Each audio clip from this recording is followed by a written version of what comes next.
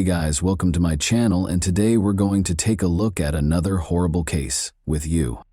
Faith Hedgepeth, then 19 years old, was discovered dead in her Chapel Hill apartment in 2012.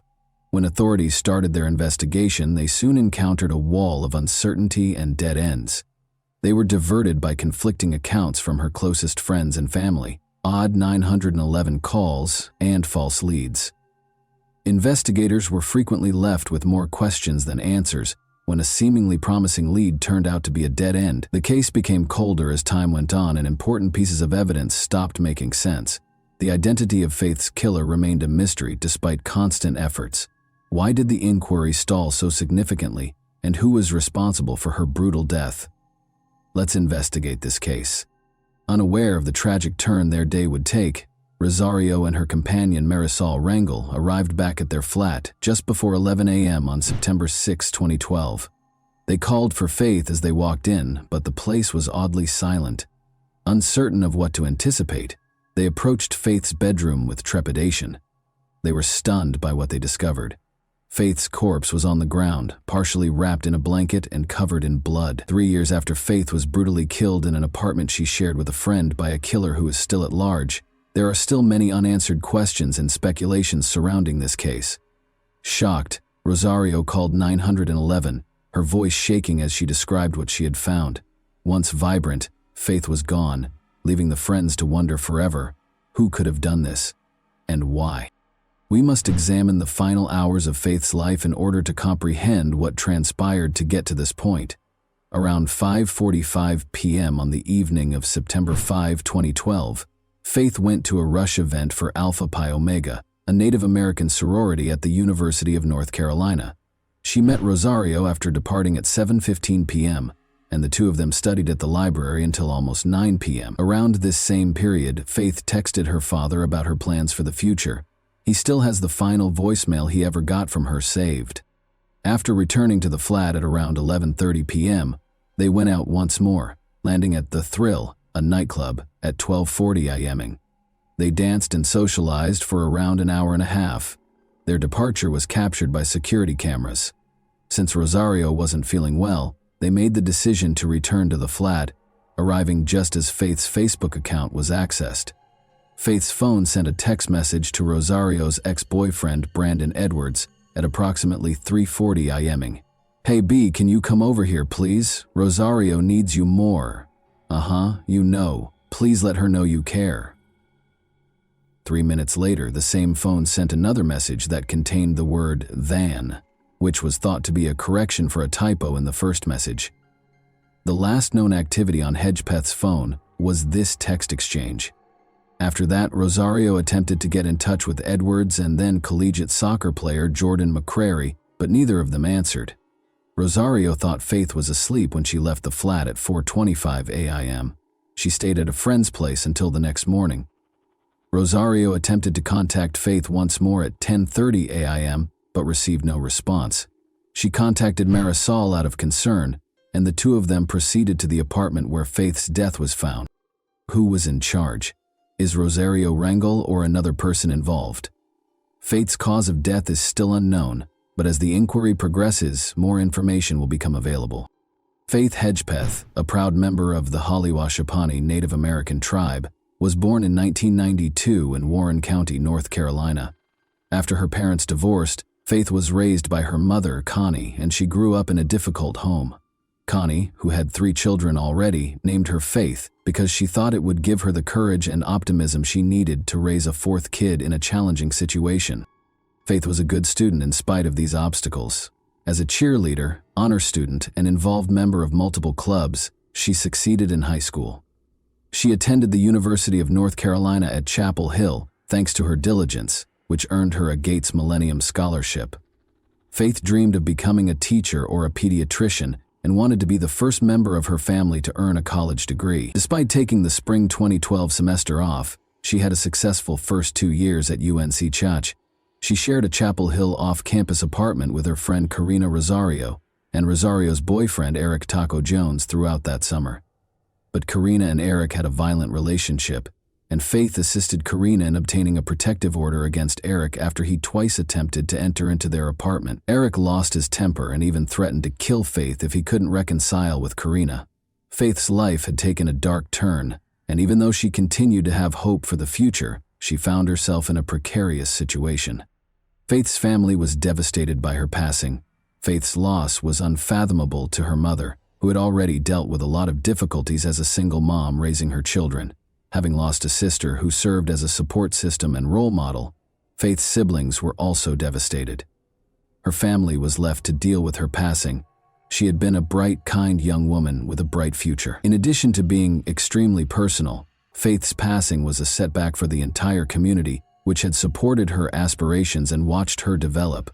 Her family was left feeling incredibly empty and unable to comprehend why someone so full of promise had been brutally ripped from them. The choice to start the investigation into Faith's death in secret sparked immediate criticism. In contrast to standard police practice, the Chapel Hill authorities took considerable care to conceal information. All records were sealed by a court order, and even the media's repeated requests for information were turned down. The police worked discreetly behind closed doors, gathering evidence from the incident without disclosing what they had discovered, while the community awaited answers. Semen and extracted DNA were the first important clues from the actual crime site. When the autopsy report stated that Faith had died from blunt force trauma to the head, most likely from a rum bottle, the question became even more complicated, even though it matched male DNA discovered elsewhere in the apartment. From the beginning, the police focused on one man, Karina Rosario's ex-boyfriend, Eric Taco Jones. He was a prime suspect because of his history of domestic abuse and his previous threats against Faith. "Forgive me for what I am about to do," Jones had even warned in a text message to a friend the night before the murder, and he later shared the same statement on Twitter. He altered his Facebook banner to a haunting precursor to what appeared to be an admission of guilt 3 days after Faith's death. "Dear Lord, forgive me for all my sins and the sins I may commit today." Police were unable to directly link Jones to the crime in spite of these warning signs. He provided a DNA sample, but it did not match the evidence gathered at the scene. No matches were found in additional DNA testing from other individuals, including those who had visited the local nightclub where Faith and Karina had spent time. After Jones was formally ruled out as a suspect, the inquiry appeared to come to a standstill. It appeared as though the puzzle pieces would be put together fast when the inquiry into Faith's death originally started, but as time passed, detectives discovered evidence that only made the mystery more complex. The disclosure of some anticipated and some surprising details suggested an incomprehensible level of intricacy. The 911 call, which would subsequently come under close examination, was a crucial piece of evidence in the case. After discovering her friends dead at their apartment, Karina Rosario called. Many found it strange that she only referred to Faith as her buddy during the call, never mentioning her by name. Reporter Tom Gasparovia questioned the legitimacy of the conversation, speculating that it might not have been Rosario but perhaps Marisol Rangel, whose voice sounded similar. Additionally, Rosario appeared abnormally hesitant during the conversation, despite the dispatcher's repeated requests for her to check Faith's respiration, Gasparovia noted. Was the individual who found the body truly as innocent as they appeared to be? Was the 911 call itself a hint? The people who were following the case started to have these types of questions. The odd information wasn't limited to the 911 call, either. Confusion was further exacerbated by another important piece of evidence discovered close to the crime scene, a mysterious letter written on a piece of ripped paper. Written in a sloppy hand with a ballpoint pen, the message said, "I'm not stupid, bitch, jealous." Its rambling, angry writing appeared to be the result of a fit of wrath, but it was unclear what it meant. Why would someone leave a letter at a murder site? The ripped piece of paper seems to have come from a takeaway bag from Time Out, where Faith and Karina had eaten at that evening. However, was the note a spontaneous outburst or a private communication to Faith? When forensic specialists examined the note, they discovered that the handwriting was erratic. The word "stupid," which was written much more clearly, was underlined by one, perhaps by someone attempting to hide their identity or deceive investigators. Even more concerning was the fact that the message seemed to be written before the murder because there was blood all around the room, and the note itself seemed free of blood. Why abandon it? Was it a deliberate deception or a hint? Reporter Tom Gasparelli speculated that Faith might not have been the intended recipient of the note. The murderer might have planted it to trick detectives. Was it a last desperate communication, or was it a lie? The note's emotional tone suggested intense annoyance or jealousy. Was it Faith, or someone else that the murderer was angry at? Faith's own phone provided yet another horrifying piece of evidence in her case. Faith's phone unintentionally called a friend the night before she was murdered, recording a brief but unsettling chat. With background noise and muddled conversations, it initially appeared to be a simple pocket dial accident. However, when audio specialist Arlo West examined the call, he found some concerning snippets. West also claimed to hear a woman's voice saying, "I think she's dying," followed by a man's voice saying, "Do it anyhow." References to Eric and Rosie that seemed to connect the conversation to Faith's roommate Karina Rosario and her violent past with Eric Taco Jones were also heard. The call's timestamp of 1:23 a.m. coincided with the claimed time when Faith arrived at the club. Police initially brushed it off, thinking the call was simply background noise from a night out. However, West pointed out that there were several oddities, such as the unusual absence of typical nightclub sounds, which gave the scene a strange vibe. Did the call record the last seconds before Faith was killed? Or might it have been recorded earlier? These unresolved issues gave an already terrible case a troubling undertone. Investigators were left with more questions than answers as they combed through this perplexing evidence. Although these pieces of evidence were far from conclusive, they were sufficient to raise the possibility that the murderer may have left behind more than just tangible evidence at the site. They might have left a trail of psychological hints that, if the investigators could decipher their actual meaning, could tell us a lot about the killer's mental state. The public's annoyance increased while the case went unresolved. A $29,000 0-cents reward was given by the university, the Halawashaponi tribe, the local Crime Stoppers chapter, and the apartment complex where Faith had resided for any information that resulted in an arrest. It was believed that the reward would lead to a tip that would completely unravel the case. However, months and weeks went by with no improvement. There was still no breakthrough when Governor Bev Perdue increased the award by an additional $10.00. The probe was conducted in secret in the interim.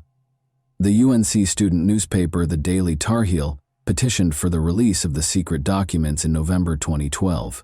The case remained sealed beneath a veil of silence when the court rejected their plea. Despite publicly claiming that their daughter's death certificate verified she had been battered, Faith's family was also kept in the dark about several specifics. The town of Chapel Hill remained uneasy as the months passed. The FBI has created a profile of the male DNA recovered from the scene by January 2013. According to the authorities, this person had lived close to Faith, had expressed interest in her, and his actions had probably changed after the crime. The court nevertheless mandated that the records be kept secret in spite of this development. The public was left in the dark about the case, which appeared to be proceeding behind closed doors. The police didn't formally ask the North Carolina State Bureau of Investigation for assistance until September 2013, a full year after Faith's passing. Chris Blue, the police chief for Chapel Hill, acknowledged that they had run out of options and that the case had gone cold. The murder of Faith was still a mystery, and the case files were still sealed. After 2 months, the inquiry took yet another unsettling turn. Publications such as the Tar Heel started to doubt the investigation's objectivity. Why hadn't the police pursued important leads? Although the police had never thoroughly searched the neighborhood, neighbors in the apartment building where Faith had resided said they had concerns about Eric Jones long before the murder. Only Faith's apartment had actually been completely examined. The other apartments in the complex, including the woods beyond the building, had not been looked at. When it was discovered that police had never examined security footage from the Thrills parking lot, a significant lost opportunity became apparent.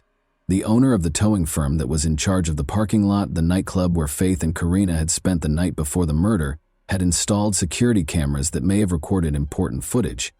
But it wasn't until almost 19 months after the incident that the police requested to view it. The court eventually ordered the records to be opened in 2014, following a great deal of public pressure. Following the release of important papers by investigators, such as the search warrants and investigative notes, there was a flurry of media coverage. These documents demonstrated the extent, or lack thereof, of the police involvement in the case. They also offered the first glimpse of the chronology of events that preceded Faith's demise. The autopsy report was eventually released to the public in September 2014, over 2 years after the murder. It validated the suspicions of many. Faith had suffered severe physical abuse. Blood was discovered beneath her fingernails, indicating that she had retaliated against the severe blow to her head. Initially believed to be the key to identifying the murderer, the DNA recovered from the site remained a mystery. The question of who killed Faith Hedgepeth and why remained unanswered despite ongoing investigation. Unanswered questions became more pressing as the investigation progressed. Had the police conducted the inquiry improperly in the beginning? The most disturbing of all was the identity of the man whose DNA was discovered at the scene, and the reason behind Faith's murder. For years to come, these questions would still exist. Faith Hedgepeth's death remained a mystery for years, with many speculations but no conclusive solutions. One thing was certain: despite the speculation about suspects and motivations, Faith's killer was probably someone who knew her. According to Chapel Hill police, the murder was committed by a member of her UNC Chapel Hill social circle rather than at random. Investigators interviewed more than 2,000 people over the years, obtained 750 people's DNA, and reduced the number of potential suspects to 10. Chief Chris Blue stressed in 2016 that the case was still very much alive despite the lapse of time. In their quest for the truth, the police continued to concentrate on this core group. However, the issue still stood. What motivated the murderer to carry out such a heinous act, and who was the murderer? But on September 23, 2016, almost 4 years after Faith's passing, the case took even another unexpected turn as the inquiry proceeded to uncover. Unexpectedly, the Chapel Hill police announced that they had teamed up with Parabon Nanolabs, a genetic testing business that had created a device that could create physical representations of suspects using their DNA. This public image provided a unique look at the unidentified culprit and was solely based on the DNA profile found at the crime site. It wasn't a perfect portrait, of course. It was predicated on phenotyping, which is the process of predicting physical characteristics from an individual's genetic makeup. Snapshot: Parabon's technology uses DNA to forecast skin tone, freckles, eye and hair color, and even the shape of a person's face. The president of the organization indicated that, while their system could provide a remarkably high level of detail regarding a person's possible appearance, it was unable to forecast a person's height or weight. A man of mixed ancestry, mainly Native American and European with some Latino heritage, was the image produced by DNA analysis. In addition to having origins in Mexican, Colombian, and Iberian civilizations, he was probably dark-skinned, black-hailed, and freckle-free, with faint indications of South American and African heritage. The forecast provided a very accurate likeness and was made with over 80% confidence. Investigators were able to see a potential suspect for the first time thanks to this picture, but it also made them wonder: who was this person? Why had the police failed to identify them? And how did their DNA get to the crime scene? Notwithstanding this recent development, journalist Tom Gasparoli hypothesized in 2017 that the murderer might be a distant acquaintance of Faith's who harbored animosity or resentment toward her. When authorities began concentrating on Faith's roommate, Karina Rosario, this theory gathered traction. Since Rosario never mentioned Faith by name and only ever referred to her as a friend, her 911 call raised questions. Faith's texts to her ex-boyfriend that evening conveyed a sense of urgency over Rosario's need for him. Although Rosario claimed to have left the flat while Faith was asleep, there were questions raised regarding her account. Rosario remained silent and had moved away, but she kept in touch with investigators. Gasparoli made hints that she might be more knowledgeable than she was admitting, and that she might have the secret to cracking the case. The question was whether the truth will ever be revealed for so long. A significant development in the case did not occur until 2021. A breakthrough in September 2021 would finally provide resolution after almost 10 years of mystery, but it also sparked new inquiries.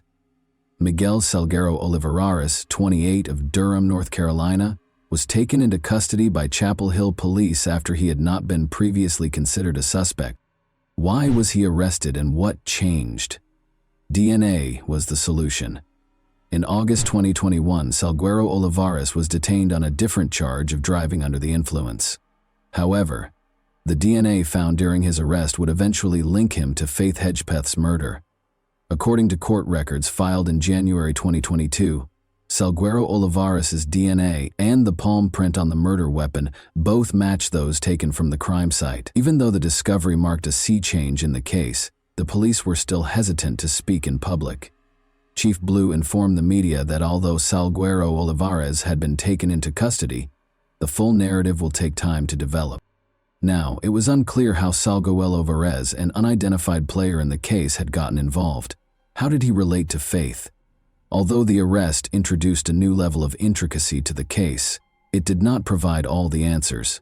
Did Salguero Olivares have a close relationship with Faith, or was his involvement only incidental? What had motivated him to carry out such a horrific crime was maybe even more disturbing.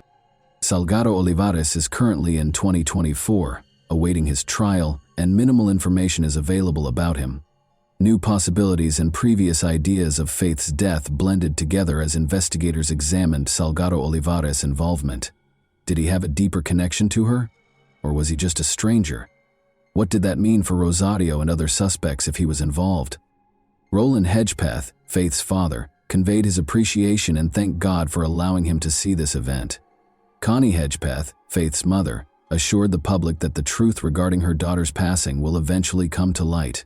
While Salguero Olivares' arrest provided some clarification, it also sparked other inquiries. After years of research, the case remained mysterious, and the full tale was still unknown as it entered its second decade. Although the arrest didn't end the investigation, it did offer a new dimension and raise questions about whether this was the last piece, or merely a new development in an ongoing mystery. And that wraps up today's chilling story. If you enjoyed this video, don't forget to like and subscribe so you never miss a new upload. Also, let me know in the comments, what part of this story shocked you the most? Thank you for watching, and I'll see you in the next video.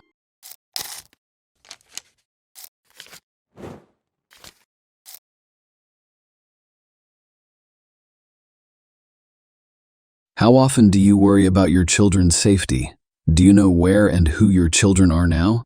Nowadays, every parent strives to maintain a unique connection with their child. Even if your child is an adult, your heart and mind remain with them.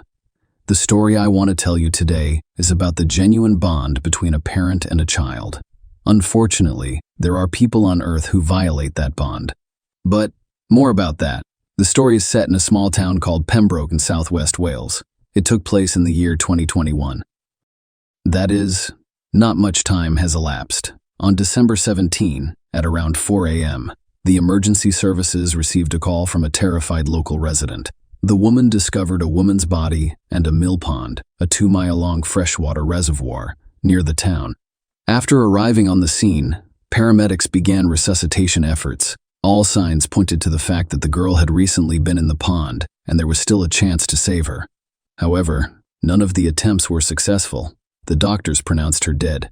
She was stripped to the waist and lying face down in the water. The possibility of an accident was almost immediately dismissed. Medical experts discovered strangulation marks on her neck, as well as scratches and bruises on her face and hands.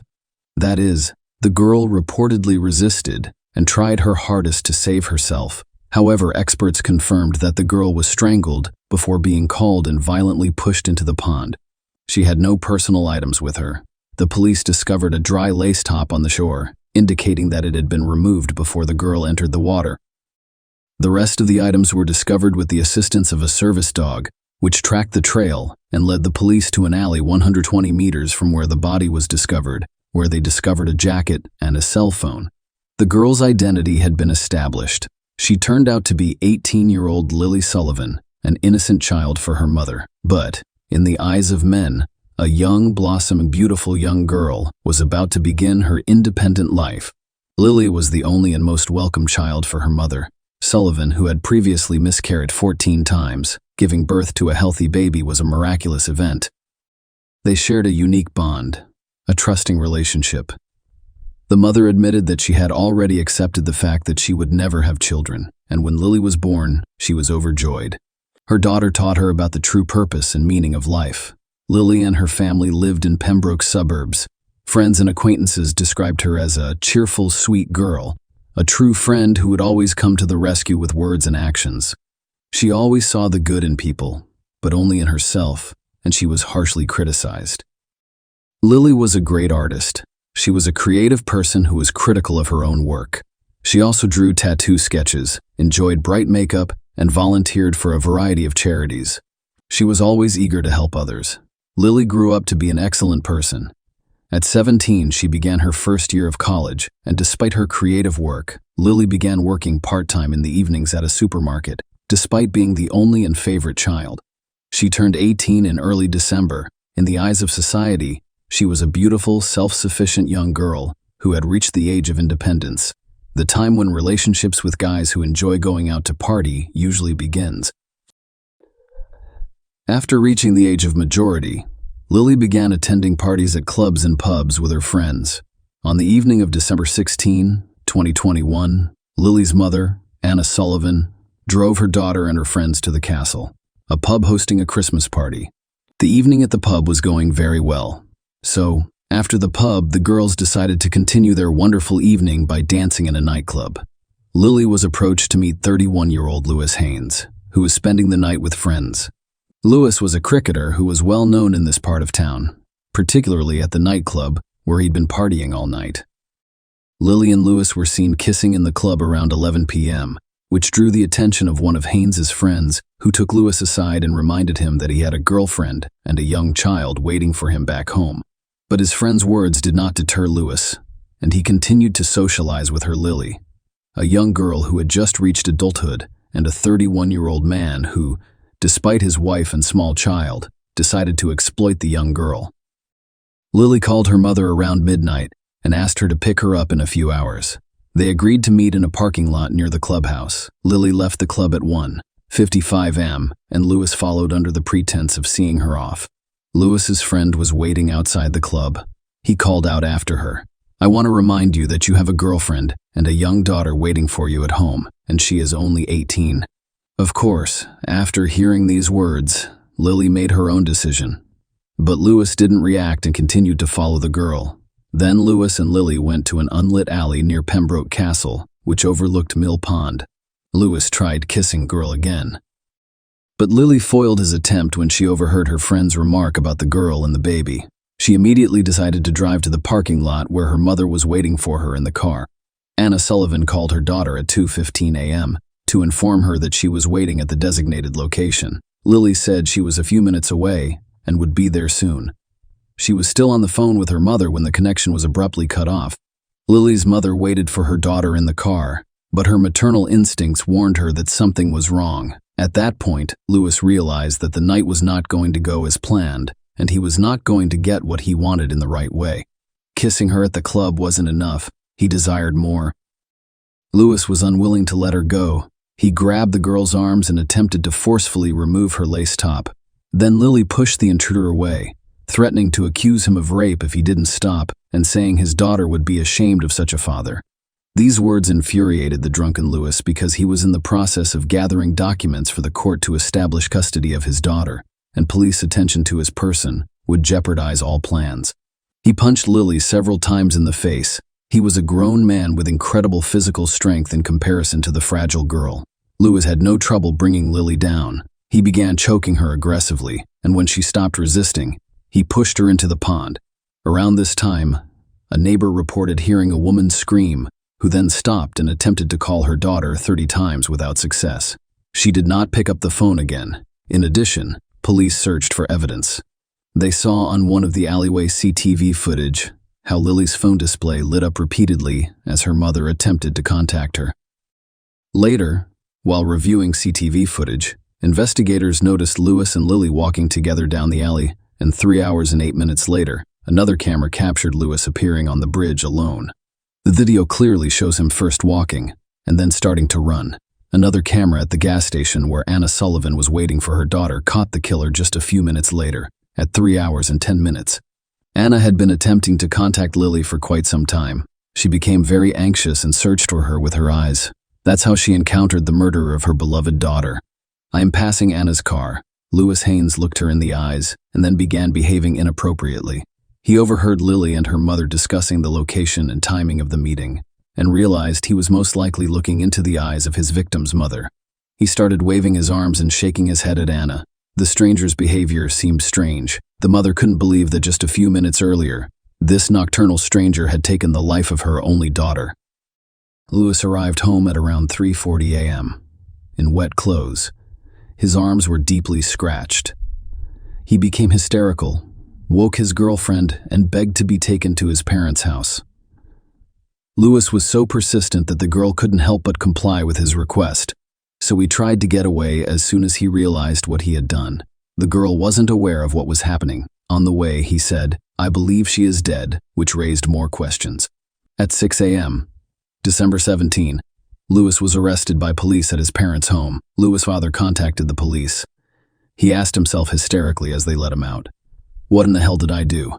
Lewis Haynes faced murder charges on December 20, 2021, because of the overwhelming evidence.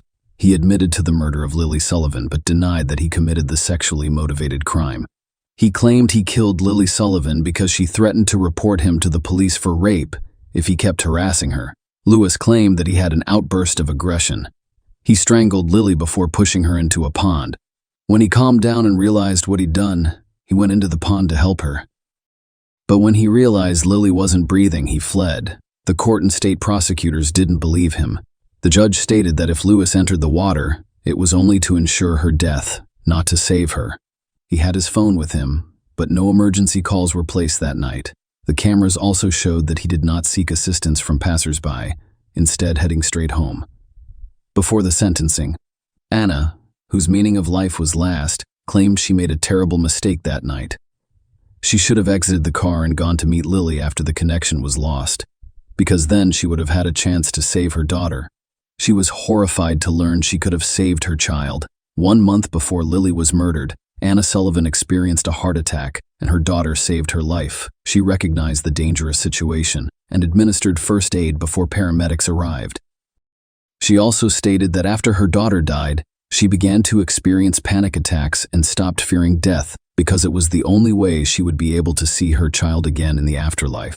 She described Lewis Haynes as pure evil, who, due to his base instincts, destroyed several destinies in a single moment. It's also terrible that Lewis is the father of a daughter. However, because he wanted to satisfy his sexual desire and couldn't control his aggression, he killed an innocent girl. On August 21, 2022, a court sentenced Lewis Haynes to life in prison with the option of parole after 23 years and 4 months. So in 2044, the murderer could be free again. Unfortunately, this story confirms our fears. We live in the 21st century where we already have phones for fast communication, the internet, and other technologies and applications designed to keep users safe. But even that did not help Lily save herself. Such crimes occur on a daily basis in our world, and they almost always end tragically. Share your opinion with us in the comments and subscribe to the channel for more.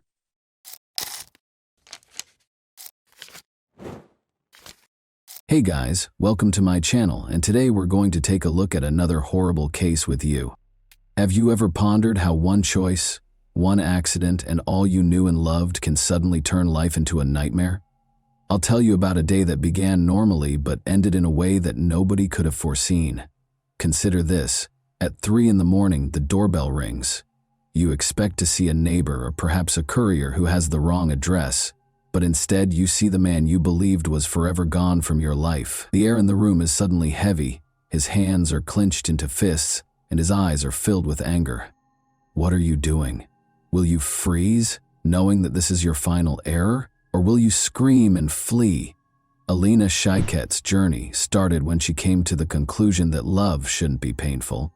She moved on from everything, but when he returned, everyone who knew her was shocked by what transpired. In 1997, Alina Shiket was born in Russia. When she was 7 years old, she and her family relocated to Pennsylvania in the United States. She was a lively and curious youngster from birth. She picked up English fast and developed an interest in science and the arts in school. She was regarded as a gifted and driven young woman who consistently pursued her objectives. Her responsiveness and friendliness were her defining traits. She frequently assisted her peers and took part in charitable activities. Alina enrolled in the University of Pittsburgh to study biology after graduating from high school. She was motivated to work hard and study because she wanted to become a doctor. Alina was well liked by her classmates and numerous friends, who characterized her as a cheerful individual who was always willing to offer guidance and support. She stood out from her friends because of her kindness and quest for fairness. Alina's pride and support came from her family, particularly from her parents, Ian and Ellie. She was the focal point of their lives as an only child. They had a close relationship and frequently spent time together, traveling and helping her with everything. The Shakettes had never experienced such worry as they did in October 2017. 20-year-old Alina's parents, Ian and Ellie, had become used to her incessant texts and phone calls. Their kid was always in contact, particularly when they shared plans. However, the quiet that's surrounding their house on this particular day took on a new, ominous color. Even the morning before they were to be brought together for a significant occasion, the annual charity marathon in which they took part, Alina had just vanished from view. They were passionate about the breast cancer campaign, and Alina was constantly at the center of these gatherings. She had a genuine and profound compassion for people. She seemed to find power in helping others, as though she were attempting to shield her family from the dangers of the outside world. But she didn't arrive that morning. There were no missed calls or messages. Every minute seemed like an unending torment. Unable to control the mounting worry that was coursing through her body, Ellie was always scrolling through her phone. The automobile seemed to be moving at a snail's pace, and Jan, who was seated behind the wheel, tried to maintain composure, but his quivering hands and fixated gaze revealed his growing concern. They were on their way to Alina's apartment rental on the University of Pittsburgh campus. Long hours of waiting for something unthinkably awful grew out of what should have been a 30-minute drive. Without even looking back at her husband and their dog, who were silently staying in the car, Ellie hurried to the home. As though it were trying to escape, her heart thumped in her chest. She pressed the doorbell quickly, her hands shaking. The few seconds of waiting seemed to drag on forever. The house was so quiet that it seemed as though the walls were closing in on you. When Ellie and Jan arrived at their daughter's house, the usual warmth and noises of life were vanished, leaving behind the icy silence of unsolved problems. Even the air seemed to have become heavier, as if the whole world had frozen in expectation of something terrible. To make one final call to Alina, Ellie took out her phone once more. The lengthy rings rang in her heart, each one piercing it more deeply like shattered strands of hope. Nobody could have predicted that a seemingly normal morning would become the Shakette family's greatest nightmare. Ellie had been frantically attempting to contact her daughter just 30 minutes prior. She was now standing in front of Alina's locked door. The dull sound of her fists hitting the wood echoed throughout the house, but there was only quiet in answer. Her voice wavered and erupted into a cry as she called her daughter's name once more, but she received no answer at that very moment. Something inside her broke. Realizing that things had gotten out of hand, they panicked. Ellie called out for Jan. Fear gave him the strength to act, and he rushed into the house. He was aware that time was running out, an excruciating length of empty minutes every second. The sensation of approaching doom intensified with each blow to the door. The door finally gave way, opening with a jarring noise that allowed them to enter a scene they were neither ready for. Alina's neighbor, Zach, had been observing from the stairwell. All of a sudden, he felt alienated from this tragedy that was developing. The only reason he took the automatic step back was to protect himself from the horror that was suddenly leaking out of the still room. Ellie and Jan were met with a quiet that was no longer able to conceal what had transpired as soon as the door opened. Like a scene from a nightmare, the room was covered in dark stains. The walls and floor were marked by something unimaginable, as though the blackness had engulfed the light itself. At first glance, parents were unable to recognize their own daughter because of the horrifying sight of Alina's face. Ellie's voice broke the stillness and echoed through the home, causing the walls to vibrate as she yelled. Unable to comprehend the horror before him, Jan stood next to her, motionless. Nothing seemed to be able to return the world to normal at that point. It looked to have stopped. The dog added to the pandemonium that had taken over the house by barking hysterically when it sensed its owner's worry. It was as if an unbreakable darkness had engulfed the entire area. Jan eventually moved forward, but his legs were trembling as Ellie continued to scream. He was at a loss for what to do. The terror that had infiltrated their home left no one knowing how to handle it. When Zach heard the cries, he summoned up the bravery to go into the room. He hesitated to go through the doorway, knowing that what had transpired would permanently alter the course of this family's life. Alina lay on the floor in front of him. Her body was stretched out as though she had struggled for her life and defended herself until the end. As like something or someone had stolen not just her life but also her identity, half of her face was utterly deformed. With a start, Zach reached for his phone and dialed 911. His fingers were shaking as though the air had grown heavy and thick. The silence of the Saturday morning was soon broken by the sound of sirens. The fictitious quiet of the neighborhood was broken by the sound of sirens that were getting louder in the distance and filling the now empty streets. The paramedics, solemn and determined, hurried to the door as the ambulance screamed to a stop in front of the house. Every second felt hostile as their footsteps reverberated through the strange and chilly house. Ellie, who was still motionless at the entrance, welcomed the paramedics with a face that immediately made them realize that this woman would never be the same. She could hardly guide her trembling hands toward the room. As they passed the paramedics entering the darkened room, Jan, still mute and overcome, watched from the door. The gloomy scene is made even more intense by the draperies, which hardly let any light in. They dropped to their knees next to Elena's body. Everything moved swiftly, almost robotically, as they looked at each other and checked for a pulse. Time seemed to slow down for Jan and Ellie, even if it only took a few seconds. Their entire world fell apart as one of the paramedics shook his head. Ellie lost it, as though attempting to go back in time and bring her daughter back. She collapsed to her knees and let out a scream. Shock nearly paralyzed Jan. He did what he could. Even though he no longer felt like he had a firm foundation beneath him, he tried to keep his wife on the ground by embracing her. For a little while longer, the paramedics stayed in the room, getting ready to declare the death formally. However, that revelation felt like a sentence to Ellie and Jan, a blow from which they would never fully recover. Neighbors turned to watch as the roadway was illuminated by blue and red police lights. A group of people started to assemble, some of them muttering, some looking around anxiously, and some taking out their phones to take pictures. Alina Shiket's home was already surrounded by barriers and cop cars, and curious bystanders gazed at it, as if to protect the world from the terrible reality that awaited them inside the doors of that house. Officers with gloomy expressions were erecting barricades and gradually separating the crime scene from the rest of the city. The investigation was personally led by Police Chief Scott Schubert.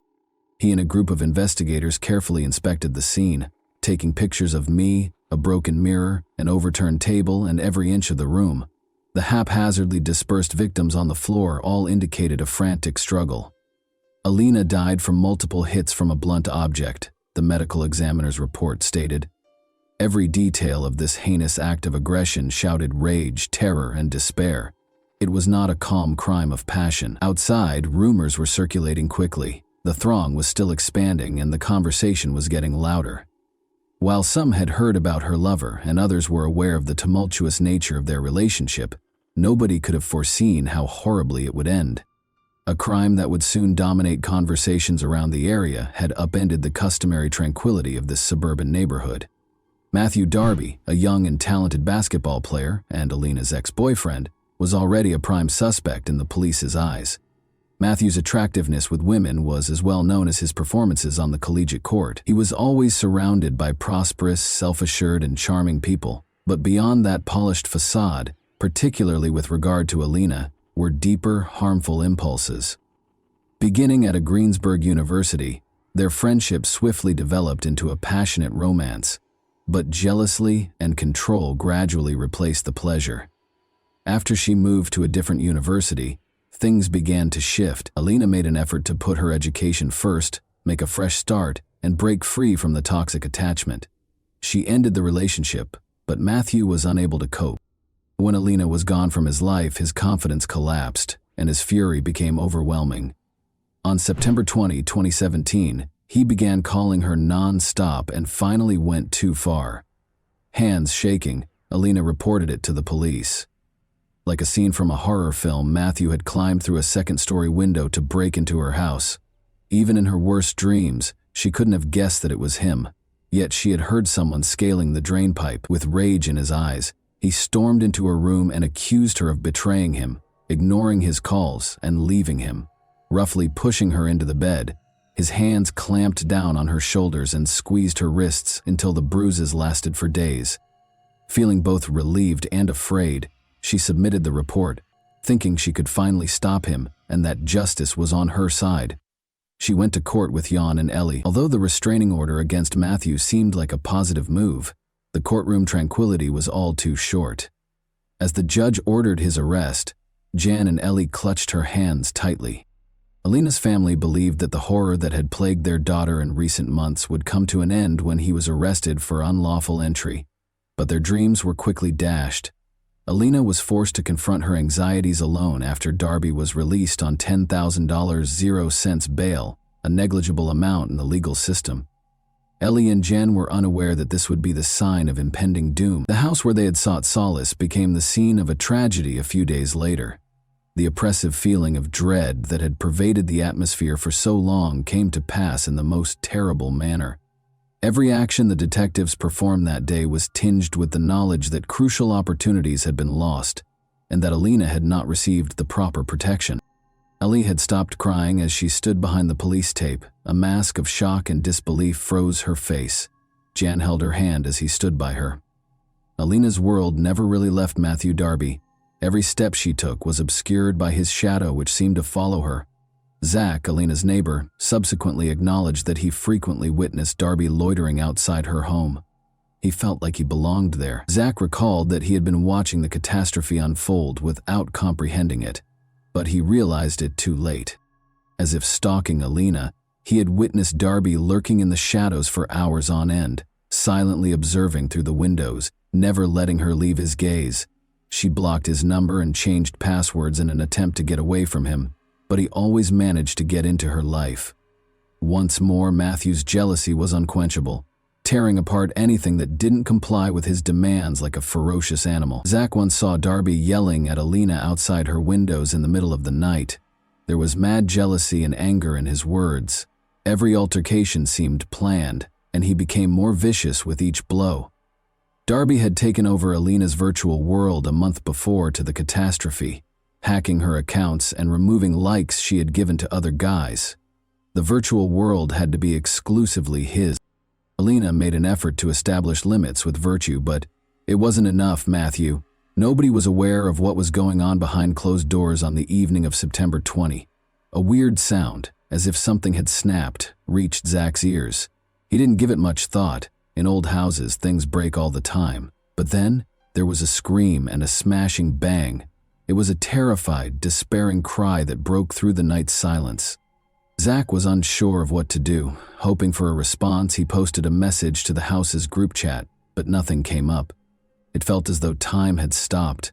Zach wouldn't find out until much later that Matthew Darby had already broken into the house and started attacking Alina while the neighbors were asleep. Alina's phone records, which had vanished from her residence following the crime, were being examined by police. The data showed that she had been frantically attempting to save herself by phoning for assistance between 4:15 and 4:55 a.m. Alina's phone was traced to Route 76 close to the village of Irwin, and the most recent contact was placed from Darby's number. It was an unanswered last call for assistance. Police received a statement from a cab driver who became involved in this gruesome case.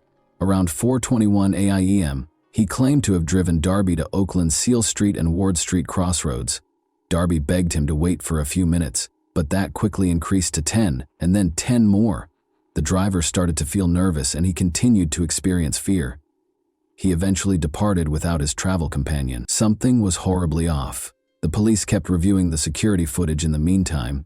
They discovered video from a camera close to Alina's house that showed a man who looked like Matthew Darby strolling down the street while toting big black suitcases. Like a predator, he looked around warily, looking for a place to cover his tracks. The moment he came to a stop at a manhole cover was caught on camera. As though attempting to get rid of not only the evidence but also a piece of himself, his harshness and guilt, Darby carefully lowered the bags inside after lifting the lid. The case's main detective, Edward Fair, sent his team to the scene right away. There was no room for error on the part of the forensic investigator. After gently removing the manhole cover, they discovered a hammer and 2 knives within, all of which were smeared with dried blood. There were fragments of skin and hair on the hammer. Everyone working on the investigation was profoundly impacted by this revelation, which served as a silent testimonial to the ruthless and untamed aggression. The identification of the material would confirm the worst, and now everything depended on the forensic analysis. The system, which ought to have shielded Alina, failed her with every new fact. Only a trail of agony and misery remained after Matthew Darby had disappeared, as if vanishing into thin air. The police had enough proof to take action, even though they knew they wouldn't have much time to apprehend him. It was impossible to dispute the evidence gathered at the crime scene. Everything suggested Darby was the culprit, including surveillance footage, traces found at the scene, and the objects dumped in the manhole. An arrest warrant was issued right away, but Darby had already left Pennsylvania and vanished into the wide United States by the time the police began their thorough hunt. The search for Darby became a national manhunt. Although the search was conducted with unwavering resolve, the sense of urgency increased with every hour that went by. In the small South Carolina town of Myrtle Beach, Darby's luck finally ran out after a few days. A bystander alerted the police right away after spotting a suspicious individual trying to enter a property through a window. A man whose look matched the description given by witnesses was discovered by officers as soon as they got on the scene. Darby attempted to flee, his fear showing in every step, but the officers outran him. He provided false identification after being caught, which only made matters worse. His identification was verified by security footage and witness statements after his attempt to pose as a fugitive failed. Darby was charged with giving false information to the police, which added another charge in South Carolina and further compounded his case. He tried to persuade the judge of his innocence, but his request for bail was turned down. Fearing that he would try to escape again, the judge decided to keep him in detention and delayed his request for extradition so that he could speak with his lawyer. Another drama involving Alina's memory and the suffering of her loved ones was taking place in Pennsylvania while Darby was still being held. In Pittsburgh, Alina's friends and classmates organized a protest. To show support for her parents and to promote awareness, hundreds of people gathered outside the courthouse, knowledge of an issue that had been neglected for too long. Signs with the words, "Say no to domestic aggression," and "Love shouldn't kill," in strong letters, were held by people. Many participants donned purple shirts, which are symbolic of the fight against domestic abuse, and the words, "Our Russian Princess," which Alina's friends had given her, were printed on the back. This was a painful and unifying gesture that conveyed their rage at a system that had let their friend get hurt. Along with the demonstration, campaigners and Alina's family worked to have a new bill passed. Domestic abusers would be subject to electronic monitoring under Alina's law. In addition to paying tribute to their daughter, they did this in an effort to stop future tragedies of this kind. Already on the table for consideration, the bill became a symbol of hope that no one else would have to deal with such a harsh reality. Prosecutors were now providing more thorough evidence in the courtroom, all of which pointed to Darby's deliberate acts. Duquesne University security camera footage from the night before the crime was one of the most important pieces of evidence. It was evident from the video that Darby was trembling as he walked across campus and looked over his shoulder. According to a policeman on patrol that evening, Darby appeared anxious, probably even a little drunk. Using the excuse that he needed to charge his phone, he tried to enter the student union building. However, there was something concerning about his actions. The officer had a strong suspicion that Darby was hiding something, since he kept looking around as though he was frightened someone was following him. With each new piece of evidence and every videotaped moment, the court was getting closer to its inevitable conclusion. The name Matthew Darby had come to represent suffering, unfairness, and the pursuit of truth. The time a picture of him in a beer-lagered striped shirt on the campus elevator was revealed in court. His doom was all but certain. When he was arrested, the same clothing was discovered with him. There was not much space for doubt because of the prosecutors. Around 4 in the morning, Darby got a cab and left the university campus to go to Alina's neighborhood. The evidence left at the crime scene, the spooky traces of a fight, and the late-night break-in all made sense. The defenders, however, refused to give up. David Sri, Darby's attorney, attempted to refute every piece of evidence. He maintained that someone else might have called the cab using Darby's account, and that the security camera footage was insufficient to prove his identity. Is there any chance that this will result in an acquittal? Not likely. Soon after, Darby was apprehended while trying to break into a house near Myrtle Beach, South Carolina. His use of phony identification simply served to bolster the evidence against him and further expose his flight. Darby decided to continue fighting in spite of everything. He went back to court with a new attorney, Joseph Haddock, a year after the conviction. Darby claimed that at his prior trial he had not been given adequate legal representation. According to Haddock, Darby was not completely aware of the trial's possible hazards and consequences. This was a new attempt to overturn the conviction on the grounds that Darby was not given a fair trial because of the lawyer's mistakes. In a prompt response to Darby's appeal, the Allegheny District Attorney's Office asserted that all of Darby's rights had been completely upheld. The concept of coordinating jurisdiction, which basically states that judges from one district shouldn't reverse the rulings of another without good reason, was debated. Nevertheless, the matter might still be reopened for a new hearing in the courtroom. The process might be slowed down but not completely stopped by this procedure. Despite the fact that his life sentence already appeared certain, Darby persisted in fighting for his freedom. His attorney put forth a lot of effort, gathering fresh information and looking for any way to overturn the verdict. Like a dying man clutching at straws, Darby clung to each attempt as if it were another lifeline. The problem is that this story isn't over yet, even though you're undoubtedly eager for the conclusion. Matthew Darby received a life sentence without the chance of release. Although it seemed that justice had been done, a new chapter had begun. He appealed, saying his last attorney had not done everything he could to protect him. Years after the initial sentence, Darby is currently battling for his freedom once more. Any chance to contest the case is being seized by his legal team. Despite her untimely death, Alina left behind more than just memories. She became a source of motivation for reforming a system that had for too long kept women at risk. Her friends and family have taken every possible action. Make sure it wasn't a pointless death. I would like to take a moment to speak to each and every one of you who is listening to this tale. How do we stop disasters like this from happening again? How can we ensure that Alina's parents' experience doesn't happen to any other family? We can't keep quiet. Thousands of women worldwide must deal with the realities of domestic violence. Every aspect of the issue needs to be addressed, from raising family awareness to taking legislative action. We must all realize that love should never be hurtful, and that caring should never become dominating. Together, let's help those who are in need. If we work together, we can make this world a safer place. And even though Alina is no longer with us, her influence endures because of the people she touched. And that wraps up today's chilling story. If you enjoyed this video, don't forget to like and subscribe so you never miss a new upload. Also, let me know in the comments, what part of this story shocked you the most? Thank you for watching, and I'll see you in the next video.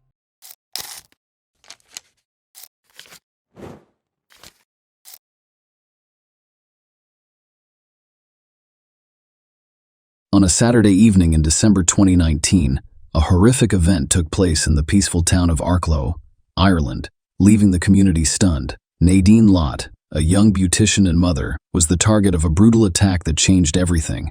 And today I'll tell you about that night's relationship, the shocking turn of events, and the legal ramifications that followed. Claire and David Lott gave birth to Nadine Lott on October 6, 1989, in Arklow, Ireland. She was the oldest of 3 children. On December 14, 2019, she always tried to help her parents and care for her family. On Saturday, around 4:25 a.m., Amelia Kalinovich called the police to report an urgent situation involving her neighbor Nadine Lott, who had been stabbed. The police arrived at the apartment of Nadine Lott, a 30-year-old beauty therapist in Arklow, Wicklow, Ireland, and discovered her unconscious on the kitchen floor with severe injuries. Dean's mother, Claire Lott, was attempting to help her daughter. The police immediately called for an ambulance, describing the Dean's condition as if she had been beaten to a pulp Amila Kulinovic told the police that she rushed to Nadine's apartment after hearing screams. Upon entering, she noticed Dean's ex-partner, Daniel Murtaugh, hunching over her and delivering violent blows while growling.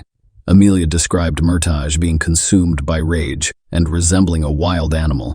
She immediately alerted the police and contacted Nadine's sister, Phoebe Lott, who arrived at the scene with her mother Claire in minutes. When the police arrived at Dean's apartment at night, Daniel was not there. Investigations revealed that Daniel and Nadine first met in 2012 while working in Darwin, Australia. Nadine enjoyed her job as a beauty therapist in a salon, but she returned to Ireland after a year there. Daniel moved home a few months after Nadine. Initially, the couple intended to keep their relationship going, even considering moving in together. However, the relationship eventually faltered. Nadine and their daughter Kaya then moved to an apartment in Arklow, while Daniel moved to Dublin to live with his parents. On the night of December 13th, police discovered that Daniel had gone to Arklow and spent the night in Nadine's apartment while out celebrating her aunt's birthday. What happened when Nadine came home? When paramedics arrived the next morning, Nadine was quickly transported to the hospital. A few hours later, Daniel was arrested. At 7:30 a.m., Daniel collided with a tree while driving his Volvo, causing the vehicle to end up in a ditch. Laura was crossing Bookie's Bridge when she noticed the car in the ditch, and Daniel standing by the side of the road. A concerned passerby stopped to offer help. Daniel confessed to him that he had murdered my wife because she was with a friend. Daniel was then taken to the police station for questioning, and as the interview progressed, some harrowing details about the violence perpetrated on Nadine emerged. When initially questioned by police about Nadine's condition, Daniel claimed he had no recollection due to intoxication. He initially claimed that he had slapped her following a confrontation sparked by his drinking and smoking in her apartment. However, after further questioning, he admitted to delivering 5 or 6 forceful slabs, acknowledging that some were applied with significant force. Dean's injuries were too severe to be attributed solely to a few slaps. The police persisted with the questioning. Daniel, a trained boxer, then admitted to repeatedly pounding and punching Nadine. He continued saying, "I knew she was with a lad in Arklow, and I was just trying to get it out of her." When asked about the apparent lack of damage to his hands, Daniel explained that his knuckles had been conditioned over years of boxing. Despite his shock and fear at seeing blood coming from Nadine's nose and lips, he insisted that she was still alive as he left the apartment. Nadine sustained a stab wound on the right side of her neck. When questioned about the knife found near her, Daniel claimed it was simply a butter knife he had used the night before to cut up a burger and a battered sausage. When asked about the location of the assault, Daniel stated that everything happened in the living room. However, when the police discovered Nadine in the kitchen, he speculated that she must have walked into the kitchen on her own after he left and possibly collapsed there. The police responded by informing Daniel about apparent drag marks leading into the kitchen. Despite this evidence, Daniel maintained that he had only assaulted Nadine in the living room, which contradicted the physical evidence at the scene.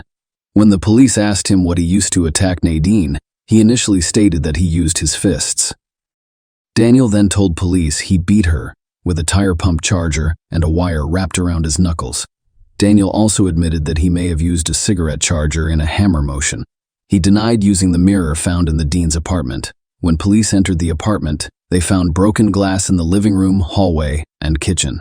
Part of the mirror's frame was discovered in the kitchen. In his final police interview, Daniel described waking up on the sofa to the sound of Nadine screaming and shouting. "I slapped her, and she returned to the ground beside the cabinet. Standing over her, he began pounding her, only realizing the gravity of the situation when he noticed the blood." Daniel claimed he never intended to harm Nadine, expressing his love for her and asserting that it was reciprocated. He told the police that if he wanted to kill Nadine, she'd be gone. Tragically, 3 days after the assault, Nadine succumbed to her severe injuries, never regaining consciousness, and died in the hospital. Daniel was subsequently charged with murder. Daniel pleaded not guilty to murder, but admitted guilt to manslaughter. He acknowledged that he was solely responsible for Nadine's death. He argued that he lacked the necessary intent to be charged with murder. Daniel contended that the use of illegal substances and alcohol on the night in question played a critical role in the tragic assault on Nadine. The jury's central question was whether Daniel intended to kill or seriously harm Nadine. At the start of the trial, Daniel's attorney admitted that he had unlawfully taken Nadine's life and that he alone was responsible for the injury she sustained. The judge instructed the jury that murder is a crime of specific intent, which occurs when one person unlawfully kills another with the intent to cause death or serious injury. Despite admitting guilt to manslaughter and accepting responsibility for unlawfully causing Nadine's death, Daniel claimed that he lacked the necessary mental state. During the acts, he used the defense of intoxication. The judge explained to the jury that intoxication could be used as a defense for crimes with specific intent, potentially reducing a murder charge to manslaughter. The prosecution claimed that this case clearly constituted murder. According to their argument, Nadine was attacked violently and repeatedly in her own home by a man she knew. The prosecution claimed her ex-partner beat and stabbed her out of jealous rage. During the court proceedings, it was revealed that in the weeks preceding Dean's death, the nature of their messages indicated Daniel's desire for a relationship, despite Nadine's clear reluctance. Despite not being in a relationship, Daniel consistently referred to Nadine as his girlfriend and future wife. The prosecutor emphasized this point to the jury, claiming it was coming from his head. Check out the WhatsApp app exchanges. They are unambiguous and unequivocal. She makes it clear that she has no further desire to interact with him on that level, simply because they fell for each other in Australia. He somehow believed he had the right to control her life and decide who she would date. The court learned that just under 2 weeks before her death, Nadine explicitly messaged Daniel, warning him not to threaten her and emphasizing that nothing will ever happen between us again. I'd like to make that clear. These messages served as proof of Nadine's unequivocal position on their relationship in court. Amila gave testimony about Daniel's condition when she saw him assault Nadine. She described how he had his hands around Nadine's neck and shoulder. His mother, Claire Nadine, also testified, expressing shock at the sight of her own daughter. When Claire arrived, Nadine was unconscious but making gurgling and gasping noises. Claire sat beside her, assuring her that they could handle the situation. Despite administering CPR, Dean's injuries were so severe that it seemed like their efforts were futile. The court also heard that a police officer drove the ambulance to the hospital, allowing the paramedics to care for Nadine during the journey. One of the paramedics, Ian Clark, testified that the call haunted him throughout his career. He described the scene inside Nadine's apartment as if a bulldozer had ripped through it, with broken furniture strewn about. He described it as one of the most horrific scenes he had ever witnessed, leaving his uniform covered in blood as he departed. Nadine was rushed to the hospital's emergency department, and a nurse testified in court that she was unconscious when she arrived. The nurse described Nadine's condition, pointing out that her head appeared disproportionately large in comparison to her small body, most likely due to significant swelling around her face. Nadine was admitted to the intensive care unit after receiving her initial treatment. Nurse Leah Grant, who works in the IQ, testified in court describing Dean's shocking knee injuries. Leah stated that Nadine was unrecognizable. She emphasized the gravity of the situation by describing an incident in which the Dean's mother brought in a photograph of her. Leah's colleagues couldn't identify the person in the picture, so she pointed to Nadine and said, "That's her." The woman in the hospital bed bore no resemblance to Nadine in the photograph due to the severity of her injuries. Leah testified that the severity of Dean's injuries made it impossible to examine her pupils, particularly her right eye, which was so swollen that it could not be opened. Nadine received 42 units of blood in the first 24 hours of her hospital stay. He informed the jury that Nadine's hair contained numerous shards of reflective glass, and her nose continued to bleed profusely. The prosecution shocked the court by revealing that the Dean had 64 distinct injuries on his body that could not be explained by medical intervention. Dr. Linda Mulligan, the chief state pathologist, testified about Nadine's injuries. Dr. Mulligan stated that Nadine's death was caused by hypoxic ischemic encephalopathy, which resulted from cardiac arrests caused by severe head and neck injuries. These injuries included a stab wound on the right side of the neck, an incised wound on the left side of the neck, and severe blunt force trauma to the head. Dr. Mulligan clarified that the blunt force injuries were consistent with being caused by hands, fists, or feet, but the use of a blunt weapon could not be ruled out. The examination revealed a fracture of the hyoid bone and bruising around the neck area, indicating that force had been applied to Nadine's neck. Nadine's injuries also included an incised wound on the left side of her neck that ran from the left earlobe to the left side of her neck, Dean also had a stab wound on the right side of his knee. The 5-centimeter depth of the stab wound indicated that a knife was used on a knife-shaped object.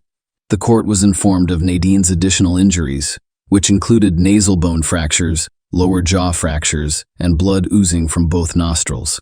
Blunt force trauma caused bruising around the right eye and side of the head, severe swelling, lacerations around the left eye, and polarization of the left-sided facial muscles. Nadine's brain showed diffuse swelling, limited expansion, nerve cell damage, and brainstem discoloration. Dr. Mulligan summarized her findings and concluded that the injuries were the result of a sustained assault with both blunt and sharp force trauma. Dr. Stephen Clifford, a forensic scientist, testified that the amount of blood splatter found in the kitchen indicated a sustained assault. Nadine was on the floor there. The prosecution claimed that Nadine was attacked both in the living room and in the kitchen. The defense claimed that the violent incident that resulted in the bloodbath would not have occurred if Daniel had not been under the influence of alcohol and illegal drugs in court.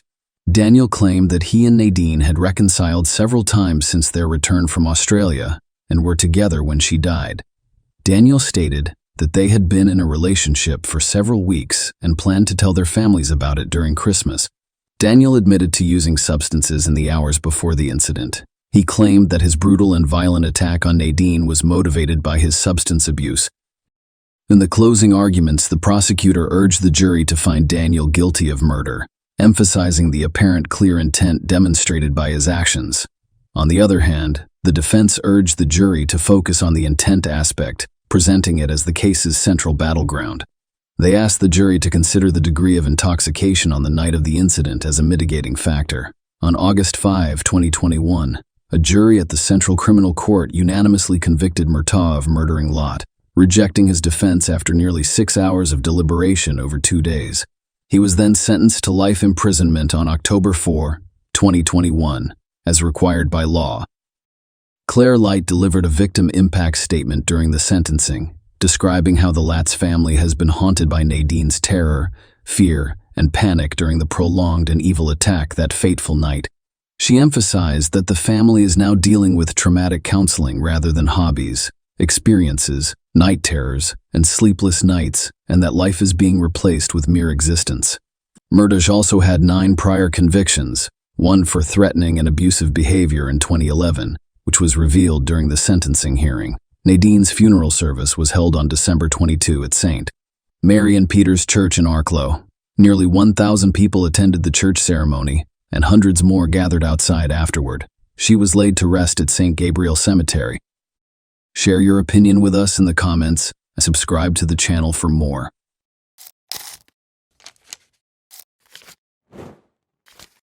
Hey guys, welcome to my channel, and today we're going to take a look at another horrible case with you. It was a very pleasant evening for the Solis family on Friday, April 20, 2012. Their 6-year-old sister, young Isabel, was present at a baseball game between Rebecca and Sergio's 2 sons. The family went home after the game, which lasted until 10 o'clock. Rebecca braided the girl's hair to save time before work the following morning, when she was scheduled to play baseball. After saying goodnight to his daughter, Sergio departed at 11 o'clock. Isabel frequently slept in her brother's room, even though she had her own bedroom. This night, however, she remained by herself. Becky and the boys soon fell asleep, and Sergio dozed off on the couch as he watched a baseball game that he had previously recorded. The man woke up at 5 and walked slowly to the bedroom. When he went to sleep beside his wife, the house was calm and quiet. Rebecca left for work at the medical center 2 hours later. The woman heard nothing and saw nothing out of the ordinary in the house. She left for work without visiting her daughter's room. Isabel wasn't in her bed when Sergio went to get her up for the game at about 8 in the morning. No one answered when he asked his sons if they had seen their sister. He called for Isabel and searched the house with the boys, but she didn't answer. Then, at the age of 14, Sergio Jr. saw that his sister's room had an open window and that the protective screen was on the ground in the yard. While Rebecca was hurrying home and the sons were desperately looking around the neighborhood for their younger sister, Sergio called his wife. Sergio dialed the emergency number. This was the call that ultimately led to a great deal of controversy and backlash against him. Sergio was remarkably composed throughout the call, despite the fact that people react differently when under stress or panic. In addition to his composure, many found it odd that he announced his daughter's kidnapping right away. The idea of telling his wife to come home even made him laugh.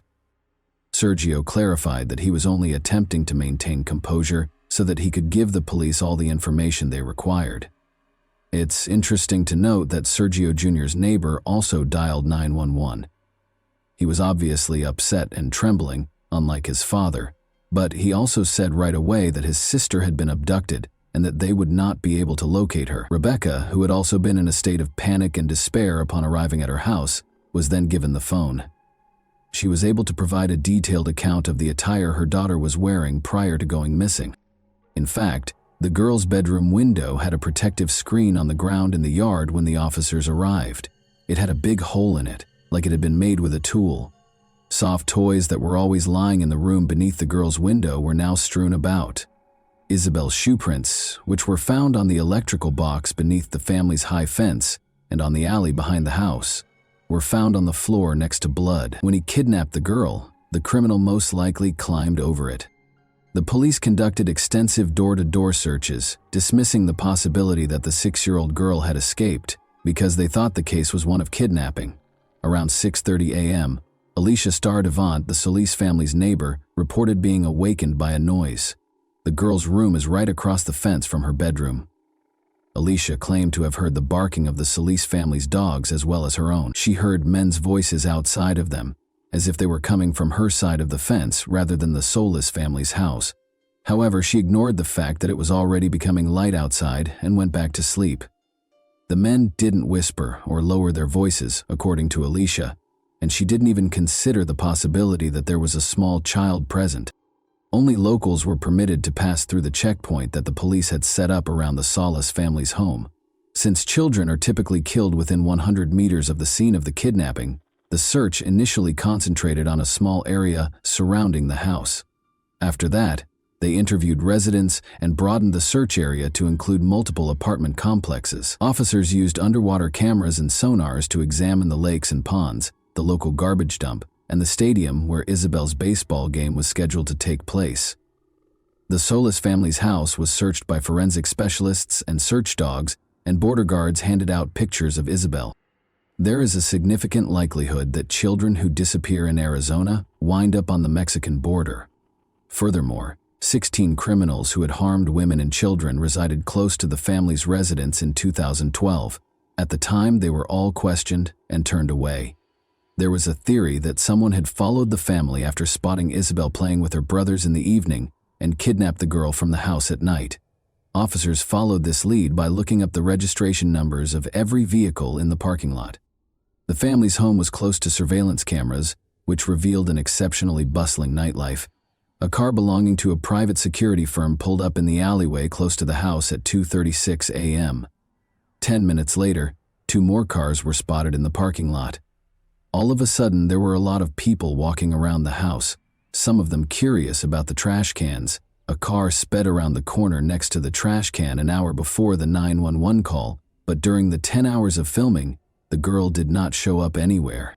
However, when the police searched the house, they found something intriguing. Inscriptions were discovered by the officers on Isabel's wardrobe doorframe. Rebecca said she was unaware of the inscriptions, which were written in a child's handwriting and contained phrases like "bad father," "I don't love father," and "bad day." Nevertheless, the police chose to thoroughly question Isabel's family. According to one of the sons, their father got violent, cursed, and struck him twice after drinking. Concerned about the Solis sons, investigators invited Child Protection Services staff because, as it turned out, the agency had been called to the family's residence multiple times. One of the boys left a glass in the detergent while doing the dishes in January 2012. Sergio reprimanded his son for his error and drank water from that glass. The boy told his friends about the incident the following day, and someone's parents called Child Protection Services, despite Rebecca's insistence that they laughed about it. In any case, Sergio willingly left the house in May 2012 at their request. Despite Rebecca's assertion that her husband was a great father, and that all questions would be addressed when Isabel got home. Sergio was able to return home to his wife and sons after the incident was quickly resolved, but the family was disappointed that the investigation produced no findings. The police kept focusing on them, Sergio in particular, even though they were never named as suspects. "It feels like the investigation never went beyond this house," the man later said. "That is the reason it is so distressing." They therefore engaged private investigator Jerry Snyder to look into Isabel's kidnapping objectively, and he suspected Rebecca's cousin Justin Master Mourinho. Initially, Justin spoke to reporters and conducted interviews as a spokesperson for the family. However, 2 weeks after Isabel vanished, he sent his car to Florida, hired the top attorney, and departed without responding to inquiries from the police or media. The private investigator found such behavior odd. Furthermore, Justin still had the key to the house after living there for a long time with the Solis family. According to one version, Justin might owe someone money because he had previously spent the night in Isabel's room. The criminal would come for him, but instead of Justin, they would find Isabel in the room and take her as leverage, or as ransom. Sebastian Hartsfield, a friend of his, is certain that Master Mourinho made the correct decision and would have left as well if he had the money. The problem is that Justin was fed up with the public's and media's invasive attention. Sebastian claimed that he and Justin spent the night of the kidnapping together. He reluctantly acknowledges that he and Justin smoked and drank all evening because it was April 20, National Cannabis Day. Sebastian is certain that his friend is innocent, even though there was a 6-hour lapse while they were sleeping, and he is unsure of Justin's whereabouts. The police chief stated that the investigator the family had hired had no evidence, but the police were certain of Justin's innocence when they finally questioned him. It is noteworthy that Sergio's daughter was abducted for ransom and that he was also suspected of owing money to criminals. Isabel was at the age when family members most frequently kidnap children. Sergio kissed her goodnight at 11 o'clock, the last person to see her after she was abducted from the house where only her family members were present. He failed the polygraph exam. Furthermore, the dog's nighttime barking serves as an indirect indication that a family member was involved. How could an outsider be aware of the girl's room location, the fact that she wouldn't be sleeping in her brother's bedroom, and the fact that her room would be dog-free? Her bedroom was usually where at least one of them slept. How could the kidnapper have known exactly how to get past the street security cameras? However, aside from suspicion, neither Justin nor Sergio were connected to the crime. Isabel was where? Rewind to the morning of July 23, 2012, when 3 distress calls were received by the rescue service. A young girl called to report that she had been kidnapped. "He's coming," she said, mentioning Isabel's name and identifying the district in which she was located, before the call ended. The officers searched the designated district but were unable to locate anyone. 2 sisters, ages 9 and 11, lived in the apartment complex where they traced the call. The sisters had just chosen to pull a practical joke. Despite the commotion, the calls were promptly released. However, the city had to pay $4,700 in officers' wages for the search in the district the girls had designated because of their joke. The police made multiple attempts to raise awareness of the case after this incident, such as posting a picture of Isabel's potential appearance years later. However, the case remained unresolved for years in spite of all efforts. Who took Isabel hostage? Was she taken by someone the family didn't know who came in through a window? Did Justin think about kidnapping Isabel in order to demand a ransom because he was in debt, but the kidnapping didn't work out? Are there relatives hiding what happened to her? And was one of her brothers complicit? Or is the biological father of Isabel more knowledgeable than he claims to be? Unexpectedly, the case made a breakthrough on February 8, 2017. Melissa called the FBI and said they should talk to her fiancé, Christopher Clements, regarding Isabel's disappearance. They should speak with him because, allegedly, he might know something about the girl's disappearance. But Melissa was unable to elaborate. It was easy to find Christopher because he was incarcerated on robbery charges. Christopher assured the agents that he was aware of Isabel's location, but he insisted on a bargain in return for information on her whereabouts. In Isabel's case, he demanded complete immunity, the dismissal of his charges, and the return of his seized Acura Honda. He reassured them that only he and a member of the Solis family are aware of the girl's fate. He made hints that Sergio was aware of and complicit in his daughter's kidnapping. Christopher informed them that at a nearby pawn shop, Sergio was observed giving Mexican gold coins to a customer. After an alleged altercation, Isabel was taken to collect the money her father owed for the pilfered coins. Regardless of how much the agents probed him, Christopher stayed away from specifics and spoke in general terms. The man refused to back down, a deal in exchange for information. He achieved his goal. After negotiating, the prosecutor's office dropped the robbery charges and gave the car back. On March 3, 2017, the police and FBI discovered Isabel's remains after the man gave them the location. Rebecca and Sergio Solis had to confront the sobering realization that Isabel had permanently departed. Any hopes they had of a joyful reunion were dashed. Christopher Clements did not, however, get the freedom he had hoped for from the agreement. He was instead taken to the Maricopa County Jail, where he was accused of committing another robbery. Full immunity, which Christopher insisted on in Isabel's case, was not provided by the agreement. Investigators started looking into the man's past in greater detail. He committed first-degree violence when he was 16 years old, beginning his criminal career. Ever since, he had been in trouble on several occasions. The man's ex-wife claimed that Christopher was compelled to sleep in the car until they left, frequently brought girls home from strip clubs, and was obsessed with adult films. He was employed at a shopping mall just 2 kilometers from Isabel's residence when she vanished. Detectives definitely looked into Sergio's relationship to the local pawn shop that Christopher had mentioned.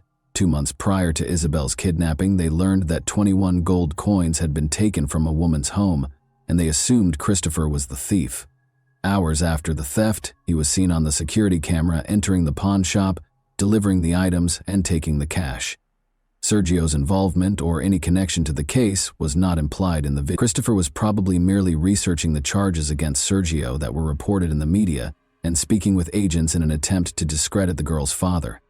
A search warrant for the home where Christopher and his fiancée Melissa previously resided was among the many that the police were issued.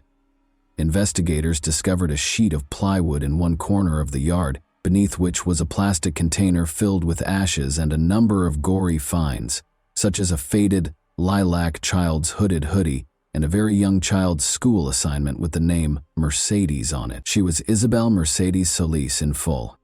On Christopher's devices, they also discovered explicit images of girls between the ages of 3 and 13.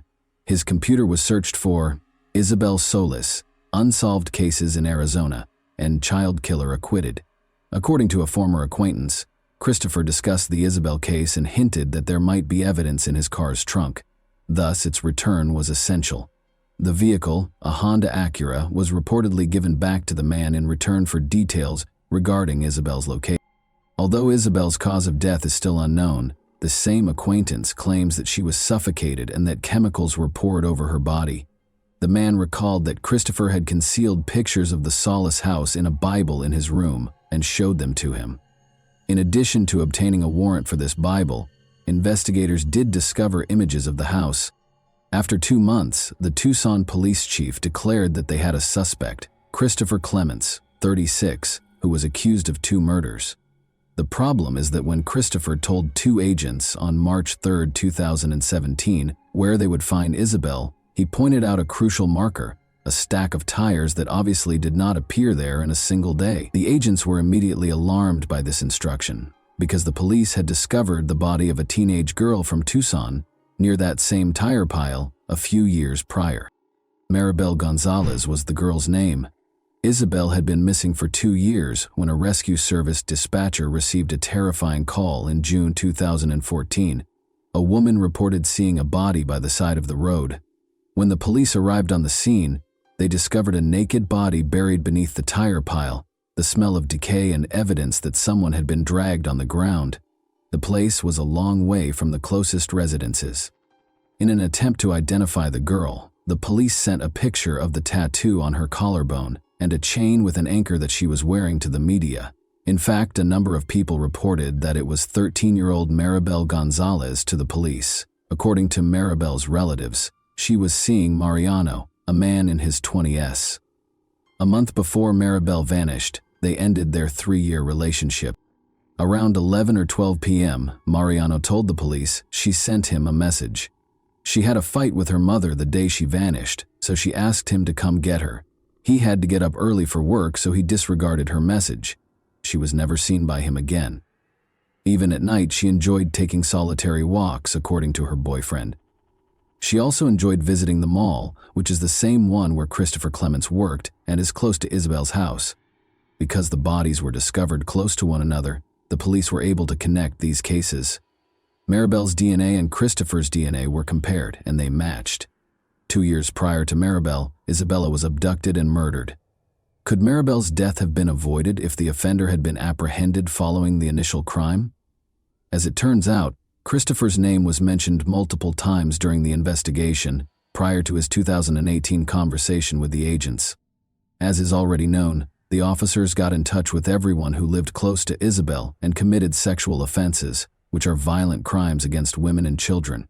Christopher was one of 16 names on the list. He was classified as a Class 3 offender, which means that he has a very high chance of committing the same crime again. He spoke with the police, but he clearly managed to persuade the officer that he was unrelated to the case. Maybe he had an alibi from his girlfriend. In addition, Isabel's parents requested that anyone who might raise suspicions, such as traders, distributors, advertising agents, unannounced visitors, or unexpected meetings, be remembered after Isabel vanished. Rebecca thought of the man who had shown interest in their red Acura right away. Despite his 2 visits, he never entered the house, and the woman was unaware of his name. It's interesting that during the interrogations, Christopher also brought up that encounter. On February 10, 2017, he told FBI agents this. He claimed that 2 individuals feigned interest in the vehicle. Actually, they had to confirm that Sergio actually resided at that address. Rebecca gave them her phone number and insisted that they speak with her husband Sergio about the possibility of purchasing from him. The men thus verified their desire. Christopher claimed that although he was aware of the visit, he had never gone to the Solis residence. However, he repeatedly used the pronoun we rather than they throughout the conversation, seemingly admitting that one of the men was actually him. With one exception, the woman described only one man who fit Christopher's description and drove the same car as him. Her account of the visit deviates slightly from her husband's account, but otherwise, it is consistent with Rebecca's account. What if this lead had been pursued by the police right away after Isabel vanished? Would they have found Christopher Clements as a result? Investigators think Isabel was not abducted on her own initiative. Christopher's crimes were premeditated. When the woman from whom he had stolen gold coins was not home, he called her house several times. As early as October 2011, he also made a call to the seller's family residence. Christopher washed his car and changed his phone number the day after the kidnapping. He usually pays about $10.35 to have his car cleaned, but this time he paid $110. However, since phone records connected Christopher to 2 crimes, changing his number did not help. The shoes that Christopher was frequently spotted wearing and even photographed in, but which none of the Solis family wore, matched the footprints discovered at the scene of Isabel's abduction. Investigators also examined images on his devices and discovered a small snapshot. It was a selfie of a man who resembled Clements, sitting in the front seat of a car, and a young girl who was lying on the back seat and looked a lot like Isabel. Rebecca and Sergio saw the picture. The woman acknowledged that the girl looked like Isabel, but the poor quality of the picture prevented her from being certain.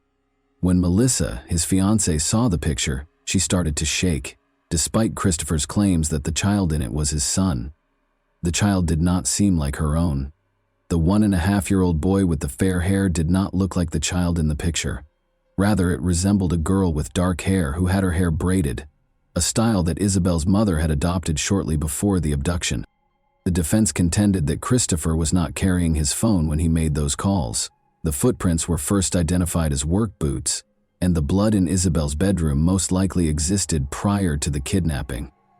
In order to prevent the prosecutor from presenting evidence for both crimes at once, Christopher's attorneys were successful in their efforts to have the Isabel case and the Maribel case tried separately. But since he had already been convicted of Maribel Gonzalez's murder, this did him little good. He is still awaiting trial for Isabel's abduction. And that wraps up today's chilling story. If you enjoyed this video, don't forget to like and subscribe so you never miss a new upload. Also, let me know in the comments, what part of this story shocked you the most? Thank you for watching, and I'll see you in the next video.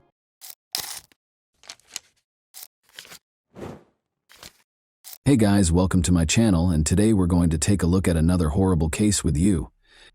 Every seventh crime on the planet takes place in a family, and men are responsible for more than 38% of these crimes. Furthermore, domestic violence is most common in developed nations. Between 33 and 50% of all violent deaths of women are committed by their spouses or partners, underscoring the urgent need to protect women from domestic abuse. However, what causes a woman to occasionally fall into the hands of a monster because she wants a powerful man by her side? Perhaps it's because some people will stop at nothing to have that strong shoulder. After all, we learn from our families and society that a woman requires a guy to be at her side. That's how we're brought up, and some women eventually experience abuse. In 2012, this occurred. The murderer of 26-year-old Ekaterina Gurova has already left prison and returned to Izhevsk. Let's start a new narrative. West of the Ural Mountains, Izhevsk is a major industrial city in the Russian Federation and the cultural, educational, and scientific hub of the Volga region. The engineering and weaponry industries in this Udmurtian capital are well known. While there, one can explore the renowned Izhmash Museum, take in the architecture of the city, and learn about Udmurtia culture. Ekaterina Gurova's life was not going well back in her hometown. She was raising a small child by herself, had no prospects, and had gone through a difficult divorce. She made the decision to start again because she felt exhausted and disheartened. She relocated to Izhevsk, a new city, new experiences, and new people. With her daughter from Naberezhny Chelny, color returned to her life as a result of the transformation. After landing a job she loved, Ekaterina made a name for herself in the beauty business and even planned to launch her own salon. Her personal life was falling apart, but other than that, everything was going great. Ekaterina wasn't in a rush to put her trust in anyone, even though she was attractive and attracted to men all the time. Before Alexei Tachurkin entered her life, she stayed away from relationships and focused entirely on her career. In 2007, they had their first encounter. Alexei was employed as a cabbie. He turned on the charm since he felt flatteringly recognized by a woman as beautiful as Ekaterina. With 2 degrees in system administration and economics, he informed Ekaterina that he worked as a system administrator for numerous large corporations during the day, and that driving a taxi was only a side activity. Although Ekaterina was independent and self-sufficient by this point, she was intrigued for a while by his apparent ambition and education. They had a rigorous, amiable relationship. Then a system administrator was required for her ex-husband's company. Alexei was on Ekaterina's mind. After he was hired, Alexei became more involved in her life, taking her to see her parents in Naberezhny Chelny, fixing her computer, strolling her dog, and even driving her and her child to daycare. Ekaterina, however, saw it as just a friend lending a hand, despite Alexei's attentiveness. In order to capture her heart, he changed his strategy. He started to appeal to her pity. One day, outside the office where Ekaterina worked, Alexei put on quite a show. Tears filled his eyes as he told her that he had discovered his wife with another guy, and that his wife's aunt had even informed him that the children he believed to be his weren't. Despite the absurdity of the entire situation, Ekaterina sympathized with him and volunteered to help. Alexei continued to play the compassion card, saying that he had served in Chechnya, suffered a brain injury there, and occasionally attended the funerals of his deceased colleagues. Ekaterina was moved by his struggles and couldn't leave him alone. However, he eventually won her over when he traveled to Moscow for surgery to remove a bullet that was allegedly stuck in his head. From the train station, Alexei called her to report that he had fainted and that his money and documents had been stolen. After rushing to his aid, the empathetic Ekaterina took him home and cared for him for a whole week. They began dating following this occurrence. Unfortunately, Alexei's story was a total fabrication, with just a little portion of it being true. However, Ekaterina was too enamored and naive to recognize the lies at the time. Problems in their relationship started almost immediately, because relationships based on deceit rarely last. Alexei didn't seem to care that Ekaterina was left without enough money to even buy food for herself and her child after he grabbed the final 1,000 rubles out of her purse to buy her roses. Over time, Alexei Ekaterina eventually consented to move in with Alexei after he began to convince her to do so. But she was in for another surprise. Alexei recommended that they tie the knot. Ekaterina repeatedly turned down his 3 applications at the registry office. He used theatrical motions once more. In a desperate attempt to convince her that he had no one else in the world, Alexei Tatarkin would twist his arms and threaten to commit suicide if she rejected him once more. At last, Ekaterina caved in, and their marriage was formally recorded on August 30, 2011. Alexei was disliked by Ekaterina's mother from the beginning. She believed he wasn't a suitable match for her daughter and regarded him to be untrustworthy. She even repeatedly told him on the phone not to rush Ekaterina into marriage if she wasn't ready. However, her daughter called her one day and said, "Mom, I'm not sure how to explain this, but we got married. Perhaps the second divorce won't be as frightening as the first," she joked, trying to lighten the situation. Their life together didn't improve after the wedding. They continued to quarrel over money. Alexei Tatarkin became deeply involved in Ekaterina's business operations just 2 months after they were married. The Kamaz trucks she received as part of her prior marriage's property partition were sold by him. They used the funds to travel to Moscow and purchase 3 foreign used cars that they intended to repair and then resale. But they ultimately only received payment for 2 of the vehicles, and the funds for the third appeared to disappear. Ekaterina no longer believed Alexei's claims that he had been duped. She insisted that he give her a car worth the same amount of money or return the money. Ekaterina took the promissory note he eventually wrote her for 400,000 rubles to her mother, asking her to store it in case something happened. Notably, Ekaterina put in a great deal of effort to provide for the family. She worked till as late as 1 in the morning and occasionally took on 10 or 12 clients in a single day. Her daily expenses included paying for her advanced training courses, gas and auto components, purchasing clothing for herself, her kid, and her new spouse, paying off the car loan, and covering daycare costs. However, Alexei would always react jealously and accuse Ekaterina of leading an unsuitable lifestyle whenever she attempted to discuss money matters with him. She frequently announced to her mother and friends that she was divorcing and that the marriage had been a mistake, but it was almost impossible to induce Alexei Tatarkin to vacate her residence. They eventually split up around the middle of February 2012, but their disagreements persisted. Ekaterina Gurova vanished on May 27, 2012. A few days after filing for divorce. A prominent Izhevsk beauty expert, Ekaterina Gurova, was reported missing on May 28. Alexei was called by Ekaterina's mother. Although she didn't want to contact him and didn't like him, Ekaterina hadn't returned her call and hadn't answered her phone since the previous evening, which had never occurred before. Though her mother realized Alexei Tatarkin wasn't being completely honest, Alexei calmly said he didn't know where Ekaterina was and even promised to check her apartment.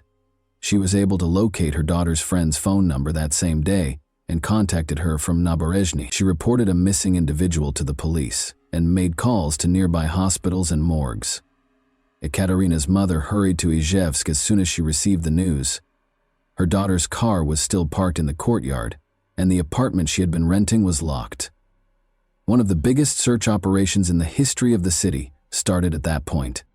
At an attempt to piece together what might have happened on the day she disappeared, Ekaterina's acquaintances said that she was spotted sitting at a cafe with a man at around 2:00 p.m. One of the waitresses is said to have provided this information. Ekaterina then took her car and drove home. Around 3:40 p.m., she parked in the courtyard and entered her building, according to security cameras nearby. What followed is still unknown. Ekaterina vanished without a trace, but her automobile remained in the parking lot. According to Ekaterina's mother, she attempted to phone her. The phone rang at about 6 p.m., but Ekaterina didn't pick it up. Her phone was off by 11 p.m., and nobody could get through to her. Even if it was only for a brief excursion, Ekaterina's loved ones insisted that she would never simply leave town without notifying anyone. Under Part 1 of Article 105 of the Russian Criminal Code, the investigative department of the Pervomiaysky district in Izhevsk, under the investigative committee of the Russian Federation for the Udmurtia Republic, opened a criminal case on May 30, 2012, in relation to the unexplained disappearance of Ekaterina Gurova. The investigation was given special supervision by the investigative committee of the Russian Federation for the Udmurtia Republic. Even a month later, Ekaterina was still missing while the search went on to be located. Izhevsk as a whole was looking for Ekaterina. There were flyers everywhere with her picture on them. Her pals even sought assistance from psychics. The police searched for her with the help of dozens of volunteers, including her friends, acquaintances, and clients. On the basis of witness suggestions, they searched the suburbs and various locations throughout the city, but they were unable to find any clues. No progress was achieved in spite of the police and volunteers' ceaseless efforts. Olga Gureva, Ekaterina's mother, therefore lodged complaints with the prosecutor of the Republic, every agency in Udmurtia, and even Russian President Vladimir Putin. All of the offices responded to her letters, informing her that they had been registered. The detectives didn't begin to exhibit renewed interest in the case until after this. One of the main suspects was Ekaterina's spouse. Ekaterina thought he was responsible for the disappearance of her paperwork just before their divorce because he had been so jealous.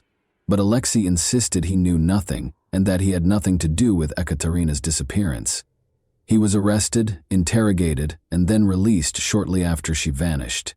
Then Alexei shut off his phone, stopped talking to anyone, and retreated from the outside world. As the hunt went on, it became clear that Alexei Tatyarkin's role in Katia's disappearance was complicated. A waitress who had taken money out of Ekaterina's card at Alexis's request was responsible for the break. A few days later, she called Ekaterina's mother after seeing the posters for missing persons. A neighbor's testimony further bolstered the case.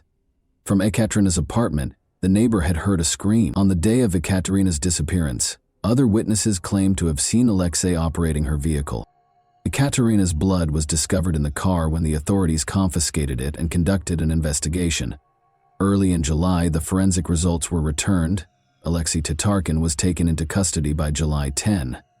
He would put on a show while being questioned, saying he felt ill and that we needed to call an ambulance, all the while maintaining that he had nothing to do with his wife's abduction. The doctors were unable to identify any problems with Yevgeny Fedorov, the lead investigator for high-priority cases with the Investigative Committee of the Russian Federation for Udmurtia, and there was no evidence to support his claim that he had suffered a mild stroke. During another interrogation on July 12, he abruptly admitted to killing his wife Alexei. He claimed that his fear was the reason he confessed.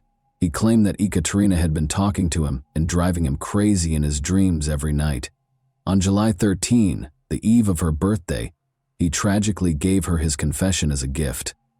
Even after confessing, the murderer of Ekaterina Gureva continued to mislead the investigators on the day of her 27th birthday. He claimed to have committed the crime on the banks of the Kama River 1 minute, and then he was unable to recall where he had hidden the remains. The case of the young woman's disappearance had a lot of strange details, but investigators' diligent work helped piece together the events leading up to the crime against Ekaterina Gureva. Alina, one of Ekaterina's students, was the last person to see her alive. On May 27, they met at a cafe at 2 o'clock or 3:30 p.m. Her goal was to start a beauty parlor. I remembered that Alina wanted to recruit me. Our conversation had scarcely begun when Ekaterina's phone rang. According to what I understood, the caller informed her that her private chats had been uploaded to the internet. Ekaterina attempted to use her phone to check the internet, but was unable to access anything. She stated that she was leaving for home and would return in around half an hour. I should wait for her, she asked. According to the witness, Ekaterina called her husband while she was on her way home. She felt he was the one who had posted her texts, and they were already going through a divorce. She set up a meeting with him in the building on Udmurtskaya Street, 161, where she had been renting an apartment for the last 2 months because he was very tech-savvy. Alexei Tachkin claims that after they had split up, they reconnected in the building's foyer, and a dispute started practically right away. He was accused by Ekaterina of disclosing her private messages to another man. Alexei responded by making his own charges. My wife essentially said that I would be a fool if I hadn't figured it out by now when I asked her whether the reports I had heard about her seeing other guys were true. Without thinking, I reached for a knife and stabbed Ekaterina in the chest, Alexei told police. Ekaterina fell to the ground after the stab. I managed to capture her. Ekaterina was on my knees while I sat on the floor. She stopped exhibiting any signs of life after I remained that way for almost 10 minutes. I understood I had killed her when I regained consciousness. To hide my traces, I grabbed the knife and started chopping up the body. Ekaterina's neighbor claimed to have heard a woman cry for almost 5 minutes. Sometimes it sounded muffled, like someone had covered her lips afterwards. For several hours, the bathroom was filled with the sound of running water. Alexei Tarkin's subsequent actions were anything from indicative of someone in a blind fit of wrath. Everything he did appeared to have been planned out to provide the ideal alibi. He didn't try to save his wife or call for help. Rather, he ruthlessly cut her body into 9 parts and placed them in trash bags.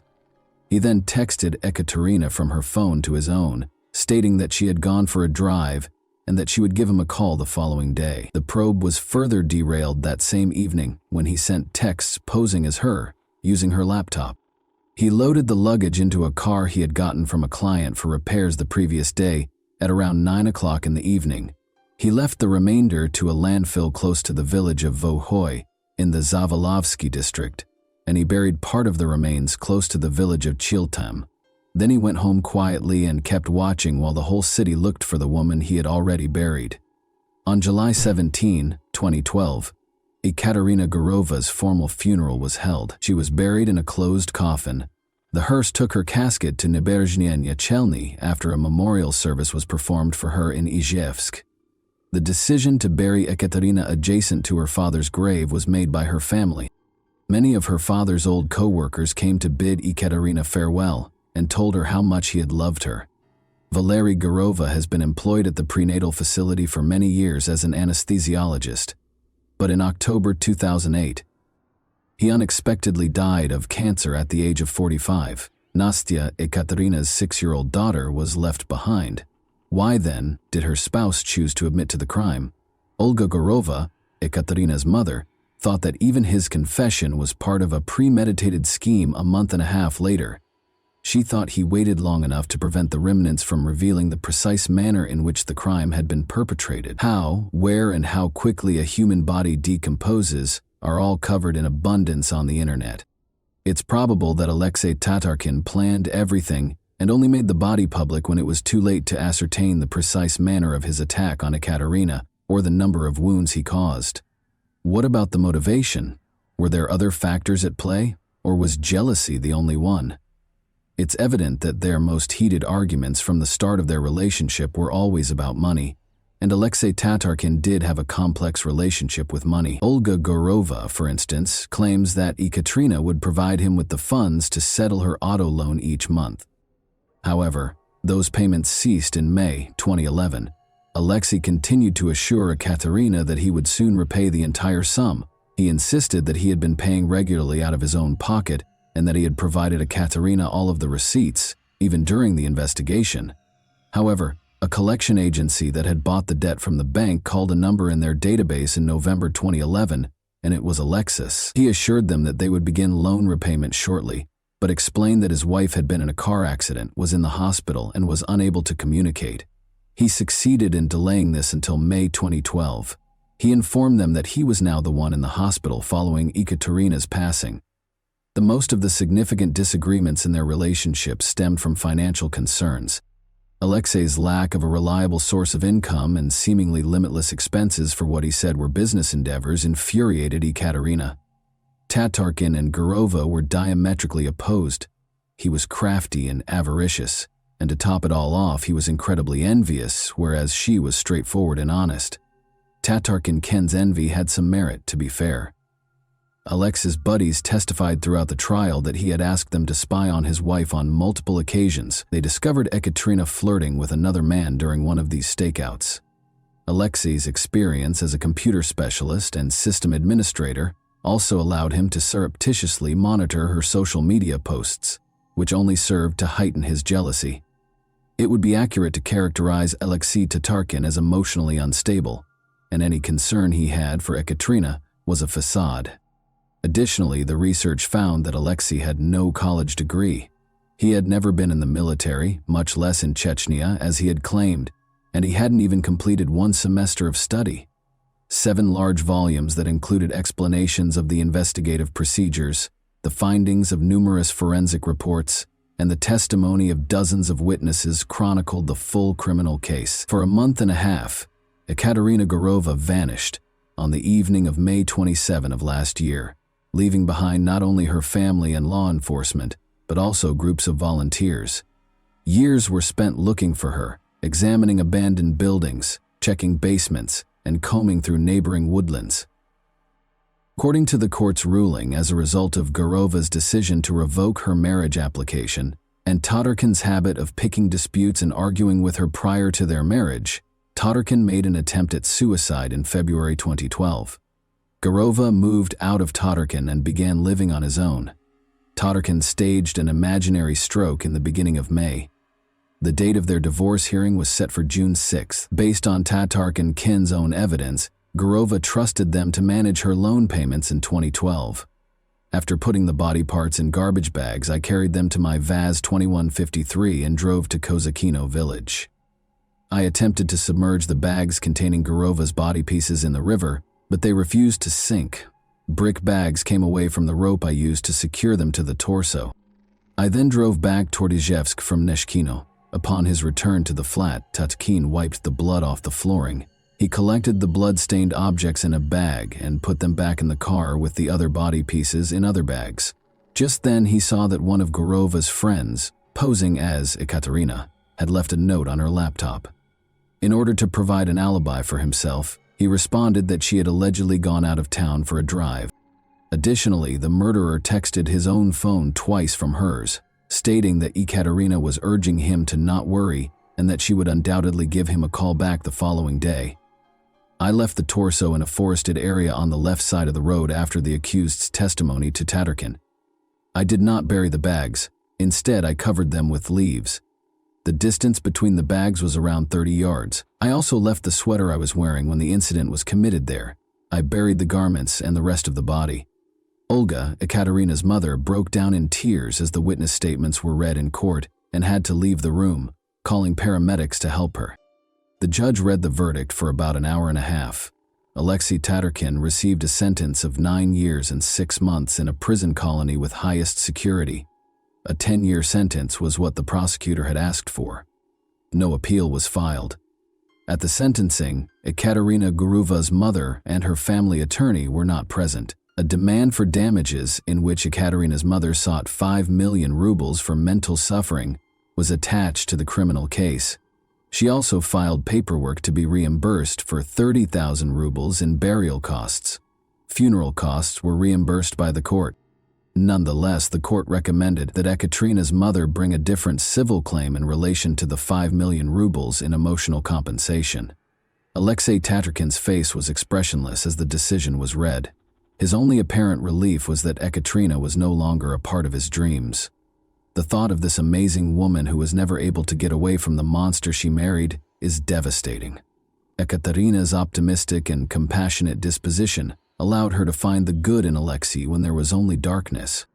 Perhaps the issue is that women are taught from an early age that they are incomplete without a male in their lives, and that they must have one by their sides.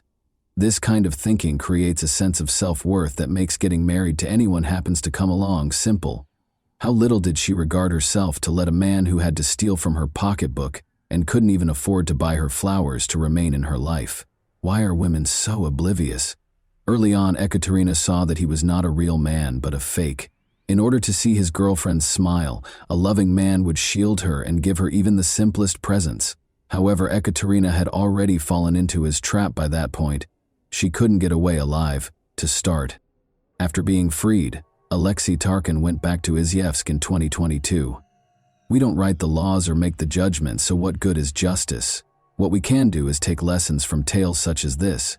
This example ought to serve as a caution to attractive, successful women, those who are so sure of themselves and the world's goodness that they wind up picking someone who appears to be a faithful servant, a trustworthy companion, or a straightforward guy who finds a way into your life. He will eventually stab you in the back because deep down he knows he can never achieve or experience the success you have, and that knowledge will slowly and cruelly eat away at his ego.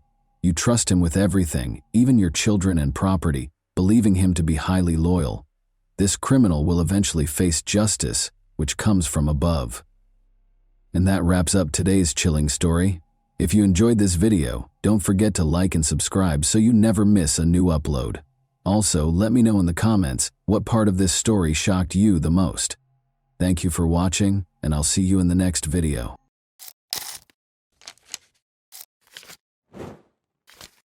Hey guys, welcome to my channel, and today we're going to take a look at another horrible case with you. The frequency with which people are buried alive in movies makes you unconsciously believe that this never occurs in real life. Regretfully, incidents like this do happen, and the best evidence of this is a story that happened in Huddersfield, UK 10 years ago. Marcin and Michalina fell in love right away. When their feelings waned, however, Michalina insisted that it was time for her to move abroad and begin a new life. Marcin, though, would sooner kill her than let it happen.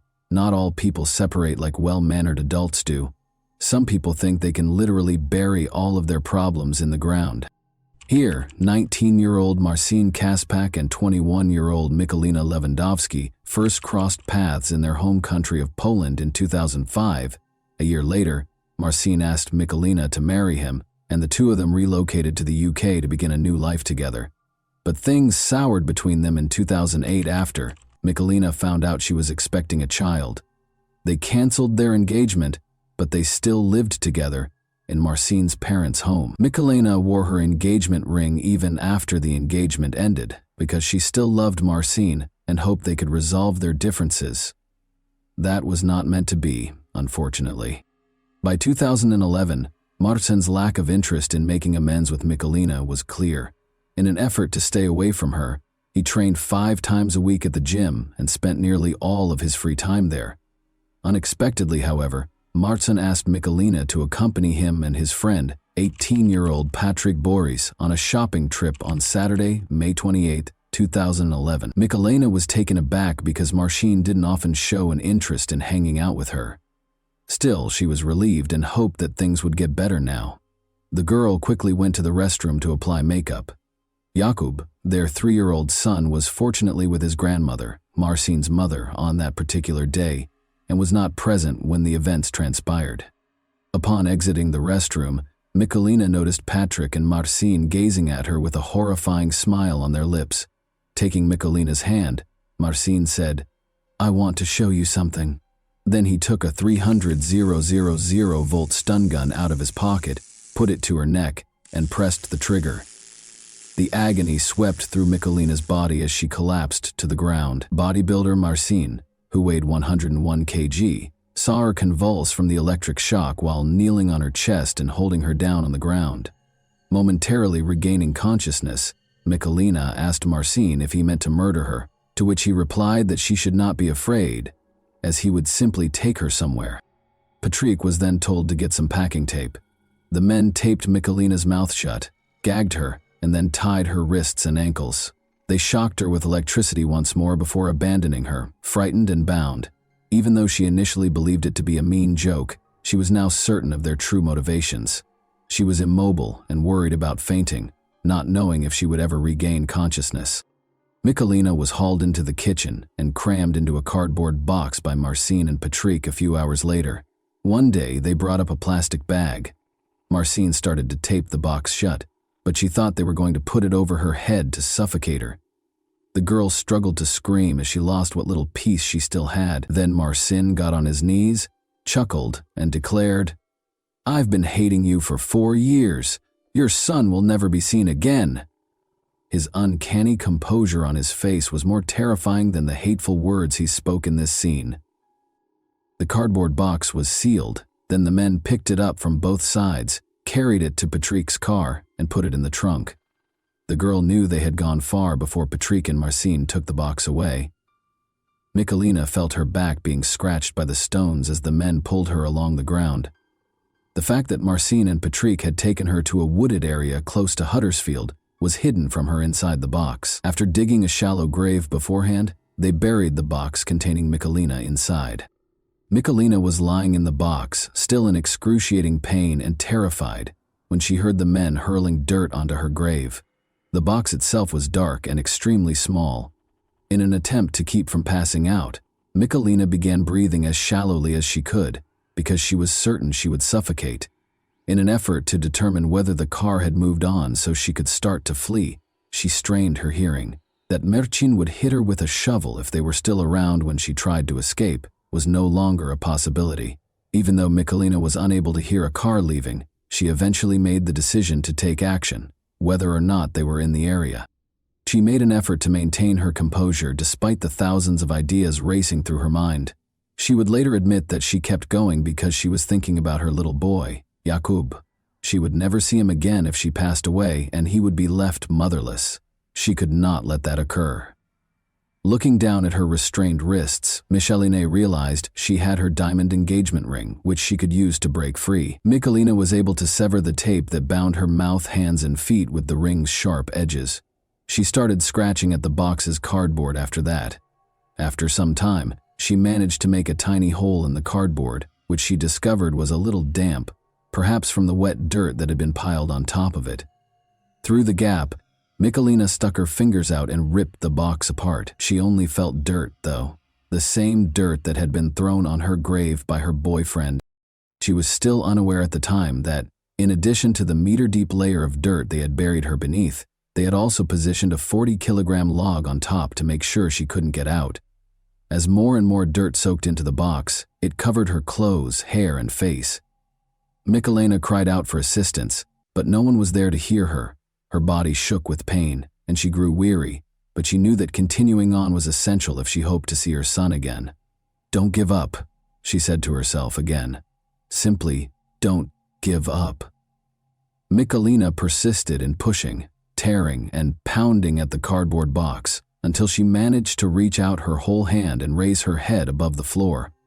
She breathed in the fresh air with anticipation. She could see the sky above her head, the trees, and the leaves, even though it was dark. Even though Michalina was completely covered in dirt and had lost all her strength, she no longer had any doubts about her ability to get away. Finally, she was able to pull herself up and claw her way out from under the ground with one last effort. After being in the box for an hour, Michalina miraculously emerged from her grave. In addition to surviving, she saved herself by using the diamond engagement ring that her would-be murderer had given her. Running toward the road from the woods, Michalina signaled a passing vehicle. That the driver didn't run away in fear when he saw a weak, dirt-covered woman come out onto the road was a great blessing for her. He listened to her and then stopped to call the police to find out what had happened. Michalina showed the police the cardboard box where she had been left to suffer her last moments in horrifying pain when they arrived at the crime scene 15 minutes later. Without a doubt, Marcin had never been more terrified in his life than he was when the police knocked on his door and told him he was being taken into custody on charges of attempted murder and kidnapping. He resisted for a long time, claiming that his intention was not to kill Michalina, but simply to frighten her. But no one took this defense seriously, so it didn't do him much good. After leaving Michalina to die, the men took PS500 from an ATM using her bank card, went home, and began playing video games, as the police quickly learned. In fact, Marcin was not planning to return for Michalina. His idea was completely different. Marcin, 25, was a dedicated bodybuilder who had become dependent on anabolic steroids, which led to his frequent outbursts. He concluded that it would be best for his son to grow up without a mother at all. After learning that Michalina had decided to leave the fight for their relationship and was going to return to Poland with Jakub, Michalina would not be able to raise his grandson as well as his own mother. With the intention of killing his ex-fiancée, he came up with one of the most horrific ways to end her life. Marcin was given a 20-year prison term after being found guilty of attempted murder and kidnapping in January 2012. Although Patrick was convicted of kidnapping, he was not found guilty of attempted murder. He received a 4.5-year sentence in a juvenile detention center. Both men were not eligible for parole until they had completed half of their sentences. Marcin won't, however, be available for purchase anytime soon. The police searched his parents' home, where he lived with Michalina and their son after he was arrested. The house contained a variety of chemicals and instructions for making explosives, according to the police.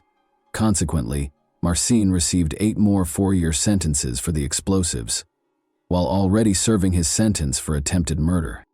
I prevented him from achieving his goal of killing me in the most horrific manner possible, even though he wished for my demise. I battled my way out of that grave with the last of my strength. Following the delivery of the guilty verdict, Michalina remarked, Now it is he who is imprisoned. Even after learning that her ex-lover had received a 20-year sentence, Michalina is still terrified. Despite having moved to a different home far from Huddersfield with her son, whose address is kept secret for their safety, Michalina acknowledged following the trial that she still has nightmares about what she endured. I was buried alive and trapped in that shallow grave, and I was afraid that my life was over and that I would pass away. In order to survive and care for my young son, I prayed to God. I had the courage to leave that box and flee when I thought of my son. I had a deep affection for Marcin Kasbach for many years, but after the terrible attack on me, my affections for him deteriorated into hatred. I still have nightmares about Marcin returning, finding me, and killing me. I'm hoping he understands how wrong what he did to me was. The difficulties I faced that day, at the hands of a man I trusted and loved, are something I hope no one else will ever have to go through. And that wraps up today's chilling story. If you enjoyed this video, don't forget to like and subscribe so you never miss a new upload. Also, let me know in the comments, what part of this story shocked you the most? Thank you for watching, and I'll see you in the next video.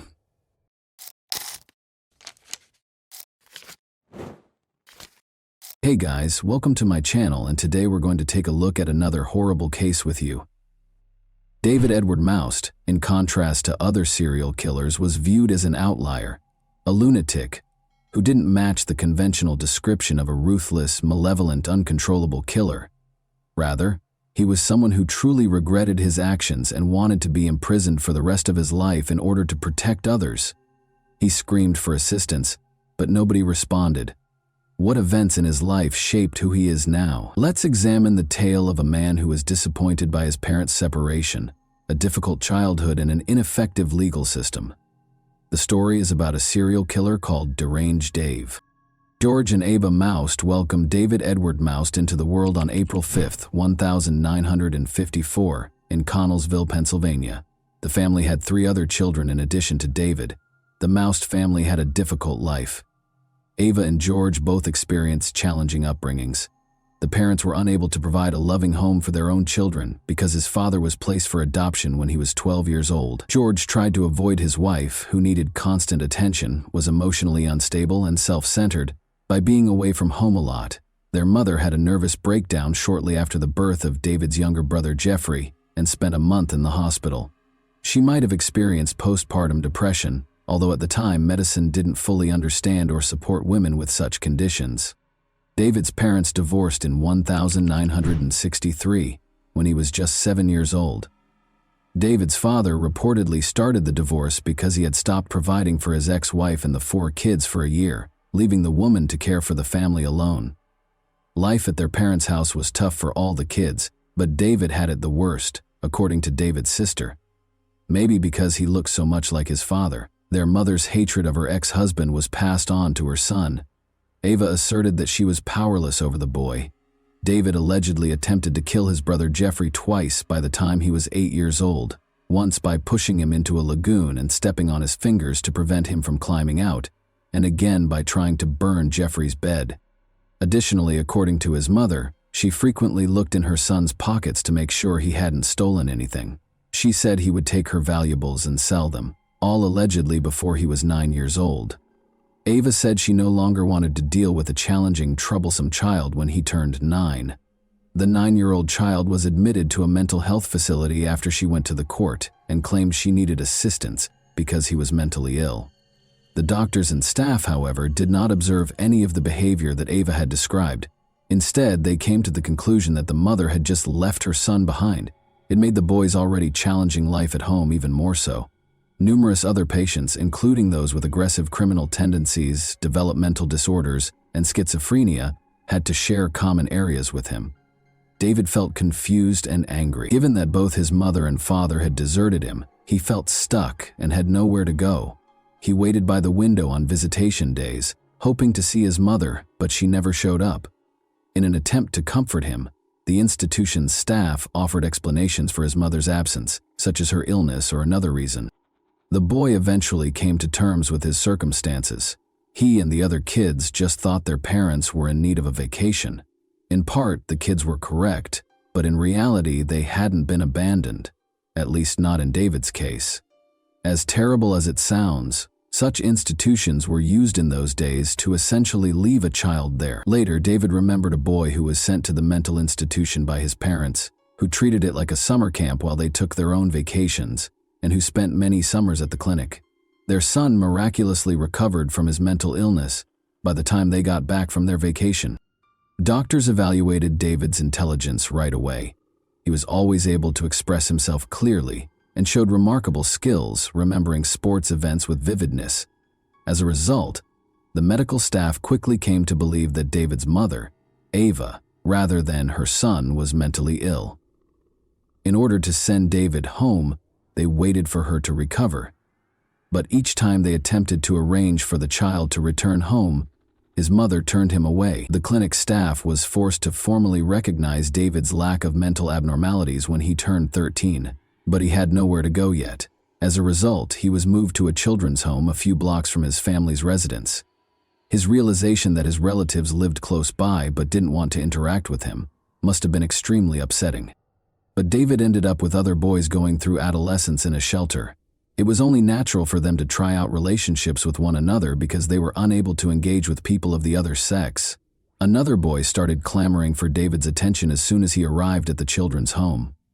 Being extremely persistent, he threatened to tell everyone about David's stay in the mental institution, effectively blackmailing him. Despite his resistance, David would later write in his diary that he gave in and kissed the young blackmailer, feeling instantly repulsed and angry at himself.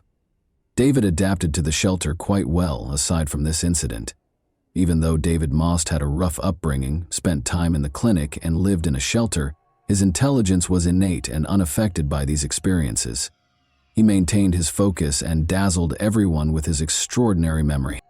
Life appeared to be getting better until all of a sudden a sense of anger arose inside of him. By the time he was 15, David had attacked Eddie, another boy. While they were playing together, David began strangling Eddie for no apparent reason. When David noticed that Eddie was practically out of breath, he abruptly stopped. Eddie granted his request for forgiveness.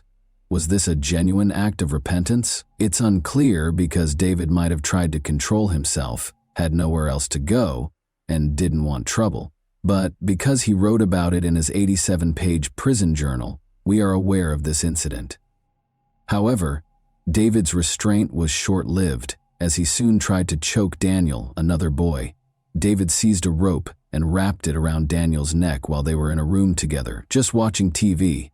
When he realized Daniel hadn't done him any harm, he stopped once more. "Enough," I told myself. "Leave the rope," he wrote in the diary, and Daniel fell to the ground.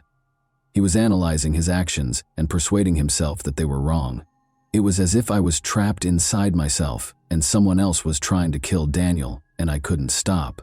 David started to believe that he had no control over his thoughts or behavior, which was undoubtedly frightening for a teenager whose life lacked a typical parental role model. David was sent back to the institution for the mentally ill after Daniel, who lived, reported the incident. By the time the teenager turned 17, life appeared to be getting better.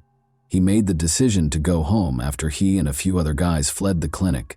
He was devastated to learn that Ava had married and that her unwanted son had no place in her house. Furthermore, she pretended that David had never existed and told everyone that he was a shame to the family. She persuaded him to enlist in the army in order to get rid of him. It's crucial to remember that it was 1971, during the height of the Vietnam War, but maybe it wasn't the worst choice for the boy, to provide him with a purpose in life, a place to live, and practical skills. He was sent to the recruiter by his mother. After being drafted into the army, David was dispatched to Frankfurt, Germany. He worked as a cook at a military installation that also housed civilians.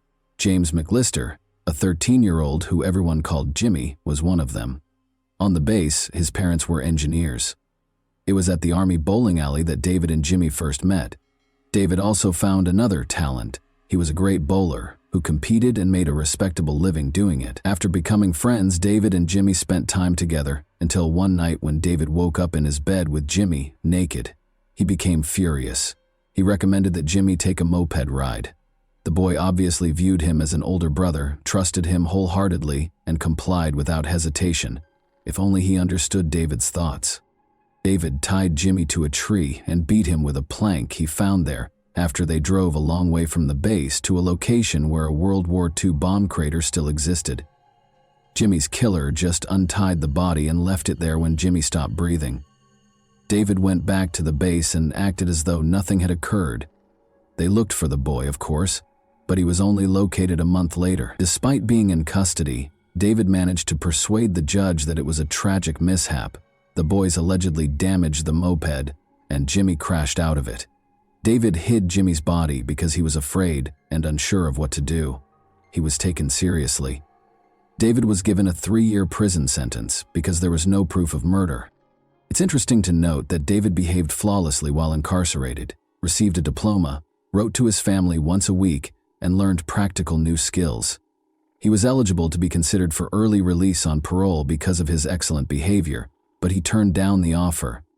The young man was terrified of being free as he realized what he was capable of. He had ample opportunity to think about his actions while confined, and he came to the conclusion that he would undoubtedly murder someone else if he were freed. He was repulsed by such thoughts and feelings and hated himself for them. Because he had a conscience, his lawyer subsequently referred to him as one of the most remarkable serial killers. Even up until the point at which he committed another murder, he felt bad about killing people. Because of what he had done, he detested himself, but the desire to kill came back, and he gave in and killed once more. It's a really odd behavioral pattern. However, when he turned 23 in 1977, he was set free. He made friends with a teenage boy after relocating to Chicago 2 years later. Although it appeared that they were friended, David occasionally felt the urge to stab the boy while he was staying overnight. David gave in to this overwhelming desire after they had another drink, and the teenager dozed off on the couch. He nearly disemboweled him by stabbing him in the abdomen with a knife, but the teenager lived. David was found guilty of attempting to kill someone. He was found not guilty, despite lying on the witness stand. We don't know what he said to convince them.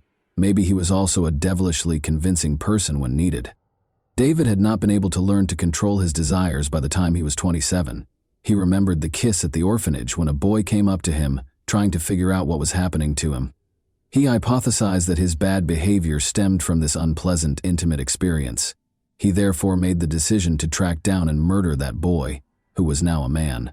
He thought he could stop his destructive impulses and desires by doing this. He therefore embarked on a quest to target this man with his anger. But he found out that the man was incarcerated when he got to the location where the boy had lived. Therefore, David wasn't the only person who got into trouble after leaving that orphanage. He was unable to control his urge to kill or vent his anger on his offender. Then he saw a 15-year-old boy named Donald Jones going by his car. He was utterly innocent and just happened to be in the wrong place at the wrong time. Under the pretense of a straightforward odd job, David persuaded the teenager to get into the car and drove him to a remote location with quarries. Like his last victim, he stabbed Donald multiple times in the abdomen. He later described in his diary how the boy repeatedly pleaded with him not to be killed, saying, "Don't kill me, I'm only 15 years old." Nevertheless, David was powerless to stop himself. Then, unable to leave the teenager alone, he led him to the section of the quarry that was flooded. The teen died. David left the town without waiting for the body to be found. He was aware that Galveston, Texas, was where his uncle resided. David was given a job in his construction company and was permitted to live with his uncle.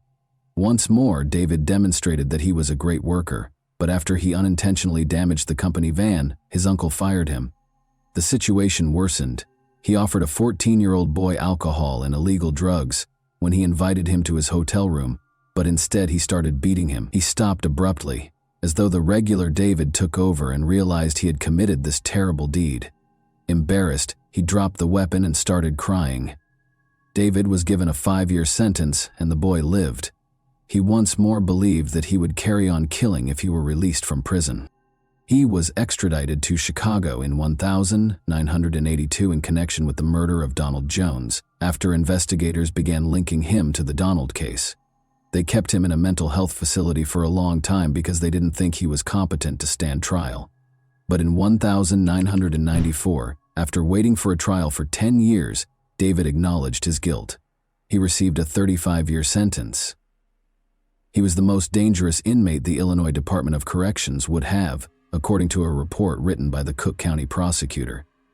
He was even called a criminal on par with John Wayne Gacy by the sheriff.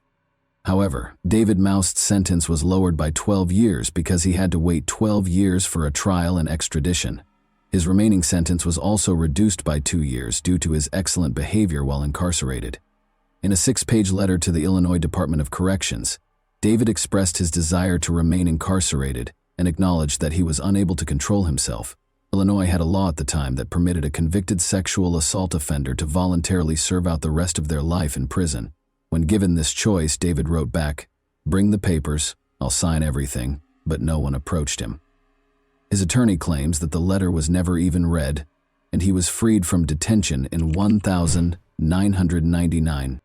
Following a subsequent release, David relocated to Oak Park, Illinois. A year later, he attacked his friend Anthony by striking him on the back of the head with a metal pipe, despite his hope that a new place to live would allow him to start over.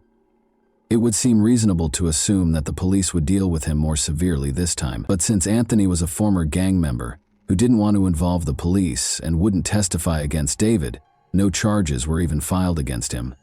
After his parole expired in 2002, David made the decision to relocate once more, this time to Hammond, Indiana. He discovered a local job that frequently involved and was frequented by teenagers. Employers were already able to investigate the backgrounds of potential hires by that point. David was just permitted to work with young boys in spite of his history of abusing teenagers. He soon fell back into his old routine, going to public pools and other places where teenagers congregated. By assigning the boys what appeared to be easy tasks, he gave them chances to make money. No teen would turn down the opportunity to make some cash by performing an apparently simple task, but these tasks turned out to be sinister. This went on until the disappearance of James Rainey, 16, and Michael Dennis, 13. That summer, David had made friends with these boys at the public pool and invited them to his house. The boys disappeared on September 10, 2003, the last time they were spotted. Given Michael and James's disobedient behavior, the police initially thought they might have simply fled. Therefore, the disappearance of Nick James, 19, on May 2, 2003, garnered more attention than the disappearance of these two boys. Nick James's family had been putting pressure on the police for months, and he wasn't rebellious. Investigators looked into his background after discovering that he shared a store with David Moust. They asked him to take a polygraph test because they had no proof, and he passed. He said he hadn't seen them in a while, which was pretty much accurate, but they didn't inquire as to whether he had murdered the boys. Investigators chose to search David's home even though he passed the polygraph exam. In 2003, the K-9-wielding officer, Emo, was on the hunt for bodies. In order to search David Moust's basement, the police invited the dog and its handler. The dog started barking at the basement's far wall when the officer gave Emo the order. The handler told investigators that although the dog had been trained to pretend to dig, this behavior was strange because the dog was acting against its training. However, there had to be a reason why the dog wouldn't leave that specific location, so it was necessary to break through the concrete and investigate what was behind it. They were asked to go back to the same house a week later. Nothing was discovered when officers dug a deep hole in the floor. They went around and drilled a longer hole, but they were unsuccessful, so they gave up. They requested that they bring the dog back. He went straight to the hole this time and lay down. Since the officer was unable to record this, he asked the handler to give the dog another command. The dog then went to another hole and lay down again. After bringing in a concrete specialist, police discovered that David had used a staggering 80 bags of concrete. This was obviously done to conceal something, most likely bodies. 3 bodies were discovered when the police finally removed the concrete. Along with Nick, David had buried James and Michael beneath the basement after suffocating them in his apartment. David's brother and mother, who hadn't spoken to him in a long time, suddenly showed up. In numerous interviews, Jeffrey questioned whether the events could have been avoided had the police taken notice of David sooner. He claimed that his brother had committed horrible things when he was younger, but he had no proof. In addition, his brother and mother, who had not spoken to David in a long time, appeared to be desperate for attention. Jeffrey even had aspirations of becoming a writer. Thomas Wayne, his lawyer, claimed that although David was a serial killer, he wasn't born that way. The lawyer genuinely thought that his childhood was the recipe for making a serial killer, if anyone was looking for it. He never learned how to interact with others or live in society. David entered a guilty plea to the killings in November 2005 and received 3 life sentences. David died in January 2006 at the age of 51. He confessed to 5 murders, including 3 in Hammond, in a note discovered in his cell. He expressed his disappointment in not receiving a death sentence because he believed he deserved it. He felt that he would not have committed as many crimes if he had been kept out of the public eye. He also didn't want his existence to be funded by taxpayers. He accepted responsibility for his actions and begged the families of the victims for forgiveness. He only blamed himself, not his parents or upbringing. David wrote that although he loved his family, they never loved him back. And that wraps up today's chilling story. If you enjoy this video, don't forget to like and subscribe so you never miss a new upload. Also, let me know in the comments what part of this story shocked you the most. Thank you for watching, and I'll see you in the next video.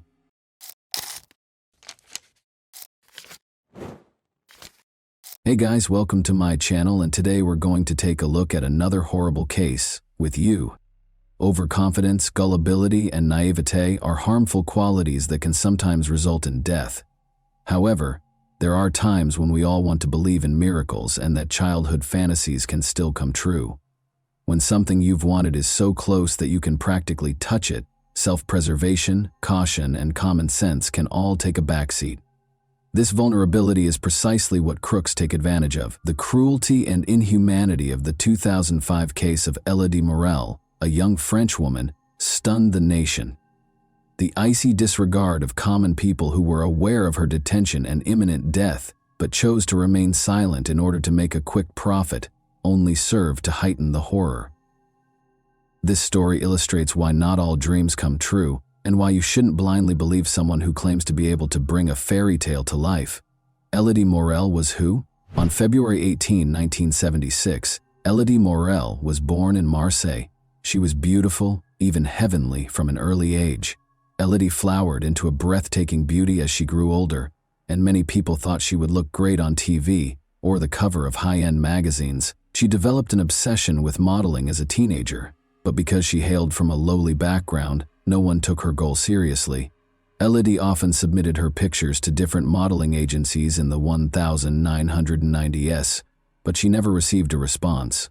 She attended college after high school, married Sylvain, a classmate, at age 22, and had a son by the time she was 25. She appeared to have permanently given up on her goal of becoming a model.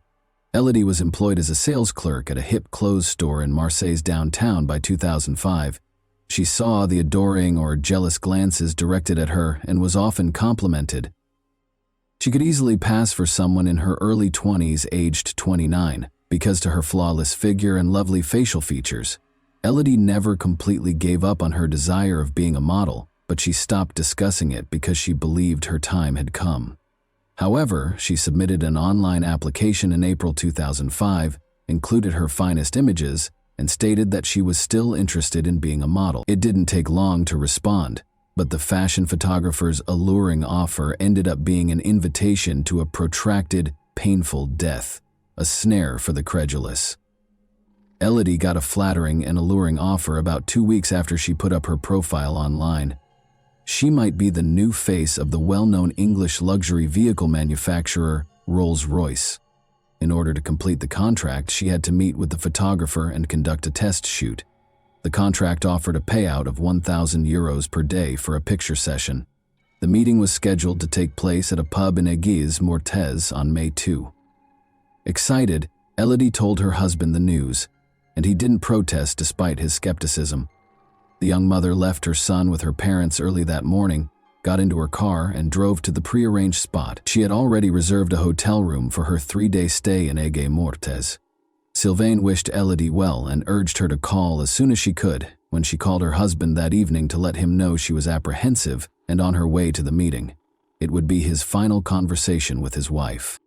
On the last meeting, Elodie showed up at the pub as scheduled and waited to meet the female photographer she had allegedly been corresponding with via email at a table on the terrace. However, A man in his mid-40s joined her at the table approximately 10 minutes later. He identified himself as the assistant to the photographer and said he had been assigned to meet her and choose settings for the shoot that was to take place the next day. Elodie, who had no actual modeling experience, didn't think anything was wrong and believed him. The man spoke eloquently, had a polished appearance, and appeared to be fully aware of everything she had discussed with the photographer in the past. They had an easy conversation about Elodie's possible career. She was already picturing herself on the covers of famous publications and planning her spending of the money she would receive. The man proposed that they go search for the ideal spot for the shoot the following day at around 9 p.m., when darkness had completely descended. There are several locations for a breathtaking photo shoot in the lovely medieval town of Aigues-Mortes, which is full with towers, fortresses, and chapels. Emotional and still naive, Elodie and her new friend exited the bar and climbed into his vehicle. She was never again seen alive. What's chilly was the entire encounter seen by another individual who knew the offender intimately and had heard of his heinous intentions. Unfortunately, his attempts to step in were unsuccessful. That same evening, May 2, a terrified informant received a call at the Aigues-Mortes police station. According to a man in a panic, a young woman was in serious danger and something urgently needed to be done. He was certain there wasn't much time to act, but he didn't know the name of the possible victim or where she might have been taken. Dominique Tarasco, a 63-year-old nightclub owner who frequently served as an informant for the police, giving them sensitive information, was the caller. He claimed to have seen Guillaume Mingot, a friend of his, at the bar earlier that evening. Mingot was notoriously vicious and ruthless, and he had connections to the criminal underground. Mingot boasted the day before that he had met a gullible, attractive girl online and intended to kidnap her in order to sell her to a Spanish brothel for a high price. But it was hard to get the search going. The police knew time was of the importance, but they had no identity, no location, and no strong clues. They were named Elodie Morel by the following morning. She had been gone since the night before, and her phone was off, according to her anxious family, who called the police. They clarified that she had just disappeared after leaving for a photo shoot in another town. The police first failed to link the informant's call to this disappearance. Despite their suspicions that Elodie might have fled with a boyfriend, her family adamantly maintained that she would never leave her little son or vanish silently. Only 3 days after Elodie's disappearance did the search for her start. A waste of valuable time. For 2 of those days, Elodie was sadly still alive and imprisoned at a home in Aigues-Mortes, where she endured torture and abuse while her captors made decisions about how to end her questioning of the witness and arrest of the suspects. When Elodie Morel vanished on May 5, 2005, the lead investigators started to assume that she was the same enigmatic woman in peril that the source had warned about. When Dominique was called to the police to make an official statement, he instantly verified that Elodie was the same person he had seen at the pub with Guillaume Mingot 3 days prior, after seeing a picture of her. In response to a question about where he believed Mingot might be keeping the victim, Dominique said he had heard rumors of a recently closed deserted nightclub on the north side of town. That evening, a police unit established a stakeout at the scene and captured 48-year-old Guillaume Mingot and 53-year-old Richard Line as they entered the building. More research was necessary to determine the second man's involvement in this crime, as it was still uncertain. When authorities searched Mingot, they discovered Elodie Morel's credit card in one of his pockets, concluding that he was responsible for her disappearance. However, after a few hours, Line was freed because there was no proof against him, and both men were taken to the station to be questioned. Line, who had never run afoul of the police himself, lived with his family on the outskirts of town and was friendly with Guillaume. Mingot first stated in the first tale that he had taken Elodie's credit card and didn't know her. His initial account of events states that on May 2, he was at the pub when he spotted a pretty well-dressed woman. He chose to rob her because he thought she must be wealthy. Guillaume offered to buy Elodie a coffee after he sat down at her table and gave her a compliment. She didn't ask him to go, but she did say she was waiting for someone. After a little conversation, he was able to take her credit card from the purse that was hanging on her chair and slip away before she realized it was gone. Although Mingot acknowledged that he knew the victim, he maintained that the whole event happened on its own and that he had nothing to do with her abduction other than to steal her card. Investigators verified that he had taken out cash from an ATM outside the city using the pilfered card that same day, but he was unable to describe how he recognized the image. He would have had a weak story if Elodie hadn't told him. Furthermore, a background investigation showed that Mingad had a number of previous convictions, including drug trafficking, armed robbery, and a 9-year jail term for a vicious rape. Though he had been more cautious in an effort to avoid going to jail again, Mingad had not altered his behavior despite his criminal past after being released. When authorities discovered Elodie's phone number on Mingad's phone, along with their email correspondence regarding the photo shoot, the second story took a different path. He was forced to alter his story after this revelation, which totally contradicted his first statement. He admitted that he had messaged Elodie under the guise of a photographer after discovering her online modeling profile. The innocent beauty was a simple target and consented to meet without a lot of questioning. Mingad had been communicating with her under a female alias, so he was afraid she would grow suspicious when a man appeared in place of the photographer she had been anticipating. However, Elodie, who was eager and trusting, saw nothing odd and consented to accompany him to look for a spot for a late-night picture session. She even got into his car without question. Witnesses later attested to the fact that Guillaume swerved off the main road and halted the vehicle once they had reached a remote location. He insisted that Elodie give him her credit card while brandishing a gun. He took her handbag and located the card himself after she refused. Then he started asking for the PIN, but she refused to give it to him. In a fit of rage, he banged her head on the dashboard and began strangling her until she gave him the code. In order to make sure Elodie had told him the truth, Mingad then locked her in the trunk and drove to the closest ATM. He drained her account and the PIN worked, but now that he had the money, he began to think about what to do with the woman who was now imprisoned in his trunk, how to conceal the victim, and how to have the accomplices arrested. Guillaume Mingot drove to his buddy Richard Lyon's place to temporarily hide Elodie since he needed time to think things through. He told Richard about the woman who was trapped in his trunk and that he was eager to share his idea to sell her and make a significant profit. It's worth noting that Richard and his spouse had previously worked at the same shuttered nightclub, he as a security guard and she as a cleaner. However, after the club closed, they both lost their jobs and were barely making ends meet, with Richard turning to heavy drinking.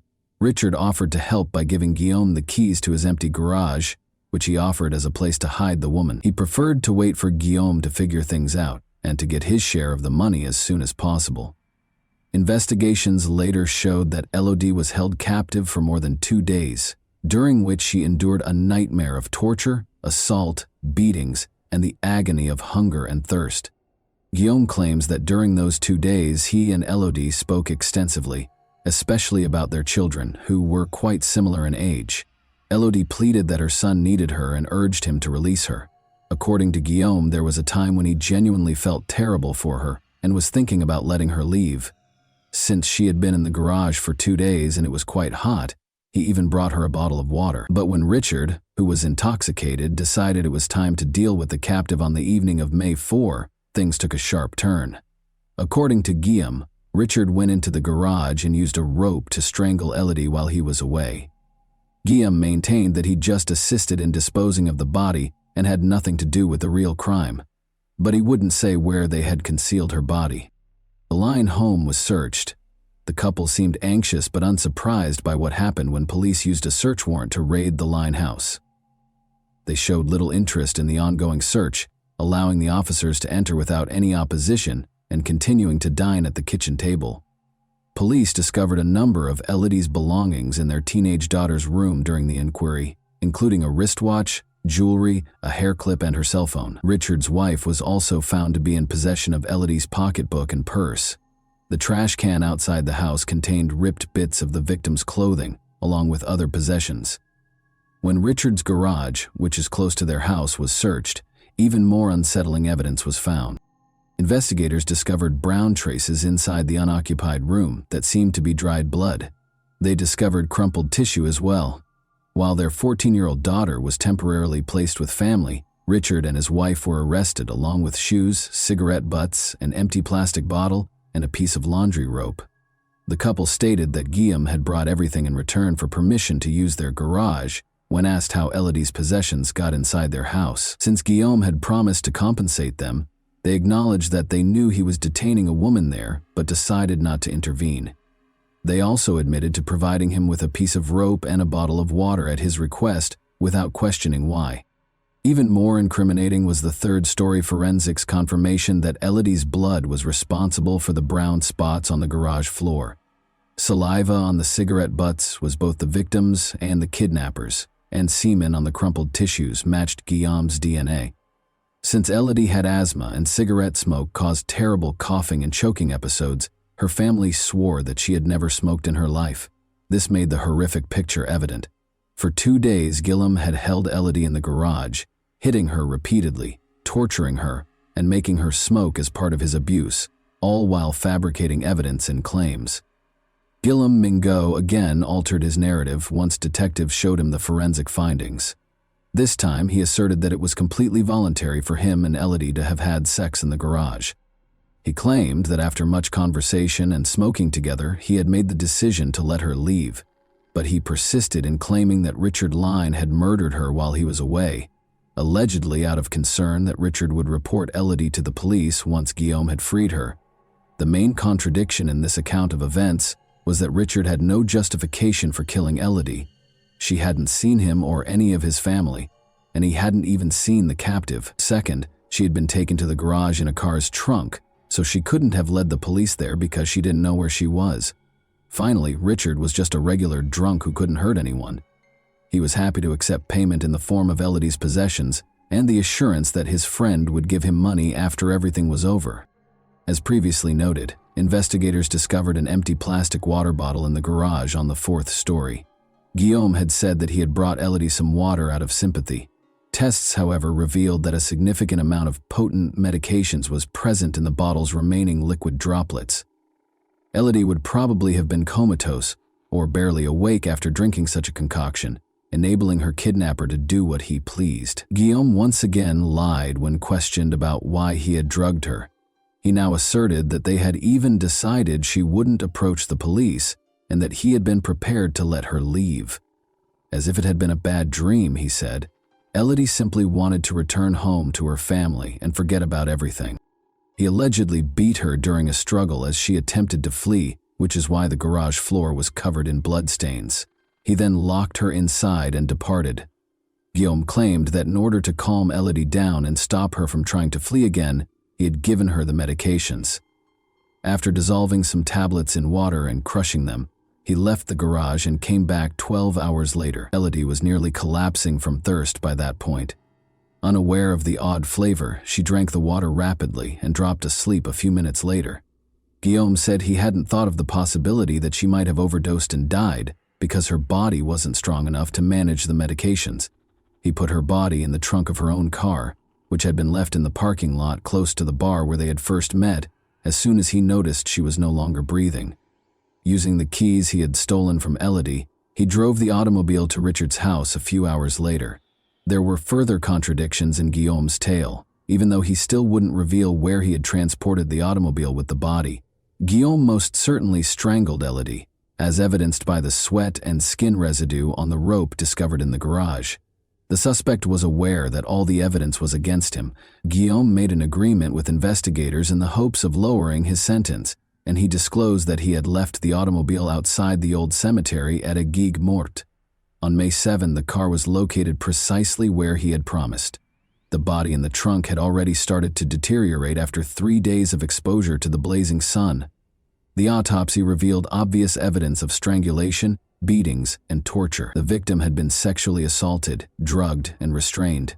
Ultimately, they were strangled to death with a rope. The trial and sentencing. Almost 3 years after the horrifying events, in February 2008, the trial of the 3 criminals started. Guillaume Mingot was given a life sentence with the chance of release after 22 years. Richard Lyne and his spouse made a valiant effort to persuade the jurors that they were unaware of the hostage in their garage. They said they hadn't asked any questions, just let an old buddy stay with them for a few days. However, this was disproved when Elodie's possessions were found in their house. In 2010, the pair was found guilty of aiding and abetting and received 6-year prison sentences apiece. In an attempt to place some of the blame for the crime on the line, Guillaume Mingaud and his attorney filed an appeal of the ruling. This was their sole chance to cut the minimum amount of time he would have to spend and reduce his life sentence. The new trial started on May 4, 2010, precisely 5 years after the murder of Elodie Morel. It was established during the hearings that Richard and his spouse were aware of Elodie's imprisonment and the potentially fatal situation she was in. But they took no action. They gave Guillaume everything he requested, including water, rope, and other items, without questioning his motives or taking the repercussions into account. They also kept her possessions, even giving some to their daughter. Guillaume Mingaud's life sentence was lowered by the court to 30 years, with the condition that he complete 2/3 of it before he may be released on parole. Each received a 9-year prison sentence without the prospect of early release for their complicity and inaction. And that wraps up today's chilling story. If you enjoyed this video, don't forget to like and subscribe so you never miss a new upload. Also, let me know in the comments what part of this story shocked you the most. Thank you for watching, and I'll see you in the next video.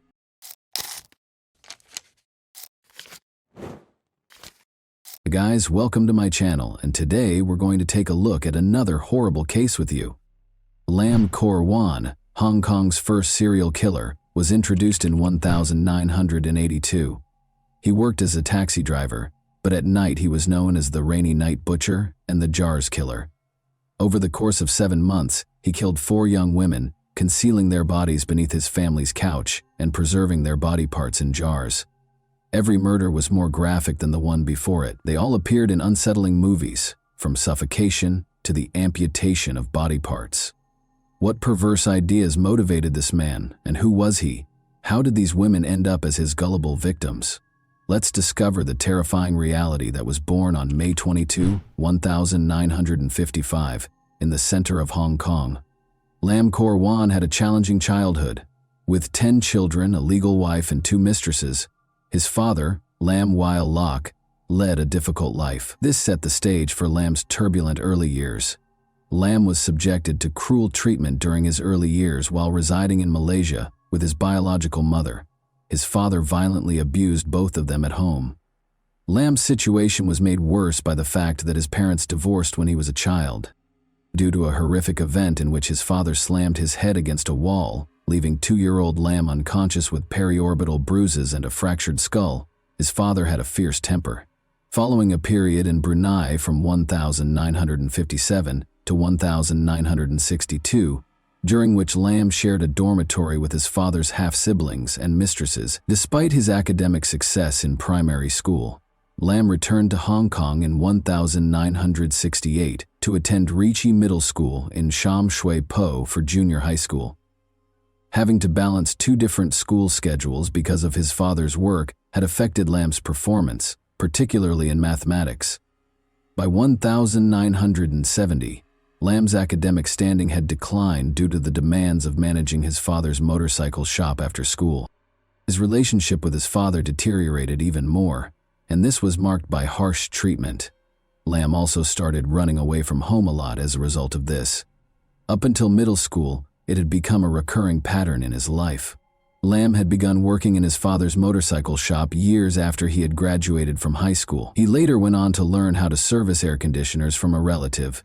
The entire ordeal, which was replete with family issues during difficult times, had prepared Lam Kor Wan to become the enigmatic individual he would become.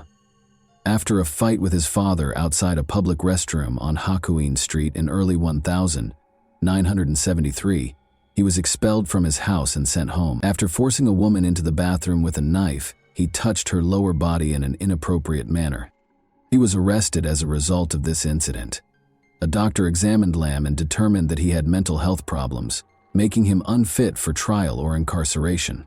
He was therefore ordered to receive treatment at King Shan Mental Hospital. He chose to change his name to Lam Jiao Koang by the time he was 19, after being treated for 102 days and being released from the hospital. Along with his collection of locked-away pornography kept in a metal ammunition box, his family noticed his odd fascination with the female body. Even though his family made an attempt to assist him, nothing seemed to change. His behavior changed to something more unsettling when these measures did not satisfy him. The The women chased him down the street after he bought a Polaroid camera and started taking illegal photos of them from beneath the doors of restroom cubicles. At their home in Kwantung, he had later been caught snooping on his sister as she undressed outside the restroom. After that, the family decided to move further away, into Kwawan at their new residence. There was an agreement in place for him and his younger brother to share a room and sleep in different parts of a bunk bed. They were to keep their possessions separate and free from outside interference. He officially began working as a taxi driver in 1978, after obtaining a license and assuming the name Lam Kor Wan. His family only saw him every 14 to 15 days after he was moved to the night schedule around 1980. He then developed an intense interest in photography in 1981, which led him to study the art form. But since he didn't have a darkroom at home to print color pictures, he looked for a photo studio. He enrolled in a photography course offered by the Chinese YMCA of Hong Kong at the Waterloo Road Association in order to avoid suspicion. His classmate was employed at a sim shots. Lam made up a story about needing help with autopsy photos because he was a part-time photographer and worked in a mortuary. Surprisingly, his account was approved, and the classmate edited Lam's images to prevent alarming other students. His mother observed a significant shift in his behavior after he had been a night taxi driver for a year. He began to disregard personal hygiene, declining to take a shower or change his clothes. On the gloomy night of February 3, 1982, at the age of 27, his mother even saw him wander home like a sleepwalker in the dead of night, but his demeanor became forlorn. During his time as a taxi driver in the Simsha Sui district, Lam changed from being a simple peeping Tom to something more sinister. He was looking for clients one day who were coming home from a night out. This is where things started to go south. When Chan Feng Lan, a clearly drunk woman, emerged from a restaurant at around 4 in the morning, she was in such need of a ride that many taxi drivers refused to give it to her. Lam, apparently unfazed by this, accepted her into his taxi and consented to drive her home. The inebriated woman asked to stop halfway through the trip, and when Lam braked close to a gas station, she opened the door to throw up. Uncertain of where she was, she asked Lam to return in the opposite direction after this disturbing incident. Later, Lammy admitted that he had considered killing her, but something inside of him snapped and he decided he had had enough after being initially disgusted by her vomiting. He went into a garage in the Simshasui neighborhood, circled to the passenger door, and strangled the young lady with an electric cable. He drove to his house at 5 in the morning when he usually finished work and parked in front of the building as usual.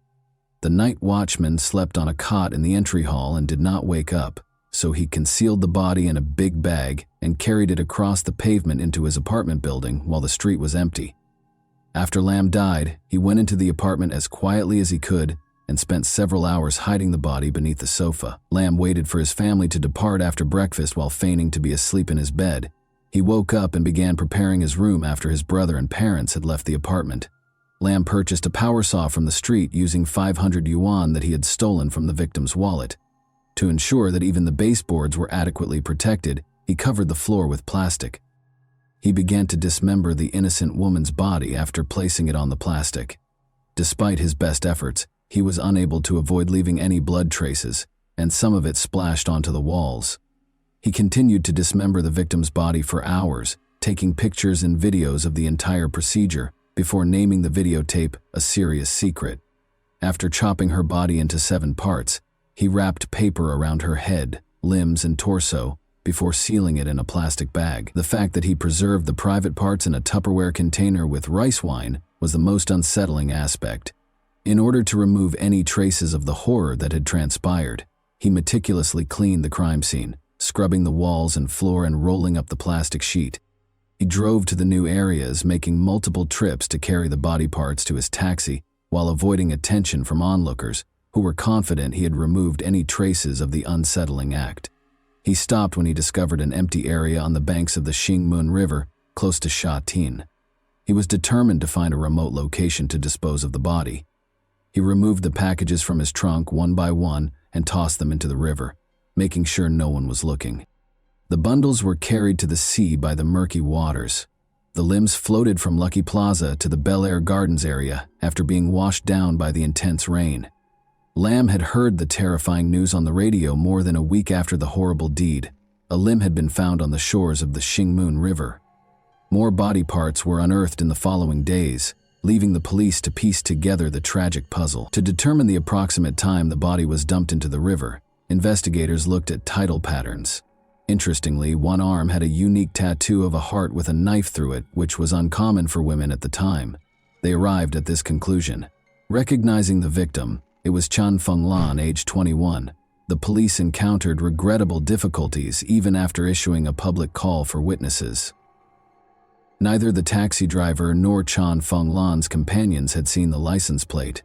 Lam didn't learn of the body part's discovery for over a week. The police had determined that the body belonged to Chan Fenglan, a Simsha nightclub hostess and mother of two. Chan's night out with her sister and friends, her taxi ride home, and the terrible fate she met at the hands of Lam Kor 1 were all revealed in the grim details.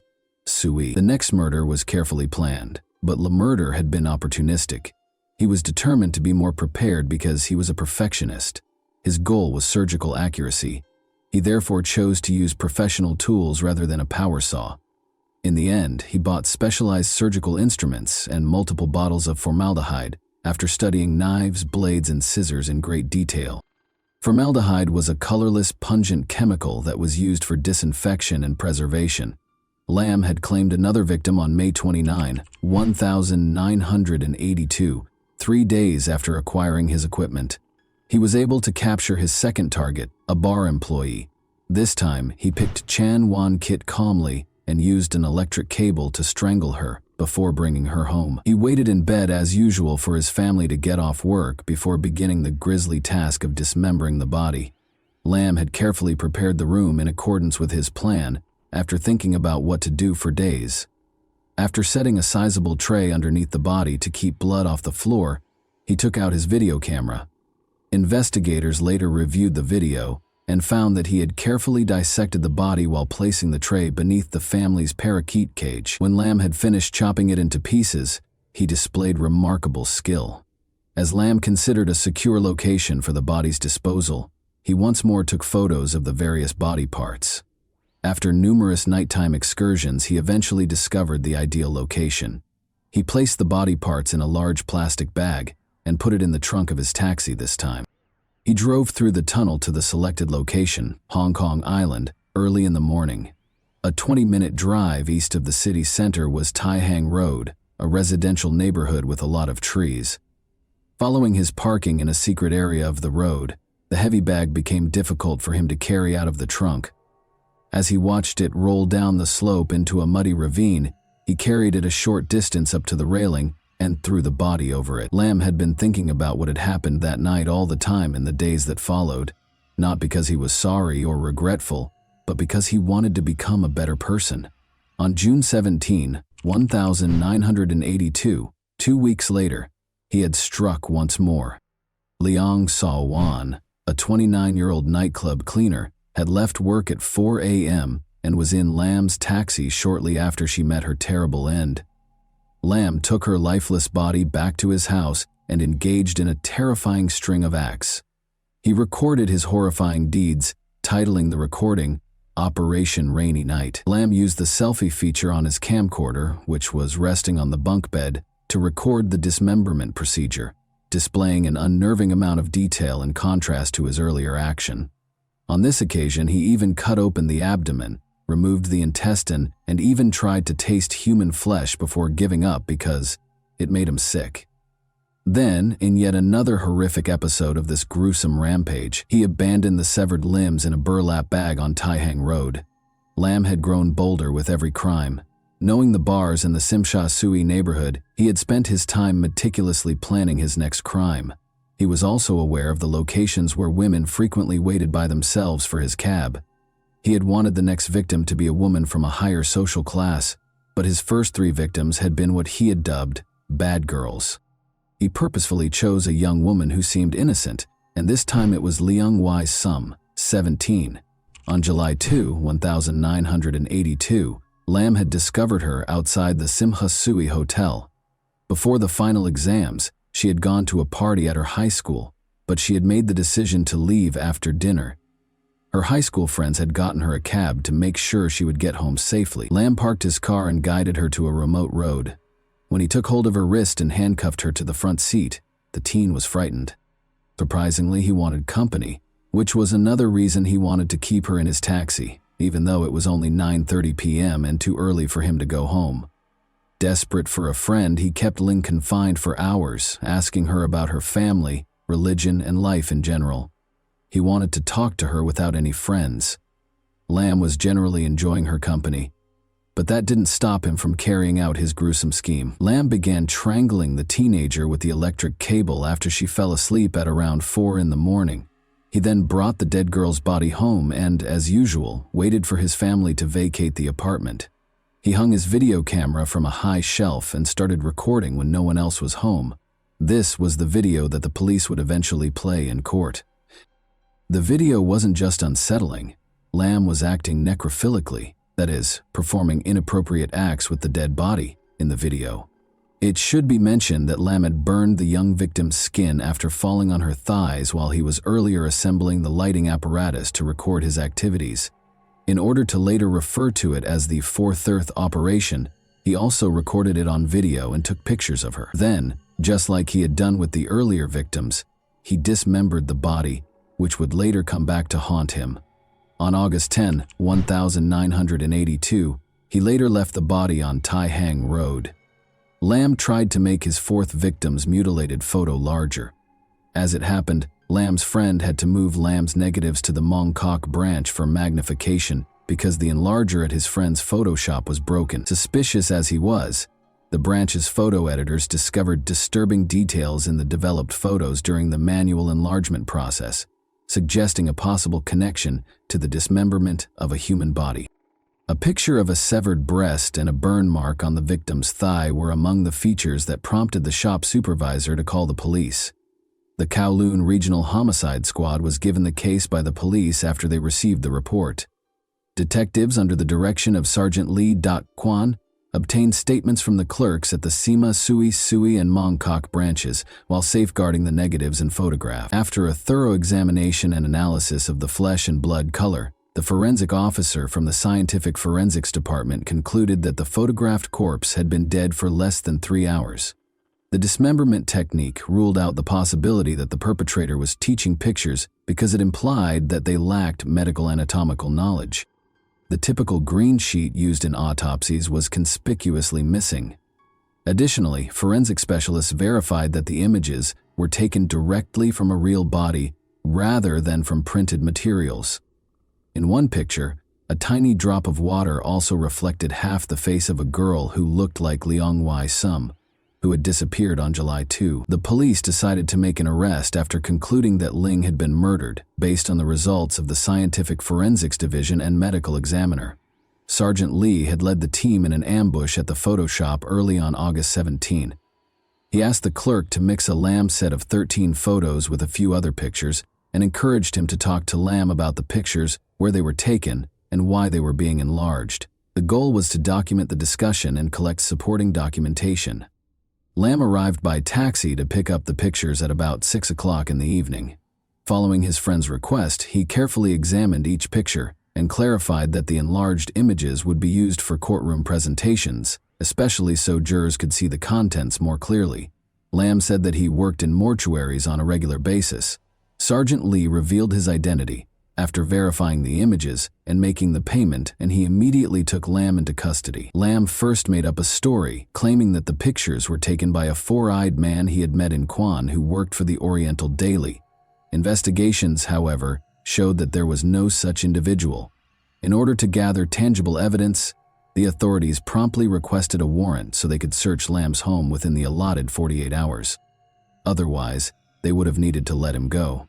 During the search, they found personal belongings, preservatives, anatomy books, surgical instruments, Lamb's cupboards, and severed body parts, including the deceased women's breasts and vaginas.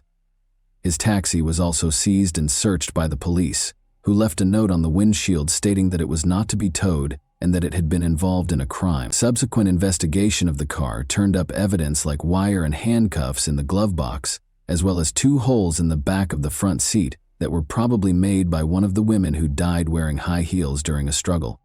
Investigators allegedly recovered a large collection that included 1,900 carefully coded photos, 1,500 color slides, and 696 negatives that documented coronavirus victims at different points in his crimes. His thorough documentation greatly facilitated the police inquiry.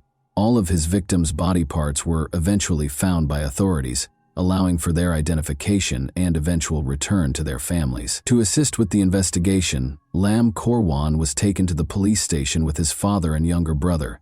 Authorities suspected that the taxi driver wasn't acting alone because of the small living area and the amount of evidence found in Lam and his brother's bedroom. After 3 days of intense interrogation and detention, Linwas was freed.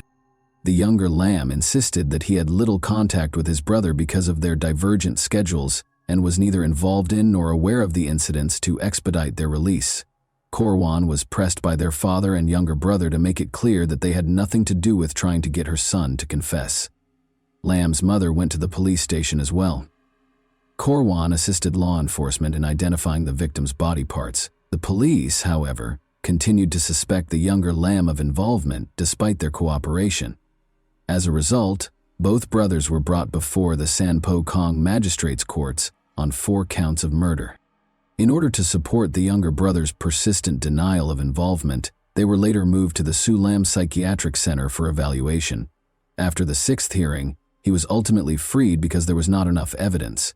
The case was sent to the Supreme Court for trial after a medical evaluation determined that Korwan was of sound mind, had a remarkably high IQ, reportedly over 130, and was deemed fit to stand trial with established prima facie evidence. On March 3, 1983, the trial began, and a large crowd gathered outside the court to watch Lam's behavior. Because it was thought that the more than 1,000 pieces of evidence that would be presented in the case were too graphic for women, a number of men were chosen to serve on the jury. Authorities claimed that the specifics of the case were too upsetting for women, so 7 men were chosen specifically to guarantee a fair trial and avoid shock. The only people who could watch Lam's videotapes were the jurors, judges, and attorneys. Furthermore, during the trial, the victim's organs were not allowed in the courtroom. Police officers, Photoshop employees, forensic and scientific specialists, and even Lam's relatives were called as witnesses by the prosecution. Acknowledging the strength of the evidence against him, Lam negotiated a reduced sentence in exchange for admitting to manslaughter. But this appeal was turned down. The jury was instructed by the judge to choose between charges of murder and manslaughter, rather than to discuss Lam's guilt. With testimony from 5 psychiatrists, the trial descended into arguments about Lam's mental health. 3 of them suggested an obsession with women, while 2 questioned his self-control. On April 8 the same year, after 18 days, the judge gave the jury instructions to render a verdict based on whether or not they thought Lam had control over his actions during the crimes. The jury unanimously concluded that Lam was sane, motivated by aberrant desires, and guilty of murder. After more than 3 hours of deliberation, Lam was originally given a hanging death sentence, but thanks to the governor's pardon, his sentence was reduced to life in prison when Hong Kong abolished the death penalty in 1984. Following his conviction, Lam was taken to Stanley Prison and then Shekpik Prison, where he was called a lamb by the other inmates. He kept a low profile, avoiding conversations about his past and valuing his privacy. Rob. He reportedly had a modest salary, was reticent and rarely interacted with people.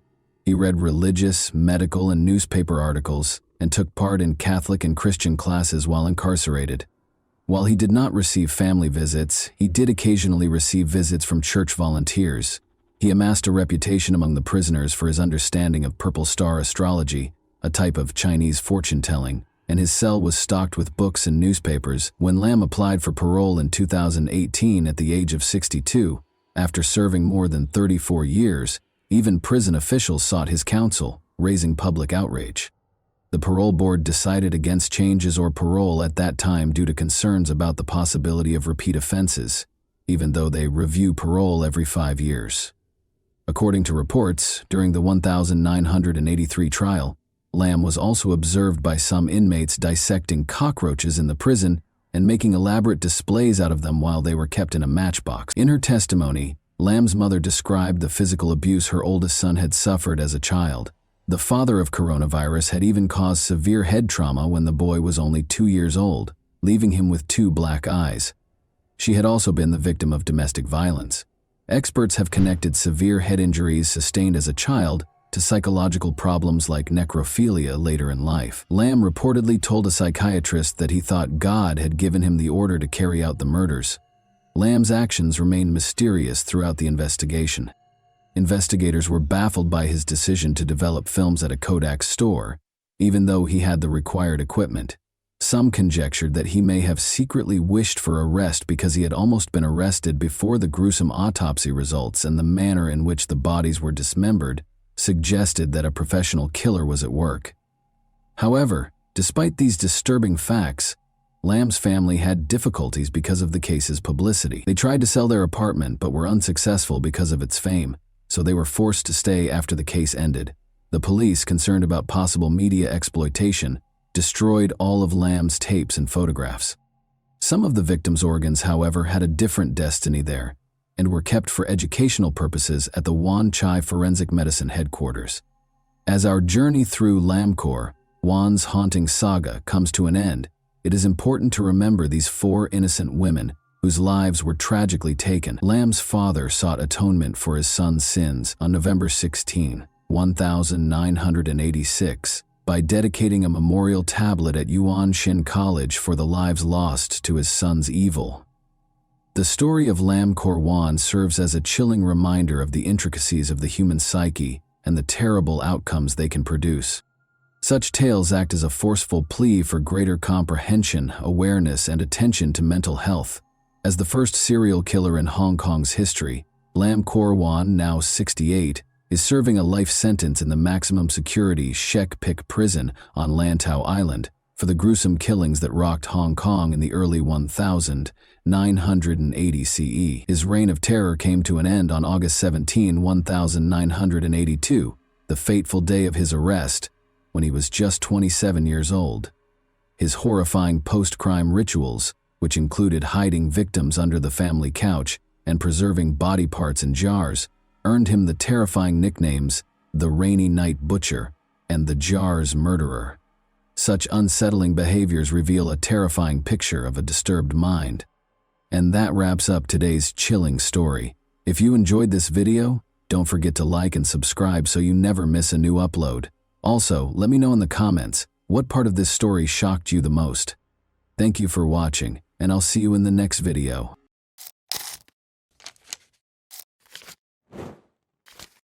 Hey guys, welcome to my channel, and today we're going to take a look at another horrible case with you.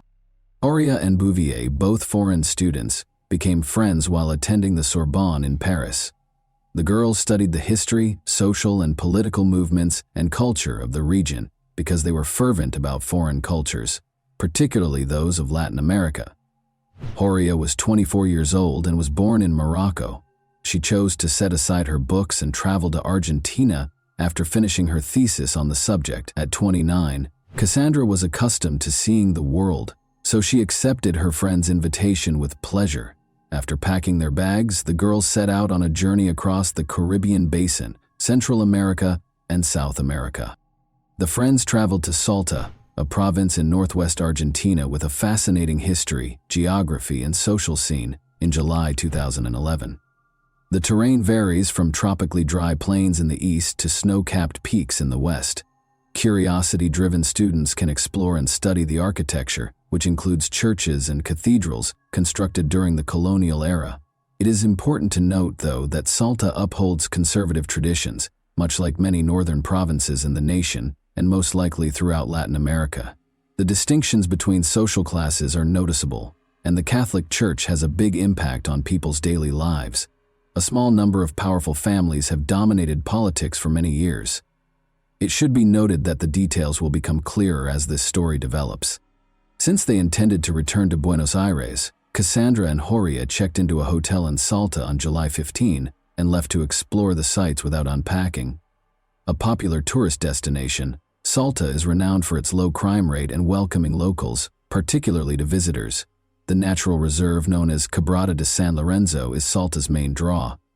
The girls bought tickets to the reserve at precisely 4:23 p.m. on July 15. Instead of hiring a guide, they went far into the forest.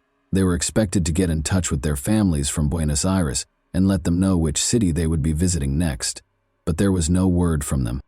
Unable to handle the uncertainty, their families contacted Cassandra and Horia's Argentinian acquaintances on the 19th and requested that they call the police. 2 weeks later, a group of visitors from a nearby town followed the French girl's path. Although it was not uncommon in this region, they reached the reserve rather late in the evening. One of the tourists broke away from the others at around 6 p.m. in order to locate a private area in the thickets. He saw what appeared to be a body there. He screamed and hurried back to the group to tell them about his discovery, after approaching and verifying that it was, in fact, a body. Around 10 p.m., the police showed up at the reserve. The tourists had only noted that the body was close to a viewpoint. They had not marked the precise spot where they discovered it. As a result, the police first had trouble finding it in the dark and among the thickets. The body was eventually located, but before they could start their work, they found 2 more victims a short distance away. It was the 2 French tourists who had gone missing. Given that many people in the area hunt for food, the police came up with a number of theories, one of which was that the girls might have been unintentionally shot by a local hunter. Thus, locals were the target of the search. Francisco Tojeder, a tourist guide for horseback riding, was taken into custody by the police. But since there was no proof linking him to the crime, he was freed a few days later. The police needed a scapegoat to placate the public, so his wife told the media that her husband was arrested only because they were impoverished. The police told the media right away after the bodies were found that they had been lying in the forest for roughly 3 days. There were several theories as to what might have happened to the girls during the remaining days when they were reported missing, because they had retained their tickets to the reserve for the 15th. There was conjecture that they were abducted, held captive, and subsequently disposed of. The police later explained that the girls had been lying in the reserve close to the viewpoint for 14 days before they were killed. There were rumors of violence against the girls because of Cassandra's ripped clothes, and Horia's pants and underwear being pulled down to her knees. This was verified by the autopsy. The tourists were sexually assaulted, severely beaten, and then shot with a .22 caliber gun. The police discovered a matching shell casing in the reserve. They went back to the reserve's entrance after determining that the girls had successfully gone for a walk. There weren't many people there because it was getting late, and the weather wasn't suitable for strolls. The perpetrator or perpetrators obviously approached their victims at that point, and one of them assaulted Cassandra. The girl was kneeling in front of her killer when she was shot in the head, following the abuse she had endured. After witnessing Cassandra's murder, Horia made the decision to persevere. She struggled with at least one attacker, as evidenced by the clump of hair that remained in her clenched fist. Then, based on the investigators' assumptions, the girl was shot and ran down the slope from the height. It went through her shoulder and struck her in the back. The criminals departed, thinking Horia was done as well. She tried to crawl back to the trail, but she was still alive. Her efforts were in vain, however, for she was too feeble and suffered for several more hours before passing away from blood loss. When the investigators looked through the girl's hotel room, they discovered that there was only 1 phone among their possessions, rather than the 2 they had anticipated. They found that a local girl named Maria Fernanda Canyons, RS, the daughter of a former police officer, was using Horia's phone after tracking it down. They also discovered that Horia was in possession of her camera. According to the girl, these were presents from Gustavo Lassi, her boyfriend. The 23-year-old Gustavo was a guide in the reserve, and his father was a tourist ticket vendor. Gustavo had offered the French girls his services, but they turned him down. Gustavo thought that changing the SIM card in the phone would be sufficient to evade detection. Gustavo Lassi admitted to being at the crime scene and taking part in the violence, though not right away. He asserted, however, that he was only a witness and neither the murderer nor the instigator of the French girls. He described how, after hearing a commotion and rushing to the cries, he saw 2 men, a stonemason named Daniel Vilt, 24, and a gardener from the plains of San Lorenzo named Santos Clemente Vera, 31, tormenting the girls. These men allegedly forced him to take part in the violence before letting him go. He did, however, remember to bring the girls' camera and phone. The gun that fired the deadly shots was found by the police during a search of Gustavo's house. The police were able to determine the precise moment of the attack on the French girls thanks to Horia's camera. Before starting their hike through the reserve, the girls took a few pictures while they were sightseeing. The tourists' final photograph, taken at 6:28 p.m., 2 hours and 5 minutes later, was hazy and ambiguous, leading investigators to surmise that the attack happened at that exact moment. Murder charges were brought against all three men. Witnesses came forward right away and identified Wild as the individual who tried to sell a rifle. But since he was at a bank when the attack happened and could provide proof, he had a strong alibi. Vera was freed because of insufficient evidence and his denial of guilt, while Gustavo Lossi was sentenced to 30 years in prison in 2014. He said he had an alibi too. Both men were given life sentences in prison in 2016 though, after the prosecutor insisted on a review of the case. One of the most well-known cases in Argentine history appeared to have come to an end. The story doesn't stop there though. The case was investigated by French journalist Jean-Charles Chattard, who spent 4 years writing a book outlining his reasons why the girls could not have been killed on July 15 in the nature reserve as the investigators claim. The journalist is certain that the girls' bodies were just taken to the reserve following the murder, not that they perished there. First of all, in contrast to the victim's shoes, his were covered in dust and dirt even after a brief stroll through the reserve. Such a path, enduring violence, fighting for their lives and still having clean shoes, would have been impossible for the girls. Second, the tourists' overall appearance was peculiar. They weren't dressed for a hike in the nature reserve, but rather for an evening event in the city. The bodies were left in Quebrada de San Lorenzo for 2 weeks, which is the next oddity. The reserve is an open, wild place where condors, foxes, and pumas live. The police might have discovered fully gnawed bones after such a time. Despite the fact that the bodies were found in a well-known reserve close to a popular viewpoint, they were found to be spotless. Last but not least, the pathologist who examined the bodies declared with confidence that they were killed no more than 3 to 5 days prior to the autopsy. The doctor was categorical when it came to the date of the murders, stating in the report that it was July 26, 2011. Interestingly, this date was rescheduled for July 15 by the investigating judge. Is there any chance that the judge purposefully falsified the facts in order to shield someone? Was he attempting to falsify the evidence? The commissioner in charge of the investigation, Nestor Piccolo, was persuaded of this very thing, and it might have cost him his life. 4 months after the investigation began, Commissioner Piccolo passed away, inexplicably. He was discovered with a bullet wound to his head at the commissioner's office entrance. Although his mother claimed that her son made the decision, she is positive that he was executed. Nestor was developing a new version prior to his passing, and no signs of gunpowder were discovered on his hands. Clemente Vera claims that Gustavo Lossi is merely an accomplice of the true criminals, who are representatives of the province's upper classes, and that he is innocent. Many people, including the judge and powerful local families, were concerned about Nestor's investigation because they did not want the truth to be revealed and could not permit the deaths of the French girls to come to light. But in April 2014, an anonymous letter detailing the same trail that Commissioner Piccolo was looking into broke this conspiracy of silence. The families of the victims in France received the letter. After obtaining a copy, Chattard followed up on this lead. A woman who was afraid to testify in court wrote the anonymous letter by hand but did not sign it. After several months, Chattard was able to locate the witness. It turned out to be a girl who frequently hangs out with a select group of powerful people in Salta. She was aware that since the 2 tourists had been invited to a party hosted by the city's affluent youth on July 15, 2011, they could not have been murdered in the nature reserve. Her account of what transpired is entirely different. Alcohol is served freely at these parties, and everything seems like it's from a movie. But it's all real. The girl claimed that Cassandra and Horia were among the visitors, and that they were spotted close to the pool. The men's interest in the gorgeous French women grew as the evening went on, and more alcohol was consumed. They led them inside the house at around 3 in the morning, and nobody saw them again. One of the tourists was being harassed by the guys. She refused, of course, but things went too far and the men no longer cared about her opinion. In order to keep the truth from coming to light, The guys chose to murder both of them after her friends saw what transpired. They took their time, though, torturing the victims for days before killing them. The witness gave the precise address of the alleged incident, a villa in Buena Vista, the city's most upscale neighborhood where ministers, deputies, and affluent foreigners live. Since the villa is frequently rented out to private parties, it is typically not occupied permanently.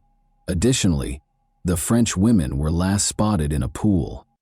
The villa's location, directly beneath the bodies, is the most fascinating aspect, though. A secret trail leads to the nature reserve's lookout point behind the house.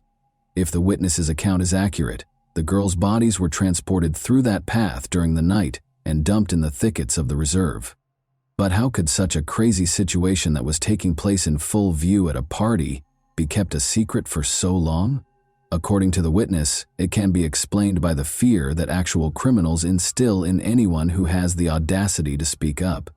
She claimed that the son of a deputy who assaulted the French woman was responsible for organizing the party.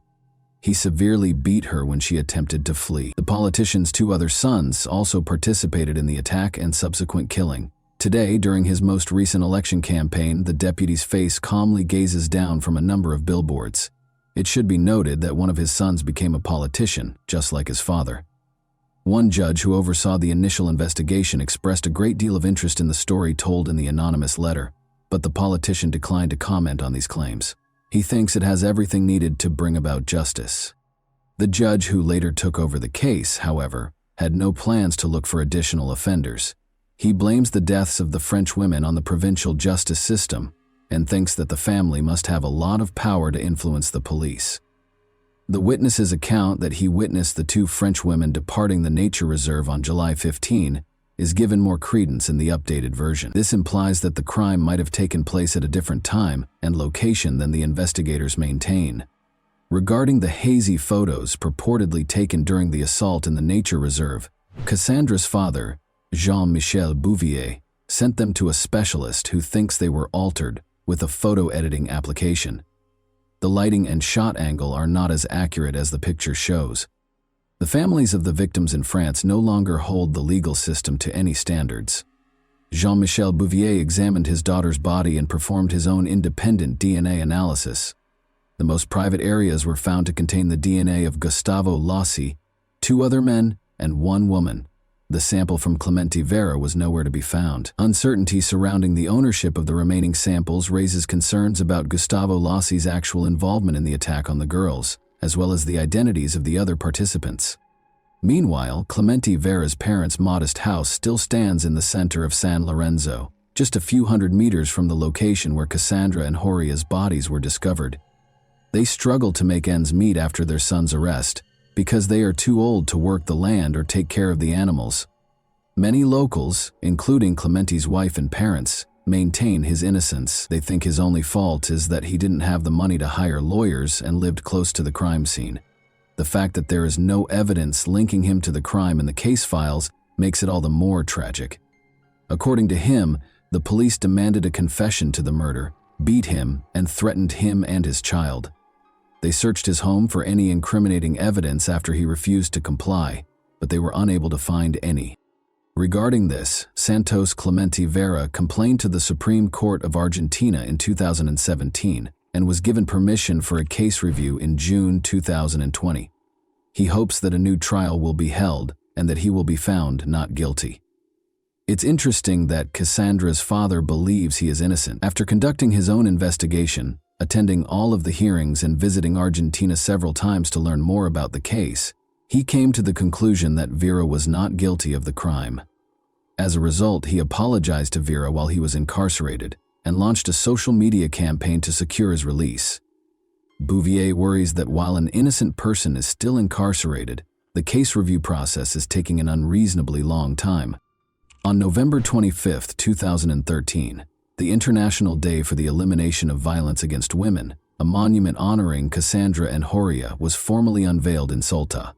In response to Jean-Michel Bouvier's request to take on this piece, Salta-born sculptor Alfredo Garzon, who lived in Paris, created a face with an agonized expression, eyes, and an outstretched hand. Alfredo was able to capture the anguish, terror, and suffering that the girls endured in a very potent image. The bodies of the victims were discovered in the San Lorenzo ravine, where the sculpture is situated. And that wraps up today's chilling story. If you enjoyed this video, don't forget to like and subscribe so you never miss a new upload. Also, let me know in the comments what part of this story shocked you the most. Thank you for watching, and I'll see you in the next video.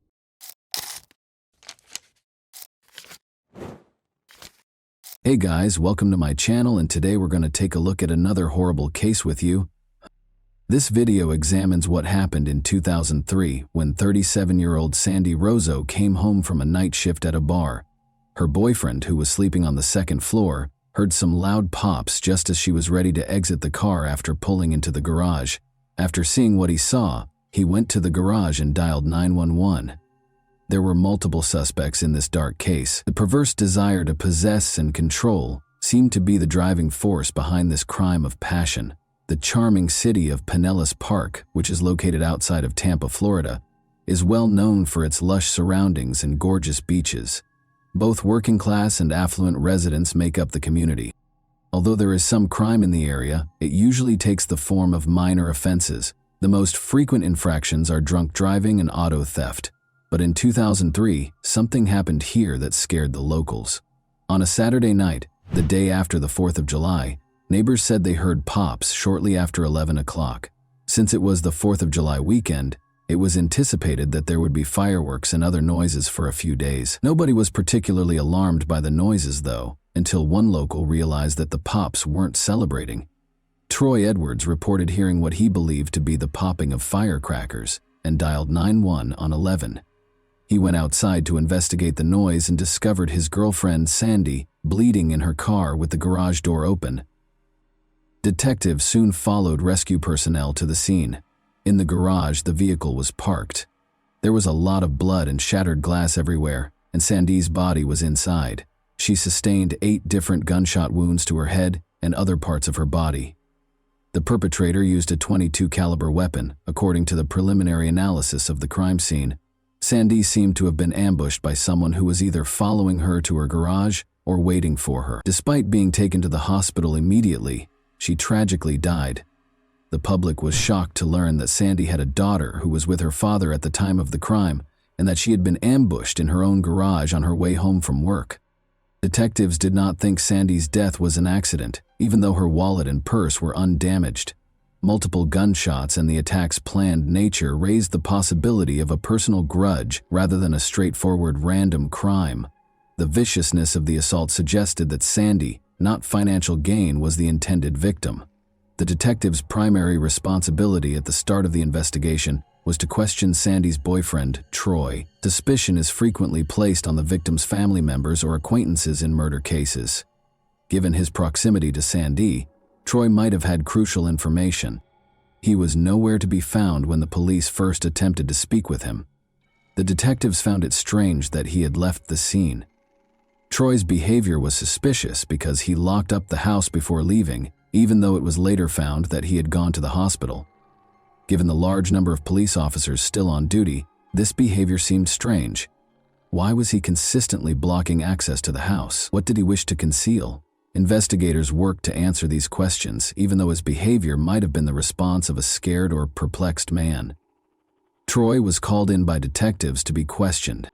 As might be expected, he appeared distressed. He stated that Sandy's departure for work was the last time he saw her. Because of their divergent work schedules, Sandy worked at night and Troy worked during the day. Troy clarified that Sandy was still asleep when he left for work at 5 a.m. on July 5. After a quick conversation when he arrived home at 2 p.m., Sandy left for her job as a bartender at Tampa's well-known Green Iguana Bar. She was expected to be done by 11 p.m. that evening. Troy said that just after 11 p.m., at approximately 11:10 p.m., he heard what he believed to be clappers and heard her car pull up. Troy could not be ruled out as a suspect, but Tracy Humphrey continued to play a significant role in the case. Detectives contacted Sandy Rozo's friends and family during her murder investigation in an attempt to piece together the events of her final hours. They asked Sandy about her relationship with her daughter's father, Jesse. Their relationship showed indications of stress, which may have been caused by disagreements over child custody. Her daughter was residing in Alabama with her father at the time of Sandy's passing. Jesse was providing for his daughter monetarily and might have been vying for sole custody. Given that child custody disputes can occasionally result in criminal behavior, this raised suspicions about his involvement in Sandy's murder. Detectives went to Alabama to interview Jesse in order to learn more. Detectives chose to bring Jesse in for interrogation at the local police station after he denied any involvement in Sandy's death during the conversation. Jesse insisted on his innocence at the station, saying that Sandy had been instrumental in their daughter's life and that he had no motive to want their child's mother dead. When the crime was committed on the evening of July 5, he was questioned about his whereabouts. Around 1 in the morning, Jesse said he got a call telling him of Sandy's untimely death while he was at home watching movies with his daughter and girlfriend. Investigators collected additional data such as DNA samples, fingerprints, and Jesse's cell phone records to support his alibi. According to Jesse's cell phone records, he was not in Florida at the time of the crime. Detectives are now concentrating on the Green Iguana where Sandy was working the night of her murder after Jesse was exonerated of any wrongdoing. The Green Iguana is a well-liked bar with a vibrant nightlife. Sandy would frequently mingle with the regulars. In search of fresh information, investigators spoke with all of her co-workers, particularly those who had assisted her on the night of the crime. When her co-workers learned what had happened to Sandy, they were horrified and furious. The news of her passing devastated everyone who knew her because they all liked her. None of the co-workers saw anything out of the ordinary in the bar on the night of the incident. Sandy left work at approximately 10:45 p.m., and shortly after, a witness observed her leaving the parking lot. Investigators followed Sandy's route from work to her home, which took about 25 minutes, in order to piece together the timeline of her last day. This chronology implied that Sandy went straight home after leaving work, so she should have arrived home at approximately 11:10 p.m. Although Sandy's co-workers painted a different picture, investigators started asking them about her personal life. Troy, the man she lived with, described their relationship as strong. They said Sandy occasionally felt more like Troy's roommate than his girlfriend. According to this information, Sandy might have thought about ending her relationship with Troy. When it became clear that Troy was telling one story while Sandy's friends and co-workers were telling another, the detectives turned their attention back to Troy. Sandy had intended to talk to Troy about dating other people, according to co-workers at the Green Iguana. It's possible that Troy acted irrationally and injured Sandy because his feelings were hurt. Although Sandy was appreciative of Troy's stability, it appears that she didn't love him as much as he desired. A classic case of a crime of passion, in which the perpetrator feels that no one else can have you if I can't. This unrequited love may have been the driving force behind the crime. Troy looked upset but cooperated with the investigation when detectives questioned him again. To avoid suspicion, suspects frequently pretend to be innocent and provide the police with their full cooperation.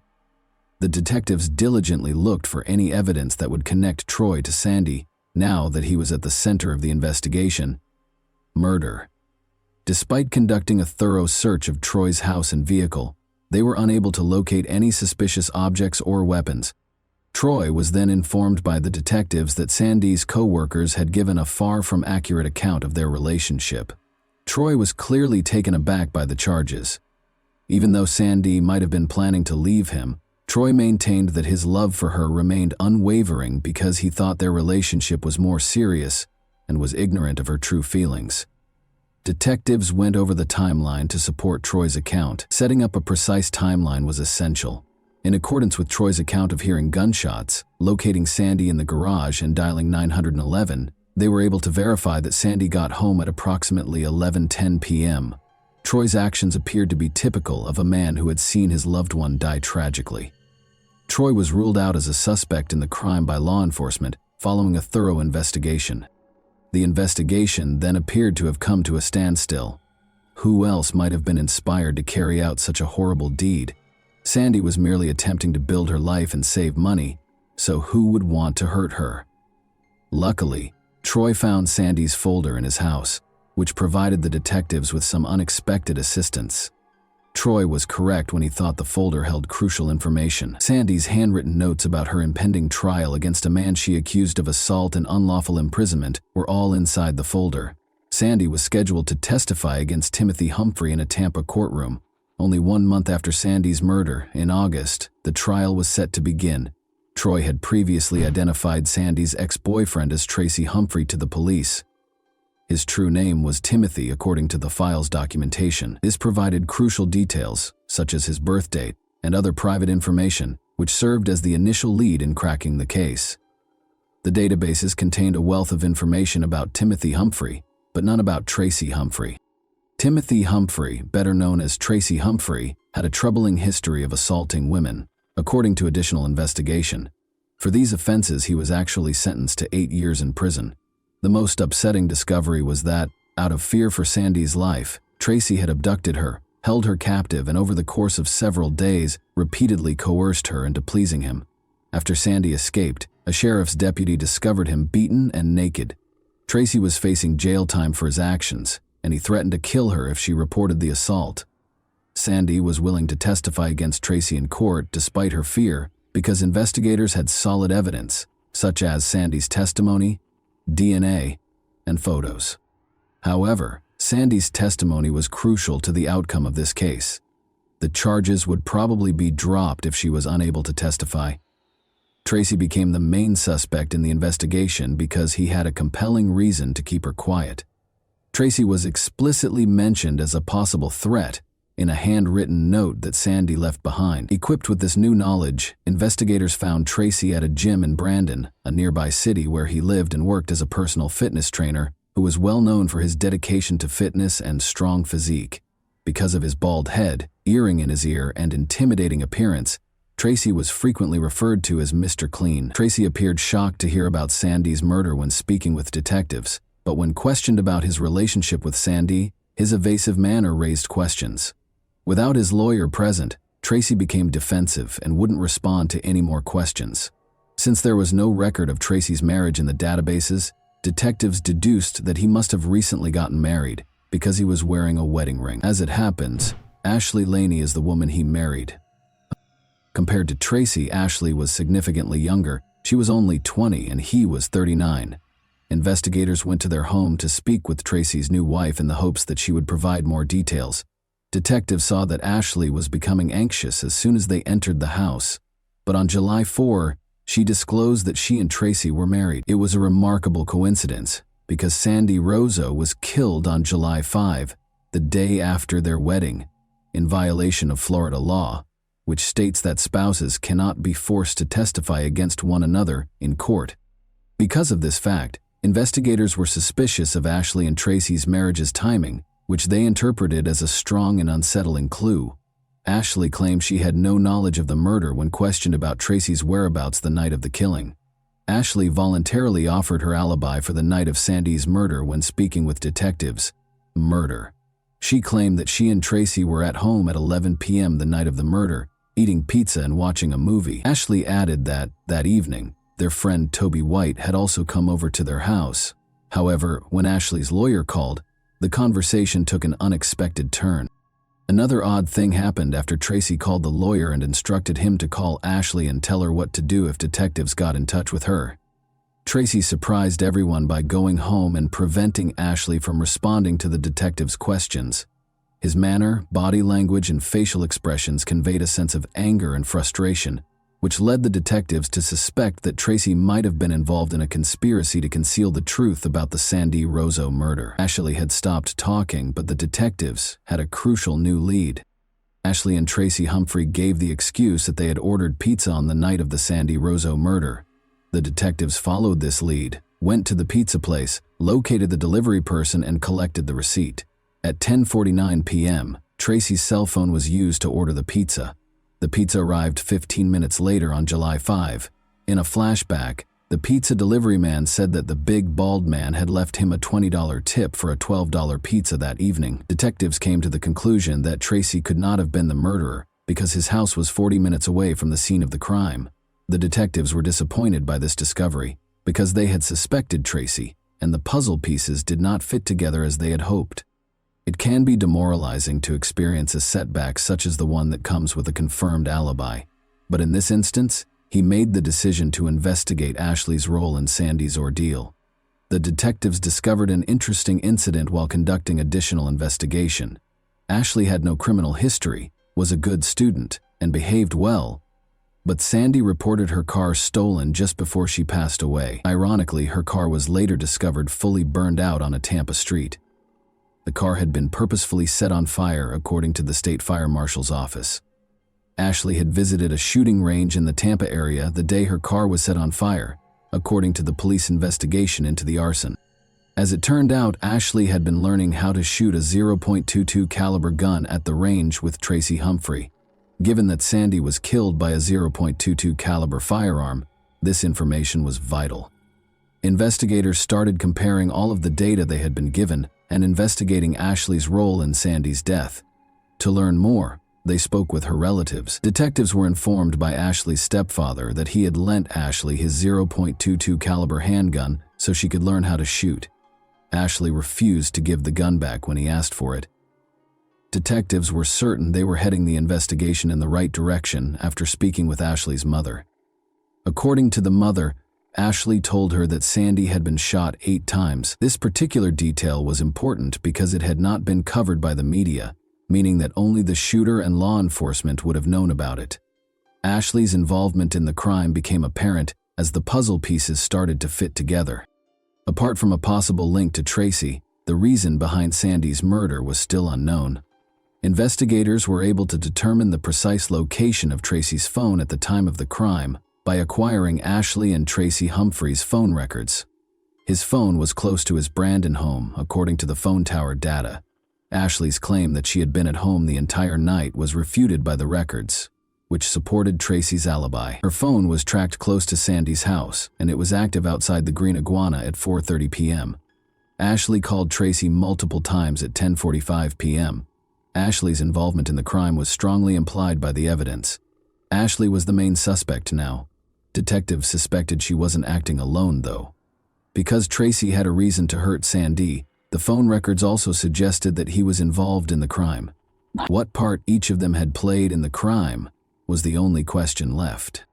Toby White, a friend who had been at Tracy and Ashley's house the night Sandy Rosa was killed, became the focus of detectives searching for additional evidence. She was called in by detectives to be questioned. As it happens, Tracy Humphrey had a client named Toby. Tracy, in her opinion, was an excellent trainer. Toby first confirmed Tracy's story when she was questioned about her whereabouts on the evening of July 5, saying she had been at his house, even bringing up the pizza delivery they had ordered, from 9:30 p.m. to midnight. However, it became evident that Toby was not in the house after more cell phone records were examined. Toby had to deal with contradictions in her testimony during that period. Toby changed her mind and told the truth after being threatened with criminal charges for perjury, a crime that carries a jail sentence. At Tracy's request, she gave a false alibi and told detectives that she hadn't seen Ashley or Tracy Humphrey that night. Looking back, Toby saw that Ashley and Tracy had lied to her about their role in the killing. Ashley Humphrey was taken into custody on December 18, 2003, for Sandy Rosa, Tracy's first-degree murder. Humphrey was unable to handle firearms at a firing range because he was a convicted felon and was not allowed to own or use firearms. In order to ensure that Tracy could not influence Ashley, he was arrested on these charges and detained. Detectives hoped Ashley would tell them more about the crime because she was in custody and not with Tracy, but she didn't say anything. Given Tracy's history of abuse, there was significant concern about his possible influence over her. Investigators looked further into Tracy's past in the hopes of finding information that would persuade Ashley to speak. They discovered evidence that Tracy had cheated on Ashley in addition to other women. Ashley came to the realization that her marriage and all of her relationships had been based on lies and deceit as she started to piece together the truth. Ashley was unable to avoid the question of whether she had been duped while she was incarcerated. The startling discovery that the man she had committed a crime for, the man she was prepared to serve a lifetime in prison for, was unfaithful to her, compelled her to alter her strategy. Ashley, feeling deceived, confessed to killing Sandy and gave investigators vital information regarding the location of the murder weapon. The firearm was found in Hillsborough County's northeast. Ashley kept talking to investigators and discovered more and more unsettling information. Tracy had been manipulating her from the start, telling her that he loved her and that Sandy needed to be killed so they could have a future together. Tracy claimed that Sandy had been falsely accused and that if he testified in court, he would be imprisoned. In addition, Ashley admitted to having tried to kill Sandy weeks prior to the tragic event. The disclosure of these sinister facts created a terrifying image of deceit, manipulation, and treachery. Initially, Ashley sat in her car in the parking lot, waiting for Sandy to finish her shift and emerge into the lot to drive home, with the intention of shooting her as she left the bar. After waiting for Sandy to exit the bar, Ashley squeezed the trigger. Ashley's issue was that she didn't strike Sandy, she shot her own car's mirror. Compromise evidence was left behind by this incident. Ashley and Tracy took the car to an empty lot and burned it to destroy the evidence. Law enforcement grew increasingly certain that they could charge Tracy with murder as more and more evidence connected him to the crime surfaced. Ashley was merely a pawn in Tracy's plot. He coerced her into executing his scheme to kill Sandy. The tragic events that transpired were orchestrated by Tracy Humphrey. Ashley would not have committed the crime, and Sandy would still be alive if it weren't for his influence. Investigators were able to piece together Sandy Rozo's final hours of life thanks to Ashley's confession. Sandy began working at the Green Iguana at 2:30 p.m. on the day of the murder, July 5, while Ashley waited in the parking lot with a .22 caliber handgun that she had borrowed from her stepfather. Tracy coordinated Ashley's actions while staying in close contact with her. Ashley patiently awaited Sandy's shift to be over. At 10:45 p.m., Sandy pulled out of the parking lot and Ashley trailed behind. Sandy parked her car in the garage after arriving home at 11:10 p.m. Ashley came in directly behind her. She fired. She kept shooting until her ammunition ran out. She fired 8 shots in all. Ashley called Tracy and informed him that Sandy had passed away as soon as possible. To help the delivery man remember him, Tracy placed an order for a pizza and left him a generous tip. Ashley accepted a plea deal of 25 years in prison in exchange for testifying, and Tracy was given an alibi in return for her cooperation. Many questioned the fairness of Ashley's sentence against Tracy Humphrey, arguing that on March 10, 2006, a life sentence would have been more appropriate. Ashley Humphrey received a 25-year prison term. She revealed a shocking revelation 14 years later. On ITV's Killer Women, Ashley Humphrey told Piers Morgan that she was the one who thought of the plan to kill Sandy Rozo, not her husband Timothy Tracy Humphrey, as she had stated in court. What if she didn't appear in court? I proposed. That's where it began, according to Ashley. And it got worse. It was me who said it first. I'm not sure why I allowed him to enter my thoughts in that manner. Ashley might have received a much harsher punishment if she had admitted to the scheme at the outset and had not accepted a plea deal to convict her husband. She is presently a prisoner at Quincy, Florida's Gadsden Correctional Institution. On December 13, 2028, when she turns 46 in February, she is expected to be released from prison. Timothy Humphrey was found guilty of murder by a jury in 2006. He received a life sentence without the possibility of release. He was also given a 15-year sentence for trying to flee. Because of his aggressive and domineering personality, Humphrey thought he could get away with it, but he would live out the remainder of his days in prison, where he would ultimately die. Everyone in the Sandy Rozo family wanted this to happen. And that wraps up today's chilling story. If you enjoyed this video, don't forget to like and subscribe so you never miss a new upload. Also, let me know in the comments what part of this story shocked you the most. Thank you for watching, and I'll see you in the next video.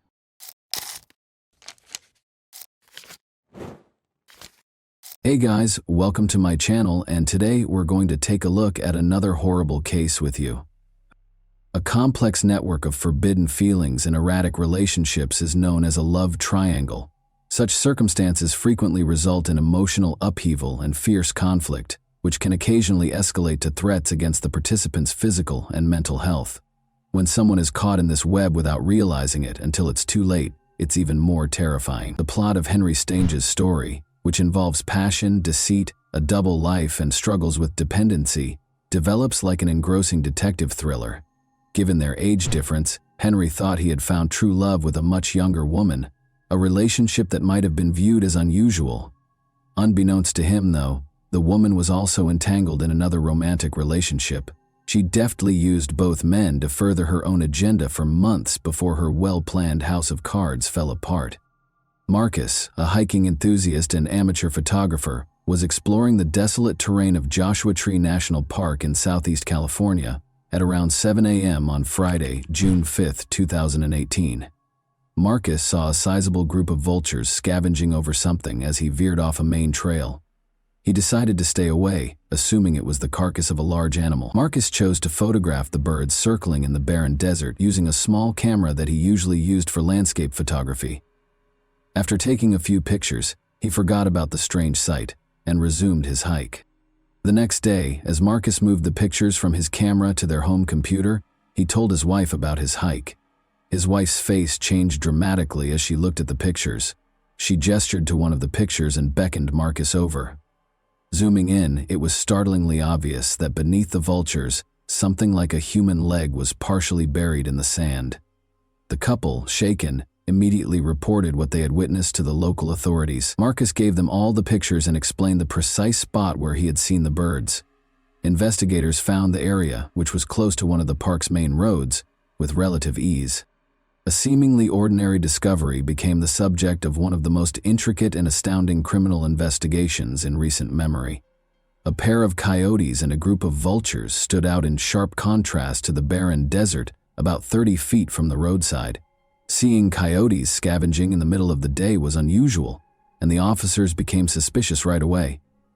After pulling their car to the shoulder, they got out and went to the scene. They discovered a shallow grave there that was less than 2 feet deep and had been hastily dug into the dry ground. The site had already been disturbed by local wildlife, revealing its squalid contents.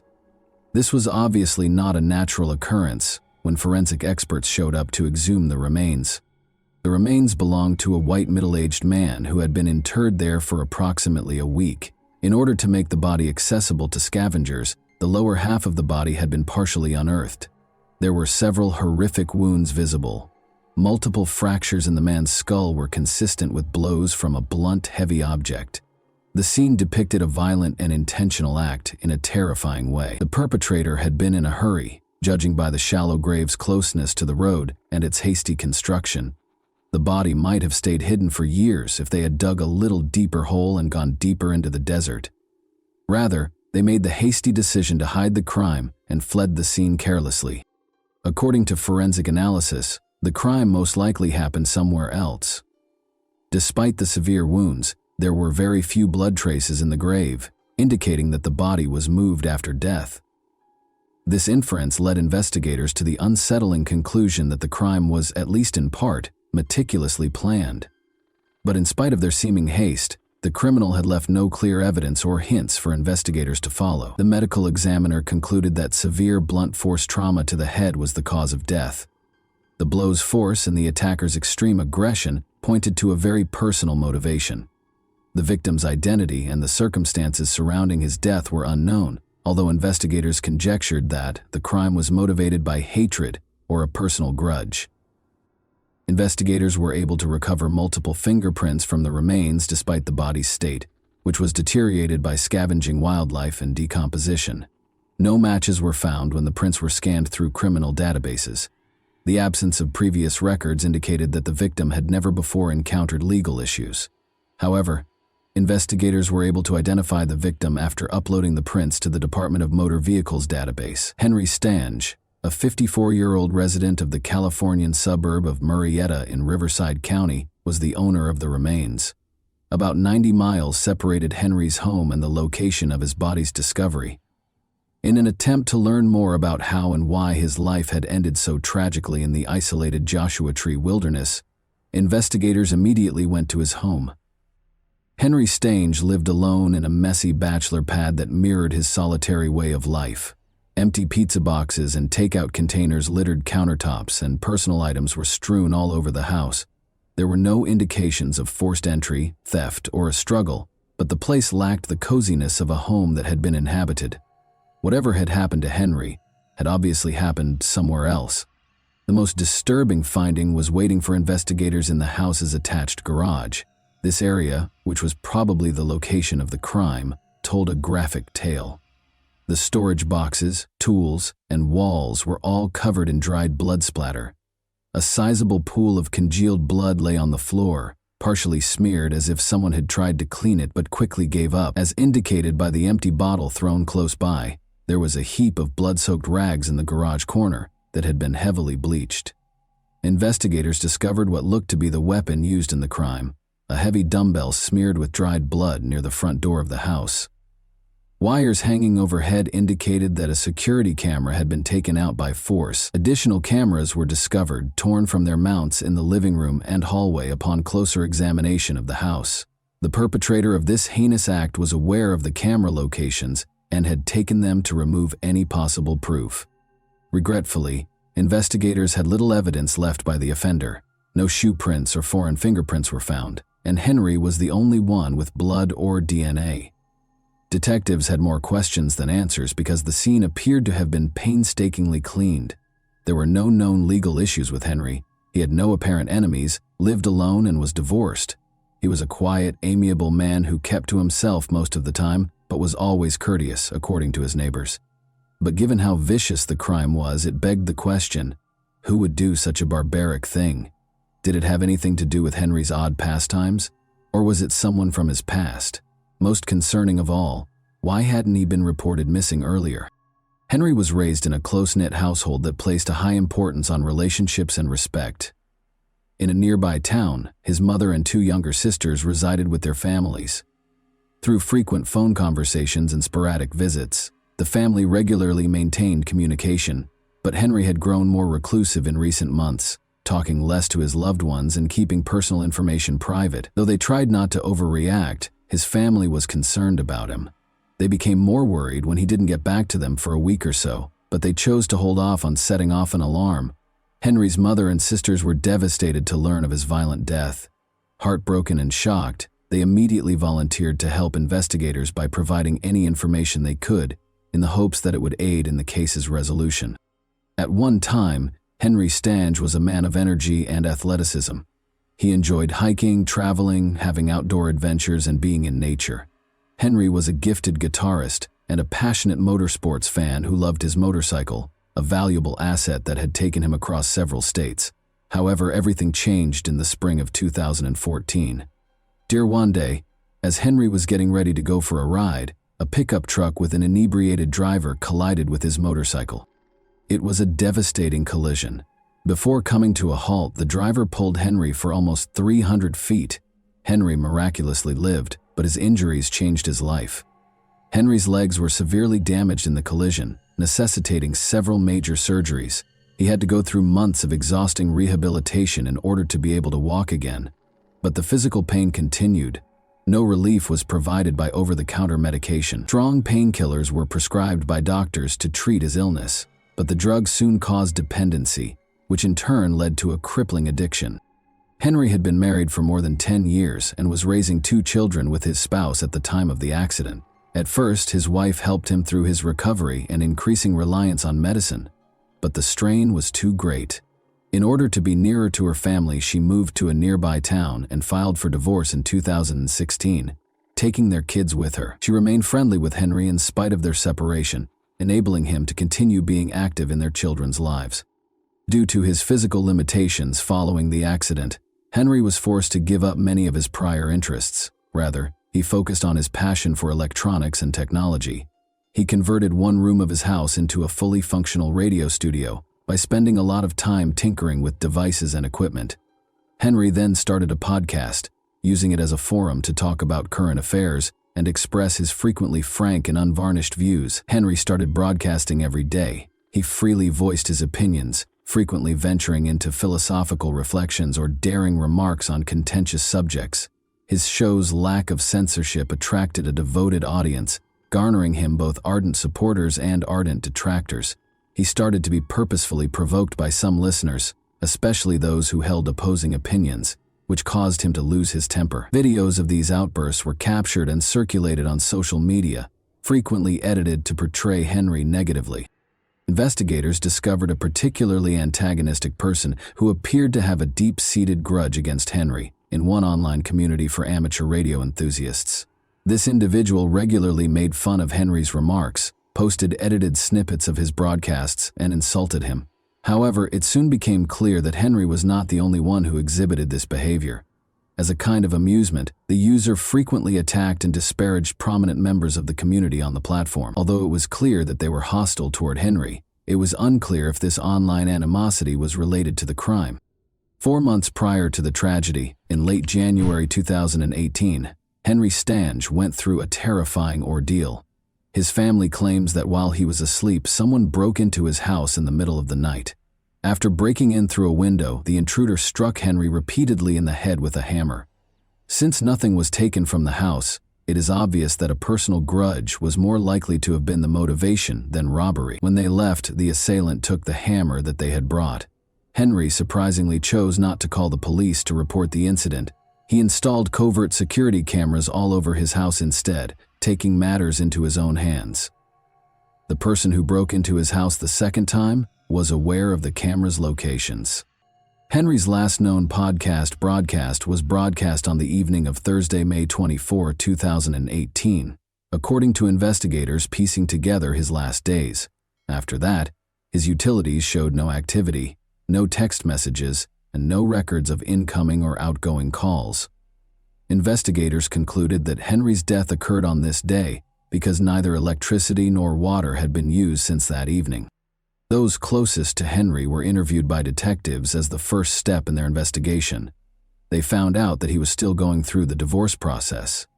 After the split, the couple had been embroiled in a contentious legal dispute over Henry's residence, despite his and his ex-wife's best efforts to keep things civil for the benefit of their 2 kids.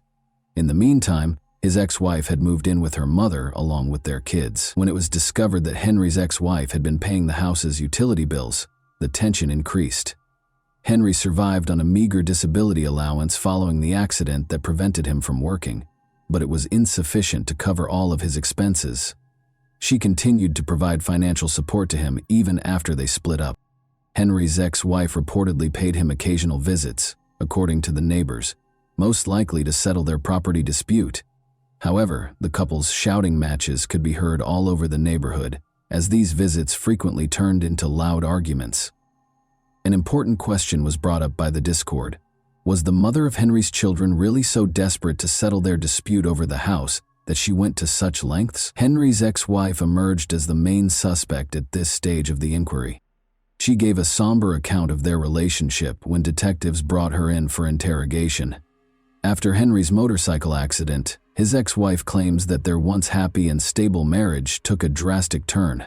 The prolonged use of prescription drugs changed his personality and made him more challenging to live with, despite her best efforts to help him heal and adjust to his new life. After a while, she felt compelled to depart. She made sure he had a roof over his head by continuing to support him by paying his bills, even after they parted ways. It was challenging for investigators to ascertain whether she could have committed such a horrible act because of her financial support and loyalty. The investigators needed to do more research. Even though Henry's ex-wife continued to be interesting, her story presented a more nuanced picture that necessitated more research into Henry's tense relationships and unspoken conflicts.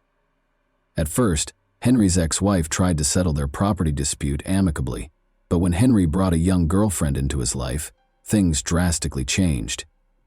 Conflict arose when he declared that he and his new partner would be living in the house. Henry seemed so consumed by his passion that he completely forgot about his children's needs. Despite their disagreements, Henry's ex-wife didn't seem to have any reason to hurt him. Instead, she was sympathetic to her ex-husband. She also had a strong alibi for the day that investigators thought the crime was committed. She was in another state for a week-long business trip. Now that she was no longer under suspicion, investigators focused on the enigmatic young lady Henry had fallen so deeply in love with. According to Henry's mother, her son started dating Ashley Stapp, a much younger woman who was only in her early 20s, approximately 10 months prior to his passing. Both Henry's mother and his sisters disapproved of Ashley because they thought her actions were strange and her motivations were unclear. It was difficult to see why the young college student had chosen Henry, considering his age, disability, and dependence on a meager disability allowance. Even though Ashley didn't seem financially driven, it was clear that she had personal motivations for keeping the relationship going. As the romance developed quickly, Henry's family became concerned and made an effort to alert him to possible dangers.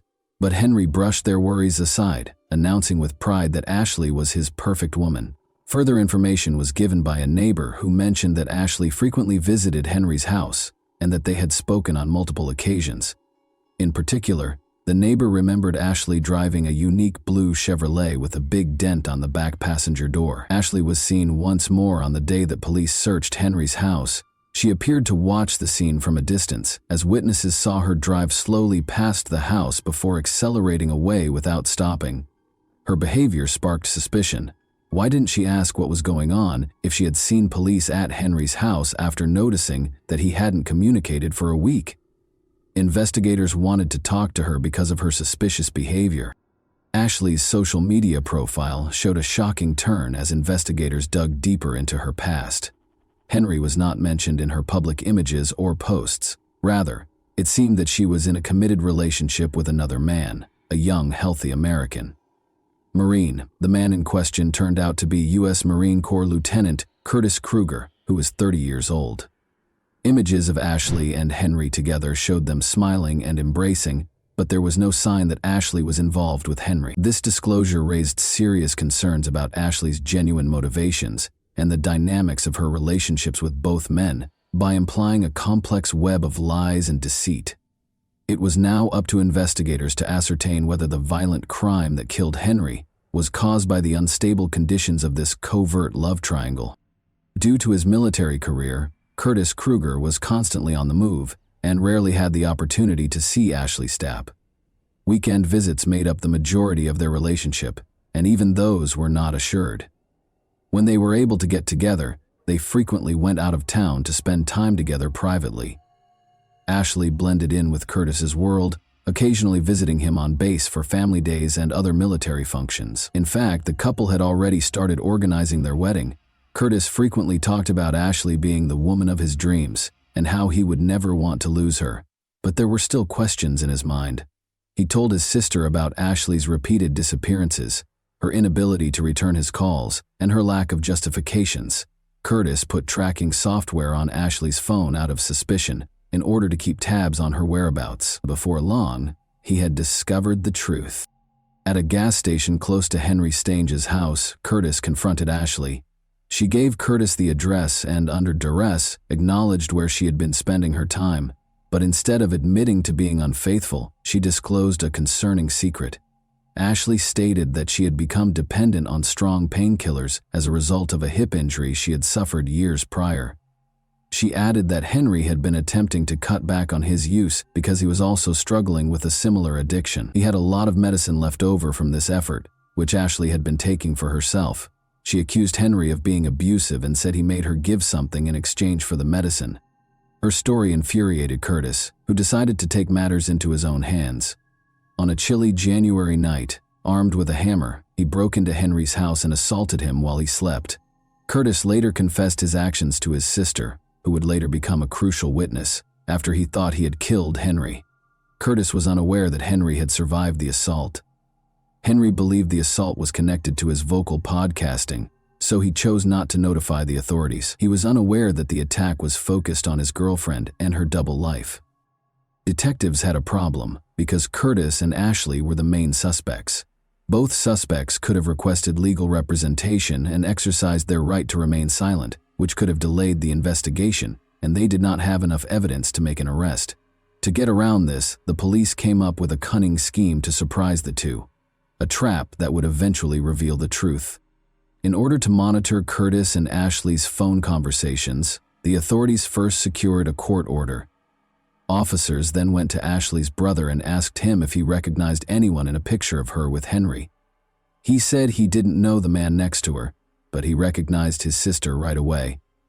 The officers clarified that they needed to identify the man in the picture because they were looking into a serious crime. In order to learn more, they asked the brother to email Ashley the photo. She reacted rapidly. Ashley said she didn't know who the man was or anything about a crime when she called her brother. Ashley called Curtis in a panic shortly after. She explained that the police had somehow linked her to the investigation during the tearful conversation. Confident that they had hidden the body in the desert and removed the cameras to cover their tracks, The two suspects expressed bewilderment over how this had occurred. Although they refrained from using overt language regarding the crime, they did discuss certain details that would only be known by someone who was directly involved in the events. Curtis and Ashley were taken to the station separately for interrogation after being arrested on the same day. Curtis asked for a lawyer and instantly refused to talk, but Ashley found herself facing the taped version of her chat with Curtis. She started confessing after realizing she couldn't deny her involvement.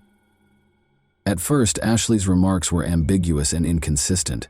Although she acknowledged being at the scene of the crime the night of the attack, she denied seeing the assailant. She initially claimed that Henry was ambushed in the garage after he went to investigate a break-in at the house. Ashley's story changed when investigators showed evidence that her and Curtis's phones were tracked to Henry's house the night of the crime. She acknowledged having a romantic relationship with both men for almost 10 months. Curtis made the decision to confront him after learning of her relationship with Henry. Ashley admitted that he thought Ashley would avoid Henry after Curtis attacked him in January and seriously hurt him. Curtis, however, was furious to find out that she was still seeing him. Curtis drove to Henry's house the night of the crime and attacked him once more. Ashley acknowledged that she had assisted Curtis in hiding the crime. She disclosed that she had guided him to the location of Henry's security cameras, assisted him in taking them down, and helped conceal Henry's body in the desert. At last, Ashley revealed where Curtis had used the hammer in the January initial attack. When found, this weapon still contained traces of Curtis's fingerprints and Henry's blood, which was crucial evidence in the case. In August 2020, Curtis Kruger and Ashley Stapp's trial got underway. Curtis insisted that he was protecting his fiance's honor and denied any wrongdoing.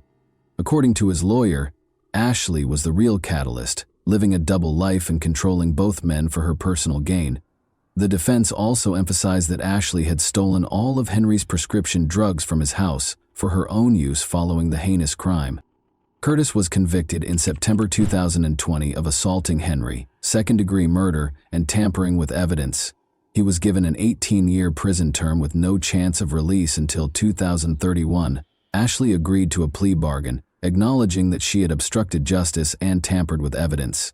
She received a sentence that included 2 years of probation, 9 months in jail, and treatment for her substance abuse problems. After only 4 months of service, Ashley was released.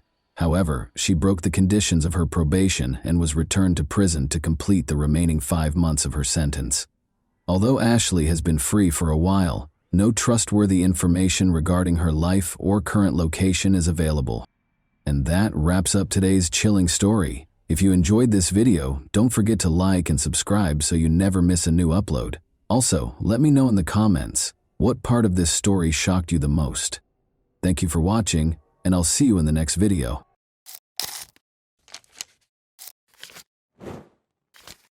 Hey guys, welcome to my channel, and today we're going to take a look at another horrible case with you.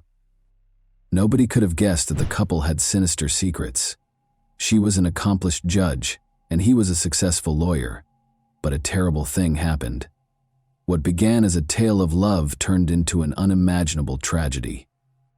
The Circuit House colony was quiet on a typical Kanpur evening. However, a mystery that would soon upend the life of Pratibha Gautam, a respected judge who had only moved to the neighborhood a few months earlier, was hidden behind the walls of one apartment in a government-provided residence. Pratibha, a civil judge at the local court, was renowned for her honesty and equity. She had gained the respect of her neighbors and the confidence of her co-workers by being modest but resolute. Before one fateful evening altered everything, it appeared that nothing could disrupt the rhythm of her life. Manu Abhishek Rajan, her husband and a lawyer, started a lengthy journey from Delhi to Kanpur on October 8, 2016. Despite their undeniable love, the couple's relationship was strained by the demands of their careers, and they had only been married for less than a year. While working at the Tis Hazari court in Delhi, Abhishek often stayed behind to spend as much time as possible with his wife. As he drove this evening, he thought about their reunion and looked forward to the weekend they would spend together. Despite the long drive, Abhishek, who was used to such trips, made every effort to communicate with his wife. He tried calling her several times, but no one picked up. He initially thought she was working or enjoying some well-earned relaxation, but he became more uneasy as he approached Kanpur. Why didn't she answer? Why is there no sound? When the first light filled Kanpur's streets on the morning of October 9, Abhishek finally made it to the Circuit House colony and parked outside their apartment. He tried calling her again, but the silence on the other end made him even more worried. As he caught his breath, he hurried to the door after getting out of his car and pressed the doorbell. However, there was only a spooky silence within. Again and again he rang, then knocked, softly at first, then more urgently as panic set in. Since the door was locked from the inside, Pratibha ought to be at home. Abhishek became aware that something was seriously amiss. He made the tough choice to break in with a heavy heart. The door flew open after a series of hard blows. The lock gave way, and Abhishek stepped inside while holding his breath. He was paralyzed by what he saw in the living room. His wife was hanging from the ceiling fan. The air was heavy with an unpleasant smell. Her skin was darkened with dried blood, and her wrists were cut. Abhishek's entire world fell apart in that moment. Everything else became inconsequential. He walked cautiously toward her. The rope gave way when he touched her, and Pratibha's body dropped to the ground. Fear and sadness tightened his chest. He stood over her, finding it difficult to believe what he was seeing. Then, as if in a daze, he knew he had to do something. Ignoring the neighbors' shocked looks, Abhishek ran out of the apartment. He got into his vehicle and drove quickly in the direction of Kanpur Kant, the closest police station. With a trembling voice, he reported that his wife had probably committed suicide. The officer sent a team to the scene right away after listening carefully without interjecting. This signaled the start of an inquiry aimed at answering the numerous mysteries surrounding Pratibha Gautam's last hours. What had become of this powerful woman? Why had her life ended in such a terrible way? There was a spooky silence in the Circuit House colony as officers pushed their way into the apartment. They were shocked by the scene at once. The body on the ground was different from what Abhishek had first said. He claimed to have discovered his wife hanging from the ceiling fan. He clarified that he had taken her down in an attempt to assist in his panic. However, the bloodstains on the furniture and floor only strengthened their suspicions, and this particular detail raised more questions. Senior officers and forensic specialists soon showed up to start gathering evidence. While Abhishek watched, his hands shaking and his face displaying a mixture of shock and fear, they took pictures and collected tangible evidence. Neighbors were beginning to congregate outside, whispering and glancing nervously at each other about what might have happened in the judge's house. The small Uttar Pradeshi town of Orai is where Pratibha Gautam was born. Her mother taught her and her younger sister to be independent and persistent, and she grew up in a middle-class family with a father who worked at a bank. Early on, Pratibha showed an interest in law, and she relocated to Lucknow to attend university after high school. There, she not only graduated with honors, but also made the decision to become a lawyer. Her desire to become a judge eventually led her to Delhi, where she enrolled in graduate school. The pivotal moment in her life occurred in Delhi. She met Manu Abhishek Rajan, a young, ambitious lawyer who shared her desire for career advancement. Abhishek was born into a powerful family. His father, Judge Suresh Chandra Rajan, had a long career that included positions at the CBI and NGT, among other prestigious organizations. What started out as straightforward discussions between Pratibha and Abhishek regarding exam stress and career obstacles quickly developed into something more. Through long walks around the city, study sessions, and library visits, their friendship developed into a romantic partnership, and they soon made the decision to get married. But not everything went as planned. When Pratibha informed her parents that she intended to wed Abhishek, they reacted negatively. Since Abhishek was only an attorney, they felt that he was unfit to be their daughter's partner and that their daughter should have a higher status. Their objections were exacerbated by the caste differences. Nevertheless, the couple decided to fight for their future together because their love was stronger than what society expected. They both made the decision to apply for the junior judge exam in 2013. Pratibha gave her all to the preparation, attending specialized classes, studying at night, and taking practice exams. Her diligence paid off. She started training after passing the competitive exam. Sadly, Abhishek failed the test. Although it was a major setback, he decided to keep going and pursue a career in law, concentrating on criminal cases. They continued to have a solid relationship in spite of the disappointment.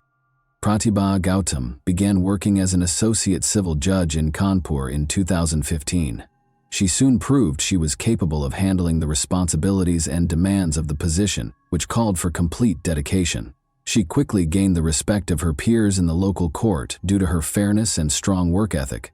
Abhishek Rajan, meanwhile, pursued his legal career at Delhi's Tis Hazari Court, where his professionalism and tenacity won praise from peers. On January 29, 2016, they took a risky move. They got married in secret at Delhi's Arya Samaj temple.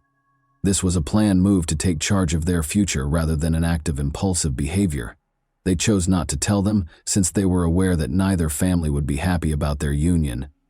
Only a few close friends who assisted in planning the event attended the low-key ceremony. They kept their marriage a secret from their families until shortly after it was formally registered. The couple made an effort to patch things up with their family after the wedding. Pratibha was eventually accepted as a daughter-in-law by Abhishek's family, who also showed interest in her life. Pratibha's family, however, was adamant in their disapproval. They were unable to forgive her for selecting a partner whose background and status they considered inappropriate. 2 months after the wedding, on April 23rd, Pratibha and Abhishek announced their union with a reception in Delhi. The celebration was lively and joyful, but it was clouded by Pratibha's parents' absence. It wasn't until after the wedding that her parents learned about it. They refused to accept Pratibha's decision and remained aloof, despite her repeated attempts to make amends. Pratibha found this difficult and hoped that their feelings would eventually soften, but that time never arrived. Abhishek and Pratibha ultimately made the decision to relocate to Kanpur. In the respectable Circuit House colony, Pratibha was given government housing. They made this their new home, a peaceful and safe haven where they could put their careers first and avoid family conflicts. After a few months in Kanpur, Abhishek went back to Delhi to carry on with his work. It was 6 months into their marriage. They continued to support one another, stay in close communication, and get together whenever they could in spite of the obstacles, distance, family strife, and the pressure of their demanding careers. Pratibha and Abhishek treasured every second they had together, planning, dreaming, and having faith that their love would triumph over all challenges. When Abhishek got to Kanpur early on October 9 to see Pratibha, he discovered her dead in their apartment. Given that Pratibha was a judge and the police unit arrived quickly, her death was not only a personal tragedy, but also a challenge to the system as a whole. Officers started going through the apartment very carefully and recording any possible evidence. Beside Pratibha's body was the scarf that had been around her neck. Investigators had a lot of questions about the cuts on her arms. Why did the scene seem so strange? And what had actually happened in that room? Shaking from shock and sorrow, Abhishek gave his first statement, explaining how he had discovered Pratibha. She was suspended when he walked in, he said, and he pulled her down until her body hit the floor. Even a preliminary review seemed extremely suspicious, but the police in this case ordered a forensic examination to ascertain the precise cause and time of death. Suspension and wrist cuts, together as a means of self-harm, didn't seem likely. Details that weren't consistent with typical cases were observed by investigators.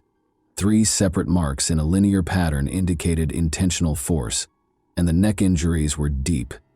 An O-shaped mark left by the scarf was a noticeable detail in most suspension cases. Although the neck mark typically takes the shape of a V or U, a circular mark might suggest that the patient was compressed while they were in a supine position. The idea that the scene was staged to imply self-harm was raised by this discovery. The 14 deep cuts on Pratibha's arms, 6 on the right and 8 on the left, told a different tale. The cuts were parallel and exact, as if they had been made carefully and without hurry.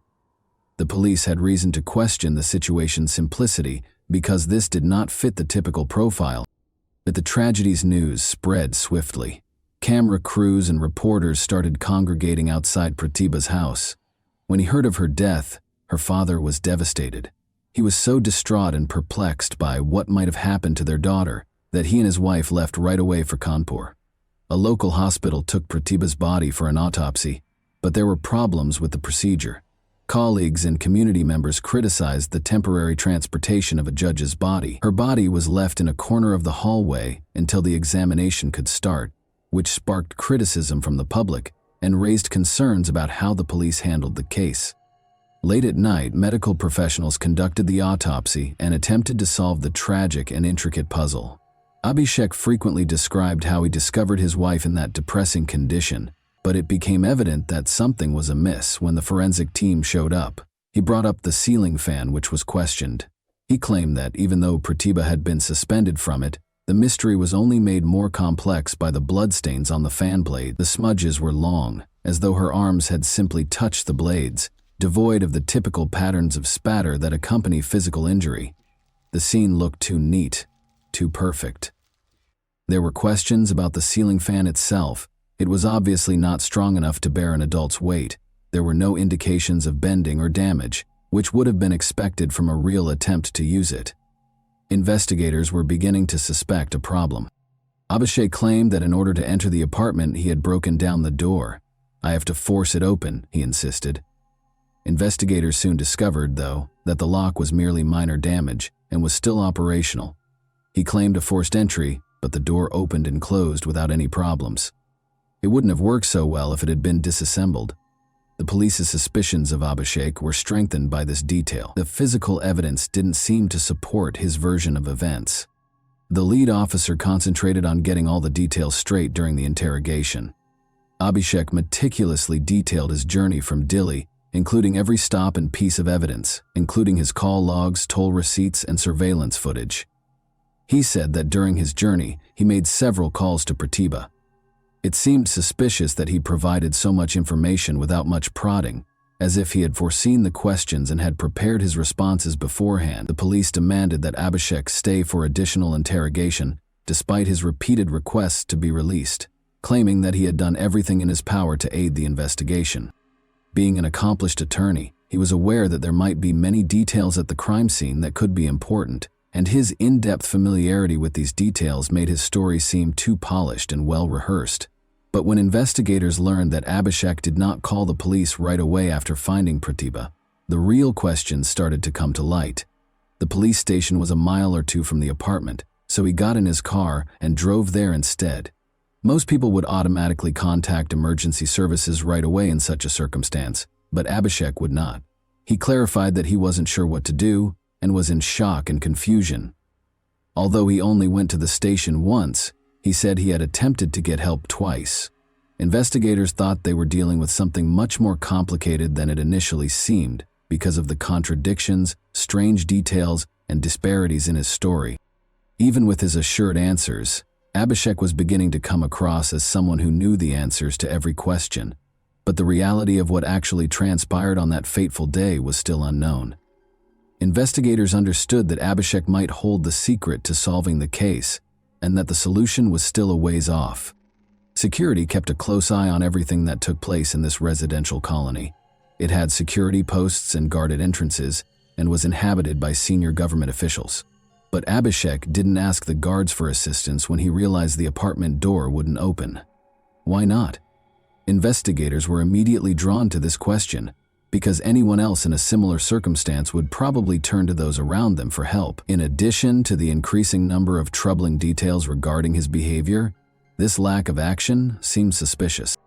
When he drove to the police station after locating Pratibha, another odd detail surfaced, according to Abhishek.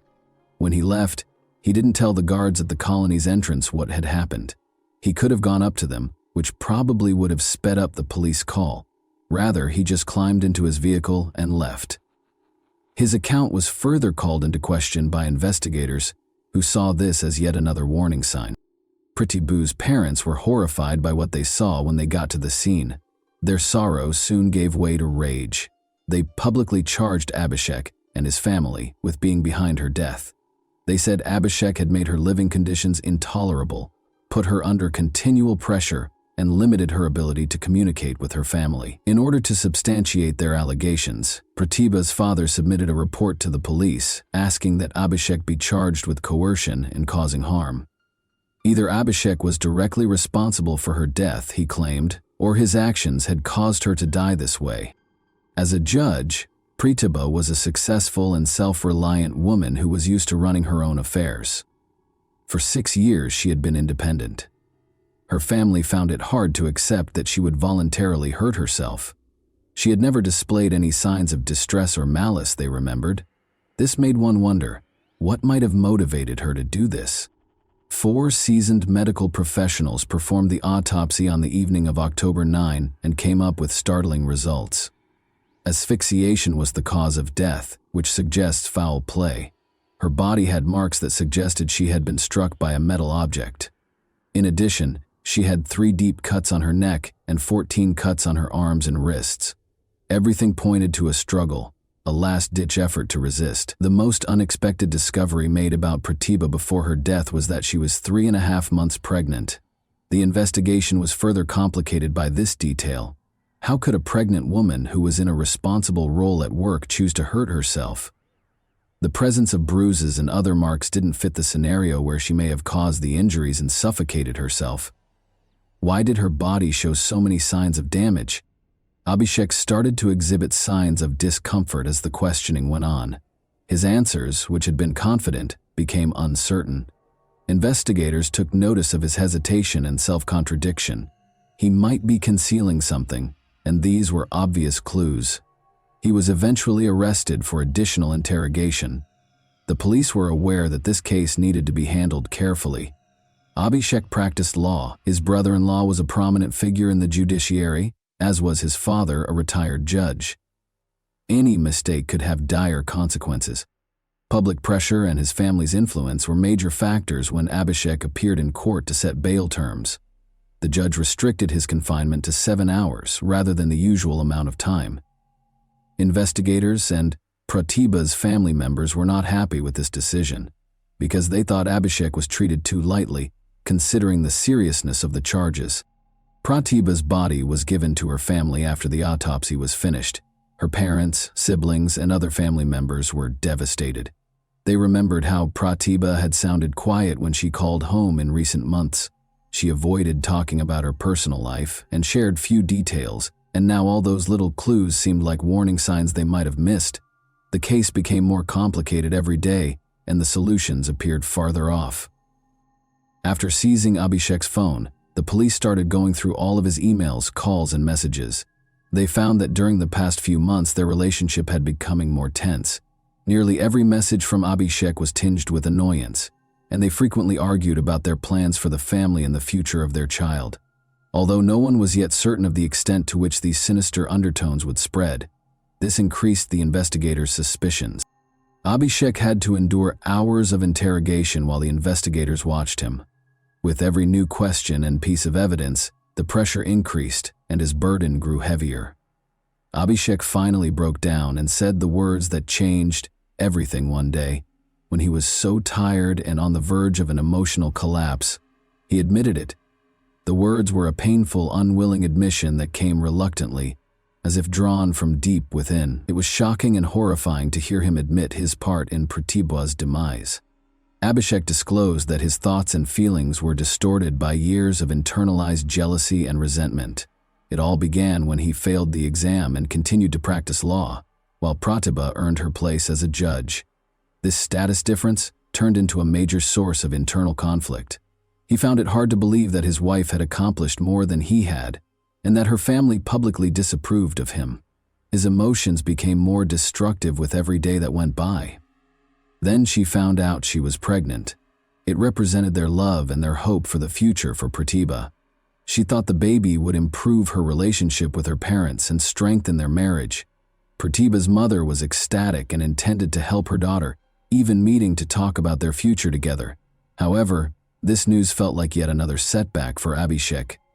He experienced fear and a greater sense of alienation in place of happiness. He saw the pregnancy as a further erosion of his independence, an increase in his responsibilities, and a widening of the gap between him and Pratibha. Abhishek's friends knew him as someone who liked to live a carefree life. He was known for his parties, independence, and lack of responsibility. Now, he was overcome with fear at the thought of becoming a father. He started to coerce Pratibha into thinking about getting an abortion, but she adamantly refused.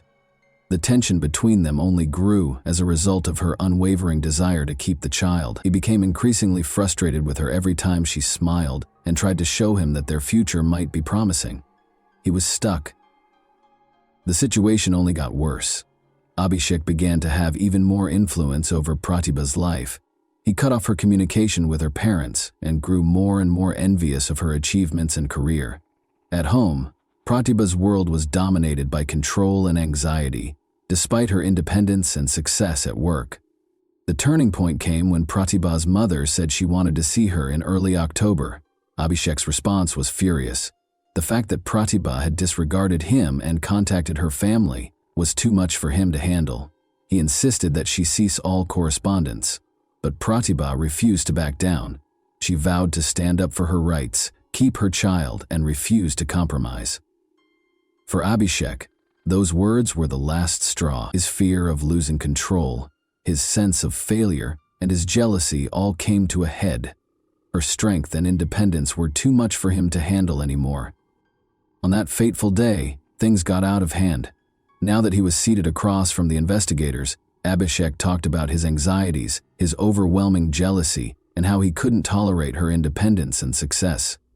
The investigators, however, believed there was more to the story even after his admission. The deeper secrets of their relationship had not yet been revealed, and it appeared likely that Abhishek had only told a portion of the truth.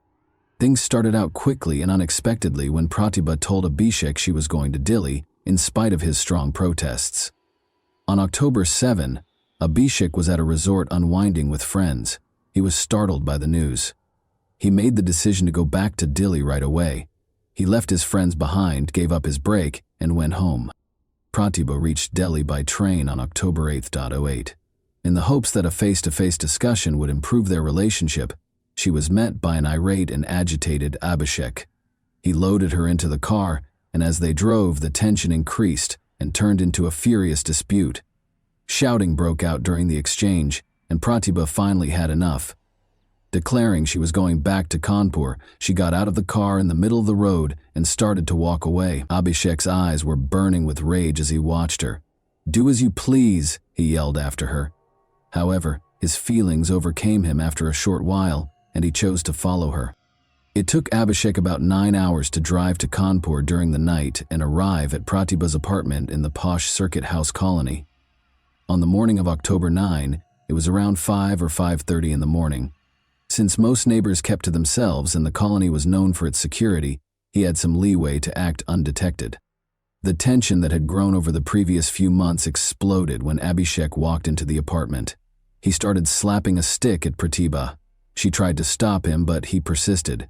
As the blows did not satisfy his rage, he cut her arms, body, and neck with a blade. Despite her best efforts, Pratibha lost consciousness and fell to the ground. Abhishek intensified his actions upon realizing she was still alive. He reached for a scarf, pulled it tight around her neck, and held it there until she exhaled.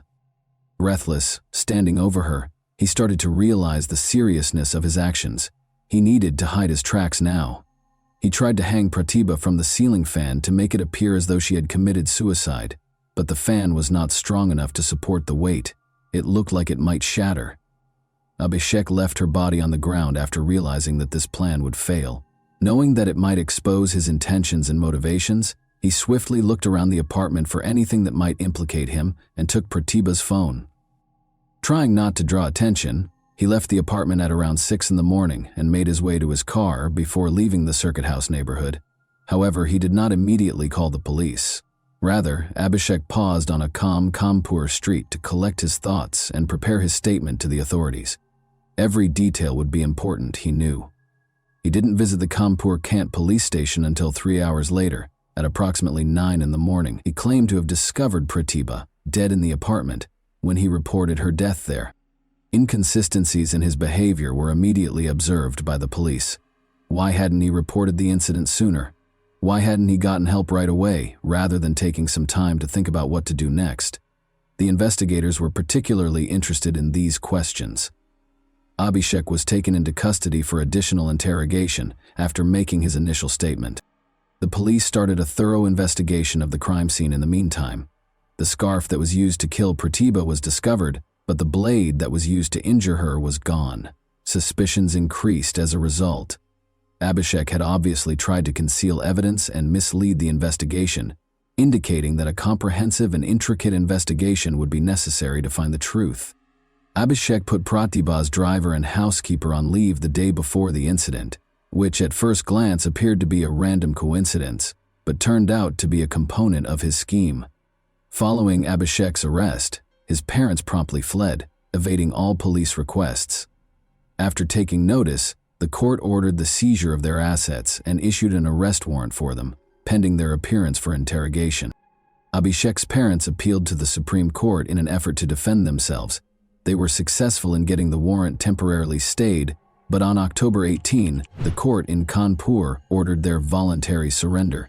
To cooperate with the current investigation, Abhishek's parents showed up at the Chief Magistrate's court. Abhishek, meanwhile, tried several times to get bail. He filed petitions with the Supreme Court, the High Court, and the Session Court, among other courts. But every request was turned down. He could not be released due to the seriousness of the charges and the possible danger to the investigation. After several years, Abhishek had been incarcerated for almost 5 years by 2022.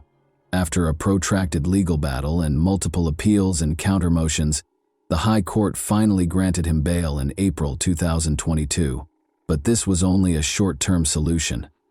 The case was still being reviewed, and a verdict has not yet been rendered. Despite all of their efforts, Abhishek's family persisted in demanding his exoneration, while the police and prosecutors persisted in their attempts to establish his guilt. Both parties are still engaged in a fight for justice, while the investigation continues, and the final ruling is still pending. And that wraps up today's chilling story. If you enjoyed this video, don't forget to like and subscribe so you never miss a new upload. Also, let me know in the comments what part of this story shocked you the most. Thank you for watching, and I'll see you in the next video.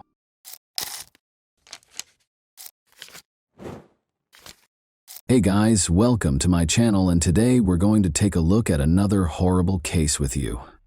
Doug Estes, then 33, went out that afternoon with his stepson and a buddy on November 17, 1990, a Saturday and the second day of firearms deer hunting season. The bodies were found by Estes' stepson.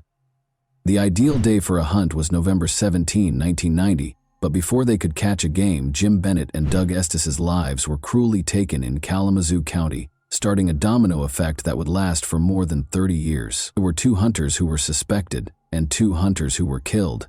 A concealed clue that held the secret to solving the mystery was latent amid the enigma.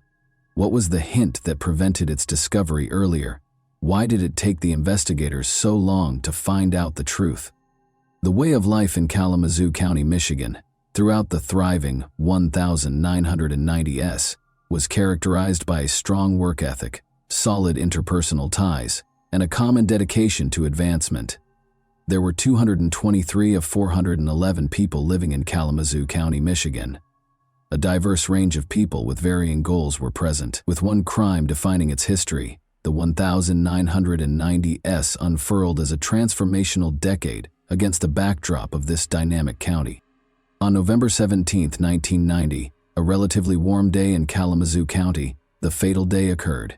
The hunters were headed to the Fulton State Game Area in hopes of catching a good game. Bobby Brown and Doug Estes, his stepfather, were among them. The group believed that splitting apart was a smart move and went in different directions. In order to identify the deer's movement, Doug, Bobby, and the others were intent on listening for even the smallest noises. Due to the fact that winter days were usually peaceful, the group and the locals were alerted a few minutes later by the sound of 2 gunshots. Just down the street from her home, Helen Knopfs and her son heard a car scream into a ditch. Could this have something to do with the recent gunfire, or was it just a coincidence? The fact that gunshots were common in the vicinity did not change the fact that the timing and closeness could not have been coincidental. Knopfs and her son were inquisitive and worried as they walked up to the automobile and noticed a sweaty man behind the steering wheel. His expression was unpleasant, and he appeared anxious. She offered to call a tow truck for him because Knopfs believed he needed assistance, but he declined, claiming that a deer had unexpectedly crossed the road and left him in the ditch. There was something wrong, even though the justifications appeared sincere. After all, people used to come here and hunt deer. Knopfs believed he was being calm, which was strange, yet he seemed eager to go out. The man in the automobile wasn't even looking for assistance when she offered to call the cops. He said he didn't want to involve the police because he was sure someone else would fix his car, and then he drove off. However, the gunfire echoes were still audible. Since the sound originated from the direction he traveled, Bobby Brown assumed that his stepfather had captured the deer. He continued in the same direction, almost eager to congratulate him, and discovered Doug lying on his back in a pool of blood on the ground. It was such a strange sight that Bobby's initial reaction was whether Doug was pulling a practical joke. There had been 2 gunshots, but he could not believe what he was seeing as reality set in. Doug might have been shot twice as a result, but he was only wounded by 1 gunshot. The alternative was that someone actually attempted to kill him by firing 2 shots at once and missed one. However, while Bobby searched the area in a panic, he saw something else that was unbelievable. Another body was lying face down.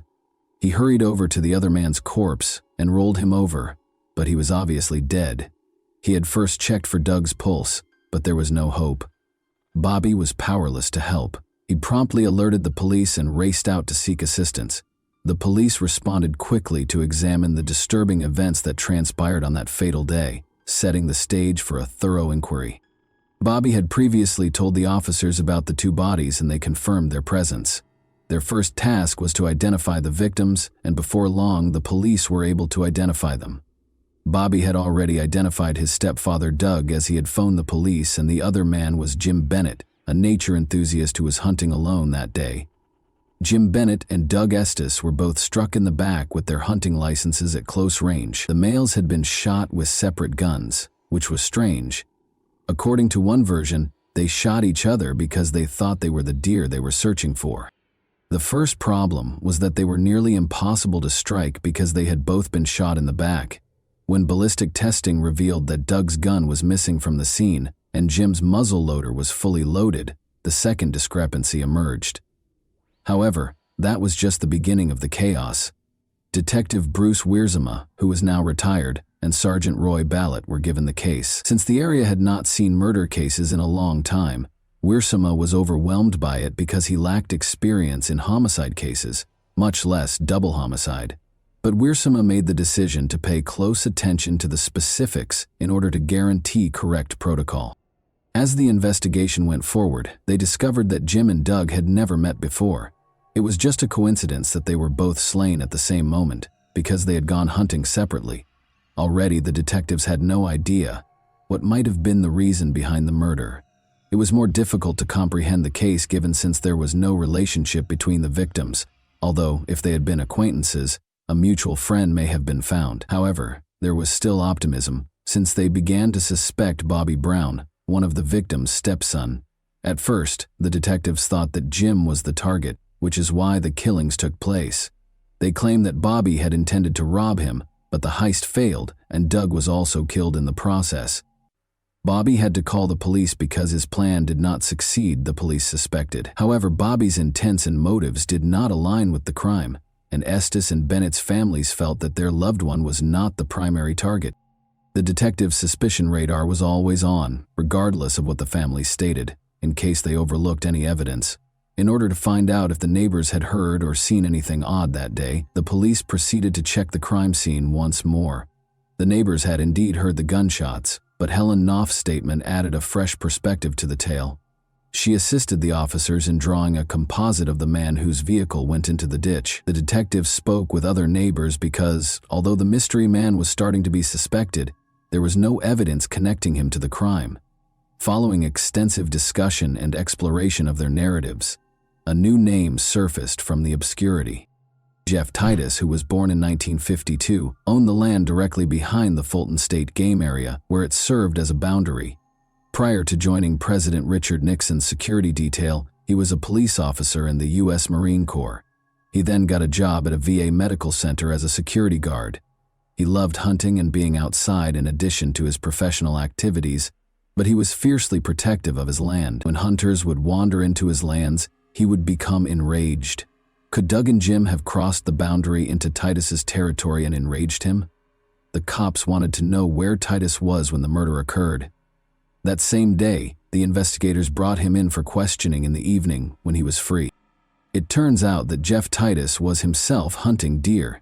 He had gone off with a friend to an elderly couple's home at Battle Creek, which is over 27 miles from the Fulton Game State area, Titus and his friend went to Burger King and then drove back home after a few hours. The narrative began to diverge at that point. It had finally been discovered that Doug Estes' lost rifle was fully loaded. Titus was involved. He claimed that after finding it some 30 yards from the scene of the crime, he decided to keep it clean so that no one could claim it and it could not be linked to another person. The revelation demonstrated that Doug and Jim had not killed each other and that someone else was to blame for their deaths, even though it threatened to seriously implicate Titus. Although it undoubtedly sparked concerns, Titus was cleared since there was no way to verify whether his tale was false. More importantly, he had a strong alibi. However, the investigators were aware that something was amiss. Despite their best efforts, the situation seemed to get more complicated. The investigation ultimately became cold in 2000 since there were no new leads or closures. A fresh team of detectives, led by Detective Mike Brown and now retired Sergeant Mike Workema, took over the case files and reopened the double homicide case of Doug and Jim. Re-examining the neighbors, re-examining the clues, and re-evaluating the previous suspects were the first steps in their investigation. It turned out that Bobby Brown was the object of their initial suspicion. He was cleared after much back and forth. Who had slain those men that day? Then, if the primary suspect was exonerated and there were no leads or clues. In retrospect, that would seem like a straightforward response, but the cold case investigators took their time and ultimately concluded that Jeff Titus had to be the murderer, regardless of what the original cops thought. Since the incident had occurred more than 10 years ago, people's recollections were hazy and their accounts varied. It was turning out to be harder than they thought. But the investigator quickly developed a tenable theory. It implied that Titus had left the hunting property where he had been at the time of the murders on November 17, 1990, and gone back to his own adjacent property close to the Fulton State game area. He took this move because he believed that someone might have entered his property without permission. Following that, it was thought that he killed the victims before returning to the Battle Creek farm and going home with his friend. Titus, a father and married man, was arrested in 2001 after his co-workers at the Veterans Affairs facility made reports. During the deer hunting season, they both revealed that Titus did not appreciate trespassing hunters. It was a good enough motivation, the cops said. Additionally, his colleagues claimed that he boasted and talked openly about the murders. The now retired assistant prosecutor Scott Brower of Kalamazoo County presided over Jeff Titus's trial in 2002. Unfortunately, Titus's alibi witnesses had become weaker with time and were no longer able to testify in his favor. The original investigators who had completely exonerated Titus of any crime were not called to testify during the trial, and his neighbor Helen Knopfs did not appear on the witness stand regarding the mysterious man in his car. Titus was found guilty and given 2 life sentences without the chance of release. Even though the prosecutors did not dispute the veracity of his alibi, he was imprisoned in Coldwater, Michigan, at the Lakeland Correctional Facility. However, this tale was far from over. Howard Swabash, a recently retired polygraph examiner from the Michigan State Police, was a noteworthy addition to the team during Titus's legal defense, which was led by attorney William Fett.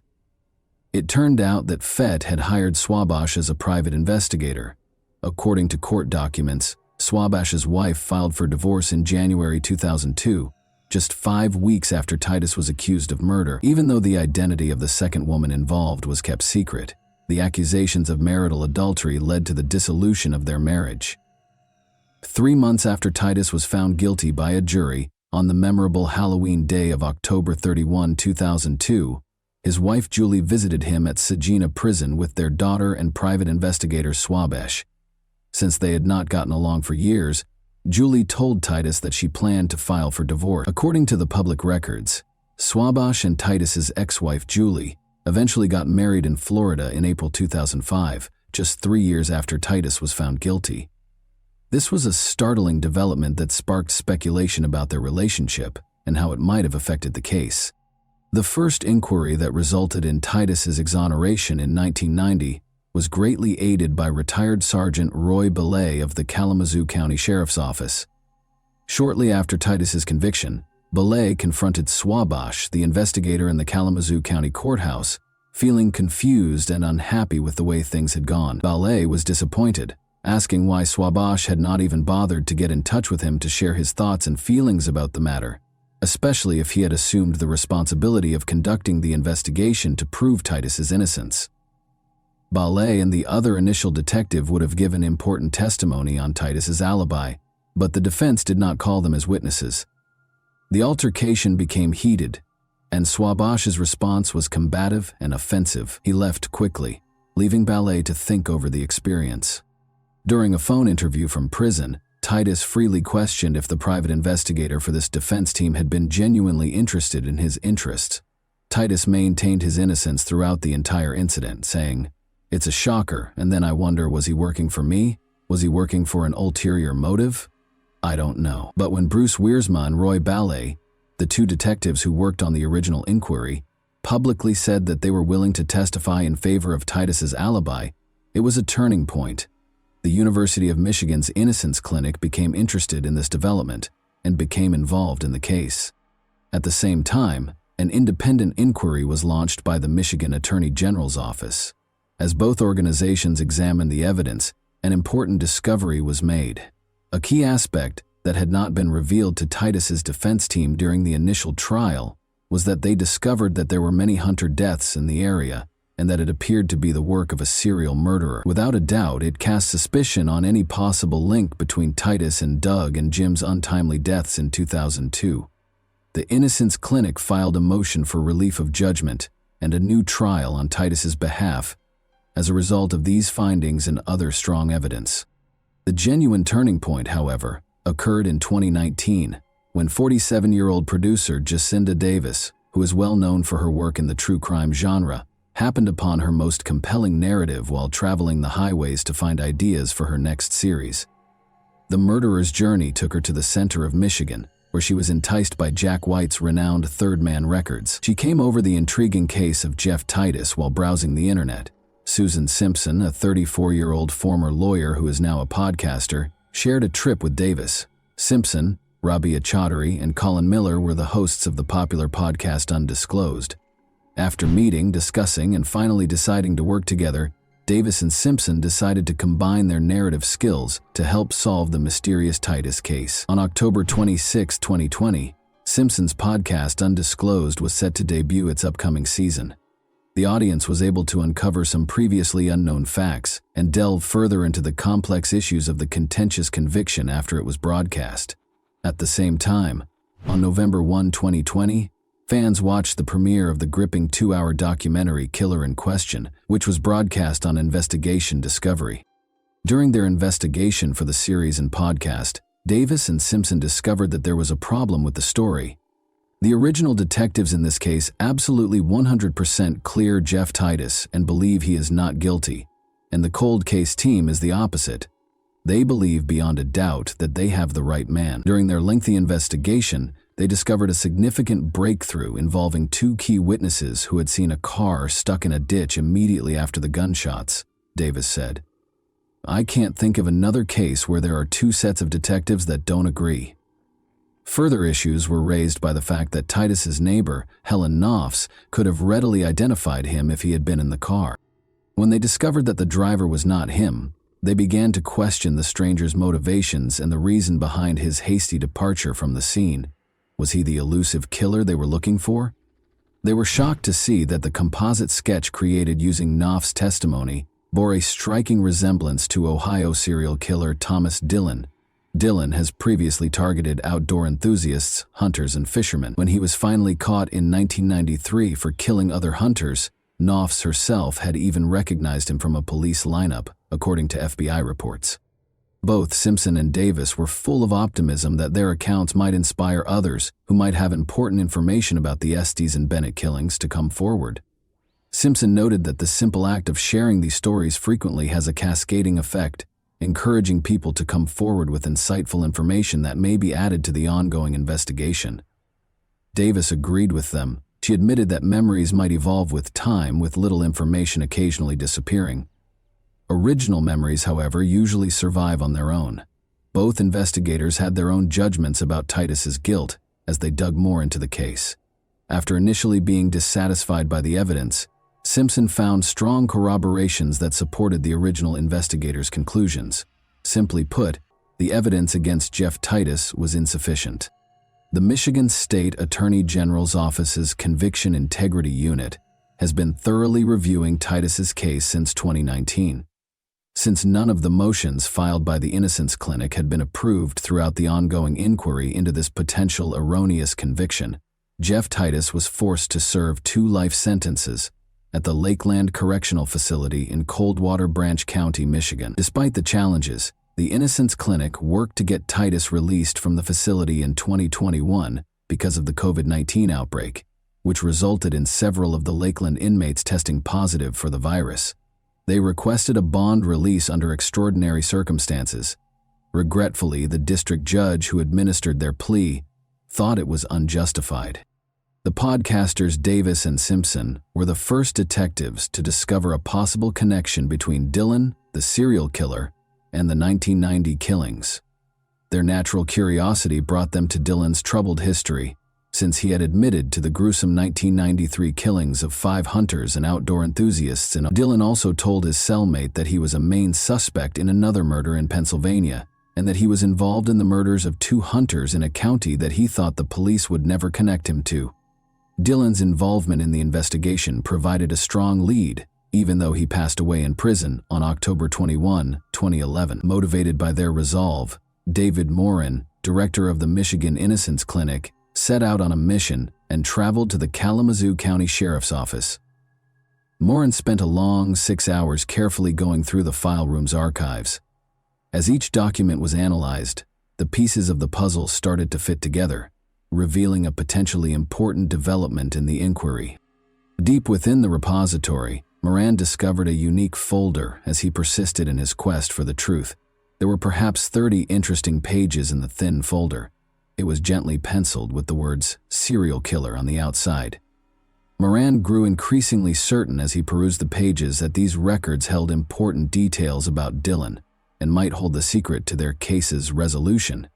The knowledge that these crucial documents had never been given to the defense added yet another level of surprise. There was an uncomfortable void in the information provided throughout the trial, since it seemed that the prosecutor's office was still unaware of their existence. This revelation gave Moran optimism and strengthened his conviction that their fight for justice was headed towards success. Bruce Worsema, the original detective who put together the serial killer file, stated that he was convinced Dylan was the criminal responsible for the crimes and that the reports on Dylan were part of the case file. The retired cold case sergeant Mike Worsema, however, claimed he had never seen that specific file. He denied knowing about the alternate suspect, as did other detectives on the cold case squad. But according to a police report that turned up in court records, the file was known to at least one of the cold case detectives. Former Kalamazoo County Associate Prosecutor Stuart Fenton had a different viewpoint. He stated that he thought Titus was behind the killings. He was adamant that an innocent man had not been wrongly condemned and that the jury had made the right choice. Fenton believed that the new material would not likely have changed the first trial's outcome in light of the subsequent claims. Titus personally promised himself that he would not cut his beard until the day he was released from prison. On February 16, 2023, he finally received the long-awaited call telling him of his imminent release, and he was overcome with emotion. Titus recounted, "I just started bawling." He would frequently cry with happiness again when he started working on the cards, briefly covering his face with his hands. Jeff Getting, the Kalamazoo County prosecutor, stated that it is still unclear whether additional charges will be brought. He continued, "We're in the process of reviewing the case. It is a complicated factual and legal analysis that will take some time to process." After serving more than 20 years in jail for the 1990 murder case involving Doug Estes and Jim Bennett, 71-year-old Jeff Titus was released on February 24, 2023. His conviction was reversed. It should never have happened in the first place, according to Titus, who added that people had been waiting for this day for 22 years. The moment of being released from jail produced a wave of feelings that Titus found difficult to express. "I'm just ecstatic and overjoyed to finally be out where I can get out and do something. I want to see my grandkids. I haven't seen them. I want to see them." A supporting group of people who had been instrumental in his battle for justice greeted him as he entered the free world. Attorney Moran supported Titus during his newfound freedom, as did the sons of the late Detective Roy Ballet, investigative podcasters Jacinda Davis and Susan Simpson, and committed students from the Michigan Innocence Clinic. Although Detective Ballet, a steadfast supporter of Titus's innocence, had died in January 2022, his influence endured. Workema, the cold case investigator, was still certain of Titus's culpability, even though he supported the judge's decision to free Titus from jail due to Dylan's ignorance. "I still believe Jeff Titus is the killer," Workema declared. "Considering his character and the actions he took, I believe he is the perpetrator. He is a dangerous individual, and I have apprehensions about him. I hope that now that he has gained his freedom, he will use it responsibly and make the right choices." Titus used his newfound freedom to do things that he had not been able to do for 20 years. Enjoying the meals he had long missed while away, he rediscovered the pleasures of life and immersed himself in the presence of loved ones. He even obtained his driver's license and liked spending time with his grandsons whom he had never met before. He remarked, "I can't express enough how grateful I am to be free and have the freedom to simply live again." Titus continued to create and sketch greeting cards, and he enjoyed feeding songbirds and deer. Jeff Titus ultimately received justice after nearly 20 years, but the cases of Doug Estes and Jim Bennett remained unsolved until the passing of serial killer Thomas Dillon. Was the serial killer responsible for the crime, in your opinion, or was Titus? Who, in your opinion, erred during the investigation? The cold case team or the original investigators? And that wraps up today's chilling story. If you enjoyed this video, don't forget to like and subscribe so you never miss a new upload. Also, let me know in the comments, what part of this story shocked you the most? Thank you for watching, and I'll see you in the next video.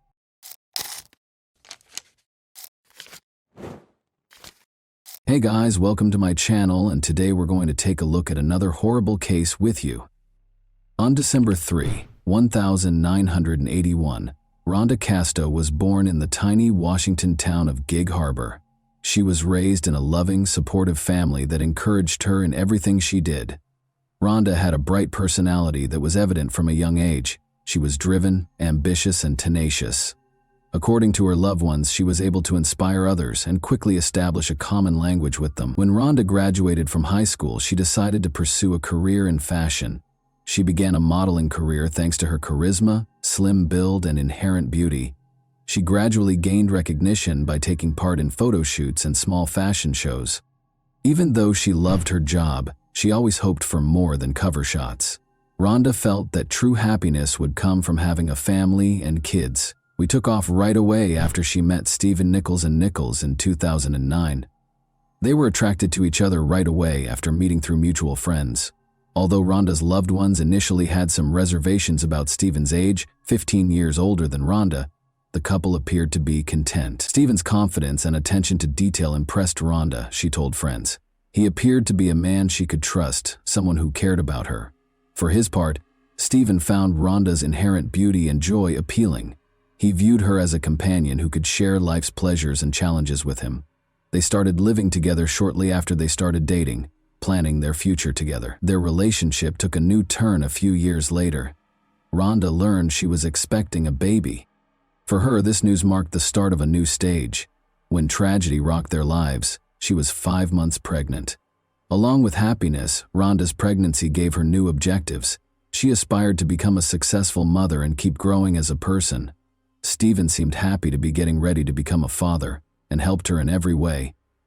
The baby would be the pinnacle of their happy life together, he assured his friends. Even though they were very different in age, their relationship appeared to be strong and nothing could stop them from being happy.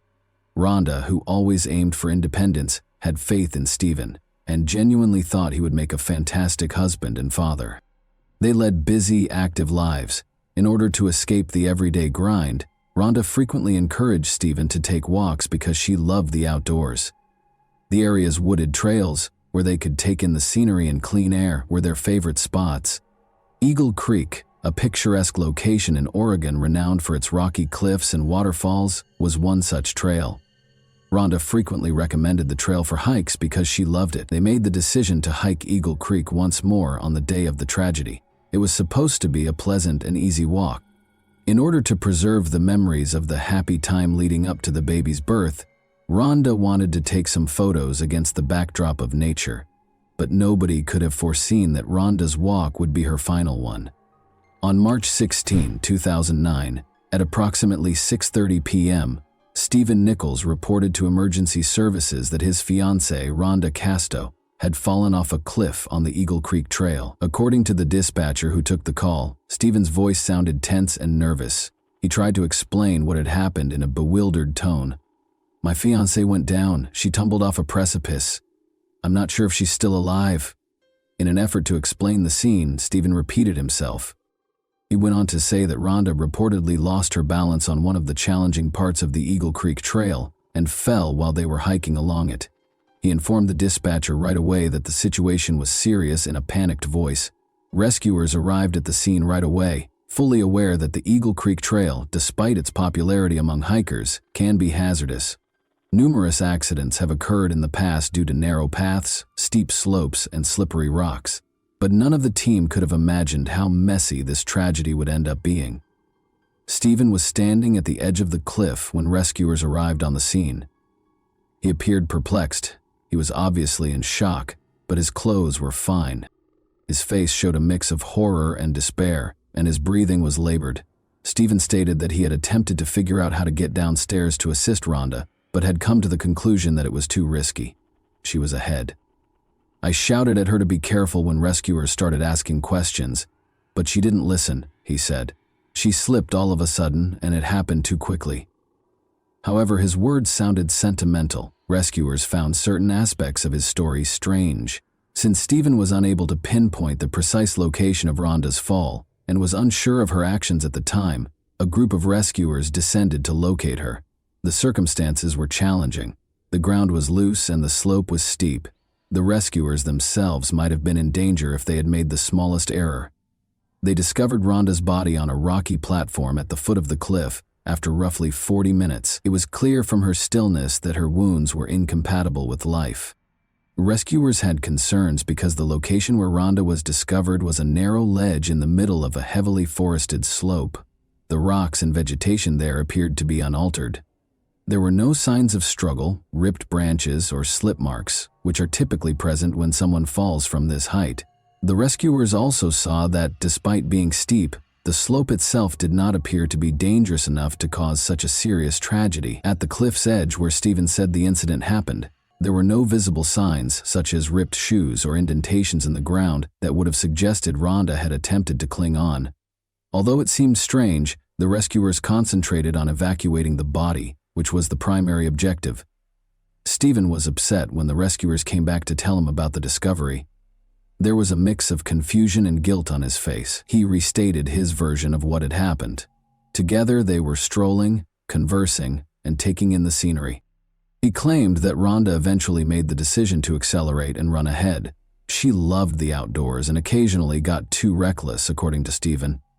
He recalled that, "She didn't seem to listen when I told her to be more cautious. She slipped and fell a few seconds later." According to Stephen, everything happened too quickly for him to take any action. "I had nothing to do." With a trembling voice he added, while recording Stephen's statement, rescuers observed that, in spite of his emotional statements, he appeared somewhat detached. He was acting strangely. He didn't try to approach the cliff's edge, and he didn't seem interested in learning the specifics of what had happened. When the police arrived on the scene, officers started questioning Stephen, which caused the rescuers to have their first reservations. He was still perplexed by certain details, but his story stayed consistent. For instance, he was unable to precisely explain why Rhonda chose to run ahead of her and what transpired just before she fell. Although officers recorded his statement, they pointed out that his explanation sounded too general and lacked specific facts. "That was a trail we frequently walked. She knew what she was doing," according to Stephen. "It's simply a horrible mishap." Police officers started to question his statements, though, because the accident's specifics did not make sense. Although the tragedy initially seemed to be an accident, rescuers and police were left wondering what actually transpired on the Eagle Creek Trail that day, due to Stephen's actions and the details of the scene. Why was it so easy for a physically active woman to lose her balance? And why did the fall site show no typical indications of struggle or slip marks? Although these issues are still unresolved, Rescuers and law enforcement chose to conduct additional research in order to learn the whole truth about Rhonda Casto's fate. Numerous questions were raised right away by the Eagle Creek Trail tragedy, and Oregon police, understanding the complexity of the situation. Rhonda Casto's death seemed to be an accident at first, but as the incident's specifics and Stephen Nichols' actions became more apparent, suspicions started to grow. The investigators were aware that the clue was concealed not only at the accident scene, but also in the lives of Rhonda and Stephen. Therefore, every facet of their relationship, as well as any indication of potential conflict or motivation, needed to be carefully examined. The identification of potential witnesses was the first stage of the investigation. Eagle Creek is a well-liked hiking destination, particularly on a day with clear, warm weather. People who were on the trail at the time of the tragedy were contacted by police. Before the incident, Rhonda and Stephen were spotted by a number of hikers. They were strolling together, and nothing about their behavior raised suspicions. According to one hiker, he saw Rhonda because she appeared to be very content. He was following her as she walked ahead. They were giggling. However, he recalled that no witnesses saw the fall occur. Only Stephen was able to determine the truth at that point. Although his explanation for Rhonda's decision to accelerate made sense, police started looking into other possibilities. Stephen Nichols claimed that his fiancée had called rescuers as soon as the incident occurred, tumbled down a precipice. He appeared startled at first, but his actions later started to seem odd. Though Stephen did not show the extreme panic or acute shock that might be anticipated in such a situation, rescuers who arrived on the scene noted that he was emotionally distressed. His actions in the days that followed were even more dubious. Rather than wallowing in grief, Stephen carried on with his routine. He avoided talking to loved ones about the incident and said very little about Rhonda. "I found it odd that he almost instantly began acting as if nothing had happened," one of Rhonda's friends recalled. Additionally, police observed that Stephen showed no particular interest in the investigation's specifics. He made no effort to inquire about Rhonda's chances of survival or initiate contact with law enforcement. Rhonda's mother stated that in the days preceding the tragedy, Rhonda expressed her fears of something happening to her, which is why her family did not initially accept the accident version. "It's not an accident, I assure you," she informed her mom. These remarks suggested a potentially tense relationship between Rhonda and Stephen, which made them a crucial component of the inquiry. Additionally, according to Rhonda's mother, their relationship has never been ideal. Rhonda reportedly considered ending her relationship with Stephen, even though they were expecting a child. She complained to friends about her partner's excessive control and jealousy. Because it might have revealed underlying conflicts that contributed to the tragedy, this testimony raised suspicions among investigators. Rhonda appeared tense and anxious in the weeks prior to the incident, according to one of her friends. She expressed her fear for her future. According to him, the version of events that Stephen provided started to diverge from the testimonies that were collected from loved ones. The search of Stephen Nichols' house was a crucial part of the investigation. If the tragedy wasn't an accident, investigators were searching for documents that might provide insight into the couple's relationship and potential motivations. Police discovered a $1 million insurance policy in Rhonda's name during the search. Stephen was listed as the only beneficiary. Since it turned out that the policy had only been issued a few months prior to the tragedy, this document caused a lot of questions for investigators. Furthermore, the insurance company claims that Stephen pushed for clauses in the policy that guaranteed the full amount would be paid, even in the case of an accident. It's likely that Rhonda was unaware of the policy.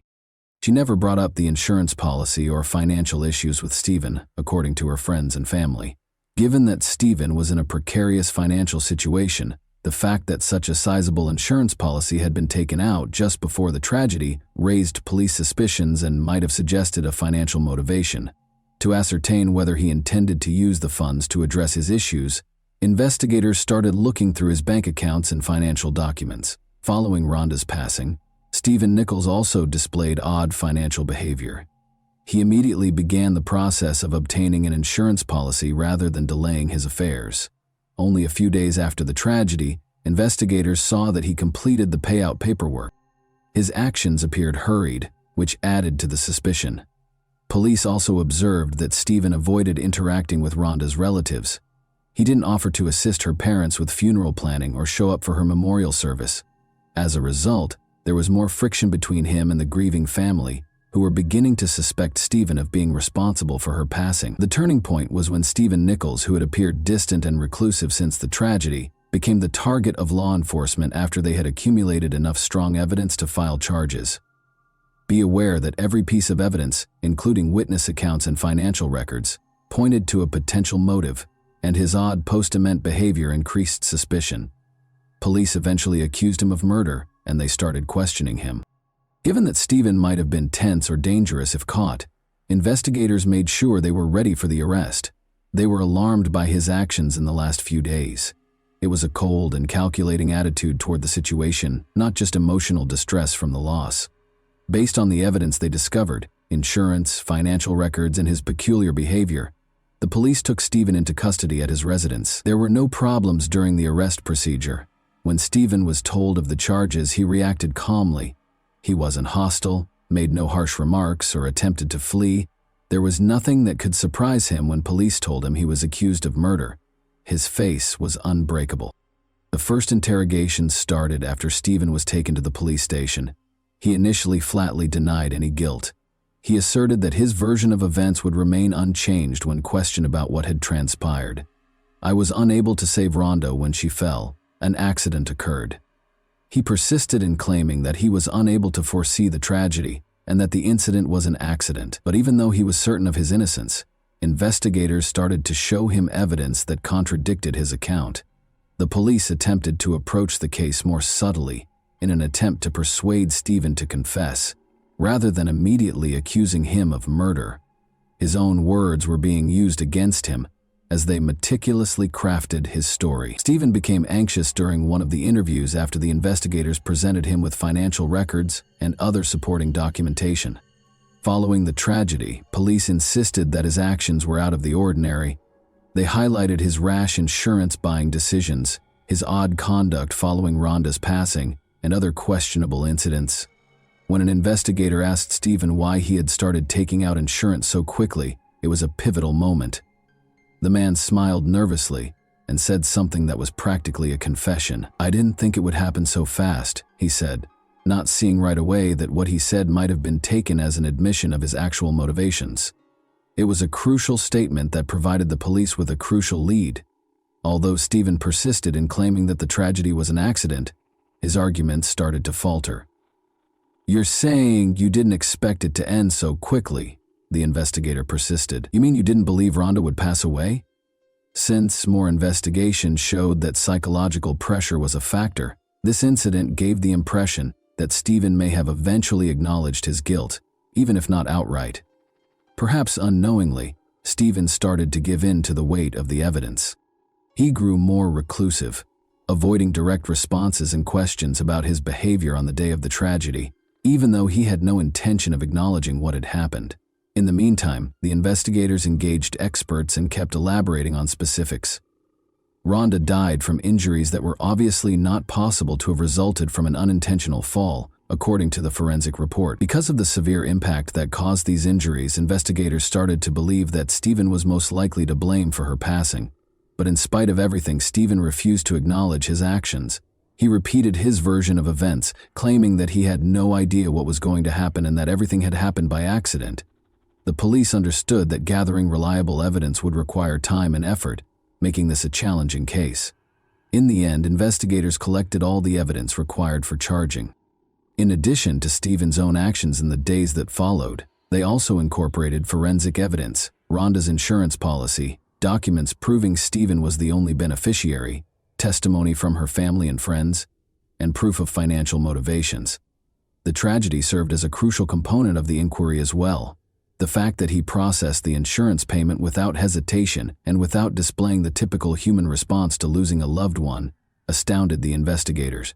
As a result, the charges had a solid foundation thanks to all of these facts, and the investigation took the case to trial.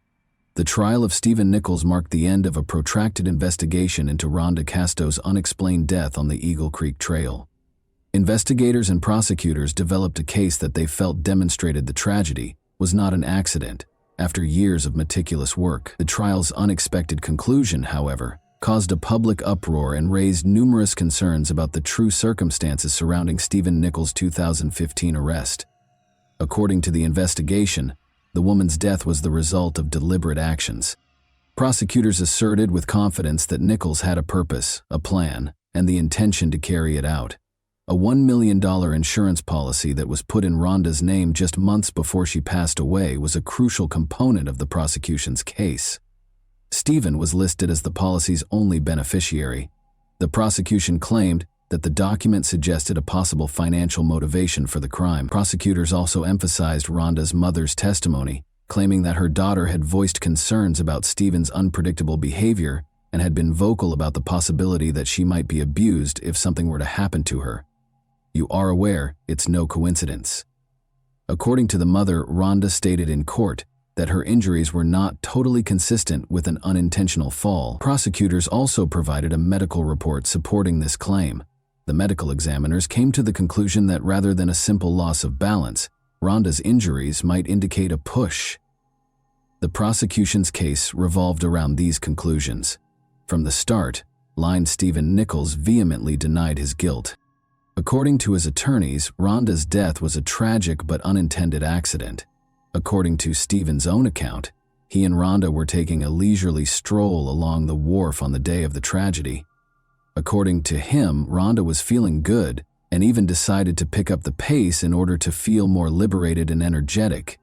But she reportedly stumbled and fell off a cliff on one challenging part of the trail. It happened too quickly, but I saw her lose her balance. I was powerless to help. According to Nichols, he also maintained that the accusations against him were the result of speculation and misinterpretation. His attorneys argued that the investigation had rushed to conclusions based on emotional testimony from the deceased's family members and circumstantial evidence. Additionally, the defense argued that married couples, particularly those who were getting ready to move in together and were expecting a child, frequently had insurance policies. They maintained that the execution of such a document did not demonstrate criminal intent, and that its mere existence did not establish that Stephen had harmed Rhonda on purpose. The attorneys stressed that Nichols had no established reason for the murder because, despite their occasional arguments, their relationship was not so tumultuous as to result in tragedy. There were several obstacles that prosecutors had to overcome in order to construct a perfect prosecution. The absence of first-hand witnesses was one of the main issues. Stephen was the only one who witnessed Rhonda's fall on the trail. Nichols' attorneys had a significant advantage because no one could definitively dispute their client's version of events, allowing him to continue insisting on it. The unclear expert conclusions were another flaw in the prosecution's case. There were no other obvious indications of violence. Even though some of Rhonda's wounds weren't consistent with the fall, this ambiguity was actively exploited by defense lawyers. They maintained that the prosecution's conclusions were based on speculation and conjecture, and that Rhonda's death was an accident. Stephen Nichols chose to reach an agreement with prosecutors in 2017, 2 years after his arrest. This ruling was an unanticipated development in the case. Nichols' degree of responsibility and potential sentence were greatly diminished by the agreement, which assumed that he would enter a guilty plea to manslaughter. In turn, the prosecutor's office accepted the agreement, likely understanding that the likelihood of a conviction on the manslaughter count was lower.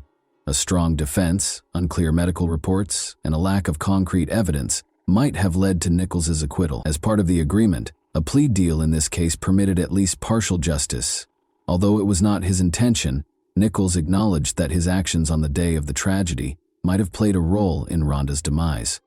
The public and the victim's family had differing opinions about this admission, which allowed the prosecution to wrap up the case without a drawn-out trial. The court imposed the sentence after the plea agreement.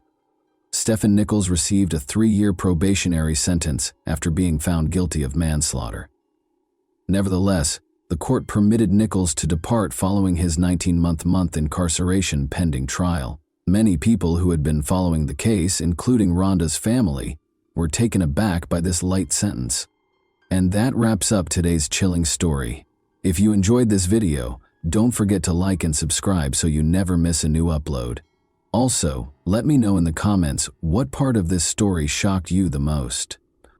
Thank you for watching, and I'll see you in the next video.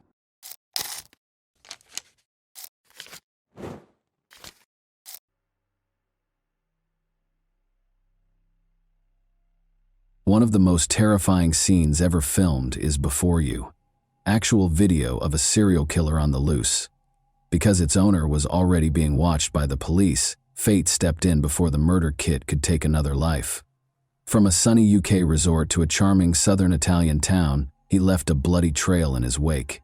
The criminal mastermind ridiculed the investigators and misled them by leaving obvious clues close to his victim. The man's bizarre fetish ultimately brought about his terrible demise, but it also motivated him to carry out unspeakably cruel deeds.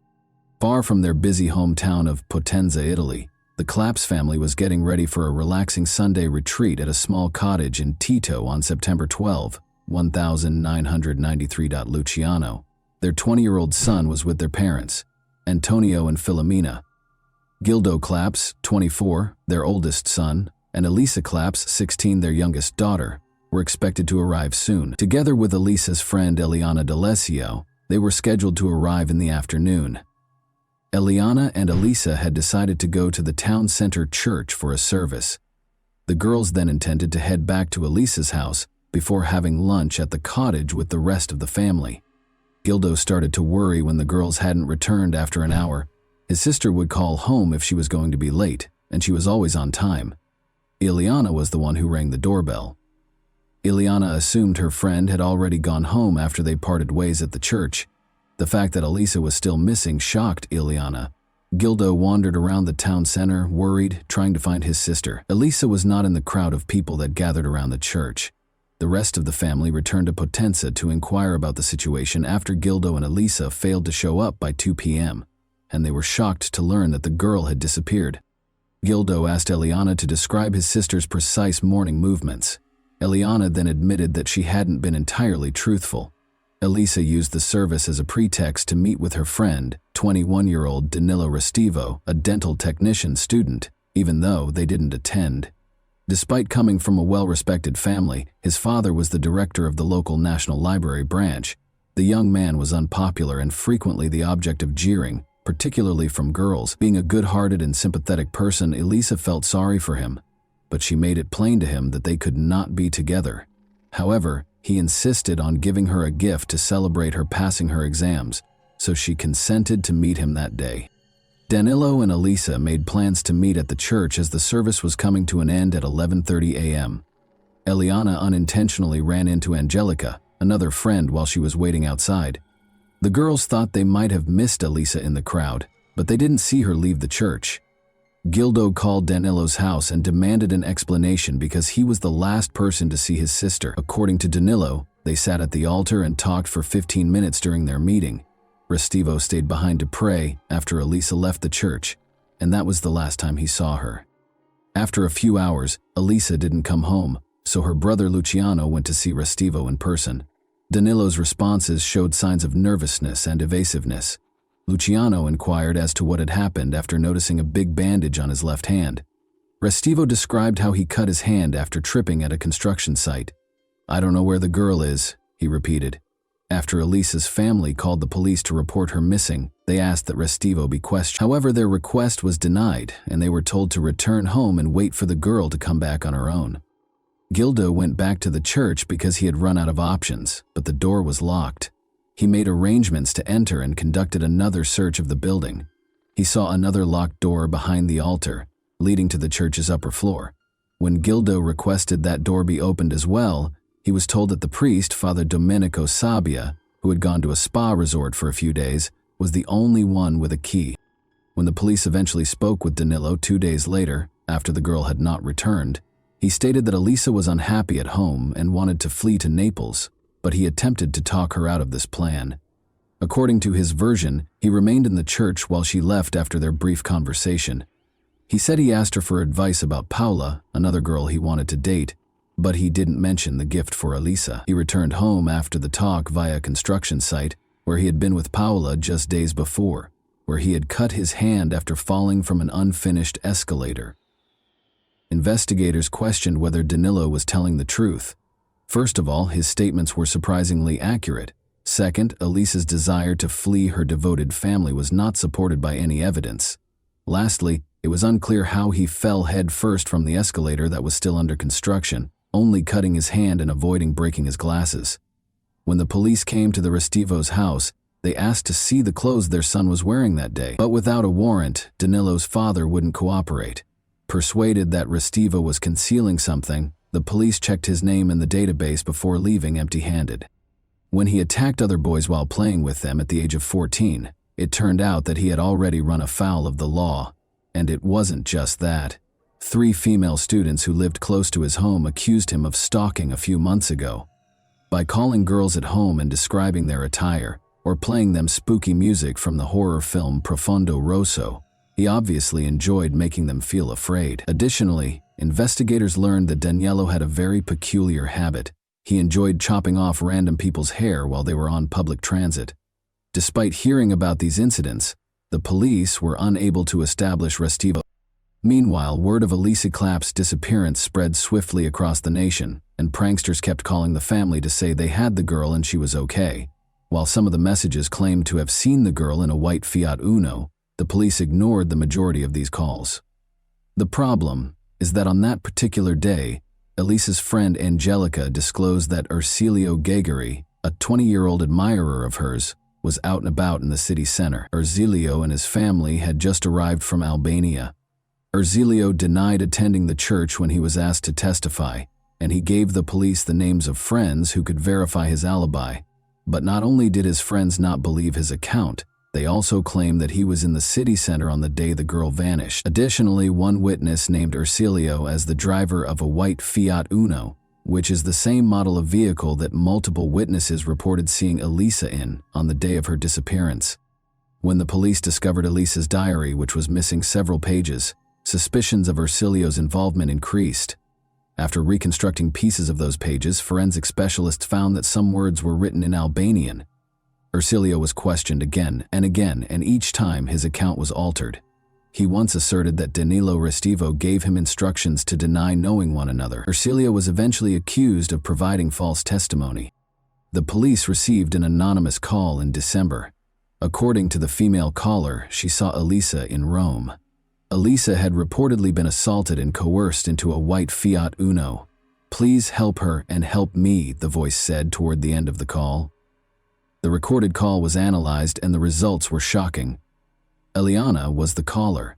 Because she was known to alter her version of events, investigators had long been suspicious of her statements. She was accused of providing false testimony, just like Ercilio.